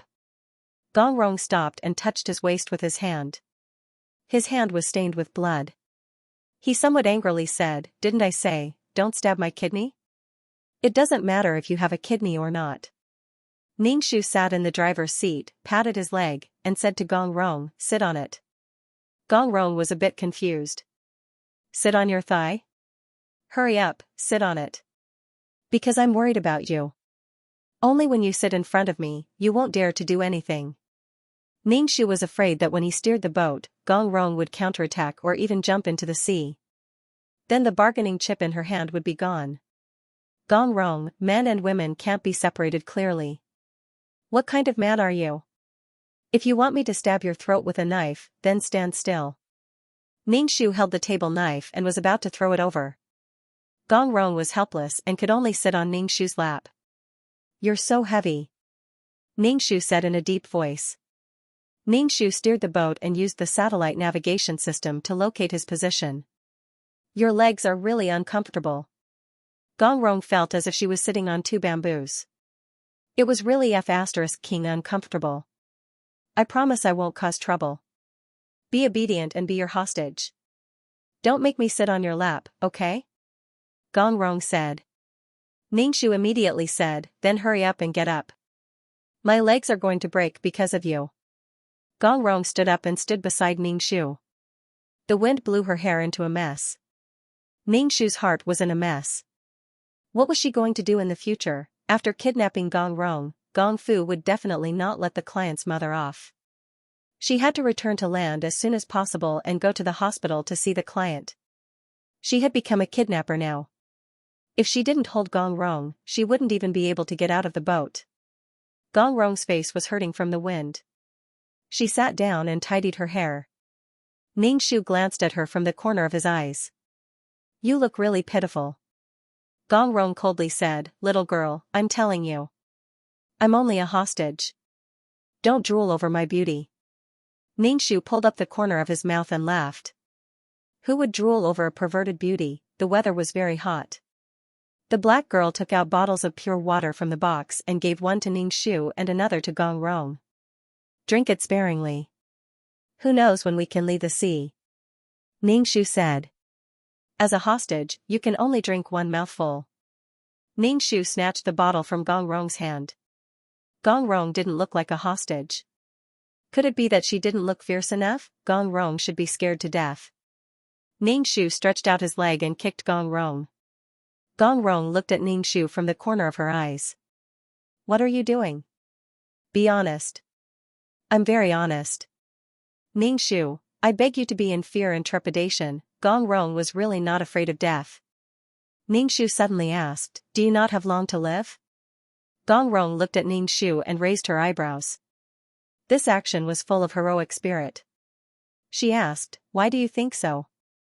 You said that you have a cat disease.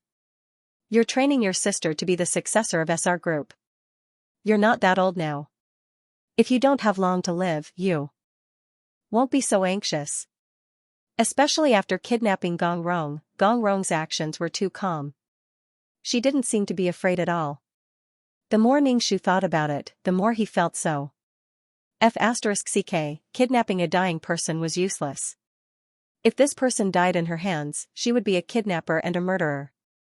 Gong Rong smiled, but it made Ning Shu's heart sink. How can a beauty like me die? Ning Shu released his spiritual power and scanned Gong Rong from head to toe, inside and out. He wanted to see what was wrong with Gong Rong. Ning Shu didn't see any obvious changes. He only felt that Gong Rong's internal organs were aging rapidly. They were supposed to be young and healthy, but the internal organs were like the internal organs of a person in their 50s or 60s. Ning Shu didn't say anything. It seemed that Gong Rong could still live for a while. The days at sea were very boring. Gong Rong was a little tired and lay on the chair at the back to sleep. Ning Shu asked the little black girl to keep an eye on her at all times. Ning Shu was worried about the client's mother. He even suspected that after the client arrived at the island, her mother was controlled. If the client's mother was really being controlled, then she would exchange Gong Rong for the client's mother. But when she thought about the Gong family's armed forces and the police's involvement, Ning Shu's heart was in turmoil. Ning Shu couldn't help but kick Gong Rong awake. Gong Rong opened her eyes and stared blankly at Ning Shu. Have we reached the shore? I have something to ask you. Ning Shu stepped on the stool and twirled the shiny table knife in his hand. Gong Rong stretched lazily and leaned to the side. She supported her head with her hand and asked lazily, ask away. Is my mother in your hands? Ning Shu pinched the knife with 2 fingers and narrowed his eyes at Gong Rong's face. I don't know what to say when you're like this. Can you not point the knife at me? Gong Rong smacked her lips. I'm a little thirsty. Give me some water. Ning Shu's expression was cold. You only know how to drink water. What's the use of a useless person like you? Your mother is in our hands, but she was sent to a good hospital for treatment. After all, you're participating in the game. It's our duty to treat your family well. Ning Shu, the mother was really in their hands. But you kidnapped me. I don't know what your mother's condition is now. Gong Rong spread her hands without any sincerity. Ning Shu could figure it out even if he used his toes to think.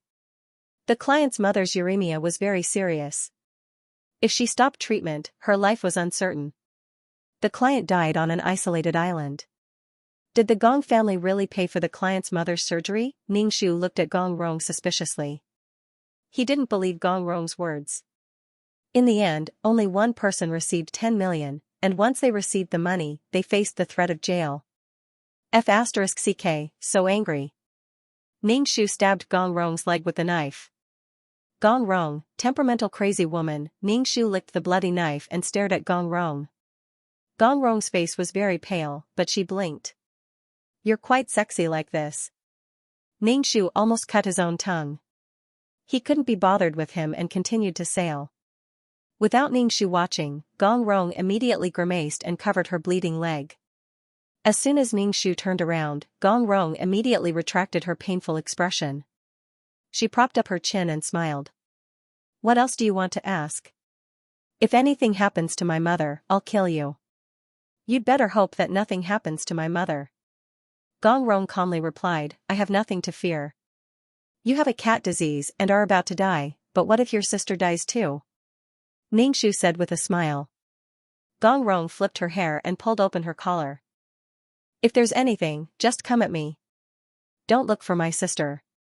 Ningxu looked at Gong Rong's exposed fake chest. It was quite realistic. Ningxu squeezed out a chuckle from his throat. He reached out his hand and crushed Gong Rong's fake breasts. Next time, I'll crush your lower part.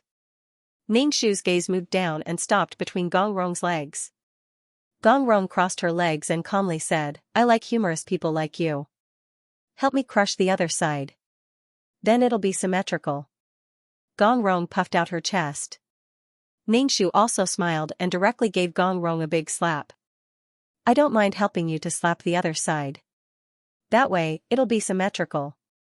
Thank you, but I don't need it. Gong Rong stuck out her tongue and licked the blood stain on the corner of her mouth. Ningxu nodded. This was the way kidnappers and hostage should get along. Whenever he thought that his client's mother was in the hands of the Gong family, Ningxu would be very unhappy, very unhappy. After sailing on the sea for a few days, they finally reached the shore. We're here, we're here. The little black girl cheered. She shouted and then burst into tears. Finally, they managed to escape. God knows how scared she was in her heart. Ningxu pulled the boat to the shore and pulled Gong Rong off the boat. This wasn't a very big bustling port. It was a small fishing village. Many people stared at Ningxu and the other two. Ningxu grabbed Gong Rong's hand. She didn't have a single piece of jewelry on her hand. Weren't they rich? Ningxu pushed Gong Rong's hair aside to see if there were any valuable earrings on her ears. In the end, she didn't even have ear piercings. She couldn't even pretend to be a woman. Ningxu looked at Gong Rong indifferently. What do you have that's valuable on you? Gong Rong rolled her eyes and then said, I'm quite valuable, but no one here knows me. What a waste. Gong Rong. Ningxu didn't believe that Gong Rong didn't have anything valuable on her. Ningxu's hands moved up and down. He pulled open Gong Rong's clothes and found sewing marks on the inside. Ningxu tore open her clothes and a black card fell out. Gong Rong looked up and said, if you use the black card to withdraw money, someone will soon know where I am. Ningxu shrugged his shoulders. It doesn't matter. Ningxu asked someone where the bank was and then took Gong Rong to the bank. Ningxu inserted the black card into the card slot and said to Gong Rong, enter the password. Are you sure? Gong Rong asked. The table knife in Ningxu's hand spun quickly, reflecting a bright luster. Okay, how much? 20,000. Gong Rong entered the password and withdrew 20,000 yuan. Ningxu gave 10,000 yuan to the little black girl. You go quickly. Don't stay with me. It's dangerous. Sister. Go quickly. The little black girl took the money and turned out of the bank. Gong Rong said, you can't even take care of yourself. You still have the mind to care about others. I think you're going to die in my hands. Why do you still worry about me? Ningxu retorted. Ningxu looked at Gong Rong's messy long hair and pulled her to a barber shop. Although it was called a barber shop, it was actually an open-air barber shop on the street. Master, just shave her hair for me. Don't worry about the hairstyle. Ningxu said to the barber. Ningxu pressed Gong Rong on the bench and did not let her move. Little girl, it's a waste to shave her hair like this. Gong Rong's hair was slightly curly. It was black and very beautiful. It's okay. Ningxu said with a smile. The barber was also straightforward.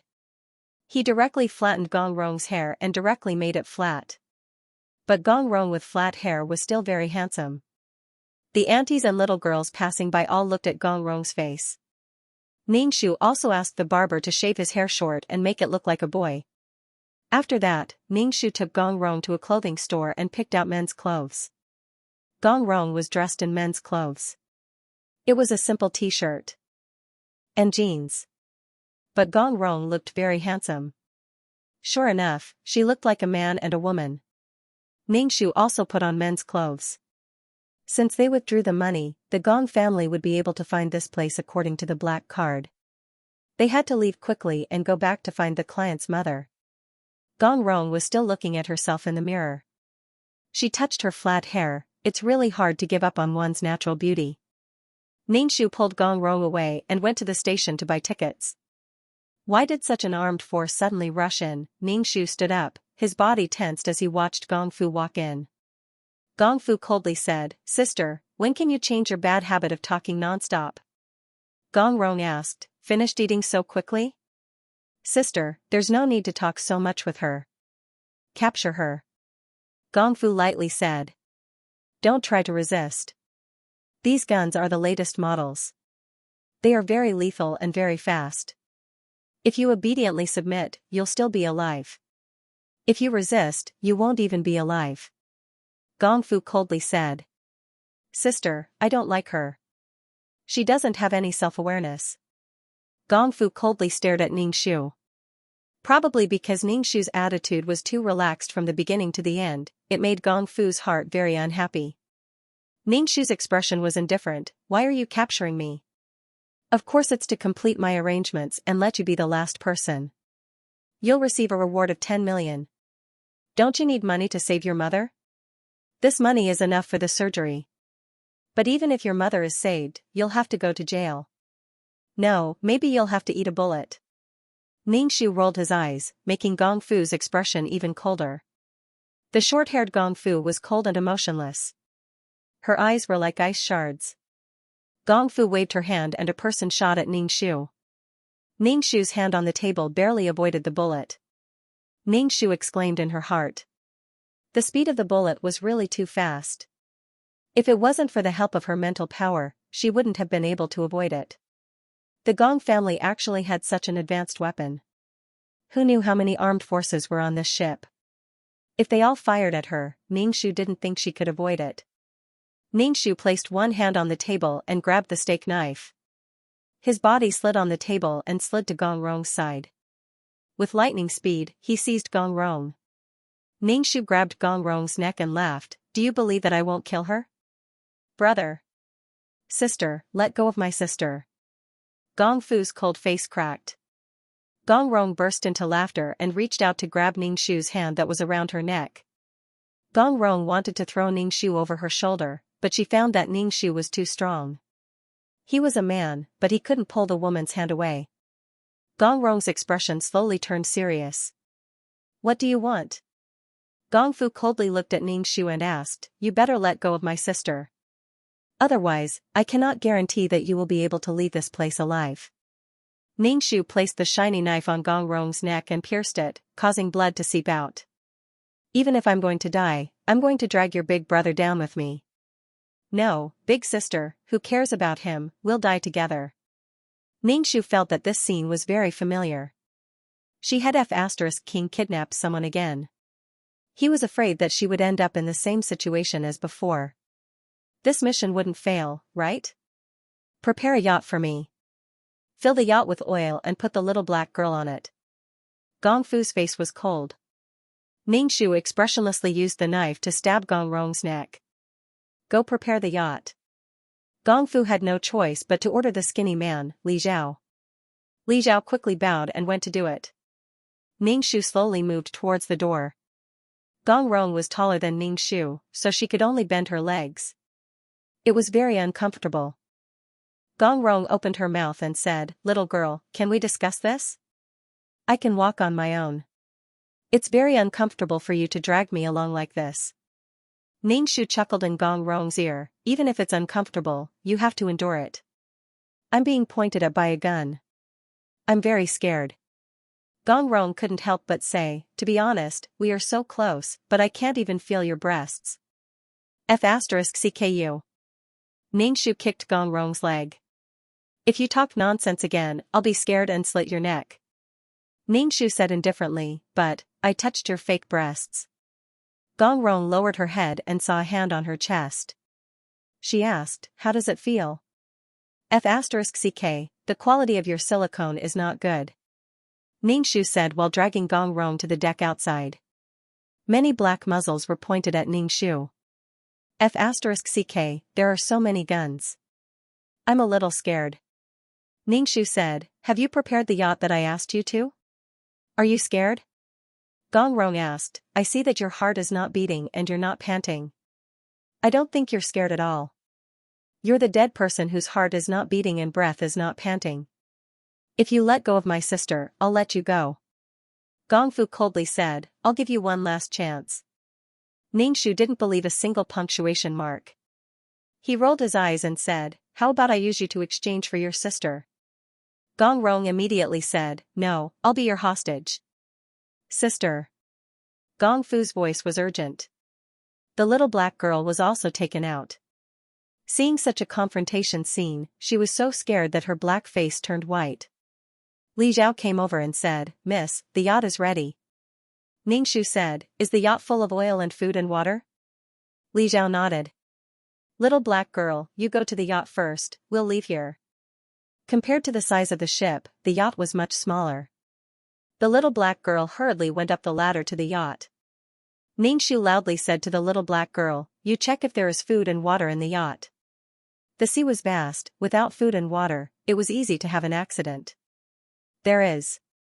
The little black girl cupped her hands in front of her mouth and shouted to Ningxu. Ningxu was a bit annoyed. She kidnapped Gong Rong, so she couldn't climb down the ladder. Ningxu moved back and looked at the small yacht below. F***ck, I might as well jump down. Ningxu moved to the edge of the deck and was about to fall down. Gong Fu immediately said, isn't the thing you want ready? Ningxu smiled, bye-bye.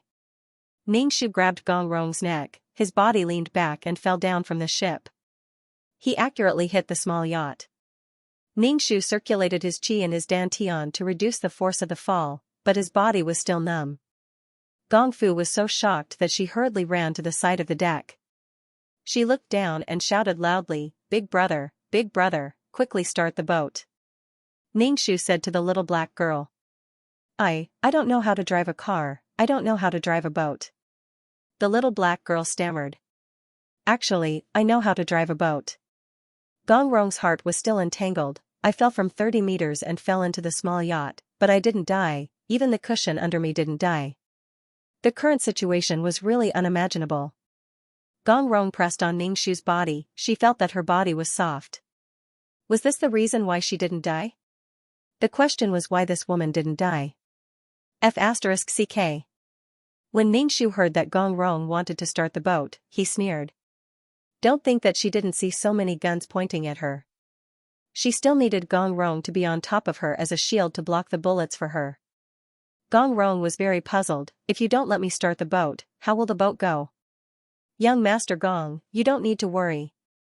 Ningxu released a huge invisible force, which drilled into the water and sank to the bottom of the boat. Then, she pushed the small yacht away. We're moving. The little black girl said excitedly, but she was also smart. She did not stand up, but crawled in the cabin. Although it was called a small boat, it was really a small boat. It didn't even have a room. It was used for surfing and didn't even have a roof. What the hell? Gong Rong felt that he was dreaming. Otherwise, how could such a strange thing happen? No one was driving the boat, and the boat was running on its own. Moreover, it was running very fast. It was really like seeing a ghost.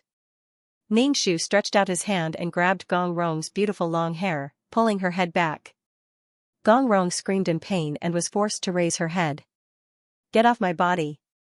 Ningxu said coldly. Gong Rong looked thin, but he was quite heavy. It was probably because of his bones. Gong Rong was pulled by his hair and said in pain, let go first, I'll get up when you let go. Ningxu let go of Gong Rong's hair, and Gong Rong got up from Ningxu's body.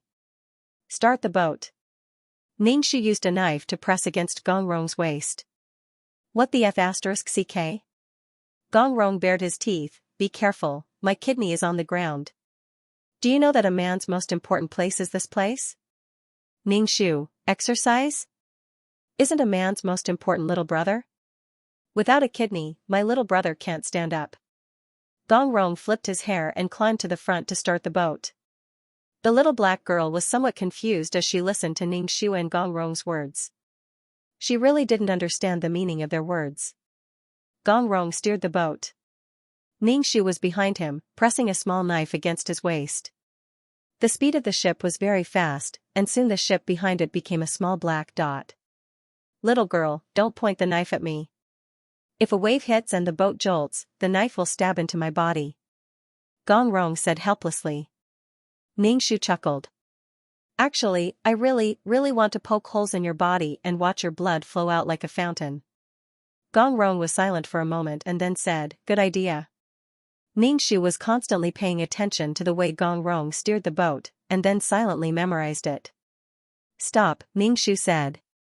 Gong Rong didn't stop. Ningxu stabbed the knife into his flesh. Stop. Gong Rong stopped and touched his waist with his hand. His hand was stained with blood. He somewhat angrily said, didn't I say, don't stab my kidney? It doesn't matter if you have a kidney or not. Ningxu sat in the driver's seat, patted his leg, and said to Gong Rong, sit on it. Gong Rong was a bit confused.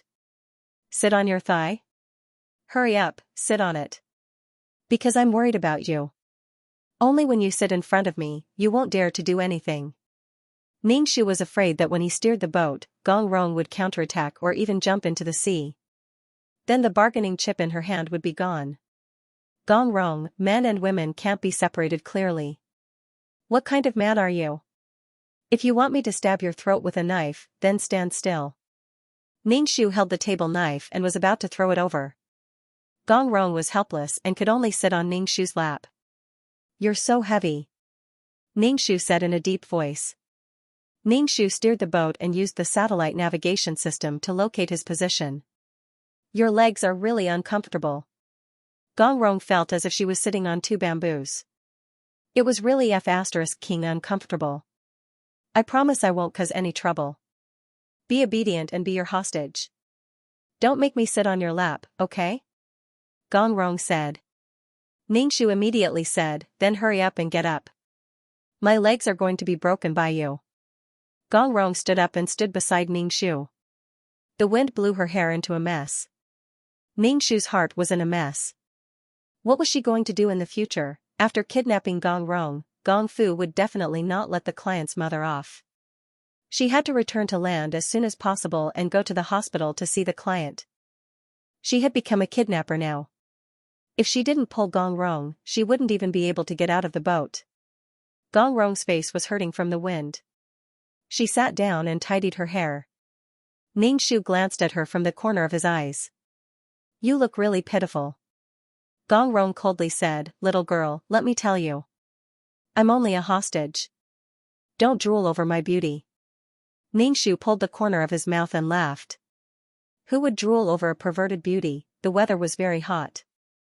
The little black girl took out bottles of pure water from the box and gave one to Ningxu and another to Gong Rong. Drink it sparingly. Who knows when we can leave the sea? Ningxu said. As a hostage, you can only drink one mouthful. Ningxu snatched the bottle from Gong Rong's hand. Gong Rong didn't look like a hostage. Could it be that she didn't look fierce enough? Gong Rong should be scared to death. Ningxu stretched out his leg and kicked Gong Rong. Gong Rong looked at Ningxu from the corner of her eyes. What are you doing? Be honest. I'm very honest. Ningxu, I beg you to be in fear and trepidation. Gong Rong was really not afraid of death. Ningxu suddenly asked, do you not have long to live? Gong Rong looked at Ningxu and raised her eyebrows. This action was full of heroic spirit. She asked, why do you think so? You said that you have a cat disease.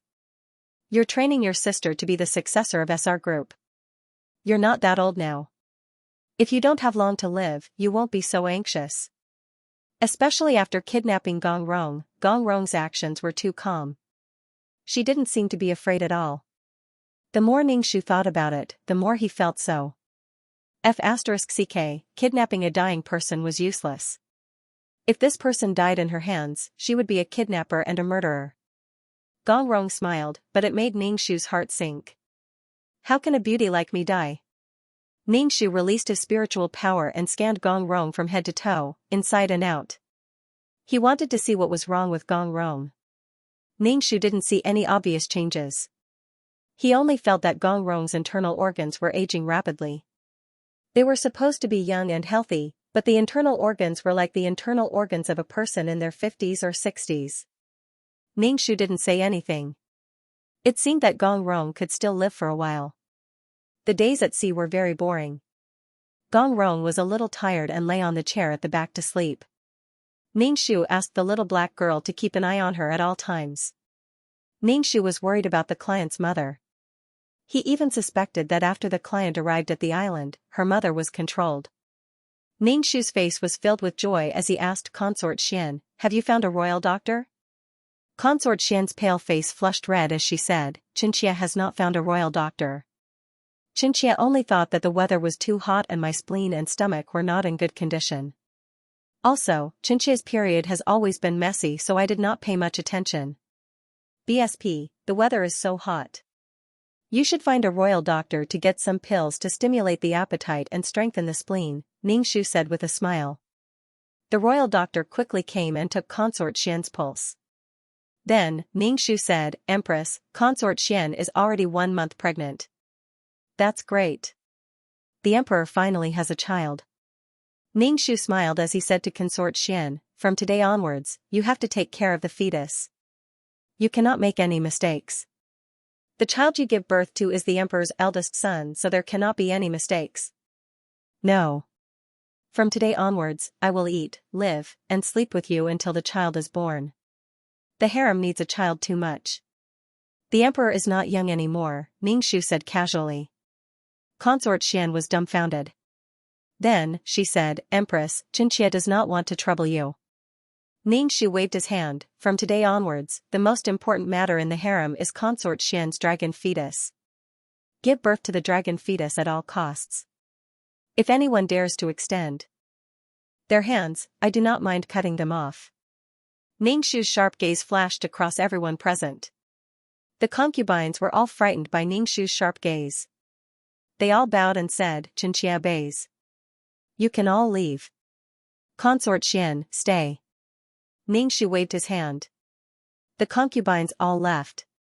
Consort Xian rubbed her stomach and looked at Ningxu with a bit of fear.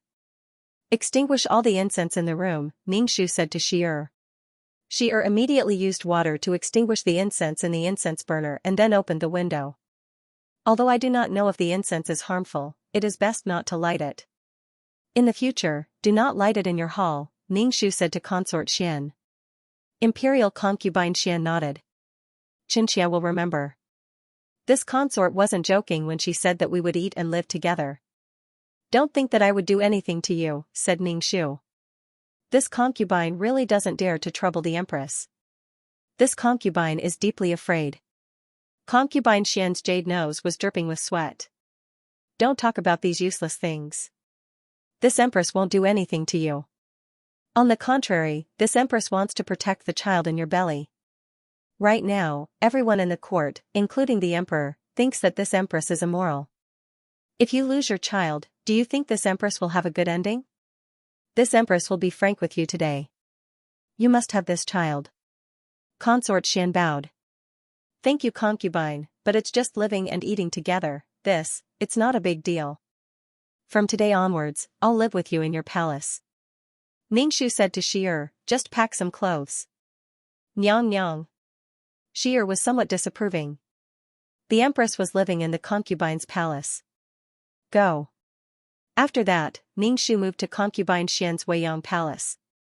He had people carefully inspect everything in Weiyang palace, including some antiques, calligraphy, paintings, jewelry, rouge, and some clothes. He also had the Tan family find a female doctor who knew medicine into the palace. He also found a servant girl who knew martial arts. The female doctor and the servant girl who knew martial arts were all there to protect concubine Xian. With Ningxu, there was a high chance that they could protect the child in concubine Xian's belly. Concubine Xian stared dumbfoundedly at the swift and decisive Ningxu. In a short period of time, her palace had changed its appearance. Ningxu tilted his head and followed Concubine Xian's instructions. Concubine Xian, don't wear too much makeup when you're pregnant. It's not good for the child and it's easy to fall into a trap. This concubine will listen to the empress. Concubine Xian could only say helplessly. But looking at the empress, it didn't seem like she wanted to harm the child in her belly. The feeling of sharing a bed with the empress at night was wonderful. The empress's hand was placed on her belly and gently stroked it. It really made one's hair stand on end. But every time before eating, a female doctor would first check all the dishes, including the bowls and chopsticks. After checking, the empress would eat first and then let her eat. Concubine Xian's current goal was to give birth to the child first. No matter if it was a boy or a girl, it would be the emperor's first child. The emperor would definitely have special feelings for it. When Xianxia heard that a concubine in the harem was pregnant, anger immediately appeared between his brows. Although he had someone serve the empress in his place, she was pregnant now and these concubines still looked happy. Xianxia wanted to chop the pregnant concubine. You know what to do, right? Xianxia looked at the secret guard kneeling in front of him. The secret guard said yes and then said hesitantly, the empress will eat and live with concubine Xian. So what if the empress is pregnant? Let her do it. Xianxia said. It was a good time to do it. The empress brought a female doctor from the Tan family and a servant girl who knows a little martial arts. It's not easy to do it. The secret guard said, every meal will be checked. This empress is really responsible. Xianxia rubbed his brows and stood up. He was going to Weiyang Palace. Since she was pregnant, he should reward her with something. When Xianxia arrived at Weiyang Palace, he was greeted by two women. Ningxu smiled and said to Xianxia, Emperor, concubine Xian is pregnant. After 10 months, she will give birth to a prince. This concubine congratulates the emperor. Ningxu clearly saw Xianxia's eyebrows tremble. Concubine Xian seemed to be in high spirits. She placed her hand on her waist and acted like a pregnant woman.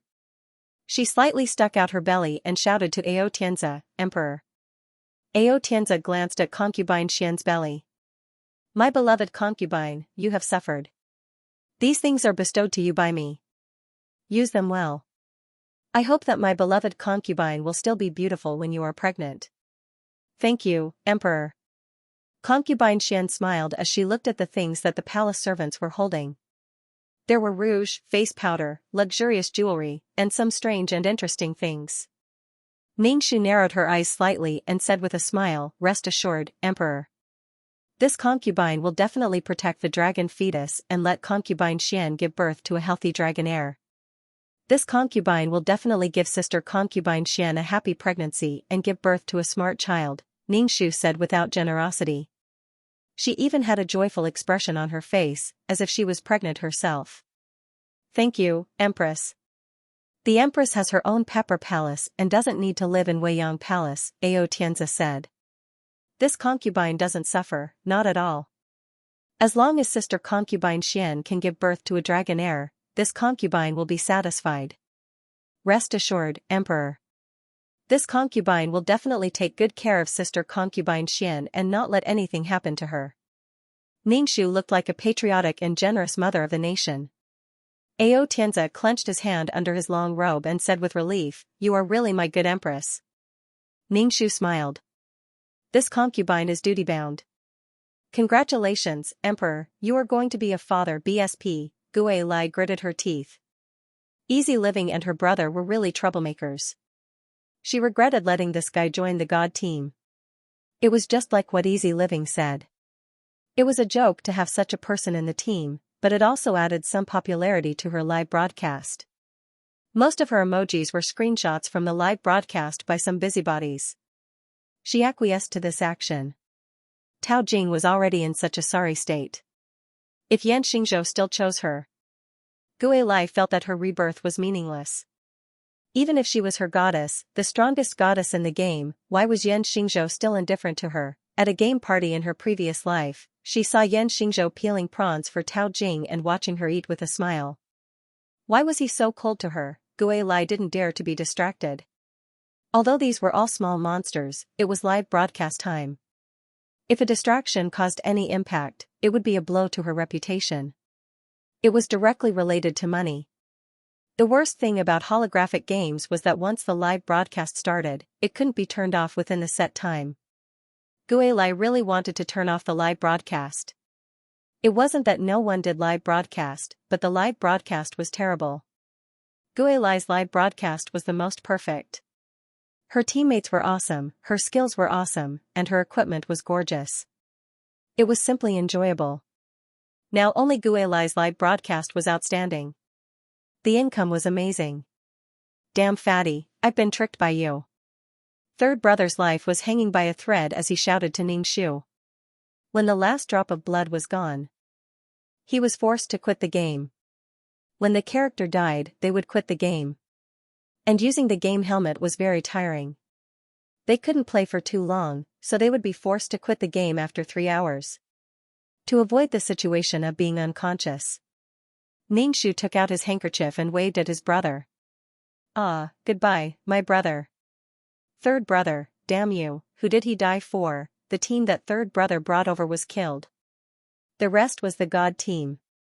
Xianxia was wearing dazzling equipment and his reaction was very agile. Holographic games were operated by consciousness. To be able to become a god, it meant that he was a very smart person in real life. It seemed that Xianxia and a group of bad friends were all winners in life. Ningxu leisurely watched everyone kill monsters. The others were busy to death. The players who were watching the livestream were speechless. The fat chick was even more ridiculous now. In the past, she would at least help. Although she was a little clumsy, she was equipped with a lot of equipment. It would be difficult for her to die in a short period of time. Furthermore, he had a team of gods protecting him, so he definitely wouldn't die. Now, he was actually watching from the side, therefore, all kinds of bullet screen comments were enough to blacken Ningxu. Why would the male gods and goddesses find such a person to team up with? It was simply dragging down the quality and fighting strength of the entire team. They requested to join the team, saying that no matter what, the fatty had more combat power. Fatty didn't even have the slightest spirit of unity and friendship. He just watched everyone fight. Therefore, when someone wants to slander you, no matter what you do, you will be slandered. In the past, when she was asked to help kill enemies, she would be criticized on a technical level, saying that her reaction was slow, her posture was ugly, and she was fat. Now that she wasn't moving, they were saying that she didn't have the spirit of unity and love. Ningxu didn't care what others said. Just this mountain of small monsters was enough for these people to fight for a while. Wanting to clear this dungeon in a short period of time was impossible. To clear a dungeon, not only did they have to clear the monsters, they also had to race against time to break the record. Using the shortest amount of time to beautifully clear the dungeon was something that every team had to do. Moreover, the shorter the time, the more abundant the equipment that would drop. Ningxu looked at the time. There was already quite a bit of time, but the last wave of small monsters still hadn't been cleared. The big monsters still hadn't appeared.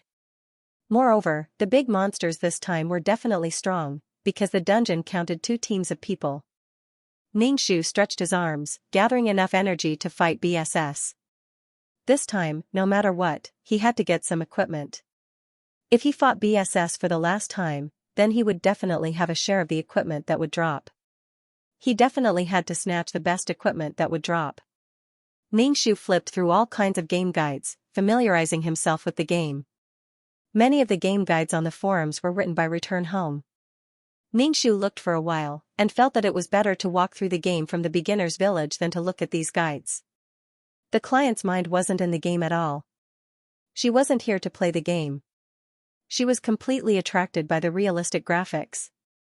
In addition, she met Xianxia, so there was one more reason to play the game. However, there weren't many people like the client who played the game without any desires. Everyone was fighting for rankings and killing all kinds of monsters. Those who were weak would only be laughed at. Roar, roar, roar. The earth shook violently, and a large mountain cracked open. A huge BSS drilled out of it. It was the enlarged version of a pangolin. Its entire body was pitch black and terrifying. The players were like ants in front of the pangolin. Looking up at the pangolin, it was like looking at a building. F*CK, so big, this must be a top-tier BSS. How do we fight this? Looks like Team Great God won't be able to clear the dungeon in the shortest time. I'm so worried about Goddess Return. All kinds of messages flooded the livestream. This dungeon had been cleared before, but the big BSS pangolin wasn't this big. The dungeon would be matched according to the team's strength. The stronger the team, the stronger the team. Originally, Team Great God's strength was awesome, and they even had Brother Sand's team. Therefore, the game system matched such a huge monster. It was like a big monster in a sci-fi movie. It was unreal. Seeing the big BSS, Return's face turned green. It was so big. It would take too long to kill this monster. Looking at the health bar, it made people feel even more hopeless. She did a livestream to let people see a perfect kill. It was easy. If she was like a normal player, who would watch the livestream, everyone in the team communicated with their eyes. Finally, Xianxia said, "Kill it. Although it will take a long time, the reward may be 3 times. The harder it was, the better the reward." Return really wanted to turn around and leave, but they were doing a livestream now. If they left, it would be very bad. It was better to kill the monster than to give up. The few of them besieged the giant pangolin. Dazzling moves were made, and the few great gods took out their rare trump card divine weapons. It made the people watching the livestream scream. Some artifacts couldn't be bought with money. They could only be refined by fighting step by step to gather enough materials. Such an artifact would cost at least $10,000. These rich great gods. Ningxu looked at these dazzling artifacts. Anyway, the artifacts in the game were all very flashy. How could they be so dazzling and eye-catching, especially when he unleashed his moves? He could blind people's eyes. Inexplicably, he felt like he was F*King awesome. But this boss's strength was beyond everyone's expectations. It was so strong. All kinds of artifacts and spells did little damage to the pangolin, and its HP decreased very slowly. It's simply 6666. The great god is different. The monsters are all so strong. I don't think we can win. This monster's skin is so thick. It feels like it's a lot stronger in all aspects. Its strength, defense, and attack were more than twice as strong as normal monsters. Therefore, the great god team really had a hard time. The pangolin's claws and teeth were very sharp. The light from its attack could penetrate a person's body. This battle was very difficult. Even the great god's HP bar was almost empty. Some took out blood tonics and drank them to stay alive. Ningxu rummaged through her backpack and fully armed herself. She held a very expensive sword in her hand. It was said that it was an artifact that could split into dozens of swords at the same time. At first, the seller was attracted by the bright gem of the sword. She bought it without thinking and planned to give it to Xianxia. But Xianxia didn't accept it and returned it to her almost without thinking. Ningxu wore a flashy armor and ran over with a gorgeous sword in her hand. She asked, "Do you need my help?" But everyone was busy fighting monsters and didn't pay attention to Ningxu. "Do you need my help?" "You have to tell me," Ningxu said again. Everyone, they had never seen such a shameless person. How could she be so shameless? The great god was busy fighting monsters. Who would want to talk to her? And with such a big monster, she would be courting death if she ran over. Was the chubby girl going to contribute an emoji again? Everyone was itching to take a screenshot of Ningxu's expression at any time and place. To be honest, without the chubby girl dragging them down, it was boring to watch the great god fight monsters. These people could even make jokes about people. If others were calculative, they would say unhappily that it was just a joke. You can't even make a joke. It's boring. Just a few jokes. Am I close to you? Ningxu saw that no one was paying attention to her. It seemed that they didn't need her help. She could help with the last hit. Ong ong ong. The big monster was hurt by Xianxia's attack. It began to go berserk, and the scales on its body shot out like knives. Ningxu hurriedly moved further away and played with the blood tonic in his hand. After a tough battle, the pangolin only had a little bit of health left. Ningxu didn't hesitate and took out his sword. The sword split into dozens of swords and stabbed into the pangolin's body, turning it into a porcupine. Boom! The pangolin fell to the ground, raising a thick cloud of dust. Then, a dazzling array of equipment appeared.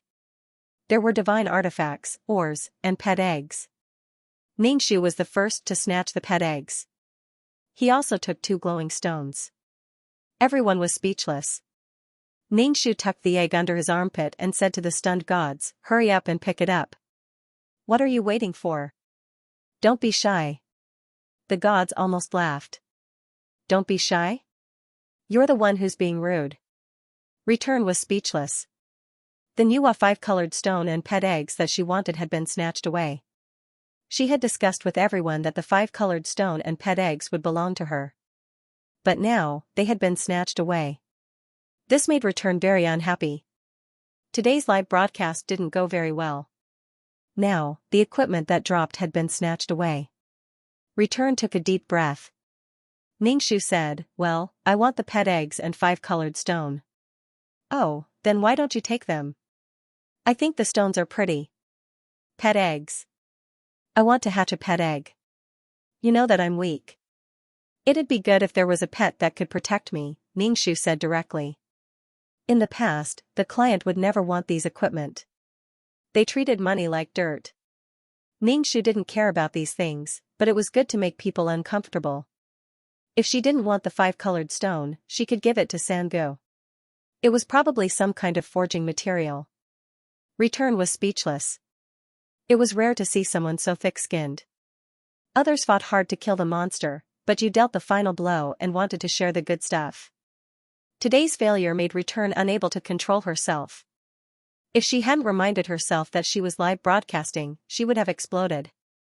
The others also got what they wanted.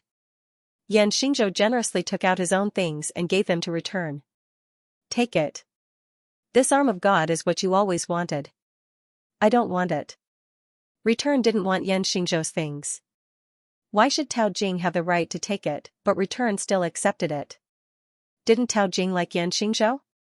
Seeing Xianxia give her things, she probably felt bad. "Thank you." Return accepted the hand of God.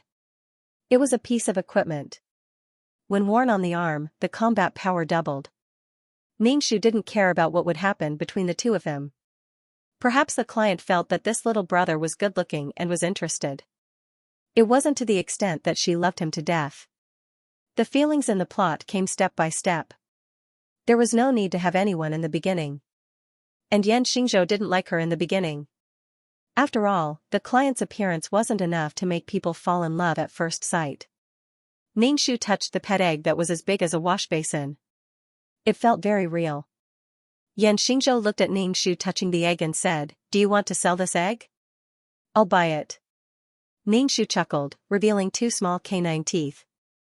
"How much are you willing to pay?" "Name a price," Xianxia said directly. It seemed like he didn't care much about money. Ningxu said directly, "If you're buying it for Return, then I won't sell it. If you want it, then I'll sell it. You know how badly I've been defamed. I don't want to sell it to her." "Xianxia, is it good for you to be so honest?" Return was furious. "You were the one who stole the item. How could you be so shameless? Are you being defamed because you're stupid? Are you blaming others for your stupidity?" She couldn't wait to quit the game and vent. Only then could she relieve her anger. Since her rebirth, Return felt that her temperament had improved a lot. But she was still pissed off by this damn fatty. Ningxu saw Return's face turn black. If it wasn't for the live broadcast, he probably would have exploded.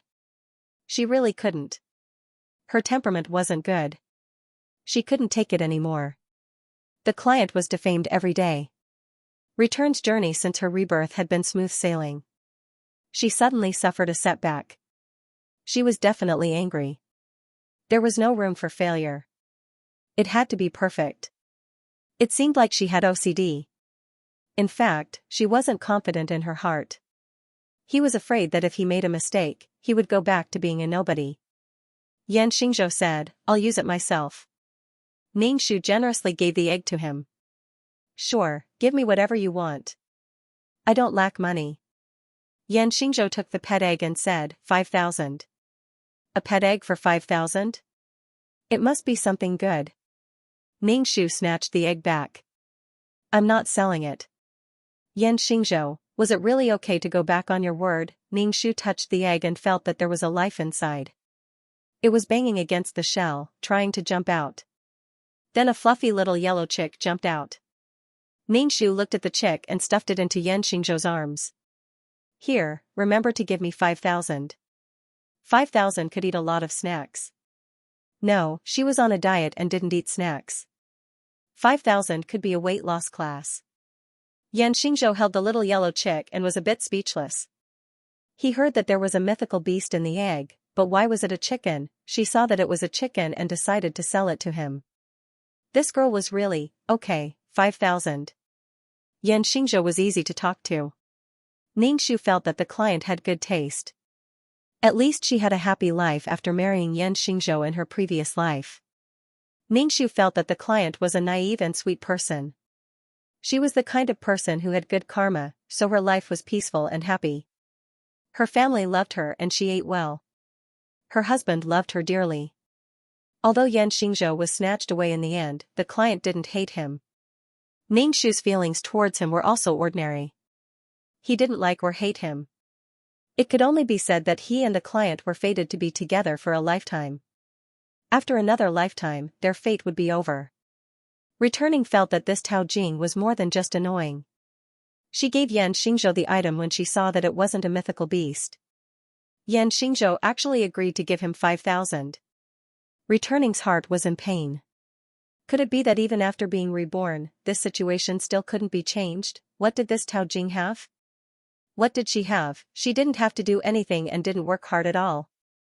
She just enjoyed it for free. She practiced yoga, lost weight, bought all kinds of skincare products.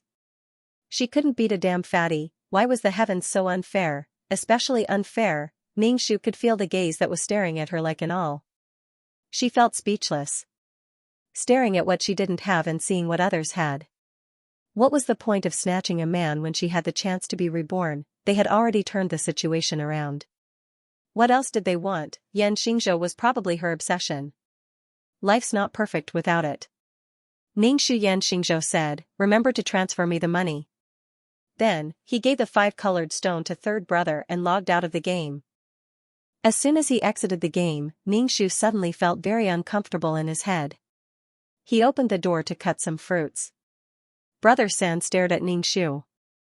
Ningshu said, don't be angry. I gave you the multicolored stone. Remember to accept it. Forging divine stone multicolored stone, where did you get it from? Did you use money again? No, this kind of thing can't be bought with money. Of course I got it from killing monsters. When I saw the 5-colored stone, I knew it was third brother who wanted it. Third brother was speechless. Alright, I'm not angry at all. But after logging out of the game, he could only log back in 3 hours later. You embarrassed yourself again, didn't you? Brother San couldn't wait to enter the game and see how his sister embarrassed herself. No, your sister killed the monsters very bravely. Ningshu ate some fruits and went downstairs for a run. Dong dong dong, Brother San felt like the roof was going to collapse. Ningshu hadn't played games for a few days. Maybe it was because he looked at himself and had a filter. Ningshu felt like he had lost weight. He asked his parents and they all said he had lost weight. His 3 brothers' expressions were indescribable. Their parents could go against their conscience, but they would be scolded if they said anything, so they just kept quiet. Moreover, young people all lived on the internet. Every time they saw other people posting emojis of their sister, they would be angry, and heartbroken. They didn't dare to tell their parents what kind of existence their sister was on the internet. There were all kinds of pranks. It was unbearable to look at. Ningshu felt like he still had to find a professional. He went to the gym to find a professional coach to lose weight and lose weight. Ningshu felt that life was really hard when he ate grass every day and exercised. Losing weight went against his instincts.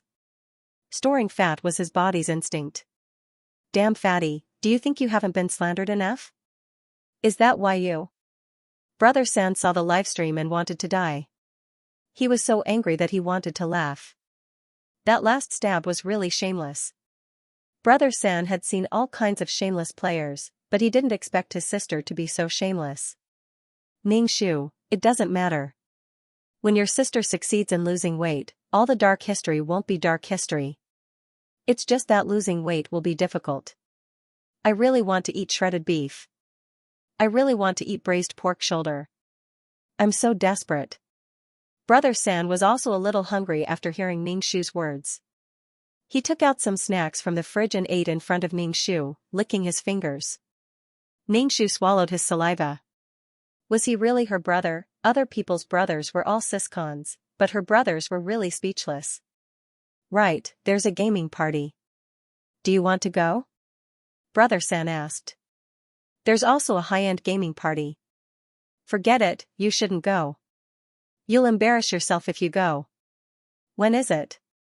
Maybe a month later. Don't go. In the game, you're nothing compared to return. If you stand together in real life, it'll be an epic disaster movie. Third brother had good intentions, but the words that came out of his mouth made people want to slap him. Ning Shu, of course I'm going. Why not? Recently, Ning Shu had increased his training. He was so tired that he fell asleep the moment his head hit the pillow. He didn't have time to play games. He would occasionally hear Brother San talk about games. Right, Yan Xingzhou asked you. He said he sent you $5,000 and asked you to check it. Why did he give you $5,000? Ning Shu said directly, because I sold him a pet egg. Brother San, F***ck, what pet egg was $5,000, he worked so hard every day and couldn't even get $5,000. Ning Shu was in the game. When he heard the notification that there was money in his account, he immediately withdrew the money and transferred it to his bank card. Ning Shu also watched Return's livestream. She was very popular. She could earn tens of thousands of yuan doing a livestream. Doing a livestream once a month was enough to eat. In the end, she added a stab and the screen was flooded with comments. Everyone didn't know how to express their complicated feelings. She was really shameless. The chubby girl was shameless before. She didn't know her place when she kept pestering her idol. Now, she was stealing his kills. It was also because the Great God team had good self-restraint that they could tolerate her. Our pitiful goddess returnee was dragged to her death by this kind of person. Ning Shu and a group of people waited for the monster to appear. But 1 minute, 1 hour, 1 day, Ning Shu couldn't help but ask, when will it come? The family head said, we don't know. We are not sure every time it comes. Ning Shu crossed her legs and held the black bone umbrella in the room. Holding an umbrella at home was indeed because the yin qi in this house was heavy and there were many impurities. The heart asked curiously, why are you holding this umbrella? Ning Shu said, because I like it. I am a beautiful fairy. A beautiful fairy is something that no one else uses. Only you use it. Is this a beautiful fairy? The heart couldn't stand the hypocrisy between people, so it said whatever it wanted to say. Ning Shu smiled, then I will give you one. Why? You want me to be a beautiful fairy? I am a man. The heart asked, puzzled. Ning Shu said, I will give you an umbrella. You are weak and can't lift it. The family heads, please don't say such vulgar words in public. The heart still wanted to say something, but Ning Shu felt an inexplicable thing was approaching, making her uncomfortable. Ning Shu's expression was not very obvious. The family heads hugged each other and shivered. It appeared. It came. The world of samsara was dark, but when the monster appeared, the whole house became darker. A cloud of black smoke floated in the open space of the yard. Its voice had the feeling of a teenager and a child. It sounded a little childish and hoarse. Have you prepared the souls I want? Ning Shu relaxed her brows. When she heard that it ate souls, she thought that Jingqing was hiding here. But senior uncle had already searched here, so the chance of him being here was very small. Therefore, an unknown creature appeared in her world of samsara, and it was a soul that ate souls. It sounded young. It was just a cloud of black smoke, without a physical body. Before Ning Shu said anything, the heart beside her acted up. It directly rushed toward the black smoke, releasing a terrifying spiritual power that crushed the surrounding buildings. However, this mental power had no effect on the black fog. His mental power penetrated the black fog, and the black fog condensed again. In other words, the heart couldn't do anything to the black mist. This was clearly the first time the heart had encountered something like this. It was the first time his spiritual weapon had failed, and it did not even cause any damage to the opponent. Ningxu wanted to laugh. Finally, there was an existence that could defeat the heart. However, if the heart could not defeat an existence, then there was nothing she could do. You're not a soul. I won't eat you. The black fog did not seem to understand that the heart was attacking it. Seeing that the heart was not a soul body, it walked around it. When the black fog said that it wanted to eat souls, its tone was as confident as a human saying that it wanted to eat. That's it. It's a monster. We're collecting souls for it. We're innocent. You have to protect us. The 6 family heads had no other choice. They could only rely on Ningxu's protection. Especially since this woman had slashed at them repeatedly. Ningxu said to the puppet sword monarch, "Go and see if you can hurt it." The puppet sword. Monarch cupped his hands, pulled out his sword, and slashed at the black fog. The black fog was cut in half, but it slowly condensed again. So it was still useless. Why isn't it a soul? I want to eat souls. Eat souls. Huangli, you said you would prepare souls for me. The black fog was like a child that was hungry, crying for food. Family head Huang, who was called, trembled. He did not dare to respond, or he might be eaten. You are a soul. Is this the soul prepared this time? When the black fog saw Ningxu, it immediately floated in front of her and opened its mouth, intending to swallow her. Wait. Ningxu took 2 steps back and looked at the black fog. I'm not a soul prepared for you, so you can't eat me. Not for me to eat. The black fog was shocked. Then what do you mean? Are you going to let me eat or not? It was probably the first time the heart had encountered such a thing. The black fog could not do anything about it. It had always been successful, but one day, it suddenly stopped working. The heart was at a loss. Facing the black fog, its colorful eyes were filled with unspeakable fear and suspicion. It was obviously doubting its own ability. Ningxu did not care if the heart of the heart was broken. He asked the black fog, "Where did you come from?" The black fog did not look like an calamity beast. Calamity beasts did not have intelligence, and they were especially smelly. This black fog was like a dark cloud, but it did not have any stench. It also had intelligence, and looked to be about 11 or 12 years old. The black fog asked, "If I answer you, will you let me eat you?" Ningxu shook his head. "You are in my territory. The souls here are under my control. You can't eat the souls here without your permission." The black fog rolled, and it was obviously a little impatient. "I am hungry. I will eat if I want to. Let me ask you, where did you come from?" It was the world of samsara. Was it a good thing or a bad thing to have such an existence? The black fog said impatiently, "I don't know. I want to eat you." Ningxu stopped it. "Wait a minute. What now?" The black fog roared. "I don't like talkative souls. They make me lose my appetite." Ningxu, is the poop you poop in human form? The black fog? Ningxu, do you only eat and not poop? The black fog? Everyone, why did they have to talk about this? Who cares about poop? Now they were all going to be eaten. Ningxu chatted with the black fog while contacting His Excellency. It was definitely the right thing to ask him about the world of samsara. He did not know how to deal with the black fog. What if destroying it was not good for the world of samsara, so he asked for His Excellency's opinion. His Excellency was doing something and had not replied until now. Damn it, she had to talk nonsense with this black cloud, especially this black cloud that was extremely hungry. It was going to swallow her at any time.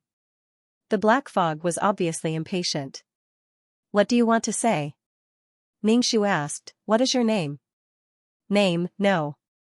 The black fog opened its mouth and drooled at Ningxu. Ningxu was very surprised and said in shock, "You don't have a name, no name."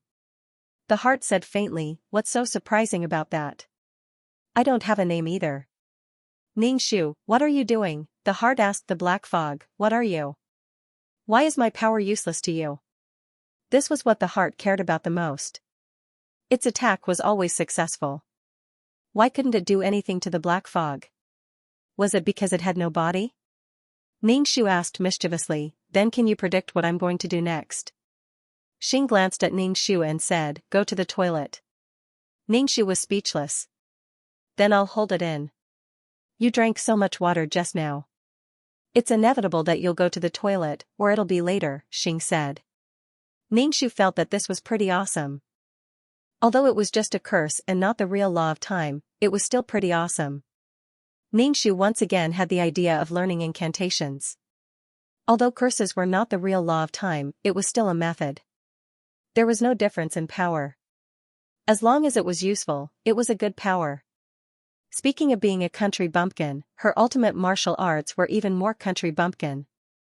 But now, her ultimate martial arts had become the medium for her to build her world. What could people say about this? Ningxu was deep in thought. Then she felt the urge to pee and wanted to go to the toilet. Ningxu rolled her eyes and went to the toilet with her gun. Predicting that she was going to pee was also drunk. Ningxu squatted in a secluded place to pee. She saw an alien the size of a man's fist swimming in front of her. It jumped at her excitedly. Ningxu didn't even pull up her pants. She fired a shot and the alien was annihilated. Nothing was left. After dealing with the alien, Ningxu pulled up her pants. Her expression didn't change at all. 2333 suddenly said, Ningxu, you've changed. Ningxu squinted. How have I changed? Have I become prettier? Tell me honestly, can you see when I go to the toilet? 2333. I'm saying that you're starting to develop into a qualified mission enforcer. You can face all kinds of situations calmly, 2333 said. She could drink coffee in a cafe, eat steak elegantly in a high-class restaurant, and pick up garbage to eat when her life was threatened. It was the first time Ningxu heard 2333 praise her. Ningxu flipped her hair and said proudly, I've always been so outstanding. Don't admire me. But in my heart, you've always been a naughty retard. That has never changed. 2333, you're the retard. You're the most retarded. Ningxu returned to Xing's side. Xing was fiddling with his hands. Ningxu glanced over and saw that Xing was watching the news. What news? Ningxu asked. The city is on lockdown. The highway that leads here has been blocked. Xing put away his phone and leaned against the wall. Ningxu rubbed his calf. It looks like the economy of this place is going to decline. I have to find a new city and work hard to buy a house. Xing? Shouldn't they be discussing how to deal with the xenomorph first? All they talk about is buying houses, buying houses, buying houses. I don't think it's possible for the economy to regress. After the disaster, there will definitely be a lot of construction, Xing said. Does that mean I can buy a house here? Ningxu thought for a while. He would wait until the matter was settled and see if he could buy a house here. Xing, after the conversation ended, the two of them closed their eyes and rested. When they had rested enough, the two of them began to search for aliens again. They could only walk and did not drive. Also, they had to crawl through the sewers. It was really miserable. Xing helped Ningxu carry the first aid kit. The two of them took turns. Also, Ningxu had used up some of the medicine in the first aid kit. Some pharmacies were closed. Ningxu could only go to the hospital to look for more. Now, every hospital was in a state of full capacity, and some medical staff were injured. Ningxu wanted anti-inflammatory drugs and anesthetics but was told that the hospital was out of stock. Ningxu, I can exchange for some. Anyway, I have the right to extend the limit this time. Xing said. A box of medicine appeared in front of him. There were anti-inflammatory drugs and anesthetics. As time passed, this batch of xenomorphs started to grow. Some of them had already grown to the size of a basin. If they killed the xenomorph in a normal way, there would already be small xenomorph the size of a child's finger in their body. It was simply endless. Ningxu killed a xenomorph the size of a basin. He said to Xing, I don't know what weapons the armed forces are using. It's useless to just kill the xenomorph. Instead, there will be more and more of them. Xing didn't know what to say. Ningxu even suspected that they were going to stay in this plane forever to kill these things. Ningxu suspected that these things had already spread out. After all, they were active in the sewers. Perhaps they would flow into the sea and drift to various places. Ningxu wiped his face. He didn't dare to think about it. Xing's expression didn't look too good either. If this mission failed, it would use up one authority and the power of faith. It was not worth it to fail. If they bombarded it, it would be like using a cannon to kill a mosquito. They could only rely on manpower to destroy it. It was quite a despairing thing. Come, let's hug each other and continue fighting the xenomorph, Xing said helplessly. Ningxu, I think that they should send someone. The two of us can't handle it, Ningxu said. My system has already reported the situation here. Let's wait. Xing wiped the sweat off his forehead. When Ningxu heard Xing's words, he felt that the system Xing mentioned was so soft and cute. Thinking of his own system, he was half dead. When something happened, it shrank back. I also reported it, but I feel guilty, 2333 said. Ningxu. What are you guilty of? Ningxu, I once helped you exchange for the death-like pill, helped you reach the Sea of Law, and even helped you pass the Soul Pearl once. 2333 was very familiar with it. I don't remember at all. Ningxu rolled his eyes. You brought me to the Sea of Law because you coveted the Chaos Stone in my hands. 2333, this guy holds grudges. You don't dare to show your existence because you are afraid of being punished? Ningxu, these things were all on her head. Ningxu's intuition told him that 2333 was hiding something from her. I advise you not to do anything out of line behind my back. Ningxu said seriously, I haven't constructed a world yet. It is very likely that I will be obliterated, completely obliterated. I didn't. What can I do out of line? Even if I did, it would be to serve you. 2333 said. Ningxu looked indifferent, you are using me as an excuse again. I feel that you are trying to push the blame to me. He was determined not to be the scapegoat. You are too sensitive. We are one. Betraying you is betraying myself. I will not do things that harm others without benefiting myself. Ningxu shook his head, no, you might do things that harm others for your own benefit. 2333 was silent for a moment and said, it is still the same sentence. We are one. Ningxu walked with a solemn expression. Xing stopped and saw that Ningxu's expression was not good.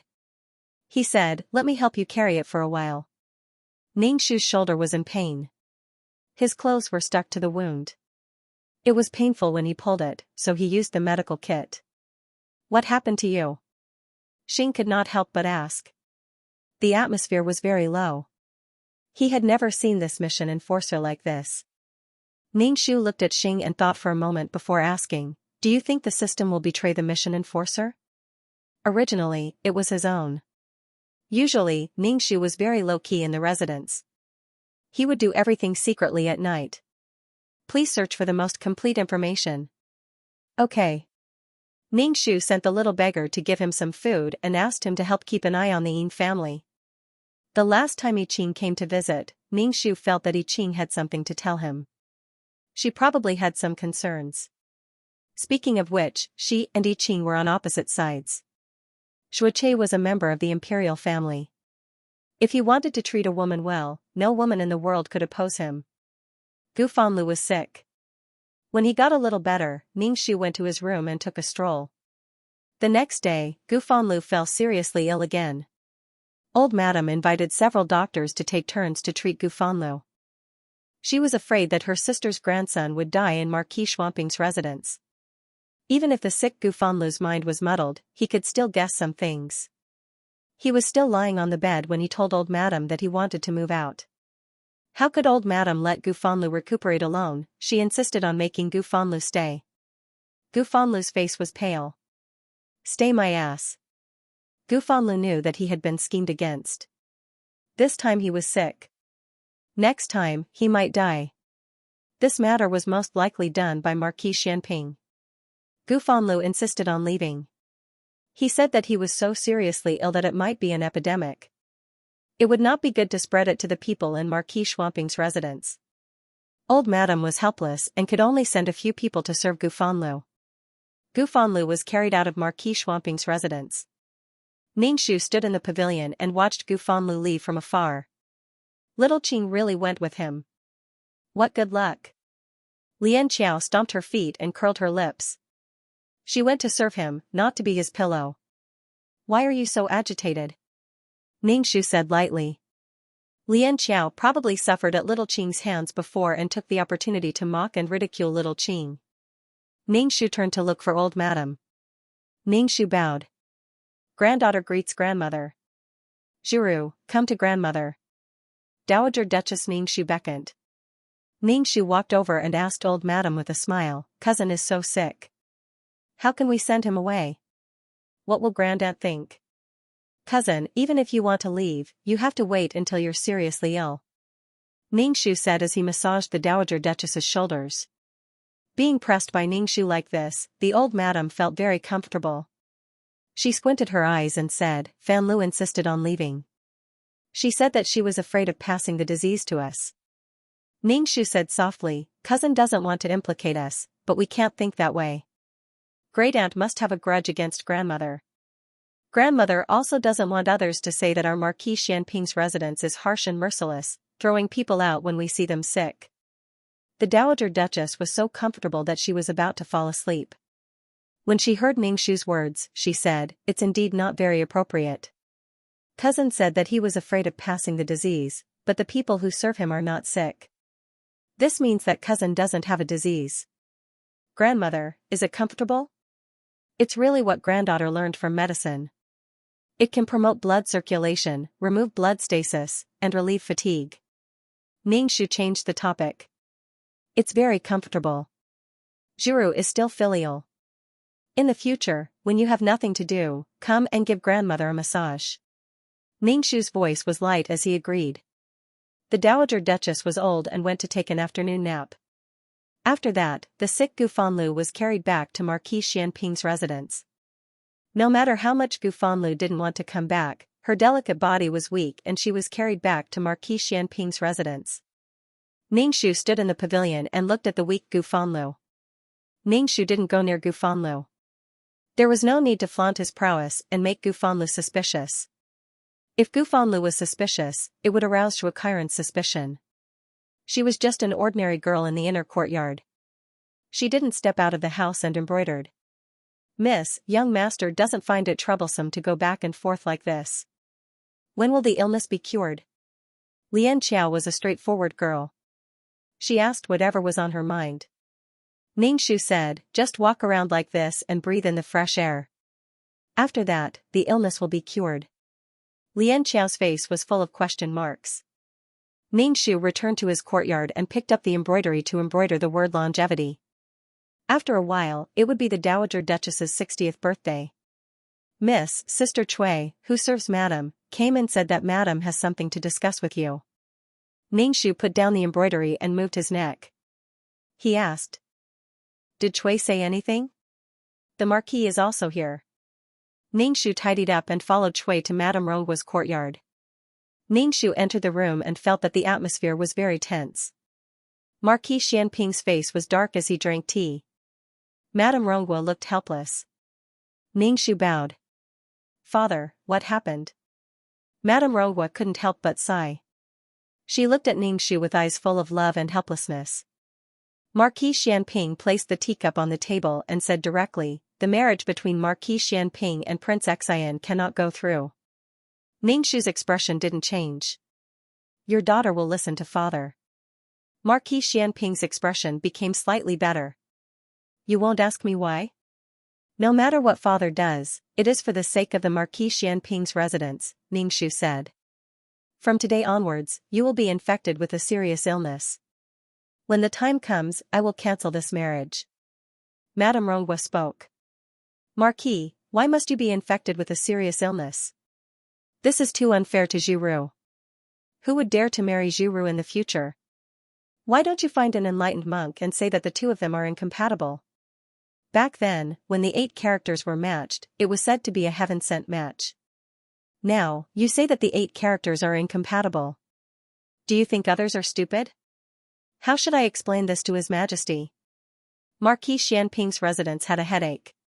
He really couldn't figure out how he had offended Xianxia to the point that he wouldn't let him go.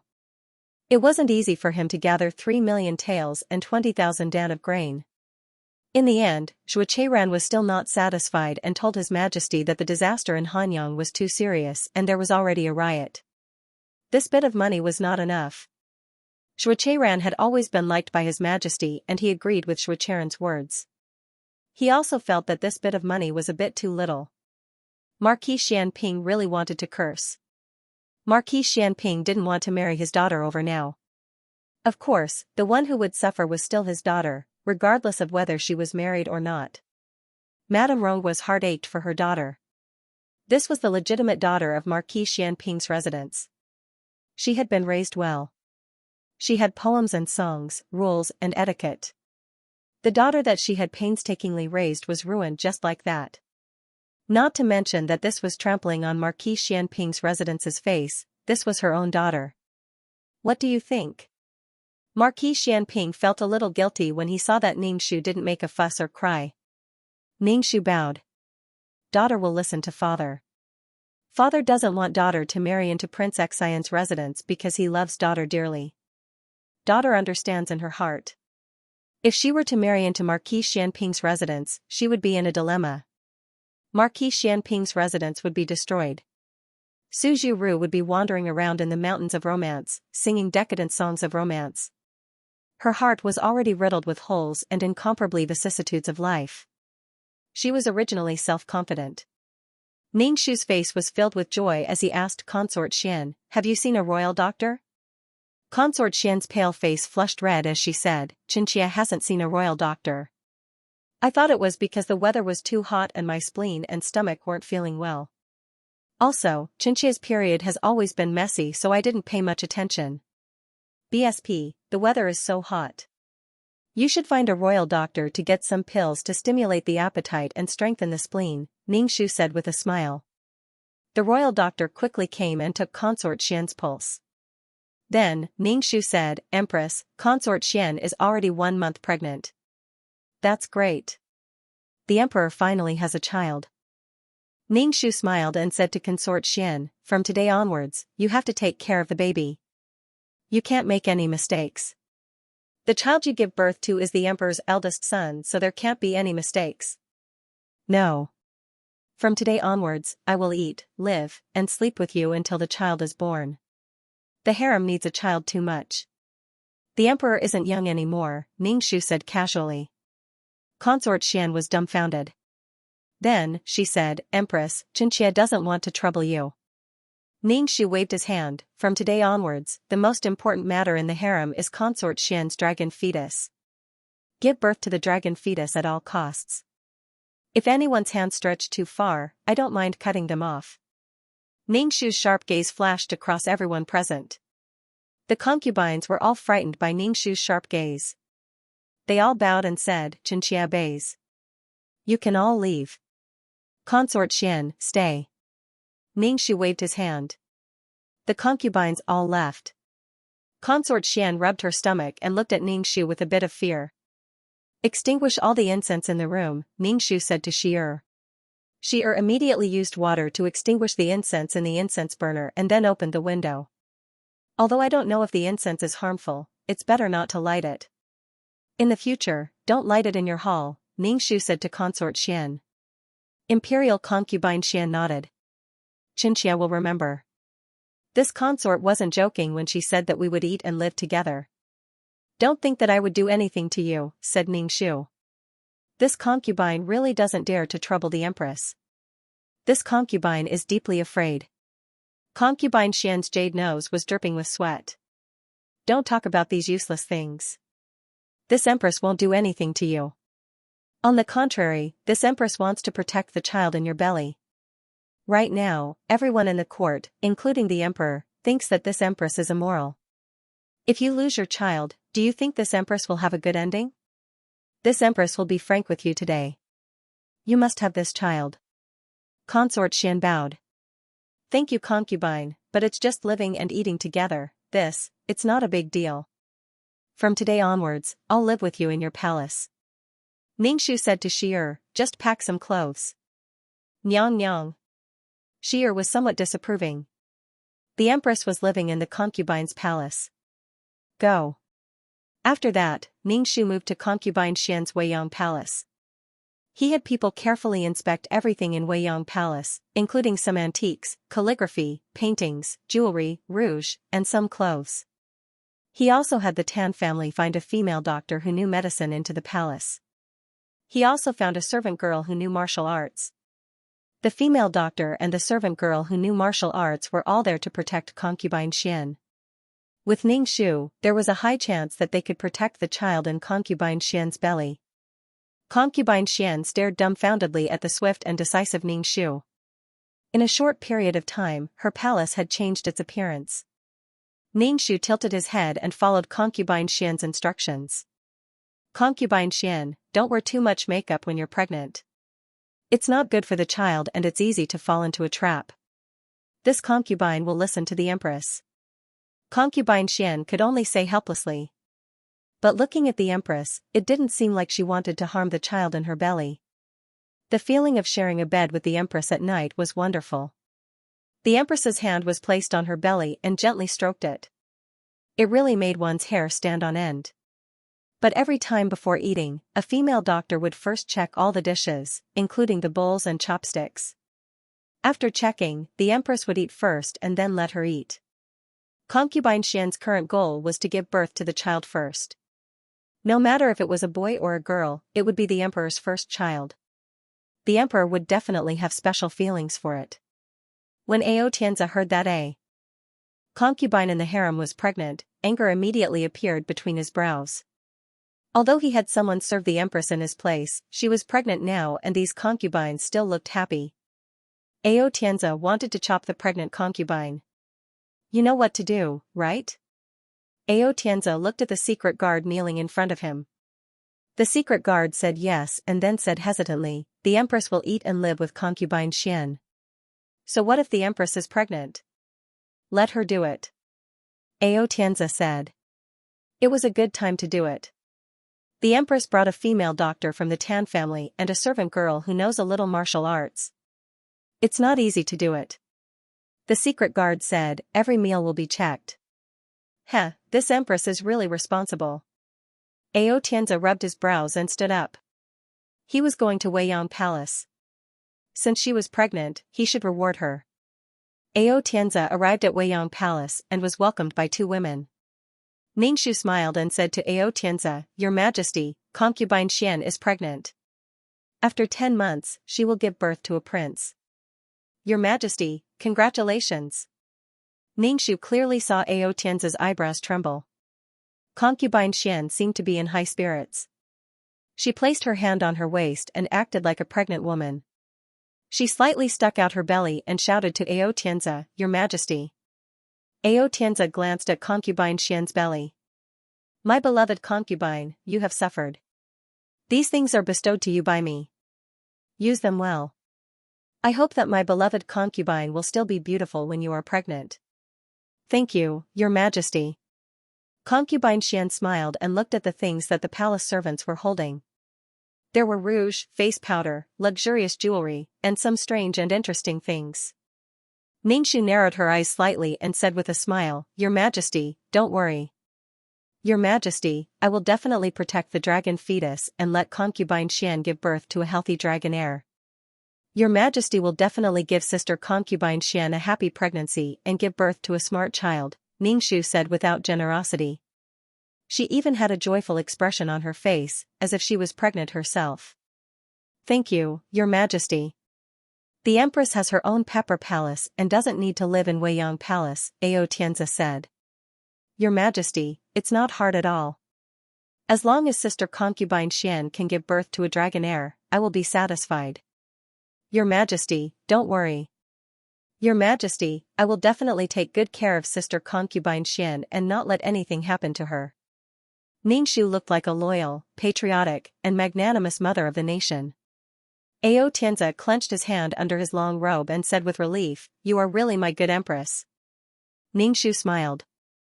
"This concubine is duty-bound." "Congratulations, your majesty, on becoming a father." BSP, Xing carried the woman on the ground. She was already dying. Being carried by Xing, her face became even paler. "Everyone, please search for the most complete information." Blood.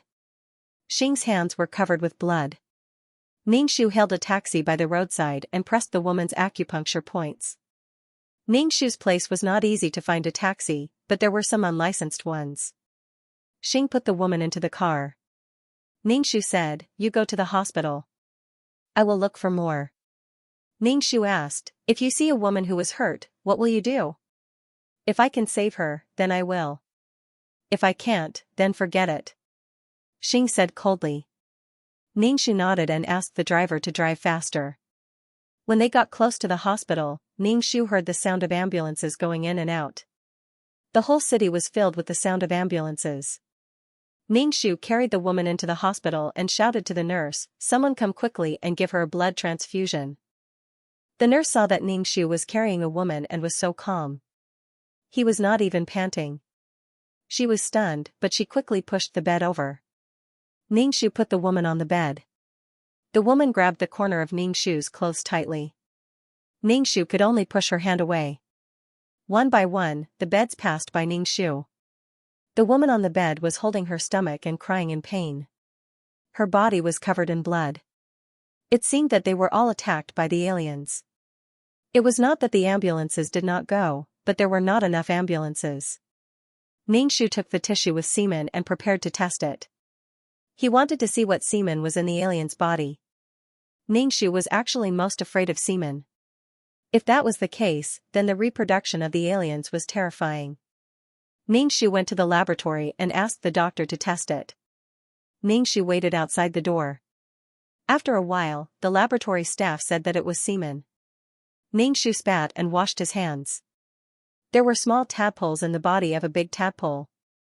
When the big tadpole grew, the small tadpoles in the body also grew. Every tadpole had small tadpoles. Haha, this thing has truly achieved sexless reproduction. Ningxu took out his mobile phone and called Xing. Xing was silent for a long time before he said, "I really admire Su Hanyuan." No, Ningxu was the scientist who had taken the drug. It was all because of a man that such a thing happened. Ningxu hung up the phone. When he passed by a ward, he saw that it was extremely chaotic. Ningxu pushed the door open and saw a nurse clutching her stomach. Her face was contorted in fear. Blood flowed out from under her. Ningxu hurriedly said, "Hurry up and take out the xenomorph. Take it out and kill it. Hurry up." The alien had probably been removed from the patient's body and placed on the tray. In the end, it had entered the nurse's body. The nurse was held down. The doctor cut open her stomach and took out the alien that was the size of a golf ball. Ningxu picked up the scissors on the tray and directly cut off the alien's tail. He covered the alien with something and stepped on it. Ningxu's foot did not crush the alien. He stepped on it again and still did not crush it. The alien squeaked. It was a little awkward. Ningxu took the scissors and directly stabbed it into the alien's head. Ningxu said, "This has to be killed directly. Otherwise, it will attack people everywhere in the hospital. Maybe you don't believe it, but this is a human sperm." The doctors and nurses were speechless. Ningxu got a set of medical equipment from the hospital. There were all kinds of tools needed for surgery. Ningxu felt that as long as there were scalpels, sutures, and anesthetics, it would be enough. The small tadpoles were still small and liked to drill into women's bodies. When they grew up, they would not be able to drill into women's bodies. They would bite and swallow people. Carrying the box, Ningxu walked out of the hospital. He saw another woman being carried out of the ambulance. Ningxu looked away and slung the box over his body. He called Xing and asked, "Where are you? I'll come and find you." Xing told him a location. Ningxu hailed a car and went to the address. Ningxu looked out of the window. The neon lights were flashing and the bustling city that never sleeps was bustling. But the undercurrents were surging. Those aliens hiding in the unknown would attack people. Ningxu felt that the alien was a despicable thing. If there were two people in front of it, a man and a woman, the alien would attack the woman first. Despicable. Ningxu arrived at the place Xing said. He got out of the car and saw Xing sitting on the flower bed with 2 shotguns beside him. Ningxu walked over and gave him a bottle of water. How is it? It's not easy. Xing opened the bottle cap and drank. There are also many patients in the hospital who have been attacked. The people above should pay attention to it. Ningxu said. Xing raised his head and drank half a bottle of water. Then he saw Ningxu's box. Well, taking the alien out of the woman's body is the best way. Let's go. Xing stood up and handed a shotgun to Ningxu. Xing took out a copper coin and divined. Then the two of them followed the copper coin. In a bush, they saw something swimming in the grass, making a squeaking sound. Xing looked at Ningxu. Ningxu raised the shotgun and released his spiritual force. He located the position of the alien and pulled the trigger. There was a pop sound and something exploded. Ningxu walked over and saw a pool of white sperm splattered on the grass. Ningxu took out disinfectant from the medical kit and poured it directly on the sperm to dilute and kill them. Normal sperm can't live for long outside the body, Xing said. Ningxu. Do you think these sperm are normal? Ningxu felt a little desperate. If he killed one, more would come out of the body. Burn it with fire? Xingjian suggested. After all, it's a mutated thing. Then I'll use concentrated sulfuric acid. Ningxu said fiercely. He didn't believe that it could survive in concentrated sulfuric acid. Xing looked worried. What I'm worried about is another problem. That is, will someone use this thing to achieve their own selfish desires? Ningxu asked, someone will keep this thing in captivity. It can't be, right? This thing will grow bigger and bigger and there will be more aliens in its body. Xing frowned. Humans are smart, but don't underestimate their desires. They can blind their minds. If we let these things attack the bank, attack the cash truck. There was no lack of opportunistic people in the world. Ningxu was silent. Even I want to do that. Xing scratched his head. If it spreads, this plane may be finished. You and I will fail the mission. Especially since both of us can't control the situation. Ningxu, what can I say? I'm also very desperate. Xing said, let's go look for it first. If we find one, we'll have one less.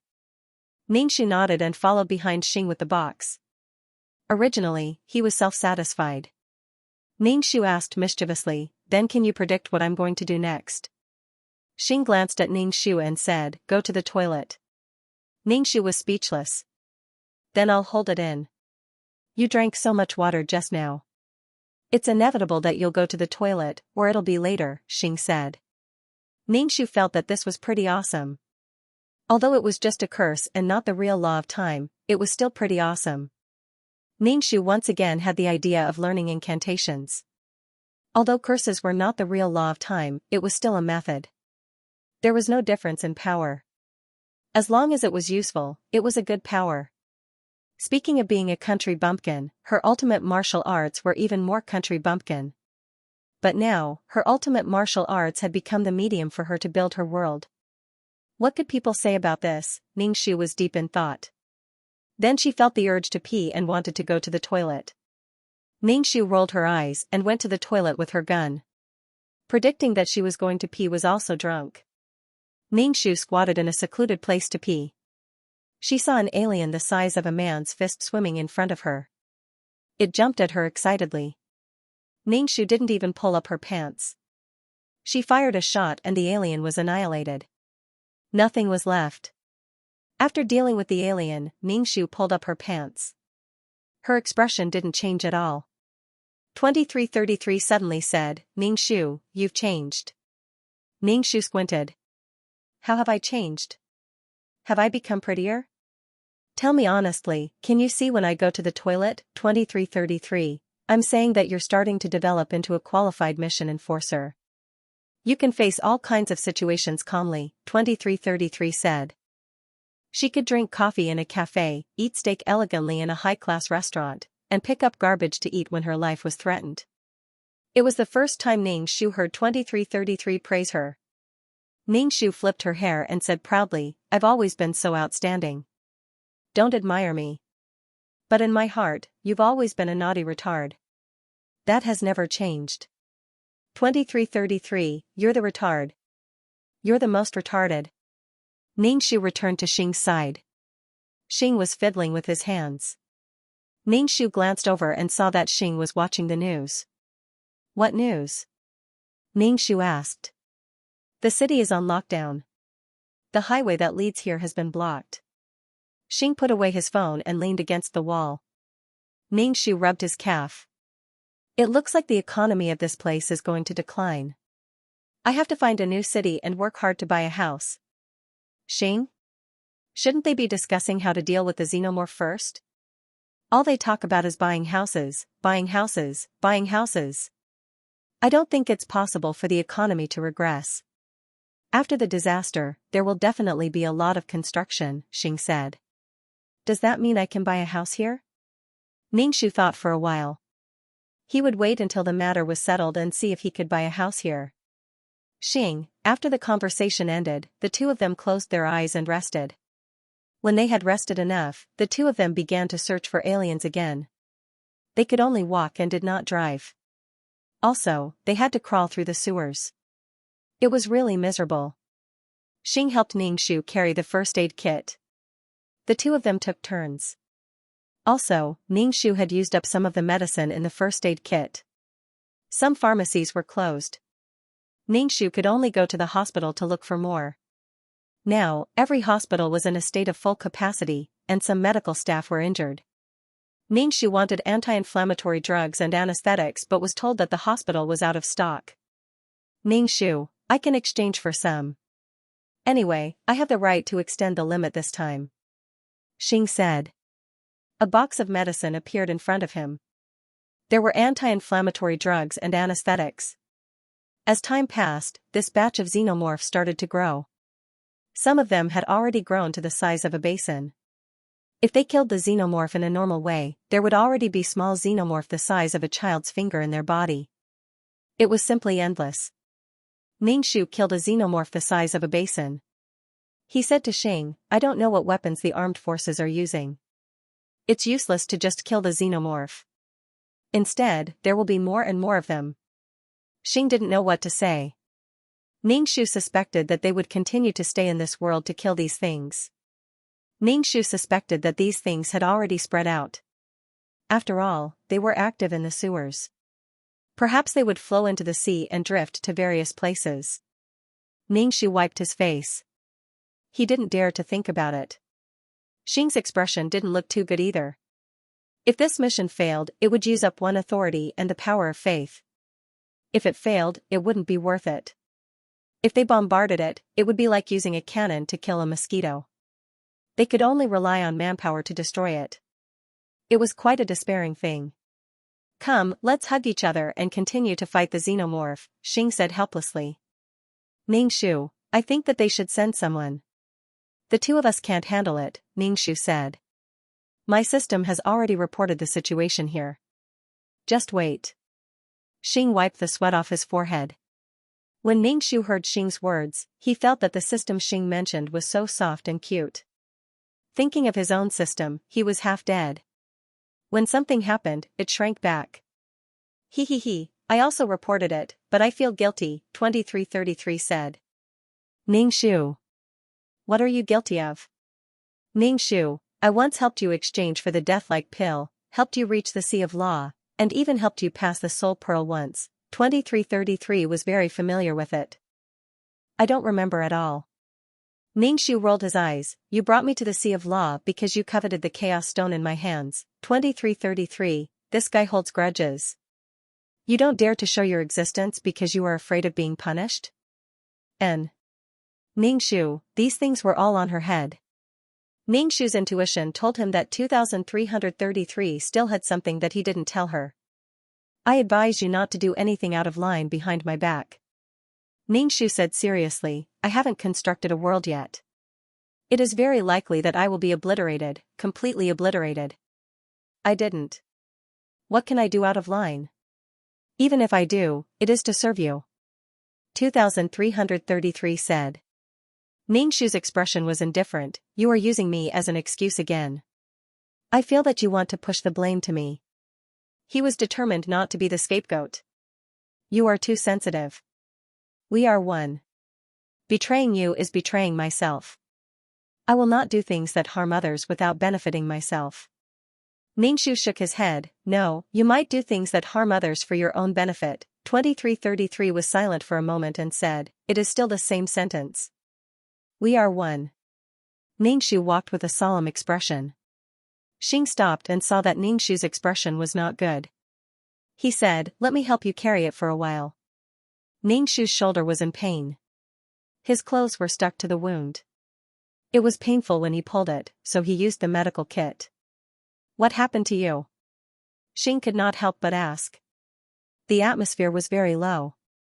He had never seen this mission enforcer like this. Ningshu looked at Xing and thought for a moment before asking, do you think the system will betray the mission enforcers? Originally, it was his own. Usually, Ningshu was very low-key in the residence. He would do everything secretly at night. Please search for the most complete information. Okay. Ningshu sent the little beggar to give him some food and asked him to help keep an eye on the Yin family. The last time I Ching came to visit, Ningshu felt that I Ching had something to tell him. She probably had some concerns. Speaking of which, she and I Ching were on opposite sides now. Shuiche was a member of the royal family. If he wanted to treat a woman well, no woman in the world could oppose him. Gu Fanlu was sick. When he got a little better, Ningshu went to his room and took a stroll. The next day, Gu Fanlu fell seriously ill again. Old Madam invited several doctors to take turns to treat Gu Fanlu. She was afraid that her sister's grandson would die in Marquis Schwamping's residence. Even if the sick Gu Fanlu's mind was muddled, he could still guess some things. He was still lying on the bed when he told Old Madam that he wanted to move out. How could Old Madam let Gu Fanlu recuperate alone? She insisted on making Gu Fanlu stay. Gu Fanlu's face was pale. Stay my ass. Gu Fanlu knew that he had been schemed against. This time he was sick. Next time, he might die. This was most likely done by Marquis Xianping. Gu Fanlu insisted on leaving. He said that he was so seriously ill that it might be an epidemic. It would not be good if he infected the people in Marquis Schwamping's residence. Old Madam had no choice but to send a few people to wait on Gu Fanlu. Gu Fanlu was carried out of Marquis Schwamping's residence. Ningshu stood in the pavilion and watched Gu Fanlu leave from afar. Little Qing really went with him. What good luck. Lian Qiao stomped her feet and curled her lips. She went to wait on him, not to be his pillow. Why are you so agitated? Ningshu said lightly. Lian Qiao probably suffered at Little Qing's hands before and took the opportunity to mock and ridicule Little Qing. Ningshu turned to look for Old Madam. Ningshu bowed. Granddaughter greets grandmother. Juru, come to grandmother. Dowager Duchess Ningshu beckoned. Ningshu walked over and asked Old Madam with a smile, cousin is so sick. How can we send him away? What will Grandaunt think? Cousin, even if you want to leave, you have to wait until you're seriously ill. Ningshu said as he massaged the Dowager Duchess's shoulders. Being pressed by Ningshu, the Old Madam felt very comfortable. She squinted her eyes slightly and said, Fan Lu insisted on leaving. She said that she was afraid of passing the disease to us. Ningshu said softly, cousin doesn't want to implicate us, but we can't think that way. Great aunt must have a grudge against grandmother. Grandmother also doesn't want others to say that our Marquis Xianping's residence is harsh and merciless, throwing people out when we see them sick. The Dowager Duchess was so comfortable that she was about to fall asleep. When she heard Ningshu's words, she said, it's indeed not very appropriate. Cousin said that he was afraid of passing the disease, but the people who serve him are not sick. This means that cousin doesn't have a disease. Grandmother, is it comfortable? It's really what granddaughter learned from medicine. It can promote blood circulation, remove blood stasis, and relieve fatigue. Ningshu changed the topic. It's very comfortable. Juru is still filial. In the future, when you have nothing to do, come and give grandmother a massage. Ningshu's voice was light as he agreed. The Dowager Duchess was old and went to take an afternoon nap. After that, the sick Gufanlu was carried back to Marquis Xianping's residence. No matter how much Gufanlu didn't want to come back, her delicate body was weak and she was carried back to Marquis Xianping's residence. Ningshu stood in the pavilion and looked at the weak Gufanlu. Ningshu didn't go near Gufanlu. There was no need to flaunt his prowess and make Gufanlu suspicious. If Gufanlu was suspicious, it would arouse Shuakairan's suspicion. She was just an ordinary girl in the inner courtyard. She didn't step out of the house and embroidered. Miss, young master doesn't find it troublesome to go back and forth like this. When will the illness be cured? Lian Qiao was a straightforward girl. She asked whatever was on her mind. Ningshu said, just walk around like this and breathe in the fresh air. After that, the illness will be cured. Lian Qiao's face was full of question marks. Ningshu returned to his courtyard and picked up the embroidery to embroider the word longevity. After a while, it would be the Dowager Duchess's 60th birthday. Miss, Sister Cui, who serves Madam, came and said that Madam has something to discuss with you. Ningshu put down the embroidery and moved his neck. He asked, did Cui say anything? The Marquis is also here. Ningshu tidied up and followed Cui to Madame Ronggua's courtyard. Ningshu entered the room and felt that the atmosphere was very tense. Marquis Xianping's face was dark as he drank tea. Madame Ronggua looked helpless. Ningshu bowed. Father, what happened? Madame Ronggua couldn't help but sigh. She looked at Ningshu with eyes full of love and helplessness. Marquis Xianping placed the teacup on the table and said directly, the marriage between Marquis Xianping and Prince Xian cannot go through. Ningshu's expression didn't change. Your daughter will listen to father. Marquis Xianping's expression became slightly better. You are not going to ask me why? No matter what father does, it is for the sake of the Marquis Xianping's residence, Ningshu said. From today onwards, you will be infected with a serious illness. When the time comes, I will cancel this marriage. Madame Ronggua spoke. Marquis, why must you be infected with a serious illness? This is too unfair to Juru. Who would dare to marry Juru in the future? Why not find an enlightened monk and say that the two of them are incompatible? Back then, when the 8 characters were matched, it was said to be a heaven-sent match. Now, you are saying that the 8 characters are incompatible. Do you think others are stupid? How should I explain this to His Majesty? Marquis Xianping's residence had a headache.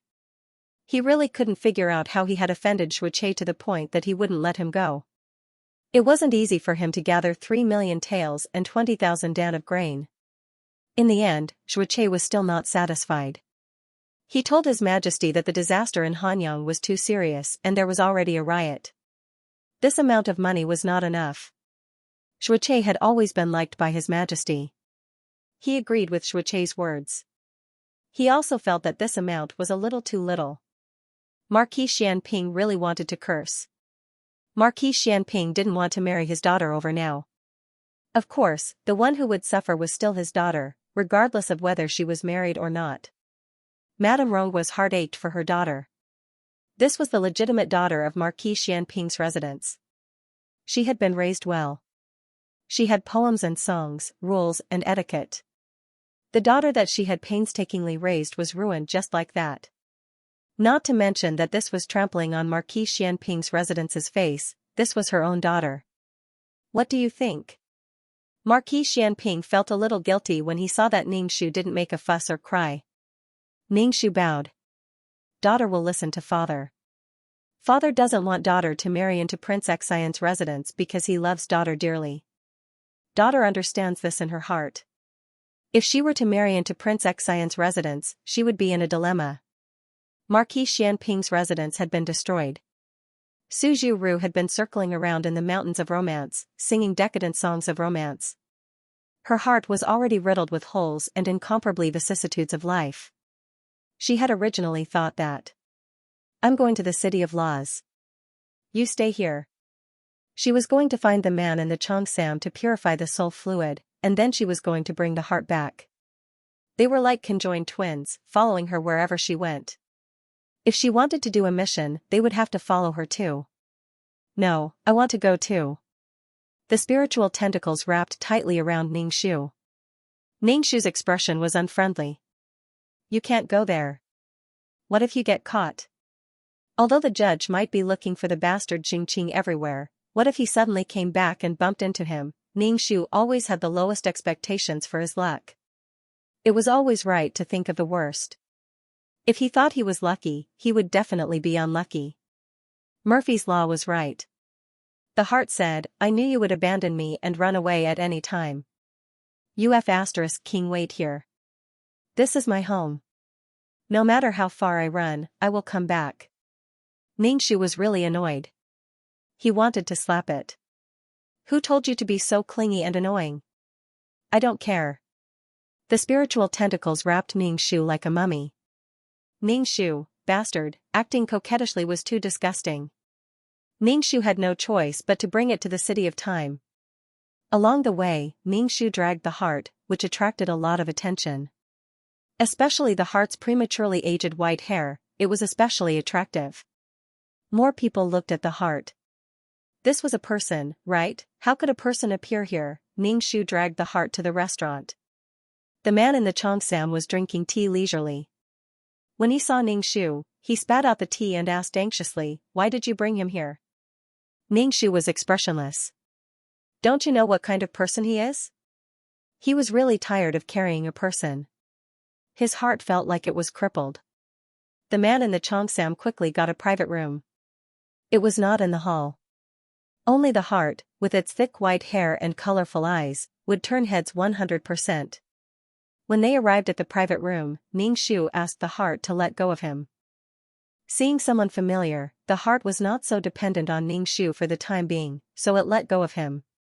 Ningxu took out some of the soul sap he had found and added some to the soul sap that Yilin had given him. The man in the cheongsam sent the soul fluid to be purified. While waiting, Ningxu ordered a table full of dishes. She really needed to vent. Let's eat. When he saw these dishes, he was full and wanted to eat more. He grabbed them with his hands. Ningxu was speechless. He suddenly lost his appetite. Ningxu put down his chopsticks and said to the cheongsam man, how are the sales of spirit stones? I've already spread the news. Some people have also asked about it, but everyone is wary of this thing. After all, no one has used it before. I don't know what the after effects are, the cheongsam man said, shaking his head. It's all right. Let's wait a little longer. The most important thing was that the spirit stone was actually the same as the soul stone. There were impurities in it. One worked on the soul, while the other worked on the spirit ball. No one knew what would happen if the spirit ball was contaminated. Ningxu looked at the heart that was eating and drinking. Could it be that there was a way to purify the heart like an earthworm? The heart's face was covered in oil. He turned to look at Ningxu. What's wrong? Ningxu shook her head. The soul sap purified by the main system was sent over. Ningxu picked up his share and gulped it down. Ningxu became a little more solid. It was no longer transparent. He could not take things through it anymore. However, that was all he could do with the soul sap. What are you drinking?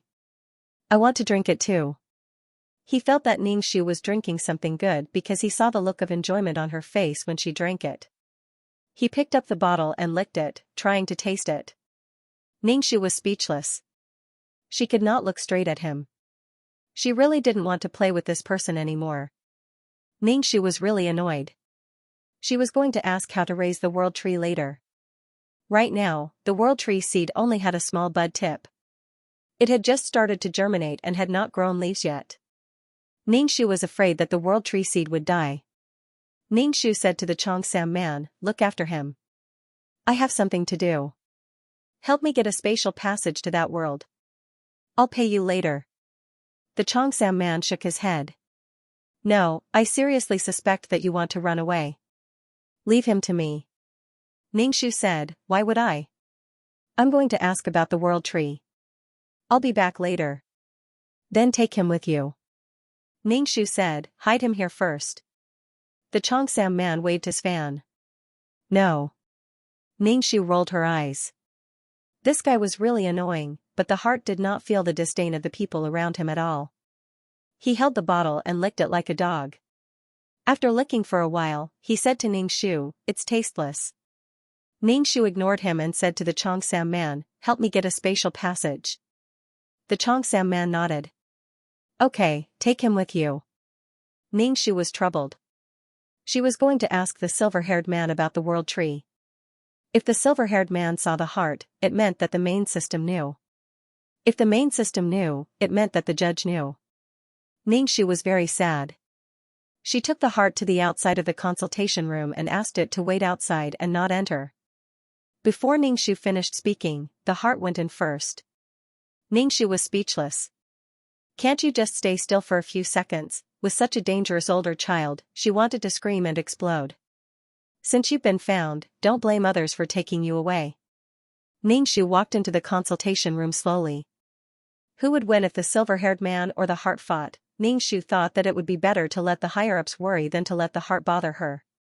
If the heart and the silver-haired man fought later, she would run away quickly. Ha ha ha, the silver-haired man came out of the room and lifted the curtain to see the white-haired man's heart. He was stunned for a moment, but soon came back to himself. Ningxu asked, "What do you want to ask this time? Is it him?" The silver-haired man looked at the heart. The heart was looking around. Seeing the two of them staring at it, it said, "Don't worry about me." Ningxu said, "He's purely spiritual. He shouldn't be a human. It's not against the rules for me to take him with me. Most importantly, I can't beat him." The silver-haired man said, "Where did you find him?" Ningxu said, "The void world." The silver-haired man said, "Going to the void world is against the rules." Ningxu was speechless. What did that mean? The organization stipulates that we can't go to the void world frequently. The void world is in the gap between the world of samsara and the world of living. There is no stable space. Also, if external forces enter frequently, the world will break. Once the world breaks, the explosion will shake the nearby worlds. If earthquakes and tsunamis occur in the world of living, the surrounding worlds will also explode. Ningxu was speechless. Although the organization prohibited it, there were still many people who went to the void world in private. It couldn't be stopped. They didn't announce it to the public, but they still did well. Unexpectedly, going to the void world was forbidden by an organization. Ningxu changed the topic and asked, "How should I raise the world tree? My world tree has just sprouted. It doesn't even have any leaves. How do I raise it?" The silver-haired man glanced at Ningxu and did not mention the void world. This kind of thing could not be stopped even if one wanted to. When it has leaves, it will form a world. At that time, it can be fused with the soul. The silver-haired man said calmly. Ningxu asked, "Then, will fusing with the soul have any effect on the soul?" Fusing with the soul, you are the world tree's nutrient. The world tree will absorb part of your soul power, but of course, not all of it. If your soul is weak, the world tree's growth will be very slow. Ningxu said, "Oh. Then, my seed that just sprouted can't fuse with the world tree?" The silver-haired man said, "Yes, and in your soul state, you can't force the fusion. Not only will it destroy the world tree, but your soul won't be able to withstand it. It's too weak." Ningxu was speechless. Even if she wanted to fuse, the world tree situation did not allow it. More importantly, her soul was too weak. Ningxu asked, "Then how do I raise the world tree that hasn't grown any leaves?" If the seed became moldy, if the bud rotted, the seed would be almost useless. Especially a seed that was not easy to obtain. If it was wasted, Ningxu's heart would ache. There's really no way. It depends on the world tree's growth, but try to give it a better growing environment. Ningxu said, "Oh. There was no air or sunlight in the system space, so it should not be suitable for the world tree's growth. Then where should you put the world tree?" "Wood City." Wood City had a lot of energy, so it should be able to make the world tree grow well. No matter how awesome the world tree was, it was still a tree. Then, he would put the world tree in the city lord of Wood City. That would solve one problem. Ningxu asked, "How much?" Fortunately, the man in the Cheongsam paid him this time. Otherwise, Ningxu suspected that he did not have the money to pay the consultation fee. 50,000 merit points. The silver-haired man said faintly. He glanced at the heart that was looking around. You should restrain this person. If he does anything, it will be on your head. What the F***ck, she had to be responsible for the actions of her heart. Was she the father or mother of her heart? Why should she be implicated? The problem was, could she control her heart? Could she stop her heart from doing anything? Ningxu said directly, I don't care, really. There are so many mission enforcers in these places, and there's also a law city. If you cause a ruckus in a law city, not only will he be out of luck, you'll also be implicated because you're one. Even if you're not one, you'll still be implicated. Ningxu knelt down. Alright, all of you are very domineering. If he were to be implicated, would he have to follow his heart obediently in the future? He couldn't do this, and he couldn't do that. Then, if his heart was annoyed, he might kill her. Ningxu had never thought of getting any benefits from his heart. Now, he just wanted to get rid of him. Besides, as long as he was not a puppet, everyone had their own mood and way of doing things. A puppet could do something like wholeheartedly for someone. No matter what the mission was, a puppet would wholeheartedly complete it. It required human intelligence and agility, but it also required wholehearted obedience and love. It was impossible to have both at the same time. Human nature was both selfless and selfish, self-interested and beneficial to others. Human dignity and faith could not be the same. In short, everyone had a temper. If her strength could be on par with the heart, she would not be so troubled. Everything was because she could not beat him. If it really reached a critical point and touched the bottom line, Ningxu was afraid that she would not be able to tolerate it and directly throw him into the law of nothingness. However, that would be a serious injury or death, and the consequences would be serious. Ningxu was not willing to go that far. The silver-haired man said, you can ask the organization to take care of him for you. Ningxu said, that's good. This person is not weak. It's not bad to work for the organization. You can pay him as you see fit. Ningxu had the upper hand. He was afraid that he would ask her to pay when he asked her to take care of him. The organization must have taken in the heart because it was useful. They must let the heart do things. Then, he would take the money from her and let the heart do things. Ningxu would never agree to take benefits from both sides. The silver-haired man glanced at Ningxu. No charge. Ningxu said to the heart, I have something to discuss with you. The heart moved closer to Ningxu and asked in a low voice that everyone in the room could hear, what's the matter? Ningxu pointed at the silver-haired man who was flipping through the book and said, see that person? He is the wisest and knows the most. As long as you follow him, he can answer a lot of your questions. I'm an angel who fulfills people's wishes. I still have work to do. You can follow him and go anywhere. The heart squinted at Ningxu. You're going to leave me behind and run away. Ningxu was really annoyed. She didn't think she had any responsibility for the heart. What do you mean by leaving you behind? I'm still in this organization. Where can I go? She hadn't done a mission for a long time. She had to fight for the power of the soul to strengthen her soul and then merge it with the tree of world. She had the time to take the heart everywhere. The heart had the capital to go everywhere, but she didn't.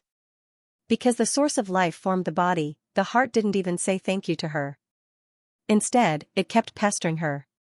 Did it think that she had to be responsible for him because she gave him the body? She might as well let him lie in the mountains for the rest of his life. As time went by, his energy would be exhausted and he would eventually die. She really couldn't calm the heart down. It kept pestering her with its spiritual tentacles. Did she have to follow it to do missions? No, she couldn't do missions at all because she was tied up. I'm not going. I'm not going.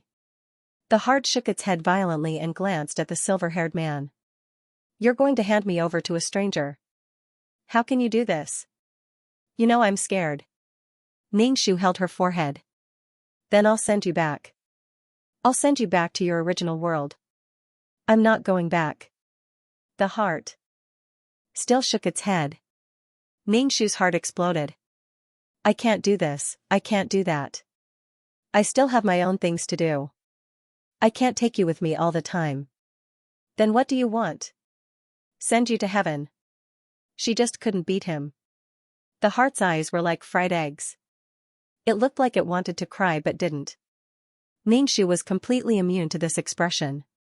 Sorry, she really didn't feel anything in her heart. She even wanted to laugh coldly. She was just so heartless, cold, and unreasonable. Ningxu said to the silver-haired man, I've discussed it with him.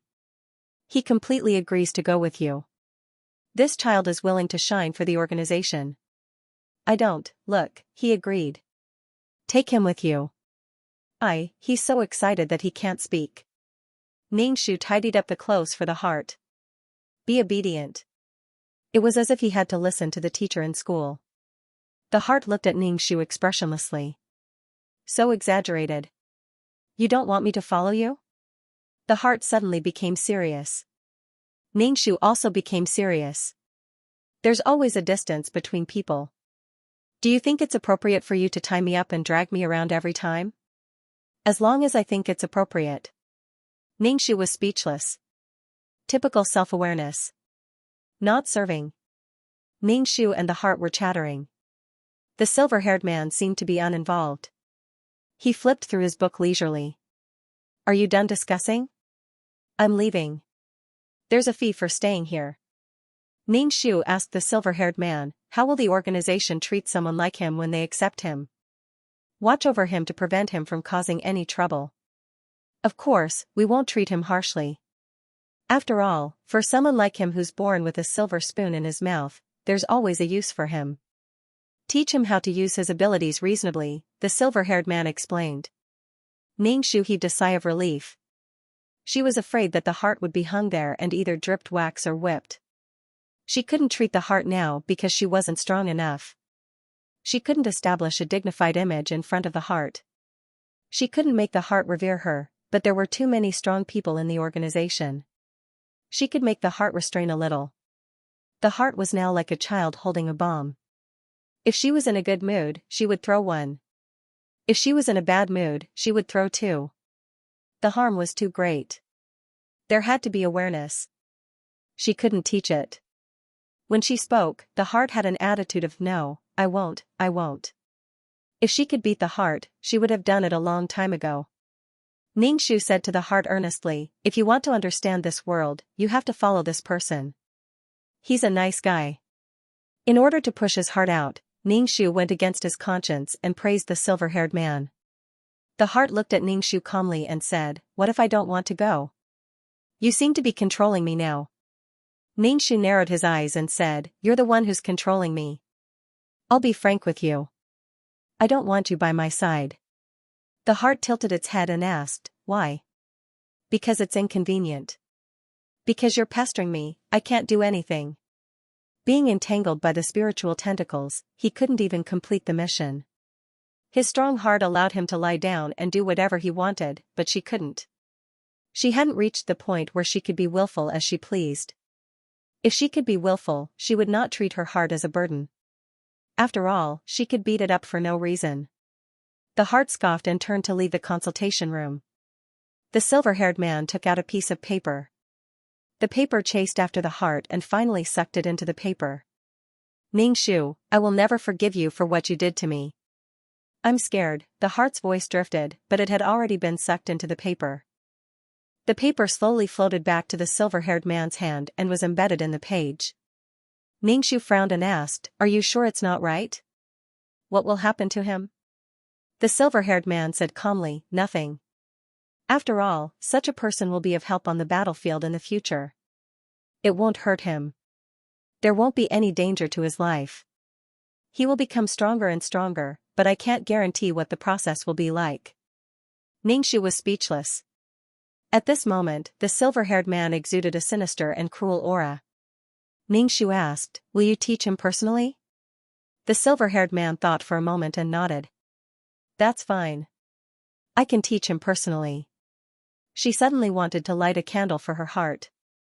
She was afraid that her heart would hate her to death when they met in the future. She would think about it in the future.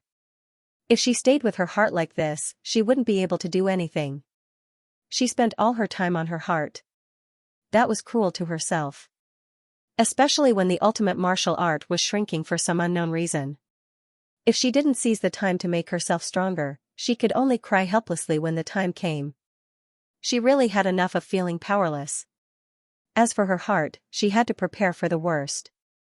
It would be an enemy in the future. The silver-haired man said calmly, "Do you have any other questions?" Ningxu shook his head and took out his identity card to pay the bill. The silver-haired man held the book, lifted the curtain, and went into the inner room. She handed over the things she couldn't control to others. The black fog was handed over to His Excellency, and the heart was handed over to the silver-haired man. Ningxu was a little curious about how the silver-haired man would teach her heart. Her heart was definitely a mischievous child. She did everything according to her own wishes. After leaving the consultation room, Ningxu hurried to the restaurant where the man in the cheongsam was drinking tea. He said to the man in the cheongsam who was drinking tea, "There's no need to buy the space passage to the void world." The man in the cheongsam put down his teacup. "I've already asked. There's no more. By the way, where's that kid? Did you throw him away?" Ningxu rolled his eyes. How could he throw him away? He was taken away by the organization. The man in the cheongsam nodded. "That's good. Ordinary people really can't control that guy. Let the organization have a headache. You can also relax." Ningxu nodded. Indeed, she could relax and do what she wanted to do. Ningxu told the man in the cheongsam that if there were any good treasures in the future, they would go and find them together. This kind of thing was a gray area. The organization couldn't put an end to it. They couldn't stop mission enforcers from going to these worlds, especially when there was a high profit behind it. The silver-haired man knew that she had gone to the void world. He didn't say what punishment she would receive. It was like the class rules hanging on the wall, but there weren't many people who followed them. The organization probably didn't expect anyone to follow such a rule. It was just that they didn't know when they would be ruthlessly taken advantage of. With such a rule, there was a reason to take advantage of them. The man in the cheongsam nodded. "Okay. If there's anything next time, I'll definitely call you. We've worked together once. Let's work together in the future." Ningxu reached out and high-fived him. "Okay." Back in the system space, Ningxu carried the basin with the world seed and went to Wood City. He placed the world tree seed in the city lord's mansion of Wood City, hoping that the energy of Wood City would help the world tree grow better. In order to prevent his world tree from being lost, Ningxu set up several barriers around the city lord's mansion. If people knew that the city lord's mansion had a world tree, they would definitely flock over. After setting up barriers around the city lord's mansion, Ningxu strengthened the barriers around Wood City. At the same time, he strengthened the water and earth law cities. After returning to the system space, he entered the ultimate martial arts and threw a few star stones into the lake of the void law. At the same time, he used the earth law to strengthen the soil around the void law. Consolidate the soil and add some vitality to the world. The source of life could even form a body, so there was no harm in giving the world some energy. Maybe it could even stop shrinking. Facing the shrinking of the world, Ningxu had asked a lot of people, but they were not very clear. The world of faith had an instinct to save itself, and Ningxu only hoped that this instinct was correct and a good thing. Then he opened the system exchange store, exchanged for fasting pills, water, and medicine, and went to do the mission. When he was ready, Ningxu said to the system, "I'm going to do the mission." After absorbing some soul fluid and the power of the soul from doing the mission, her soul should be able to hold on when doing the mission. Ningxu said to the system, "You can do the mission now." The system asked, "Please choose the difficulty of the mission so that you can choose and match." Ningxu thought about it. He was a super taskmaster. He couldn't always choose some weak missions to do, it would damage his glorious image. So he said, "Well, let's do a more difficult world this time." System understood. In the process of teleportation, Ningxu didn't feel as uncomfortable as before, his soul was stronger, and the backup system was very gentle during the process of teleportation. The backup system was intelligent and had no personal emotions. In the process of teleportation, Ningxu suddenly thought of where the backup system's energy came from. It could allow her to travel between planes and accurately locate the client. Unlike the soul system, which required a fixed amount of power of the soul. He would ask the next time he came back. After merging into a body, Ningshu opened his eyes and saw a room with a slightly sci-fi layout. It seemed that this was a more futuristic plane. Ningshu began to accept the plot. After accepting the plot, Ningshu's face was shocked. He quickly reached out and touched his lower body, 2 sets of organs, yin and yang. One look and one could tell that this was not a normal world. To be precise, this was an ABO world. What was an ABO world? People were divided into 6 genders. Everyone had 2 sets of shings. According to the difference in shings, missing or underdeveloped, people were divided into 3 types. Alpha, because they never get pregnant, they have always been designated as warriors or leaders. There are not many of them, but they are natural warriors. Betas had both male and female internal and external organs and could function, but they rarely emitted the scent of estrus and rarely went into estrus.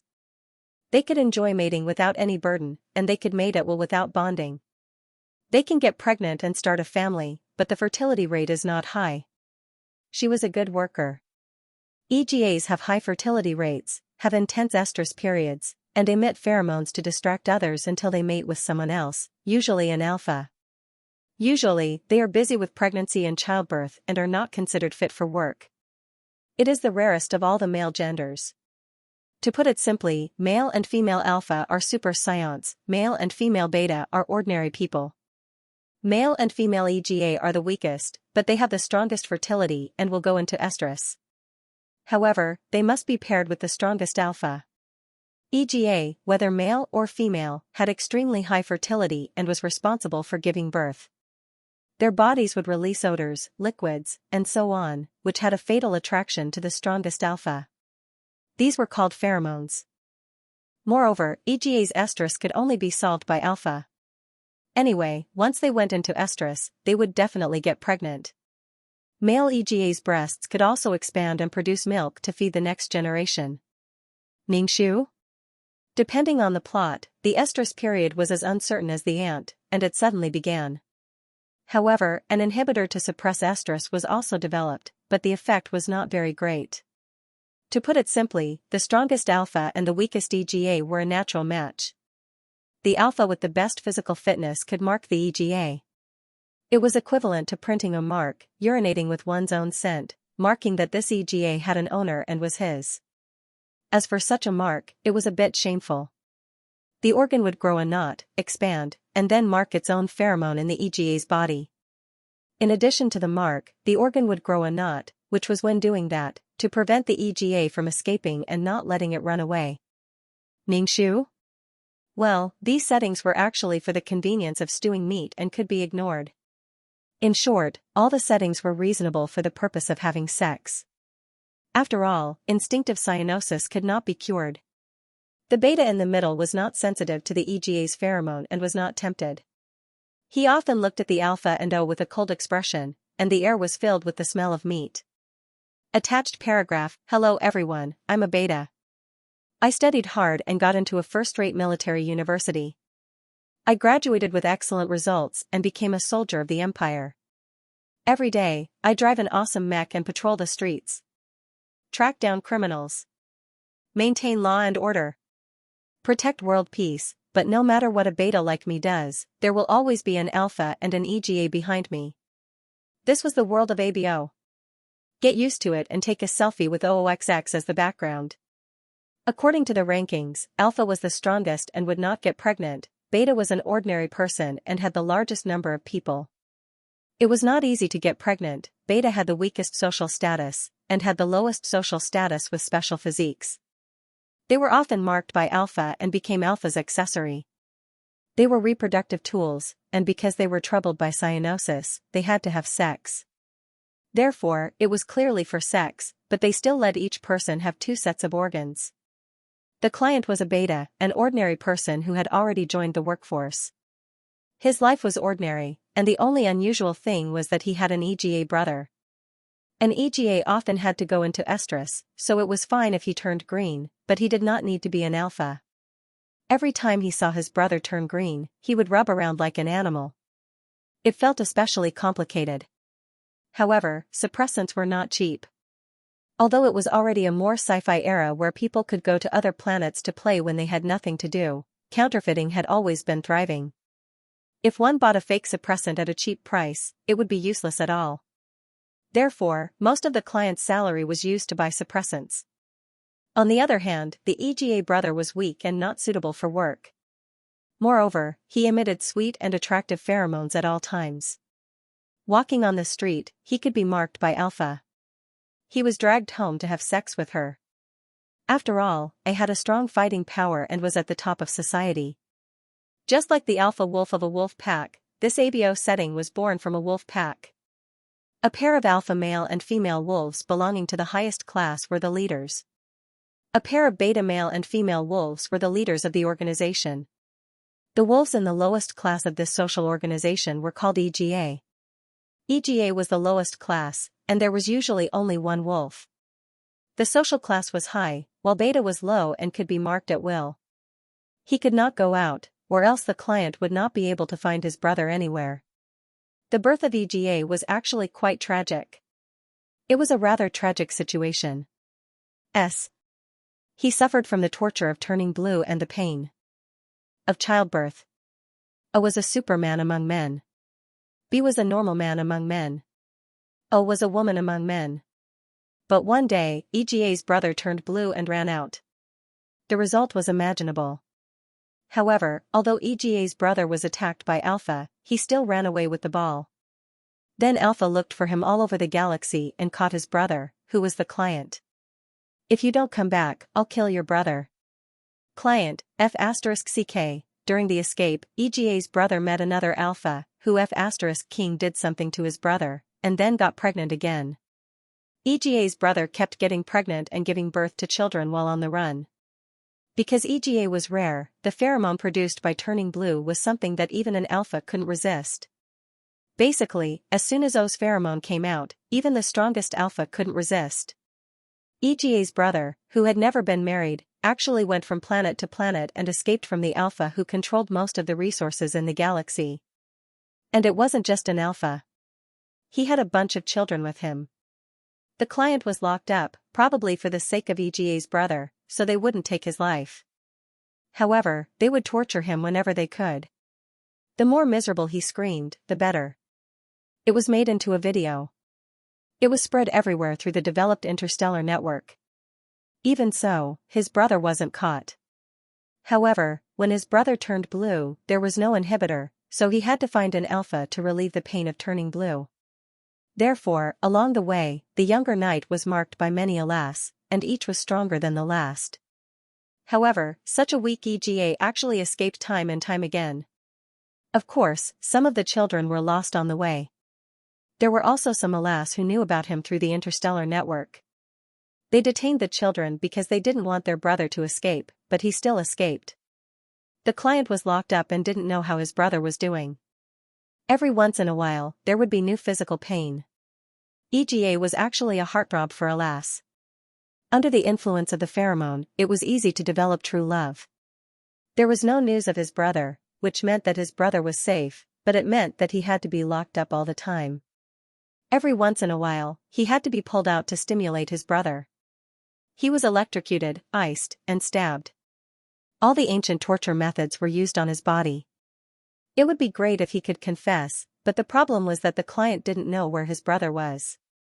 Actually, the client was the most inconspicuous character. He was an insignificant person who had sex all the way. This was a plot filled with the fragrance of meat. Xianxia actually felt that this was a meaty world. If ABO wasn't meaty, it would be a hooligan. Not only did he want one piece of meat, he also wanted many pieces. In order to meet all kinds of people, he had to walk around. Only then could he meet different people and have sex with them. Suddenly, Xianxia thought of the female protagonist who was constantly wandering around. It was similar to this. It was a little sad that he was born as an EGA. Perhaps his younger brother wanted to resist, but he ended up in an even worse situation. I had a lot of choices, just like how men in ancient times had multiple wives and concubines. O was the weaker one and was marked by A, so it could mark several O's. The client had suffered a little too much and his body couldn't take it anymore. He couldn't hold on until his brother came back. Although Bates' physical fitness was better than EGA's, the human body wasn't made of iron. In the end, he couldn't bear it. And so he died. Alpha F*CK, EGA's brother was killed. How could he forgive them when he came back? In the end, EGA's brother never came back. Perhaps he was completely imprisoned by an alpha and couldn't come back. He didn't know where he wandered to. This was just a microcosm of the world. Perhaps his brother was already dead. Otherwise, why couldn't he be found? The client's wish was to live a simple life and find a suitable alpha for his brother. He didn't want to wander around. Perhaps it was because his brother was forced from the beginning to the end. Perhaps it was because of the blue hair. Since O was destined to be with A, he would find an A for his brother. O was strong, O needed A's pheromone, and his brother could get A's protection. And the reward was O's strong fertility and contribution to the population. After Ningxu accepted the plot, his face was bloody. This world was indeed a little difficult. As the brother who emitted sweet pheromones, he was a heartthrob. Of course, he was attacked. No, he was strongly welcomed by the alpha attack. Ningxu was still thinking about how to get his brother out of the fate of being a fugitive so that he could live a stable life. Touching the bottom, Ningxu felt good. This kind of body structure was definitely abnormal in other worlds.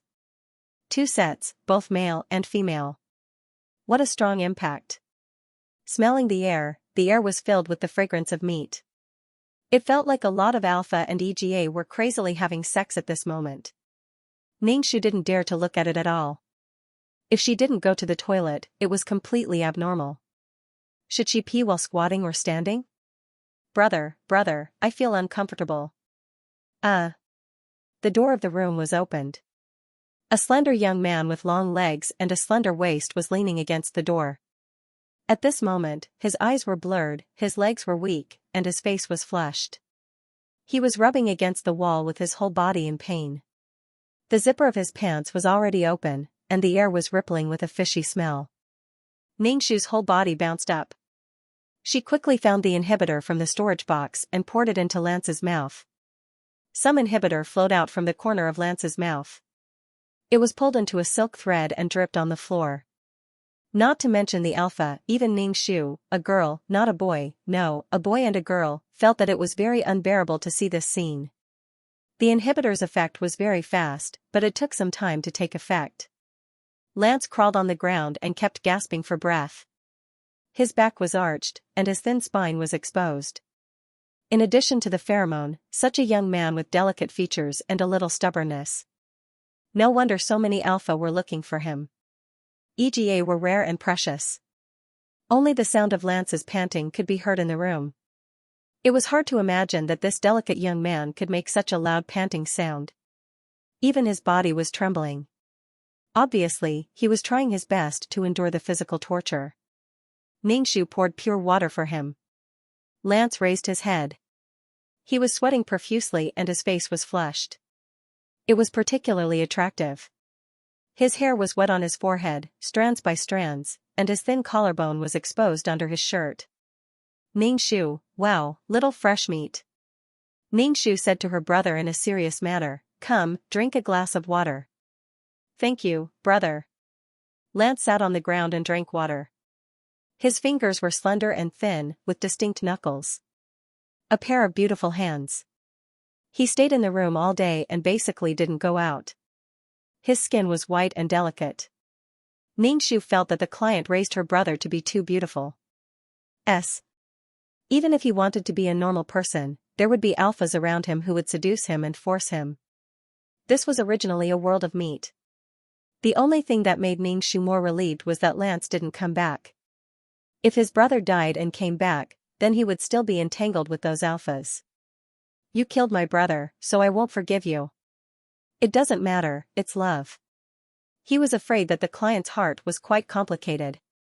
He was a little resentful that his brother didn't come back and he was tortured, but he was also a little relieved that his brother didn't come back. So what if he came back? He was still imprisoned by the alpha. He killed himself, and his brother had to be entangled with the alpha who killed him, which made him even angrier. Although an EGA can only be marked by an alpha, if the latter alpha is stronger than the former, the mark can be removed. With such a rare EGA brother, the client can't live an ordinary life. Lance gulped down the water in the cup. When he drank the water, his Adam's apple moved up and down, plus the rolling of sweat. Oh my, this scene is really moving. It's really good to have a little fresh meat brother. Ningshu took the empty cup from Lance's hand and said to him, "Brother, have you ever thought of finding an alpha? You're always taking suppressants. Every medicine has a side effect. If you find an alpha, you'll grow old together."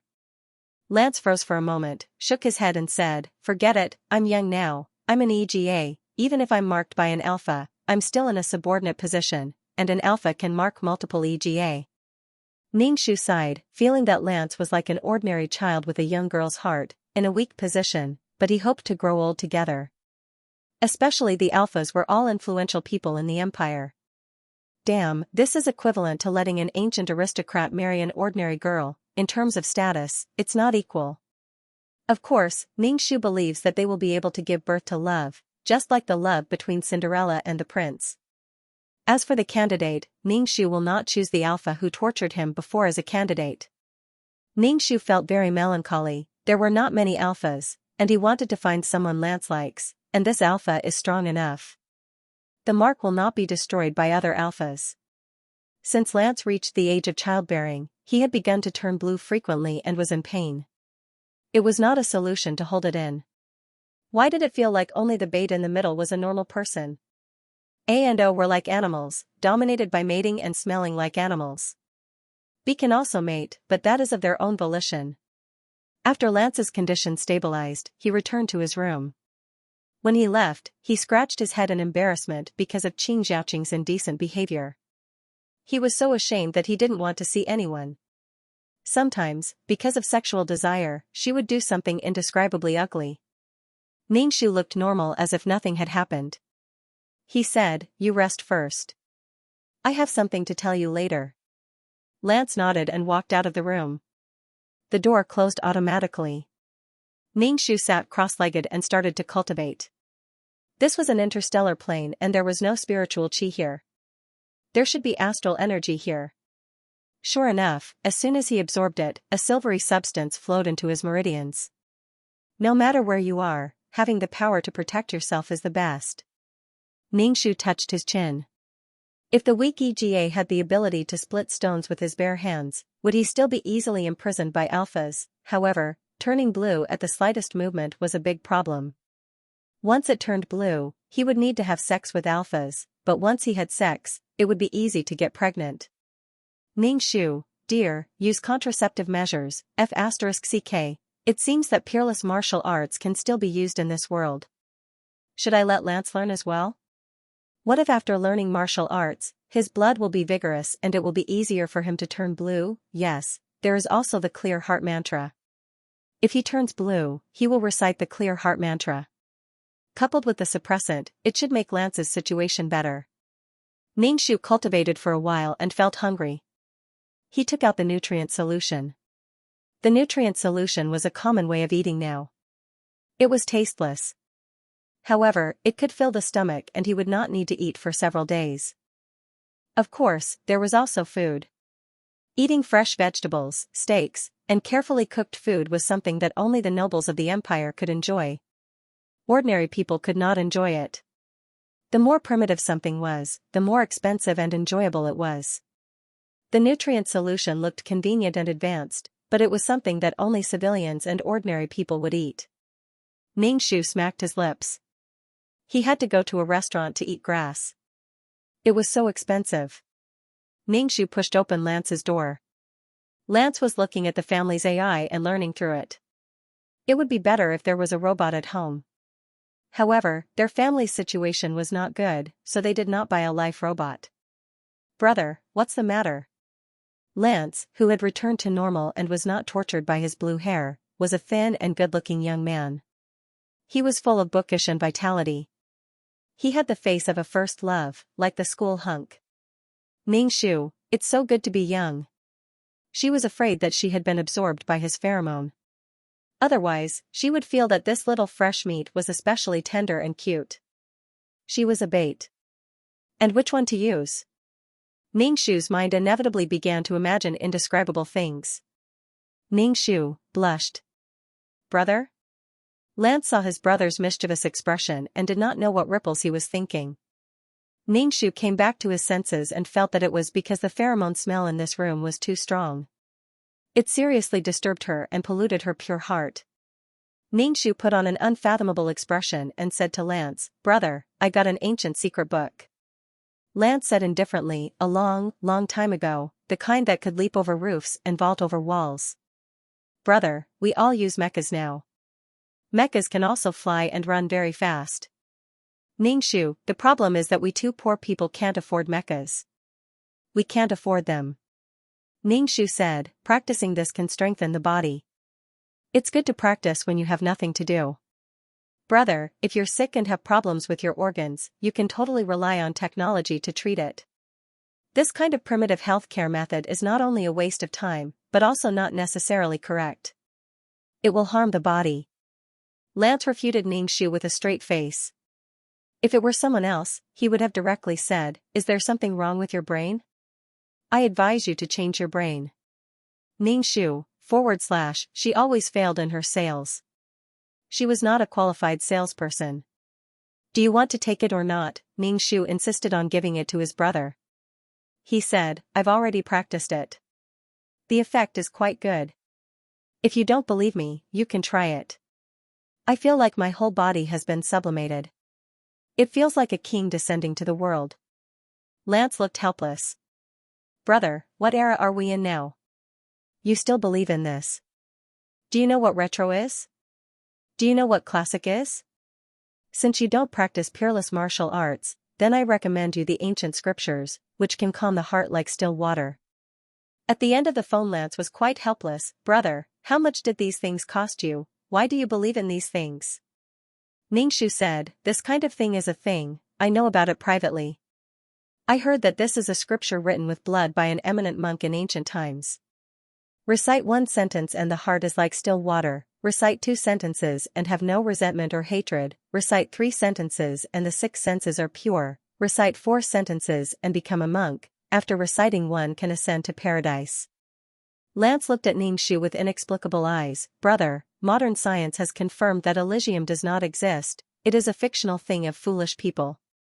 "It is not foolish, but a tool to consciously guide people to do good." Ningxu, screw modern science. Although it is fictional, this kind of scripture can really calm the heart. You listen, brother will read you a paragraph. Ningxu began to recite the clear mind mantra. Lance just looked at Ningxu with a kind of tolerance. "You are messing around." The clear mind mantra came out of Ningxu's mouth, with a special charm. Lance listened quietly, listening, and actually fell asleep, sleeping very deeply. Ningxu, sister can't recommend it to you. When Lance wakes up, I will continue to recommend it. The most important thing now is to practice. She wants to take Lance away from this planet. The alpha of this planet has been blacklisted by her to go to other planets. And before leaving, she must let these people have a taste of the 10 great tortures of the Qing dynasty. But at this time, the Ming dynasty is really developed, the distance between planets can be calculated at the speed of light. It is a bit difficult to do to a person, especially a noble alpha. The other party has mecha, armor, a strong body, and some have undergone genetic modification. They have strong spiritual power to control the mecha. F*CKU, so difficult, but it is hard to calm down if you don't vent your anger. The person who entrusted you was tortured to death. But if you are found, you are likely to be wanted. The news spread between the stars is too fast. In particular, a means of transportation such as wormholes would be carefully examined and discovered with a single glance. Ships would also be investigated. Forget it, I'll cultivate first. As long as I cultivate, I'll definitely find a way. To sum up, he could only use underhanded methods and could not be detected. He could vent his anger and run away after beating him up. He had to teach Lance the ultimate martial arts with him. Even if he was green, if he met an alpha that he didn't like, he could still resist. The power of the stars was very strong, especially when they were outdoors. The power of the stars was simply amazing. As he cultivated, a silver lake appeared in his dantian. After cultivating for a while, Ningxu had to go out to work. His client's job was to take down the abandoned mecha and other useful parts of the mecha. These parts would then be reprocessed into mecha. To put it bluntly, it was scavenging. They collected useful things and handed them over to the department in charge of making mechas. The working environment was quite dirty, and the radiation was quite high. Bei was not affected and controlled by pheromones. Bei was a pretty good worker, and the main labor force was Bei. As soon as he went out, the sky was full of mecha and flying saucers flying everywhere, high and low, with specific air routes. The surrounding buildings were full of science fiction, irregular and shiny. Well, the light pollution was a bit serious. Ningxu walked into the scrapped mecha field and looked at the overwhelming number of scrapped mecha and mecha. Ningxu put on her uniform and began to dig through the large pieces of metal, looking for useful things. She would do this job temporarily, wait for some money, and it would be easier to escape in the future. Besides, Lance's cultivation would also take some time. She still had to go check out the place and prepare to vent her anger. Work was a must. She had to buy enough nutrient solutions. Although nutrient solutions were tasteless, they were filling. The most important thing was that they had a long shelf life. Food had a short shelf life and was easy to rot. It was something that only the rich in the empire could eat. Nutrient solutions were originally developed for the army, but they were highly sought after by civilians. Just put together what the body needed and stir it. Ningxu didn't know Lance's escape route, nor did she know that he was on other planets and had any entanglements with other alphas, so she had to go to a more remote place. These mecha had a lot of metals, and these metals belonged to different planets. These resources were precious. Sometimes interstellar battles were for these resources, or even a mine. Wars happened for rare metals. The Empire was monitored by the Federation to avoid many wars. There were so many empires, large and small, countless. Even a planet was an empire. There were also empires that were quite large, occupying a galaxy and expanding to the side. The stronger the strong, the weaker the weak, and they would even be devoured. Even so, the Empire and the Federation were still looking for planets around them. Even if this planet was uninhabited, it might be desolate, but there might be rare metals. If it was really discovered that this planet had rare metals, there would be another fight and snatch for the ownership of this planet. Of course, these things had little to do with him, a bottom feeder. After all, he was a poor guy who couldn't even afford a mecha. Mecha were equivalent to weapons in this era, something for self-defense. Even interstellar pirates had top-notch mecha equipment, not to mention the equipment of the Empire's army. After finishing work, Ningxu returned home and went to find Lance immediately. He didn't know if Lance had woken up or not. Walking into Lance's room, he found that Lance wasn't inside. Ningxu hurriedly searched the small room and scanned the room with his spiritual power, but he didn't find Lance. Ningxu slapped his thigh. F***ck, did Lance run out and get carried away by someone? If so, he was afraid that he would fall into the fate of being caught again. In this era of advanced technology, it was basically impossible to escape. With all kinds of equipment and black technology, it was difficult to escape. Ningxu hurriedly went out to look for Lance, wondering who was the first person to carry Lance away. If Lance was really taken away, it would be a little difficult for her to rescue Lance from an Alpha's hand. Alpha had power and influence in the Empire. It was too easy to deal with an ordinary person like her. Help, someone is kidnapping a man. Brother? Lance was carrying a box. Seeing Ningxu's anxious look, he asked, "What's wrong?" Ningxu breathed a sigh of relief and then said angrily, "Didn't I tell you to stay at home and not go out? You scared me to death."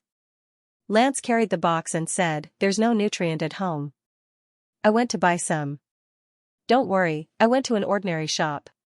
There's no alpha in that kind of place." Bei wasn't sensitive to EGA's pheromone. He wouldn't know that the person in front of him was an EGA unless he was an alpha. /BK looking at how calm Lance was, Ningxu felt that he had overreacted. However, as a child with delicate features, he was already eye-catching. Now that he was a male, he was even more dangerous. commoners were really pitiful. If they had a strong background, they could still rely on the power of their family to protect themselves. In fact, Lance could be considered a burden. His body was weak and not suitable for work. He might turn green as he worked. If they happened to be around, their pheromones could make the other party lose their rationality. They would only want to possess him, ruthlessly possess him. Then, they would start to communicate intimately as if there was no one else around. In general, regardless of gender, A was the main aggressor. For AB, like the client, she could be both aggressive and passive. She would definitely get pregnant after being spanked. She could give birth to the best offspring. The purer the blood, the stronger the offspring. As the strongest, A was the leader and dominator. They had excellent genes, superior intelligence, sufficient physical strength, and a strong desire to possess and control. The only disadvantage was that they could not withstand the pheromones. Once they smelled it, once they felt it, they would immediately turn from a human into a green animal. I have such excellent genes. I have to pass it down. It is the perfect reproductive tool. Especially when I am attracted to the other party. It is intolerable that A and B are not together. Logically speaking, with such a rare item, having one in the family was equivalent to having a treasure trove. If it was sent to A to reproduce, it could be sold for a lot of money. Of course, some people in the galaxy would treat it as a rare commodity and sell it to A, who was at the top of the social pyramid. Their family would count on him to make a fortune from the strong A. No matter what era it was always harder for ordinary people to survive. The client did not treat his brother as a rare commodity. The two supported each other and relied on each other emotionally. If he were to start over, the client could completely abandon Lance and live alone. He would not spend most of his salary on suppressants, even if something happened to Lance in the future. If anything happened to him, he might not be implicated. However, the client did not do so. He did not want to abandon Lance. After all, they grew up together and relied on each other. Especially when he was lonely, the other party was his motivation. Although the consumption was high, there was such emotional support. The client wanted to solve this problem from the root. He wanted to find a reliable A and entrusted Lance to him. Lance carried the box into the house and put the nutrient solution in the container. Seeing Ningxu's indifferent face, he asked, "Brother, is there something on your mind? Is it because of me that you feel very sleepy?" Ningxu shook his head. "I'm thinking about how to get you to practice martial arts with me." Lance was speechless. Lance was really pestered by Ningxu and had no choice but to agree to cultivate. Ningxu first used his spiritual force to scan Lance's body and found that Lance's meridians were somewhat blocked. There were some places that were blocked. This kind of situation was not very suitable for practicing martial arts, whether it was in the past or now. His body was weak. Perhaps the blockage of his meridians was one of the reasons. Meridians were a relatively mysterious thing. Even though technology was very advanced now, people didn't care much about this kind of thing. If Lance were to cultivate, when the qi reached a blocked area and could not pass through, that area would produce a swelling pain. Of course, he could still cultivate. After all, there were other meridians that were normal. But this kind of pain might make Lance give up on cultivating. Ningxu expressed his frustration and said to Lance, "Give it a try. It should be easy to cultivate." With the power of stars, he could absorb this kind of thing without spiritual energy. Lance helplessly sat cross-legged as Ningxu said and then began to cultivate. He closed his eyes and frowned, looking a little uncomfortable. He opened his eyes and shook his head. "I feel chest tightness and chest pain. It seems that this kind of thing can't be cultivated." "Brother, are you also going to cultivate this kind of thing of unknown origin that hasn't been scientifically verified?" "Brother, don't be superstitious. You don't even know when this theory of yours came up." Ningxu was speechless. Being looked at by a young man with pure and serious eyes, he didn't feel ashamed at all. Ningxu said firmly, "Your chest hurts because the meridians in your chest are blocked. If you keep cultivating, this heartache will definitely be solved. As an A, if you could overturn an A, then you were awesome. You have to cultivate. If it hurts all the time, then give up," Ningxu ordered. Lance looked at Ningxu with his clear eyes. Brother, you've been a little anxious recently. Is there something wrong with your organs? Do you want to go for a checkup? Treating this kind of absurd thing as a life-saving straw, my brother is too anxious. My brother is too anxious. What should I do? He always wants me to practice martial arts. He wants me to walk on snow without leaving a trace. What should I do? I'm a little anxious. Ningxu's attitude was very firm. Lance had always been an obedient brother. He could only endure the pain in his chest. He didn't feel good all over. Sometimes his face turned red. He was afraid that he was going to suffocate. Ningxu patted his back neither lightly nor heavily to make Lance feel better. But his brother was next to him, so he still had to cultivate. What exactly was this? But a few days later, in his meridians, there was a silver thing flowing in his body. Lance felt that there was something wrong with his body. And this thing was completely out of his control. It was entrenched under his navel. It could be seen but could not be touched. Lance was very scared. He felt that he should go for a checkup. Was there something wrong with his body? Or was there some heavy metal in his body, so scary? Ningxu saw that Lance had finally drawn qi into his body. Because there were many blockages in his body, he could only draw qi through a few comfortable meridians. Finally, it entered his dantian. Fortunately, all the meridians in his body were not blocked. Otherwise, there was no way to cultivate. It was just that their cultivation speed was slower than those with normal meridians, especially those with naturally smooth and wide meridians. The pain of opening up a hole in the blocked meridians was indescribable. Lance couldn't bear it. When he really started cultivating, Lance should start to open up the blocked meridians himself. Brother, what's inside? Lance pointed to his stomach, his face a little ugly. Ningxu smiled and said, of course it's the power of cultivation.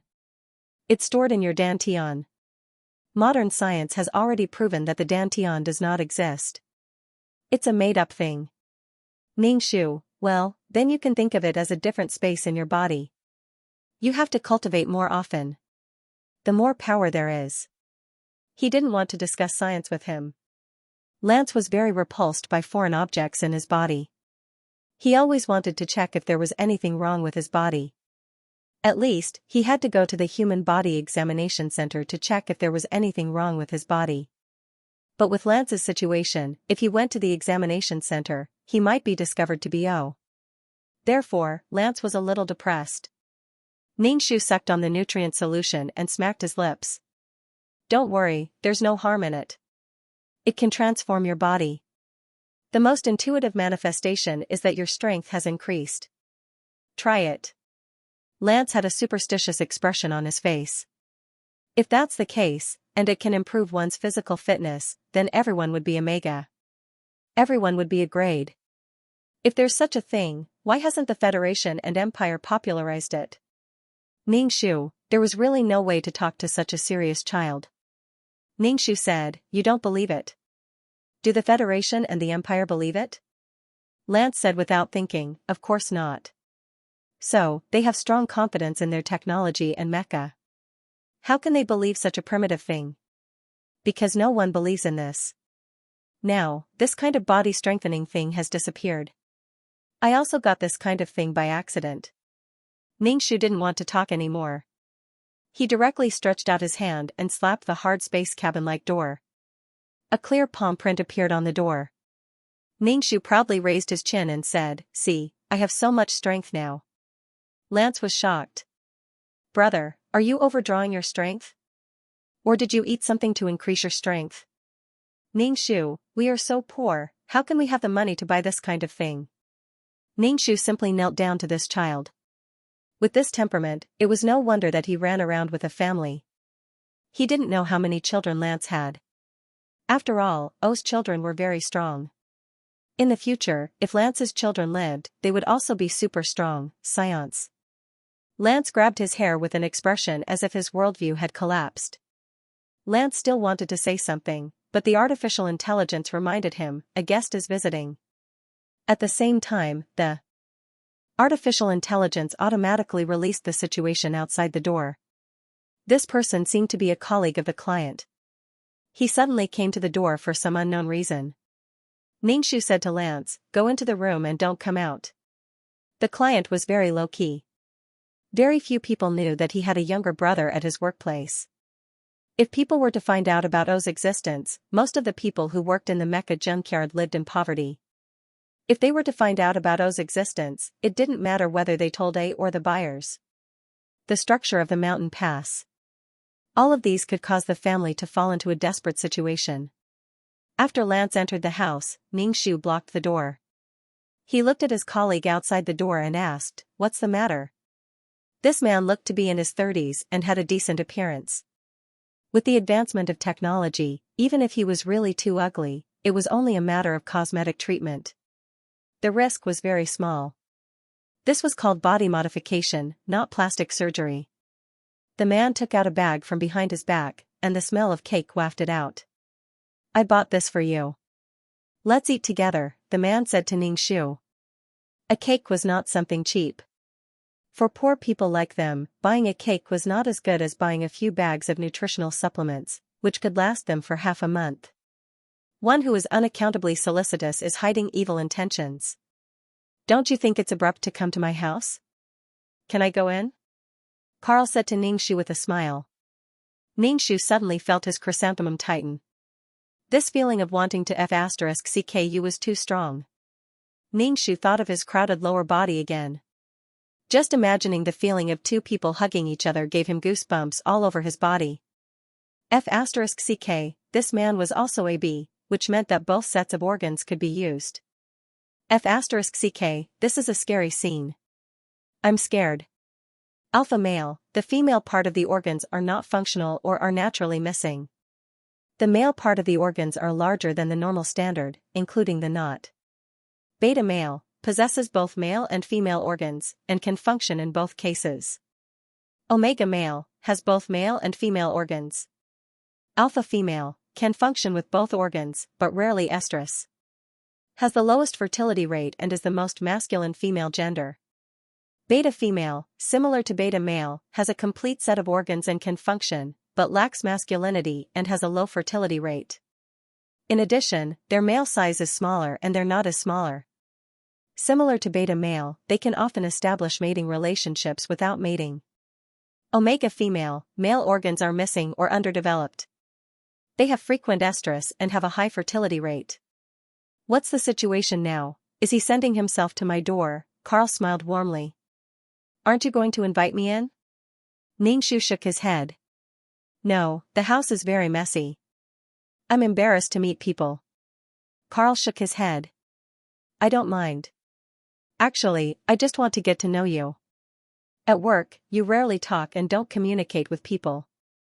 Ningxu rolled his eyes in his heart. So? You think I'm lonely and cold? This cake is for you. Carl probably saw Ningxu's resistance and handed the cake to Ningxu. I'm allergic to cream. I can't eat it. You can keep it for yourself. Ningxu had seen the messy relationships in this world. They could do whatever they wanted, and the marriage relationship was not very strong. After all, people could turn green. It was similar to Animal World. Garland only smiled at Ningxu's rejection. He carried the cake and turned to leave, looking extremely confident from the back. Ningxu closed the door. It was too easy to get fat eating cakes. Lance came out of the house and said to Ningxu, "Brother, that man likes you." "No, you're young and don't understand." Ningxu looked like an experienced driver.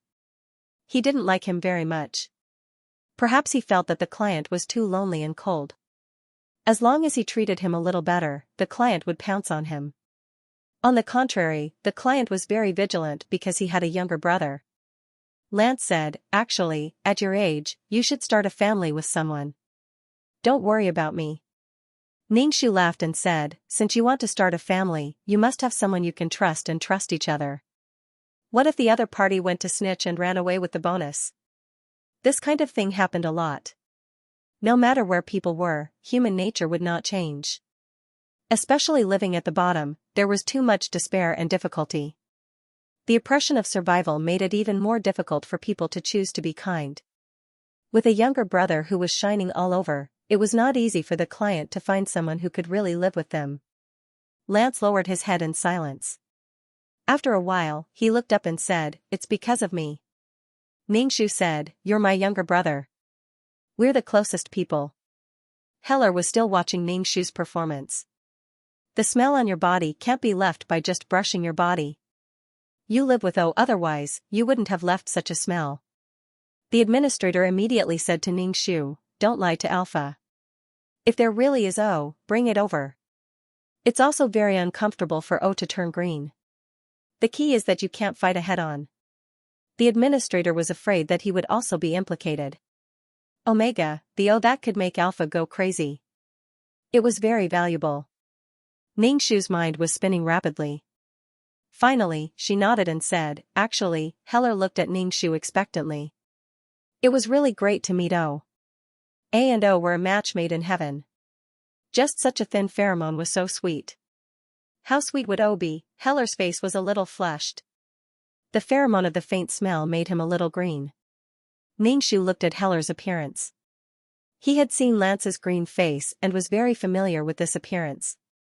Ningxu was speechless. And he even rubbed against her body. So King wretched. What the ck? It was as if a teddy bear was hugging her leg. Alpha, who was respected and had a high social status, did such a thing. It was simply unbearable. The administrator was not used to it. He turned his eyes elsewhere and didn't look at Ningxu and Heller, who was on top of the teddy bear. "Tell me, where is it, or I'll kill you." Heller was panting heavily. Ningxu ran away directly. Heller, who was controlled by desire, was stunned for a moment. But then he quickly chased after Ningxu. Heller's mecha, including his arms and legs, were equipped with extremely cool mecha. In a moment, he caught up with Ningxu and stopped her. "Why are you running?" With a gust of wind, Heller woke up and looked at Ningxu with a half-smile. "I wasn't sure if you were in contact with O, but since you ran away, it proves that you have a guilty conscience. You must have had intimate contact with O." Ningxu stared at Heller's legs. He really ran fast. She had peerless martial arts, but she didn't expect that she would still be caught. What a fast speed. The power of technology should not be underestimated.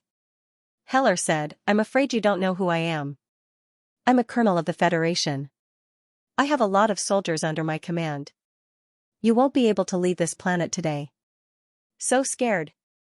If it wasn't for the fact that he was a man, Ningxu would have patted his chest to express his fear. Colonel of the Federation. The soldiers of the Federation were not under the control of the Empire, and the Empire's army was not under the control of the Federation. Actually, the Federation was an organization similar to the United Nations. They were grouped together to discuss how to better the future of mankind. Each empire had different speaking rights in the Federation. Ningxu said, "You are a colonel of the Federation. How dare you kidnap someone from the Empire? You are looking down on the Empire. Also, do you dare to bring soldiers to the Empire's planet? You are provoking the great Empire." Heller said directly, "Don't go overboard and escalate this matter to such a high level. Besides, I am only here to find someone I like. Even the Empire can't interfere in this matter." Heller smiled and looked at Ningxu. "If I kidnap you, that Omega will definitely come looking for you." Ningxu was speechless. History was really shockingly similar. But now, Heller had not marked Lance. They hadn't even seen Lance. Lance also didn't run with a big belly. He ran with a ball. Ningxu sized up the cool mecha on Heller. Could he run or fight? This equipment was a little dangerous. "Do you want me to kidnap you and make you suffer, or do you want to say it yourself?" Heller was trembling with excitement. He was about to meet an Omega, the O of life. Ningxu finally sighed helplessly. "Okay, I will take you there." Heller followed Ningxu closely and went home. It was a little desolate here. Heller frowned. "Omega lives in a place like this." Ningxu said, "We are relatively poor. We can only live here." Even in the interstellar era, there was not much land. Most of the land was in the hands of powerful aristocrats and alphas. There were not many places for ordinary people to live. Some planets were even named after a person. Usually, this kind of planet was the private property of a person. The poor died of poverty, and the rich flowed with oil. At the door, Ningxu could only hope that Lance would be smarter. The door opened automatically. Heller suddenly felt a sweet pheromone in the room. He howled and almost turned into a wolf. Lance came out of the room and saw a stranger. He was very defensive. Ningxu immediately shouted, "Lance, jump, sweat, release the pheromone." It would be easy to deal with Heller if he lost his mind. Lance held the door frame, his face a little red. Apparently, he was affected by a smell. He was turning green. Ningxu. Was he going to do OOXX in front of her? Luckily, Lance was a little rational. He closed the door, trembling, and drank the suppressant.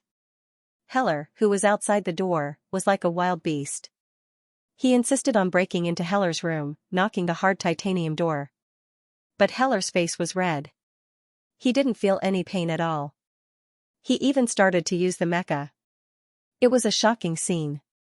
Ningxu found a metal rope and tied it around Heller's back. Heller was very strong. Ningxu's face was also red. He used all his strength to tie Heller up like a shrimp. A snow-white blade appeared in Heller's mecha. He was going to cut the metal rope. Lance came out of the room. His condition was much better. He reached out and turned off the AI on Heller. He said to Ningxu, "This way, he can't contact anyone else." Heller's mecha was not very smooth because of his condition. He wriggled close to Lance on the ground and sucked in Lance's smell crazily. He showed an intoxicated expression. He had heard of drugs and cats, but he had never seen people sucking people. Lance poured the suppressant into Heller's mouth with a complicated expression. He raised his hand and knocked Heller out. Ningxu. So elegant. Lance's face was red. His voice was a little hoarse and low, a little sexy. Ningxu asked, "What's going on?" It was the first time he saw Alpha. In this slum-like place, a rarely appeared. Ningxu told Lance the ins and outs of the matter. This was originally the plot. It would happen sooner or later. Instead of being caught by Heller and being unable to escape, it would be better for them to catch Heller. Even if they couldn't do anything to Heller, they could let Lance sweat and wander in front of him all the time. They could smell his pheromones and then feed him the suppressant. Back and forth. And Heller's position would definitely be located soon. They had to hurry up and solve the problem. Xing carried the woman on the ground. She was already dying. Being carried by Xing, her face became even paler. "Everyone, please search for the most complete information." Blood. Xing's hands were covered with blood. Ningxu hailed a taxi by the roadside and pinched the woman's acupuncture points. Ningxu's place was not easy to find a car, but there were some unlicensed cars. Xing put the woman in the car. Ningxu said, "You go to the hospital. I will look for her again." Ningxu asked, "If you meet a woman who was hurt, what will you do?" "If I can save her, then I will.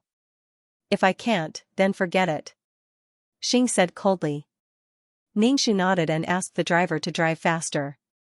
When they got close to the hospital, Ningxu heard the sirens of ambulances coming in and out. The whole city was filled with the sirens of ambulances. Ningxu carried the woman into the hospital and shouted to the nurse, "Hurry up and give her a blood transfusion." The nurse saw that Ningxu was carrying a woman and was calm. He was not even panting. She was stunned but quickly pushed the bed over. Ningxu put the woman on the bed. The woman grabbed the corner of Ningxu's clothes tightly. Ningxu could only push her hand away. One by one, the beds passed by Ningxu. The woman on the bed was holding her stomach and crying in pain. Her body was covered in blood. It seemed that they were all attacked by the aliens. It was not that the ambulances did not want to go, but there were not enough ambulances. Ningxu took the tissue with semen and prepared to test it. He wanted to see what semen was in the alien's body. Ningxu was actually most afraid of semen. If that was the case, then the reproduction of the aliens was terrifying. Ningxu went to the laboratory and asked the doctor to check. Ningxu waited outside the door. After a while, the laboratory staff said that it was semen. Ningxu spat and washed his hands. There were small tadpoles in the big tadpoles' bodies. When the big tadpole grew, the small tadpoles also grew. Every tadpole had a small tadpole. Haha, this thing has truly achieved sexless reproduction. Ningxu took out his mobile phone and called Xing. Xing was silent for a long time before he said, I really admire Su Hongyuan. No, Ningxu was the scientist who had taken the drug. It was all because of a man that such a thing happened. Ningxu hung up the phone. When he passed by a ward, he saw that it was extremely chaotic. Ningxu pushed the door open and saw a nurse clutching her stomach. Her face was contorted in fear. Blood flowed out from under her. Ningxu hurriedly said, hurry up and take out the xenomorph. Take it out and kill it. Hurry up. The alien had probably been removed from the patient's body and placed on the tray. In the end, it had entered the nurse's body. The nurse was held down. The doctor cut open her stomach and took out the alien that was the size of a golf ball. Ningxu picked up the scissors on the tray and cut off the xenomorph's tail. She covered the xenomorph with something and stepped on it. Ningxu's step did not kill the alien. He stepped on it again and still did not kill it. The alien squeaked. It was a little awkward. Ningxu took the scissors and stabbed it directly into the alien's head. Ningxu said, this has to be killed directly. Otherwise, it will attack people everywhere in the hospital. Maybe you don't believe it, but this is a human sperm. The doctors and nurses were speechless. Ningxu got a set of medical equipment from the hospital. There were all kinds of tools needed for surgery. Ningxu felt that as long as there were scalpels, sutures, and anesthetics, it would be enough. The small tadpoles were still small and liked to drill into women's bodies. When they grew up, they would not be able to drill into women's bodies. They would bite and swallow people. Carrying the box, Ningxu walked out of the hospital. He saw another woman being carried out of the ambulance. Ningxu looked away and slung the box over his body. He called Xing and asked, where are you? I'll come and find you. Xing told him a location. Ningxu hailed a car and went to the address. Ningxu looked out of the window. The neon lights were flashing and the bustling city that never sleeps was bustling. But the undercurrents were surging. Those aliens hiding in the unknown would attack people. Ningxu felt that the alien was a despicable thing. If there were two people in front of it, a man and a woman, the alien would attack the woman first. Despicable. Ningxu arrived at the place Xing said. He got out of the car and saw Xing sitting on the flower bed with two shotguns beside him. Ningxu walked over and gave him a bottle of water. How is it? It's not easy. Xing opened the bottle cap and drank. There are also many patients in the hospital who have been attacked. The people above should pay attention to it. Ningxu said. Xing raised his head and drank half a bottle of water. Then he saw Ningxu's box. Well, taking the alien out of the woman's body is the best way. Let's go. Xing stood up and handed a shotgun to Ningxu.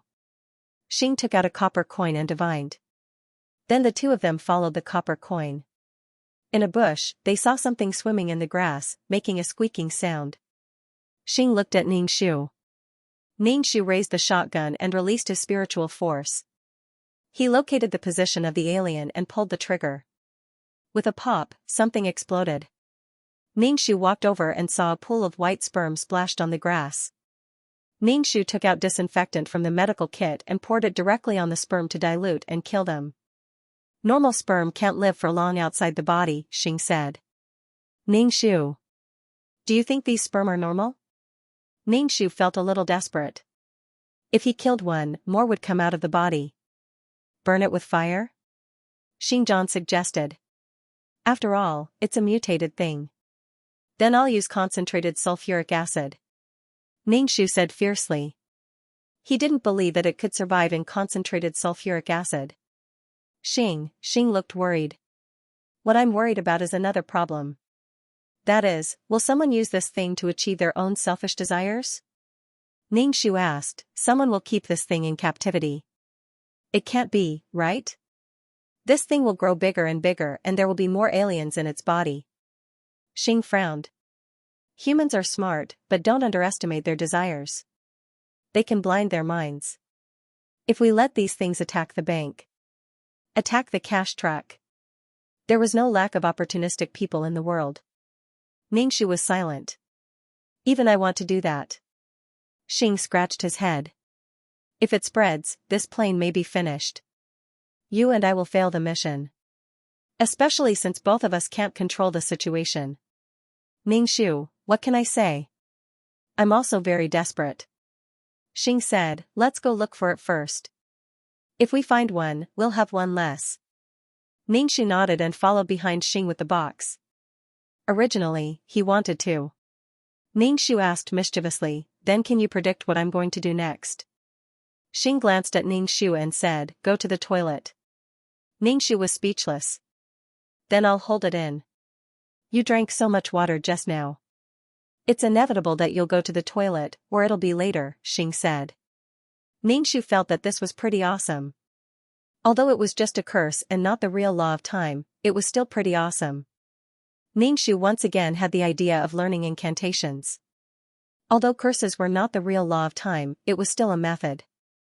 There was no distinction between power and cheap power.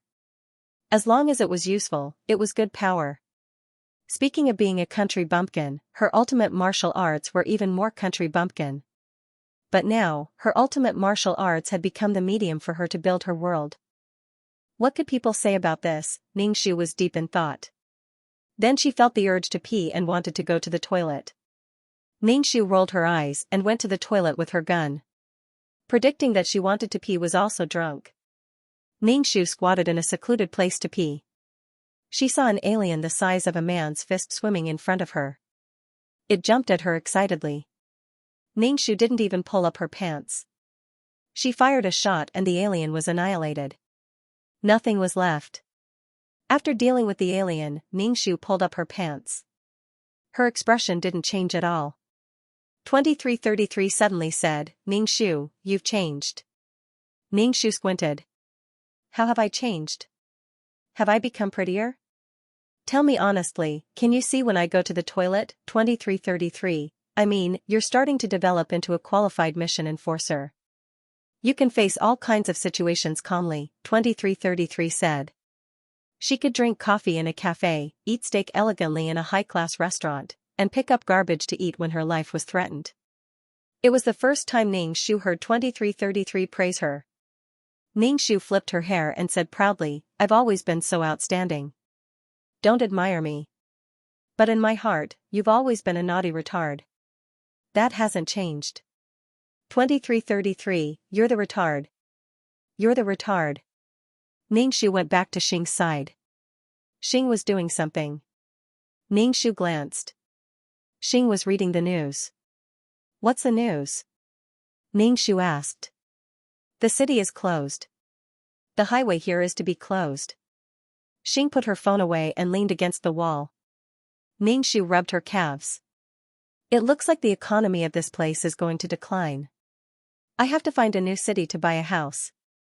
Xing? Shouldn't we be talking about getting rid of the aliens first? All we talk about is buying houses, buying houses, buying houses. I don't think it's possible for the economy to regress. After the disaster, there will definitely be a lot of construction, Xing said. Does that mean I can buy a house here? Ningxu thought for a while. She would wait until the matter was settled and see if the house price was affordable.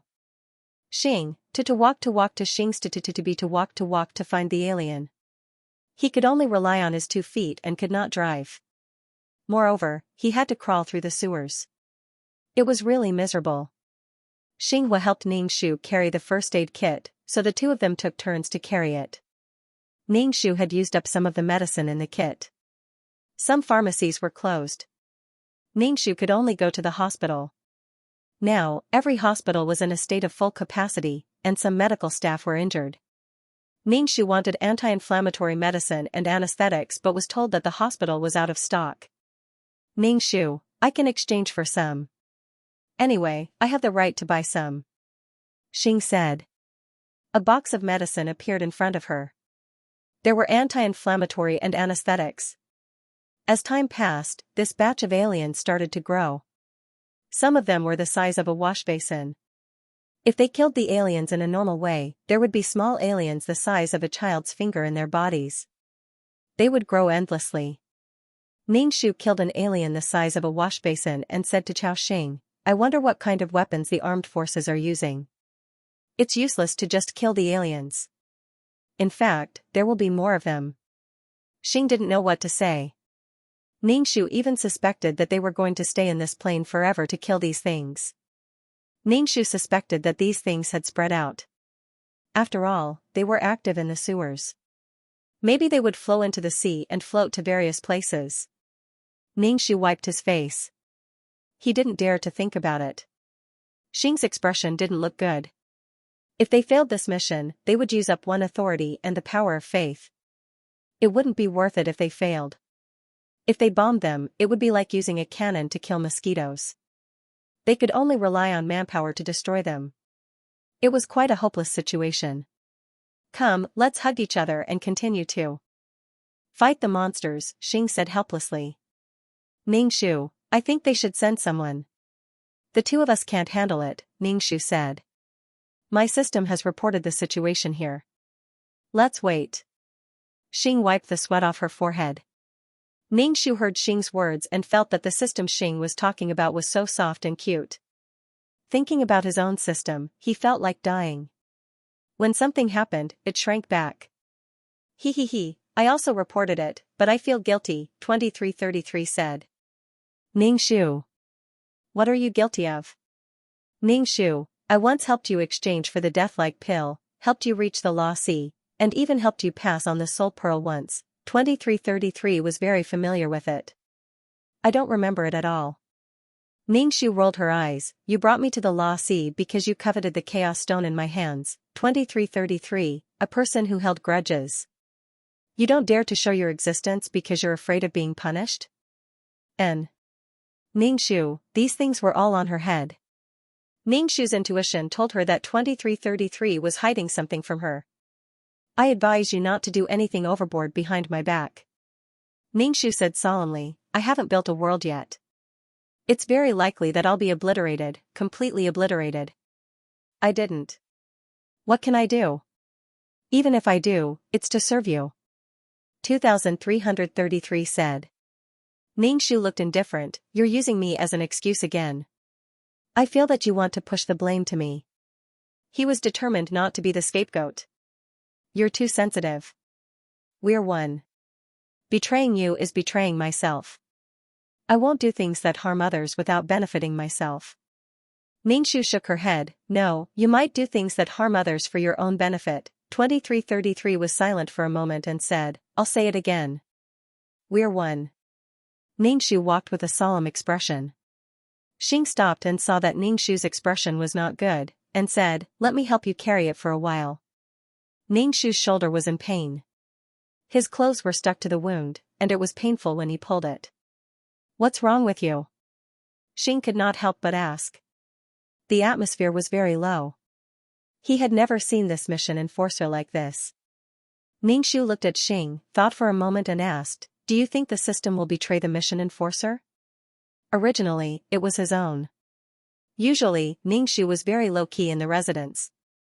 He would do everything secretly at night. Please search for the most complete information. Okay. Ningxu sent the little beggar to give him some food and asked him to help keep an eye on the Yin family. The last time I Ching came to visit, Ningxu felt that I Ching had something to tell him. She probably had some concerns. Speaking of which, she and I Ching were on opposite sides now. Shuiqi was a member of the royal family. If he wanted to treat a woman well, no woman in the world could oppose him. Gu Fanlu was sick. When he got a little better, Ningxu went to his room and took a stroll. The next day, Gu Fanlu fell seriously ill again. Old Madam invited several doctors to take turns to treat Gu Fanlu. She was afraid that her sister's grandson would die in Marquis Schwamping's residence. Even if the sick Gu Fanlu's mind was muddled, he could still guess some things. He was still lying on the bed when he told Old Madam that he wanted to move out. How could Old Madam let Gu Fanlu recuperate alone? She insisted on making Gu Fanlu stay. Gu Fanlu's face was pale. "Stay my ass." Gu Fanlu knew that he had been schemed against. This time he was sick. Next time, he might die. This was most likely done by Marquis Xianping. Gu Fanlu insisted on leaving. He said that he was so seriously ill that it might be an epidemic. It would not be good if he infected the people in Marquis Xianping's residence. Old Madam had no choice but to send a few people to wait on Gu Fanlu. Gu Fanlu was carried out of Marquis Xianping's residence. Ningxu stood in the pavilion and watched Gu Fanlu leave from afar. Little Qing really went with him. What good luck. Lian Qiao stomped her feet and curled her lips. She went to wait on him, not to be his pillow. Why are you so agitated? Ningxu said lightly. Lian Qiao probably suffered at Little Qing's hands before and took the opportunity to mock and ridicule Little Qing. Ningxu turned to look for old madam. Ningxu bowed. Granddaughter greets grandmother. Zhiru, come to grandmother. Dowager Duchess Ningxu beckoned. Ningxu walked over and asked old madam with a smile, cousin is so sick. How can we send him away? What will grandaunt think? Cousin, even if you want to leave, you have to wait until you're seriously ill. Ningxu said as he massaged the Dowager Duchess's shoulders. Being pressed by Ningxu, the old madam felt very comfortable. She squinted her eyes slightly and said, Fan Lu insisted on leaving. She said that she was afraid of passing the disease to us. Ningxu said softly, cousin doesn't want to implicate us, but we can't think that way. Great-aunt must have a grudge against grandmother. Grandmother also doesn't want others to say that our Marquis Xianping's residence is harsh and merciless, throwing people out when we see them sick. The Dowager Duchess was so comfortable that she was about to fall asleep. When she heard Ningxu's words, she said, it's indeed not very appropriate. Cousin said that he was afraid of passing the disease, but the people who serve him are not sick. This means that cousin doesn't have the disease. Grandmother, is it comfortable? It's really what granddaughter learned from medicine. It can promote blood circulation, remove blood stasis, and relieve fatigue. Ningxu changed the topic. It's very comfortable. Zhiru is still filial. In the future, when you have nothing to do, come and give grandmother a massage. Ningxu agreed briskly. The Dowager Duchess was old and went to take an afternoon nap. After that, the sick Gu Fanlu was carried back to Marquis Xianping's residence. No matter how much Gu Fanlu didn't want to come back, her delicate body was weak and she was carried back to Marquis Xianping's residence. Ningxu stood in the pavilion and looked at the weak Gu Fanlu. Ningxu didn't go near Gu Fanlu. There was no need to flaunt his prowess and make Gu Fanlu suspicious.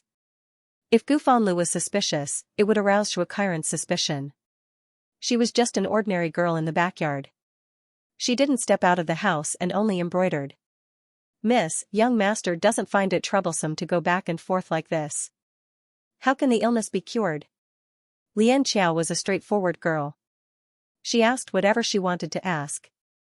Ningxu said, just walk around and breathe in the fresh air. Then the illness will be cured. Lian Qiao's face was full of question marks. Ningxu returned to her courtyard and picked up the embroidery to embroider the word longevity. After a while, it would be the Dowager Duchess's 60th birthday.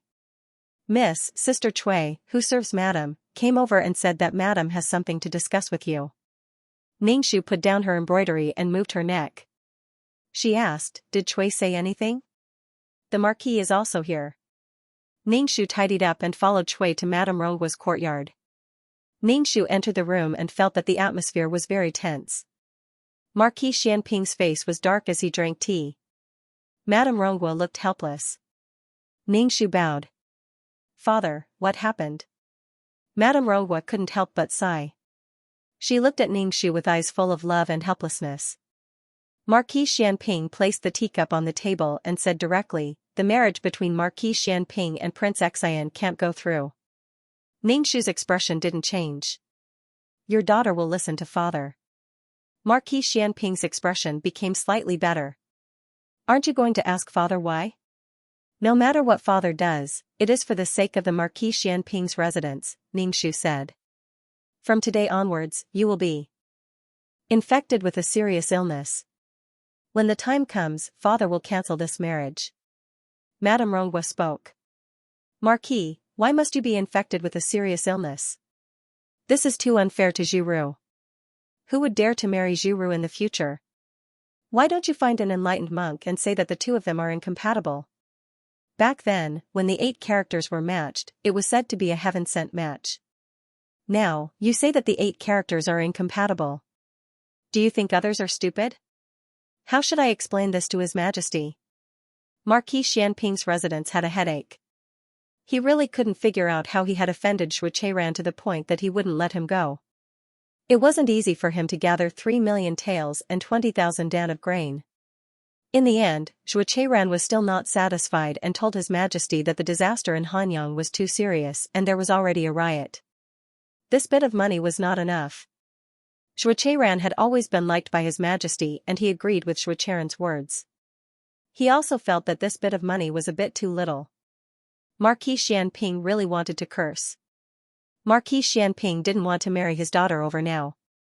Of course, the one who would be at a disadvantage was still his daughter, whether she was married or not. Madame Rongwa's heart ached for her daughter.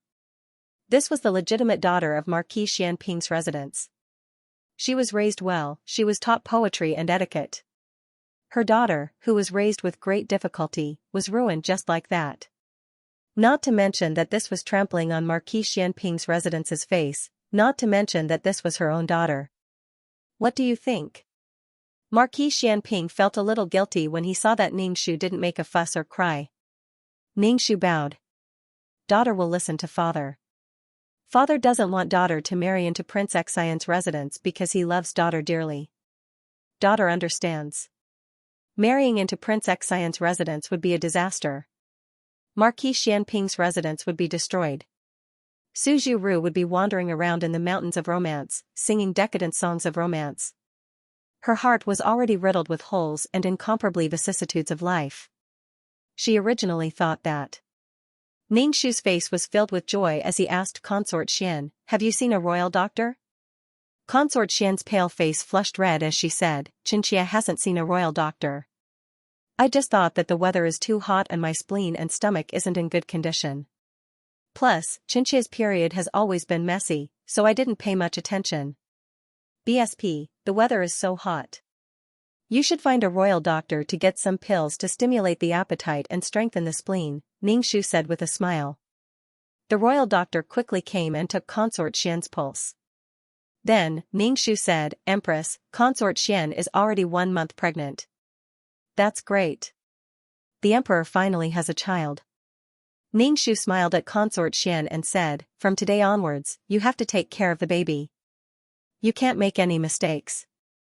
The child you give birth to is the emperor's eldest son, so there can't be any mistakes." "No.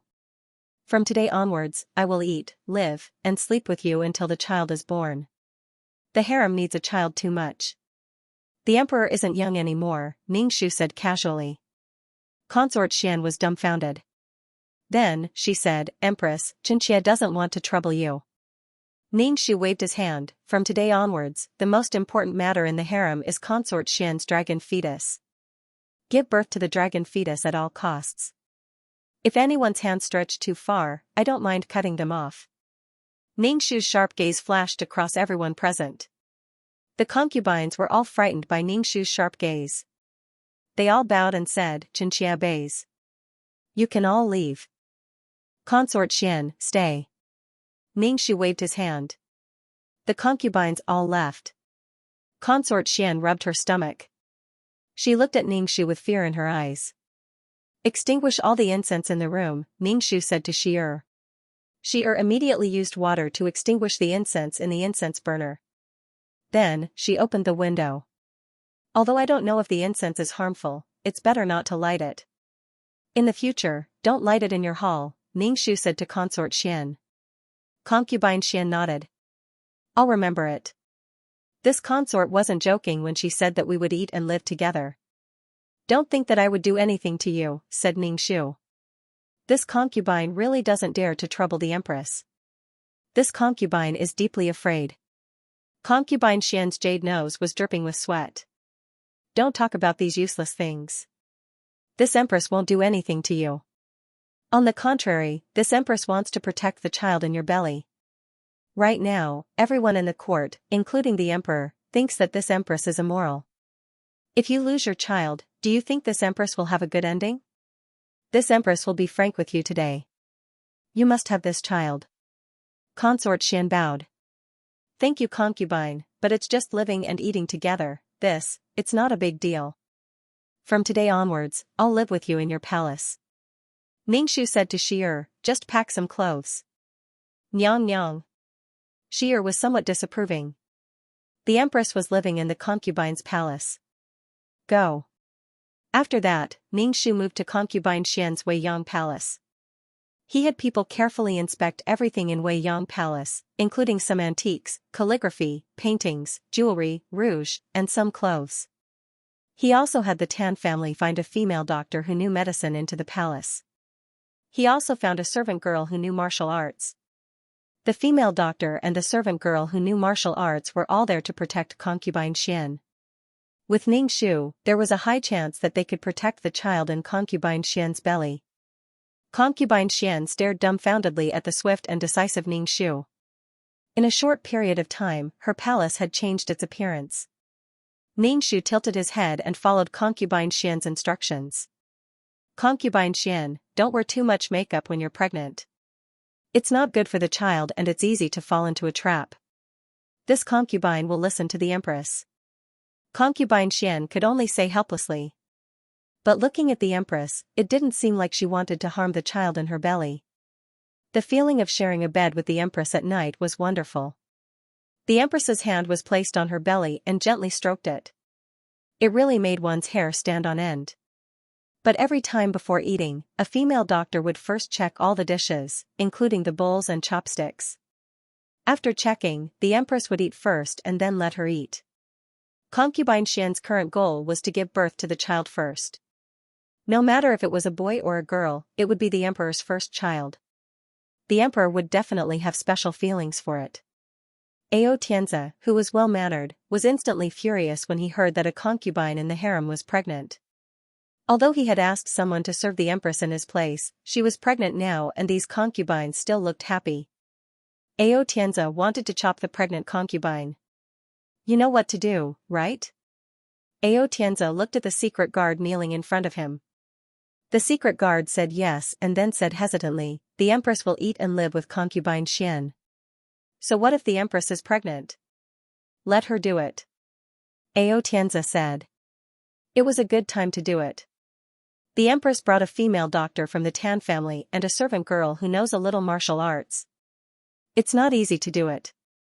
The secret guard said, every meal will be checked. This empress is really responsible. Xianxia rubbed his forehead and stood up. He was going to Weiyang Palace. Since she was pregnant, he should reward her with something. Xianxia arrived at Weiyang Palace and was welcomed by two women. Ningxu smiled and said to Xianxia, Your Majesty, concubine Xian is pregnant. After 10 months, she will give birth to a prince. I congratulate Your Majesty. Ningxu clearly saw Xianxia's eyebrows tremble. Concubine Xian was beaming with joy. She placed her hand on her waist and acted like a pregnant woman. She slightly stuck out her belly and shouted to Xianxia, Your Majesty. Xianxia glanced at concubine Xian's belly. My beloved concubine, you have suffered. These things are bestowed to you by me. Use them well. I hope that my beloved concubine will still be beautiful when you are pregnant. Thank you, Your Majesty. Concubine Xian smiled as she looked at the things that the palace servants were holding. There were rouge, face powder, luxurious jewelry, and some strange and interesting things. Ningxu narrowed her eyes slightly and said with a smile, Rest assured, Your Majesty. I will definitely protect the dragon fetus and let concubine Xian give birth to a healthy dragon heir. I will definitely give sister concubine Xian a happy pregnancy and give birth to a smart child, Ningxu said without generosity. She even had a joyful expression on her face, as if she was pregnant herself. Thank you, Your Majesty. The Empress has her own pepper palace and doesn't need to live in Weiyang Palace, Xianxia said. It's not hard at all. As long as sister concubine Xian can give birth to a dragon heir, I will be satisfied. Rest assured, Your Majesty. I will definitely take good care of sister concubine Xian and not let anything happen to her. Ningxu looked like a loyal, patriotic, and magnanimous mother of the nation. Ao Tianzi clenched his hand under his robe and said with gratification, "You are really my good empress." Ningxu smiled. "I am duty-bound." "Congratulations, your majesty, you are going to be a father." "Happy to be a father." BSP, if he wasn't attracted by pheromones, then he wasn't an A. General Tobias wasn't an A. Ningxu and Lance were both a little surprised. According to the official information released by the Empire, Tobias was the most powerful A. Could it be that he was so powerful that he could resist the interference of pheromones? Lance replied, "I'm not that useful to you, General, but I'm definitely useful to the other A. After all, even a federal colonel wants to capture me. Are you trying to provoke me?" Tobias grabbed Lance by the back of his neck and pulled him into the room as if he were a kitten. Ningxu immediately tried to stop him. "General, what are you trying to do?" "It's not that I'm trying to do anything, but your little brother wants me to mark him. If I don't do that, then he'll be very disappointed, and I'll be putting on a show for nothing." Tobias was very tall, and he looked down at Ningxu and Lance from above. Regardless of whether it was in terms of height or status, he was superior to them in every way. Ningxu looked at Lance, who was still being held by the neck, and asked in a small voice, "Little brother?" Lance smiled and replied, "I'm fine." Ningxu looked up at Tobias. "He's my only little brother. How can you treat him well if you mark him like that? What the F***ck? This is way too arrogant. He's dragging someone into a room to stew meat right in front of his guardian." Tobias' expression was cold, and his buzz cut made him appear extremely stern. Only those with weak hearts can't wait to make a promise. Those with weak hearts need to make a promise verbally. Ningxu smiled, and said, "General, you probably don't understand that there's something called ritual. Even though it's just a verbal promise, it's still a type of ritual. With this ceremony, everything will seem more solemn and beautiful. Don't you need to boost morale when you go to war? This is a ritual, and it's absolutely necessary. My little brother has been enduring the pain of turning blue ever since he became an adult, and he's drunk a lot of suppressants. But my little brother is waiting for you." Tobias furrowed his brows. "Sorry, but I'm not interested in what you're saying. Since he's been marked by me, then he's one of my people. If you want to take his life, then you'll have to step over his dead body." Ningxu looked at Lance, and Lance remained silent with a determined expression. Ningxu knew that this was Lance's business, after all. Furthermore, after taking care of Lance, Ningxu still had to find Heller.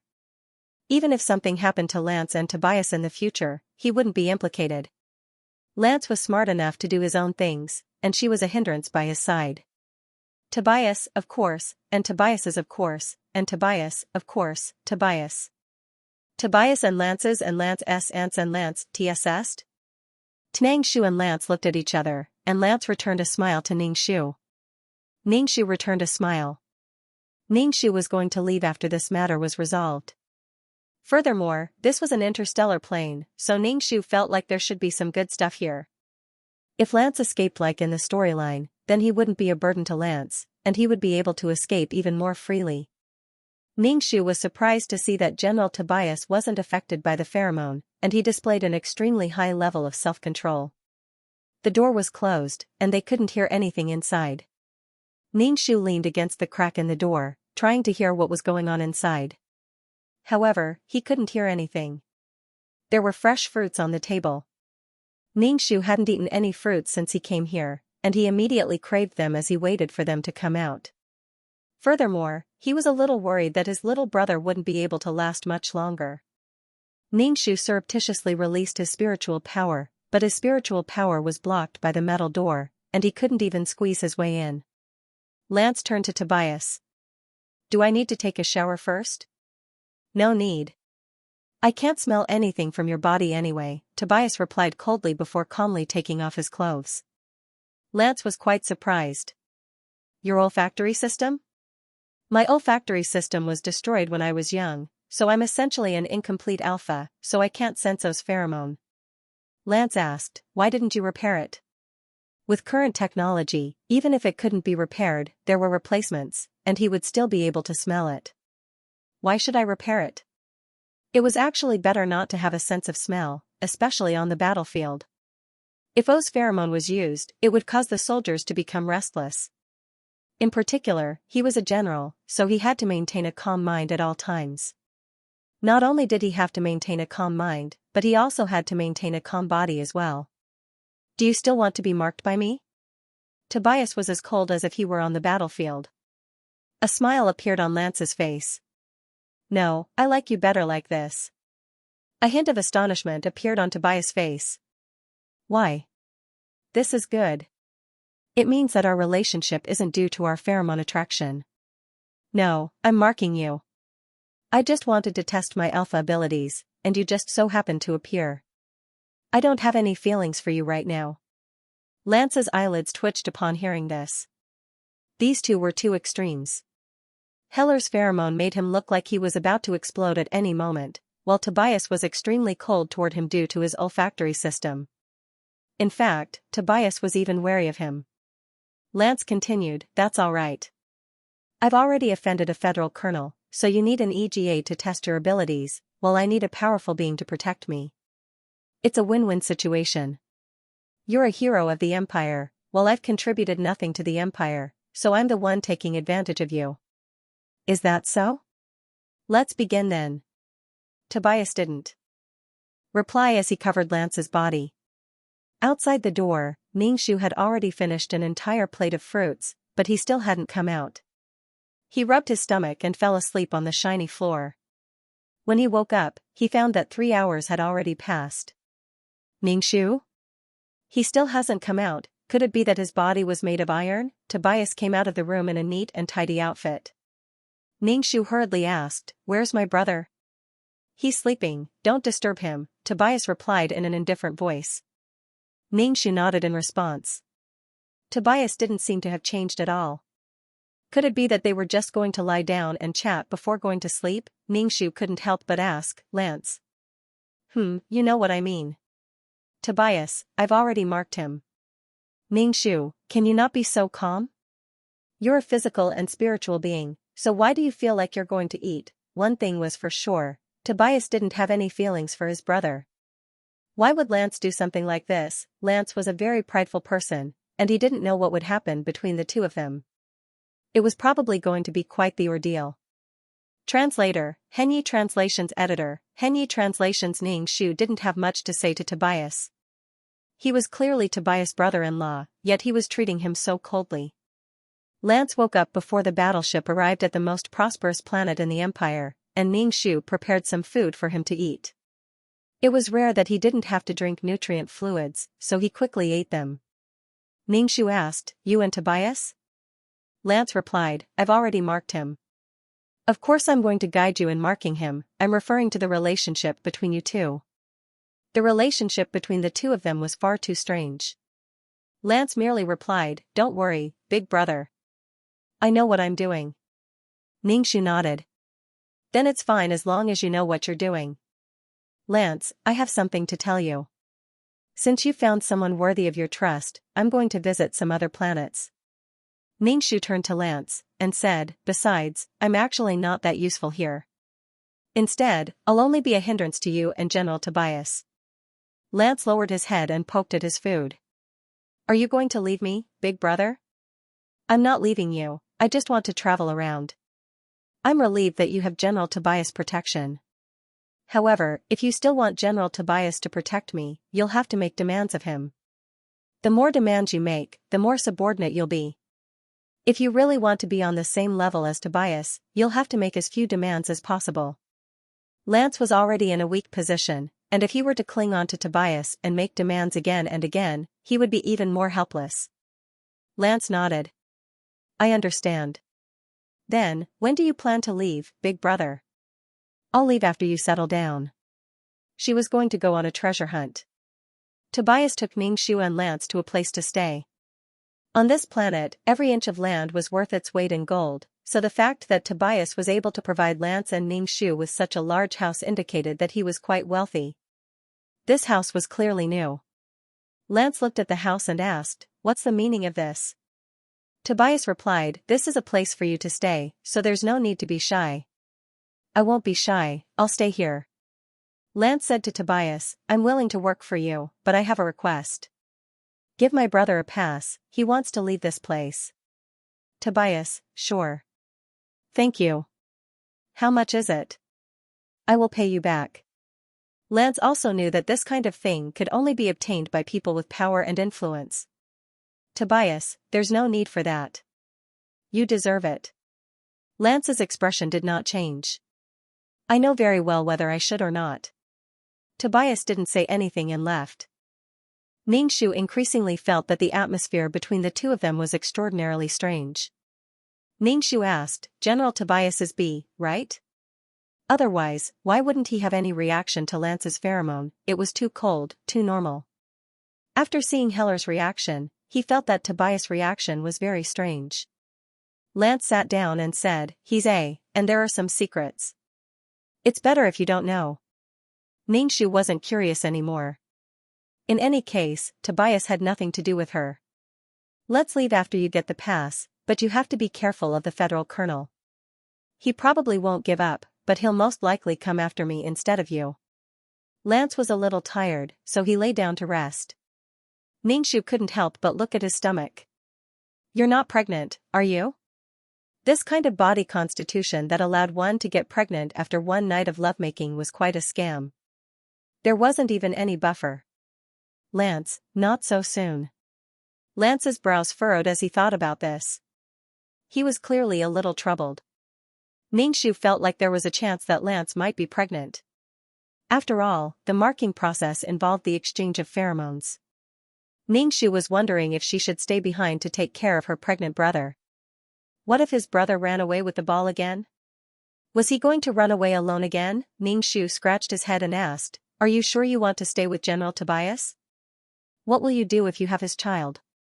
I'll raise it, of course, Lance replied calmly. Go, big brother. Don't worry about me. I'll plan everything on my own.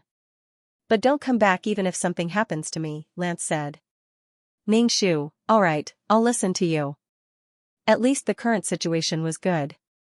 She hadn't been captured and was being tortured every day. Her brother had also been marked by General Tobias. Even though she felt like both of them had their own plans, she didn't have to worry about her brother's safety. She should be worried about her own safety. Even though she had cultivated an exceptional martial arts technique, it was still inferior to a mecha. She was a human body, while mechas were made of metal and were made of metal. Even if she were to collide head-on, she would still be at a disadvantage. She had to forge a weapon or disguise herself as a mecha and get herself a cheap mecha. With a mecha and exceptional martial arts technique, she would be able to deal with some dangers. Tobias was very efficient, and the pass was quickly obtained. Ningxu was ecstatic to receive the pass. With this, no matter where she went, even if she was in another empire, she would have proof of identity with this pass.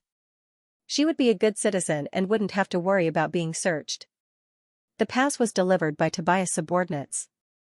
Aside from bringing them here, Tobias hadn't come here at all. However, Lance didn't mind at all. He did what he needed to do and used the artificial intelligence system in his room to understand everything. He was extremely carefree, and he didn't seem like a caged bird waiting for its owner to take care of it. These two were weird. After receiving the pass, Lance prepared a lot of things for Ningxu. Even if something happened to the spaceship, they could still rely on the spaceship to survive the dangerous period. Drifting in the vast universe, perhaps a spaceship would pass by and be rescued. It was better than nothing. He prepared a lot of concentrated nutrient solutions. These nutrient solutions were slightly more expensive than normal ones, but they were also more resistant to hunger. After organizing a large bag of things, he placed them into a foldable box. The foldable box was very small, and it was constructed from a rare malleable metal. This box was quite expensive to make, but Lance didn't even bat an eyelid when he bought it. Ningxu blinked. Her little brother had become a tycoon right under her nose. When Lance heard that she was going to leave, he thought about it for a moment before agreeing. Then, he sent her away. She had a feeling that Lance was plotting something. Could it be that he was planning to run away again? With her around, it would be inconvenient for him to run away.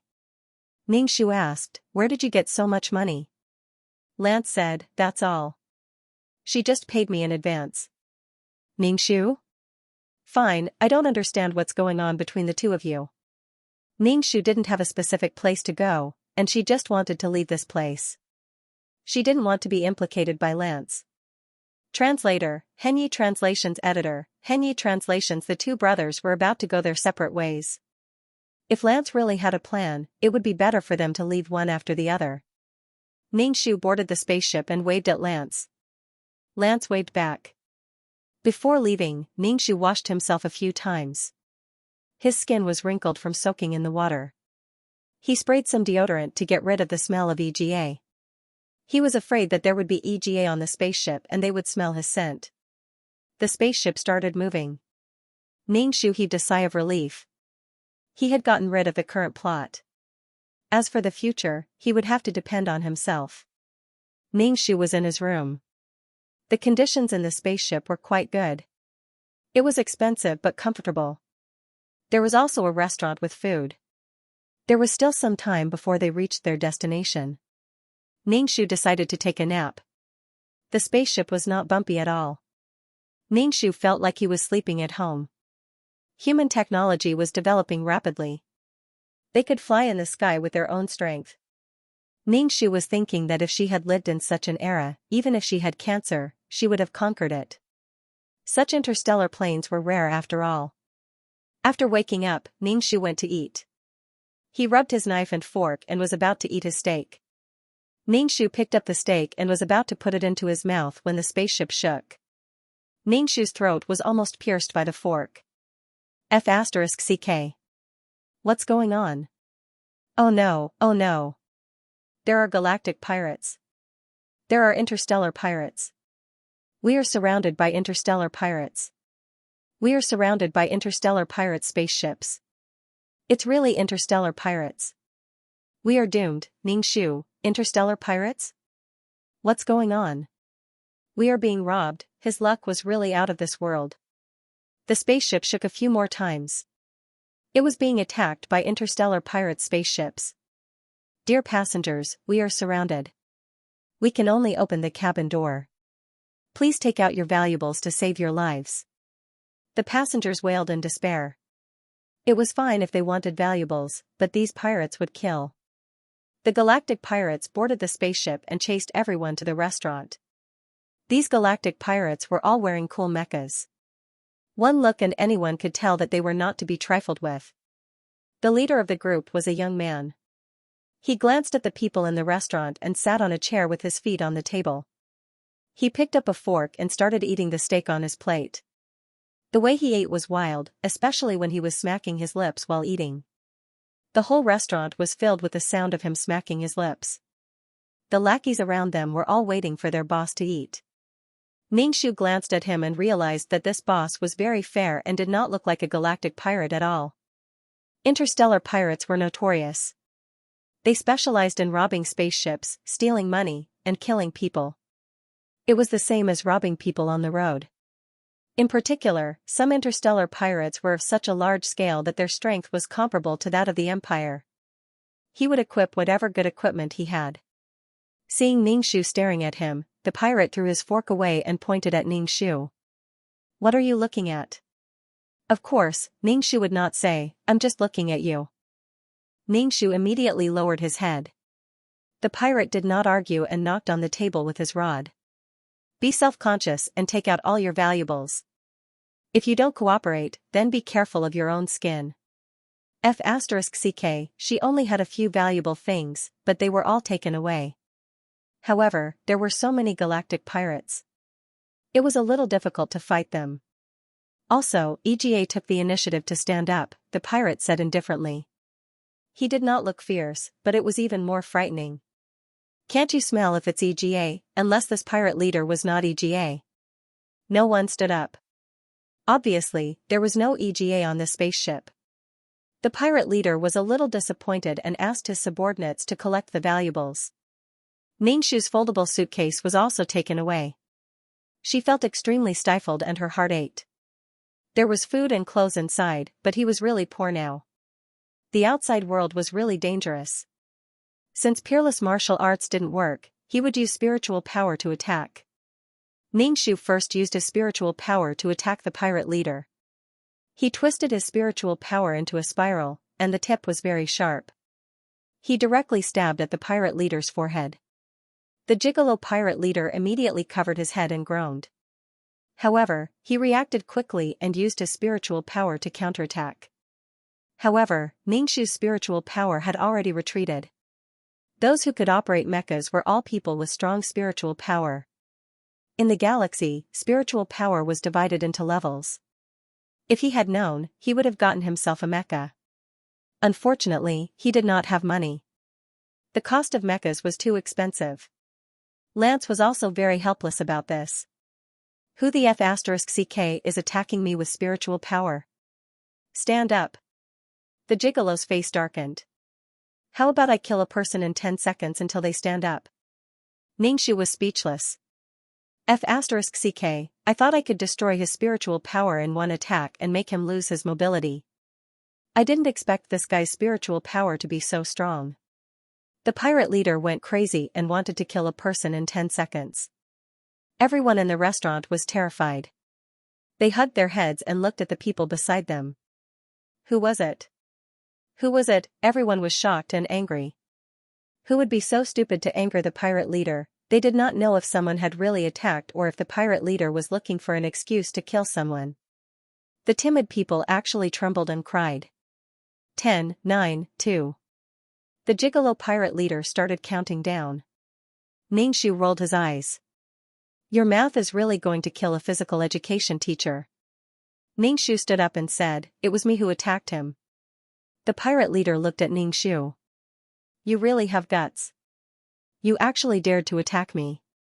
Ningshu said, actually, I've admired pirates for a long time. I didn't expect to be lucky enough to see them today. I wanted to see if the pirates were as strong as the legend said. Now that I've seen you today, you really live up to your reputation.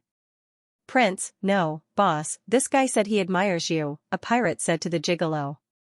Ningshu suddenly heard Prince, but it was fleeting. He seemed to have heard wrongly. The gigolo coughed. Don't think that I'll let you go just because you said something nice. You're going to die too. Ningshu was silent. She only wanted her foldable box back. It contained all her belongings. At this moment, a pirate ran over in a panic and said to the gigolo, boss, bad news. A spaceship is coming. It seems to be the army.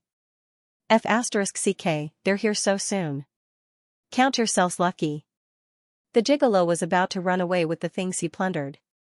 Everyone heaved a sigh of relief. Ningshu immediately caught up with the pirate leader and said, I really admire space pirates.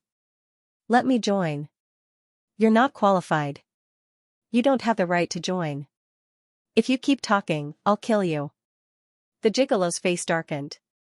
It was as if he was worried that the army was coming and was in a hurry to leave. Ningshu said sincerely, please. Accept me. These people had given themselves away.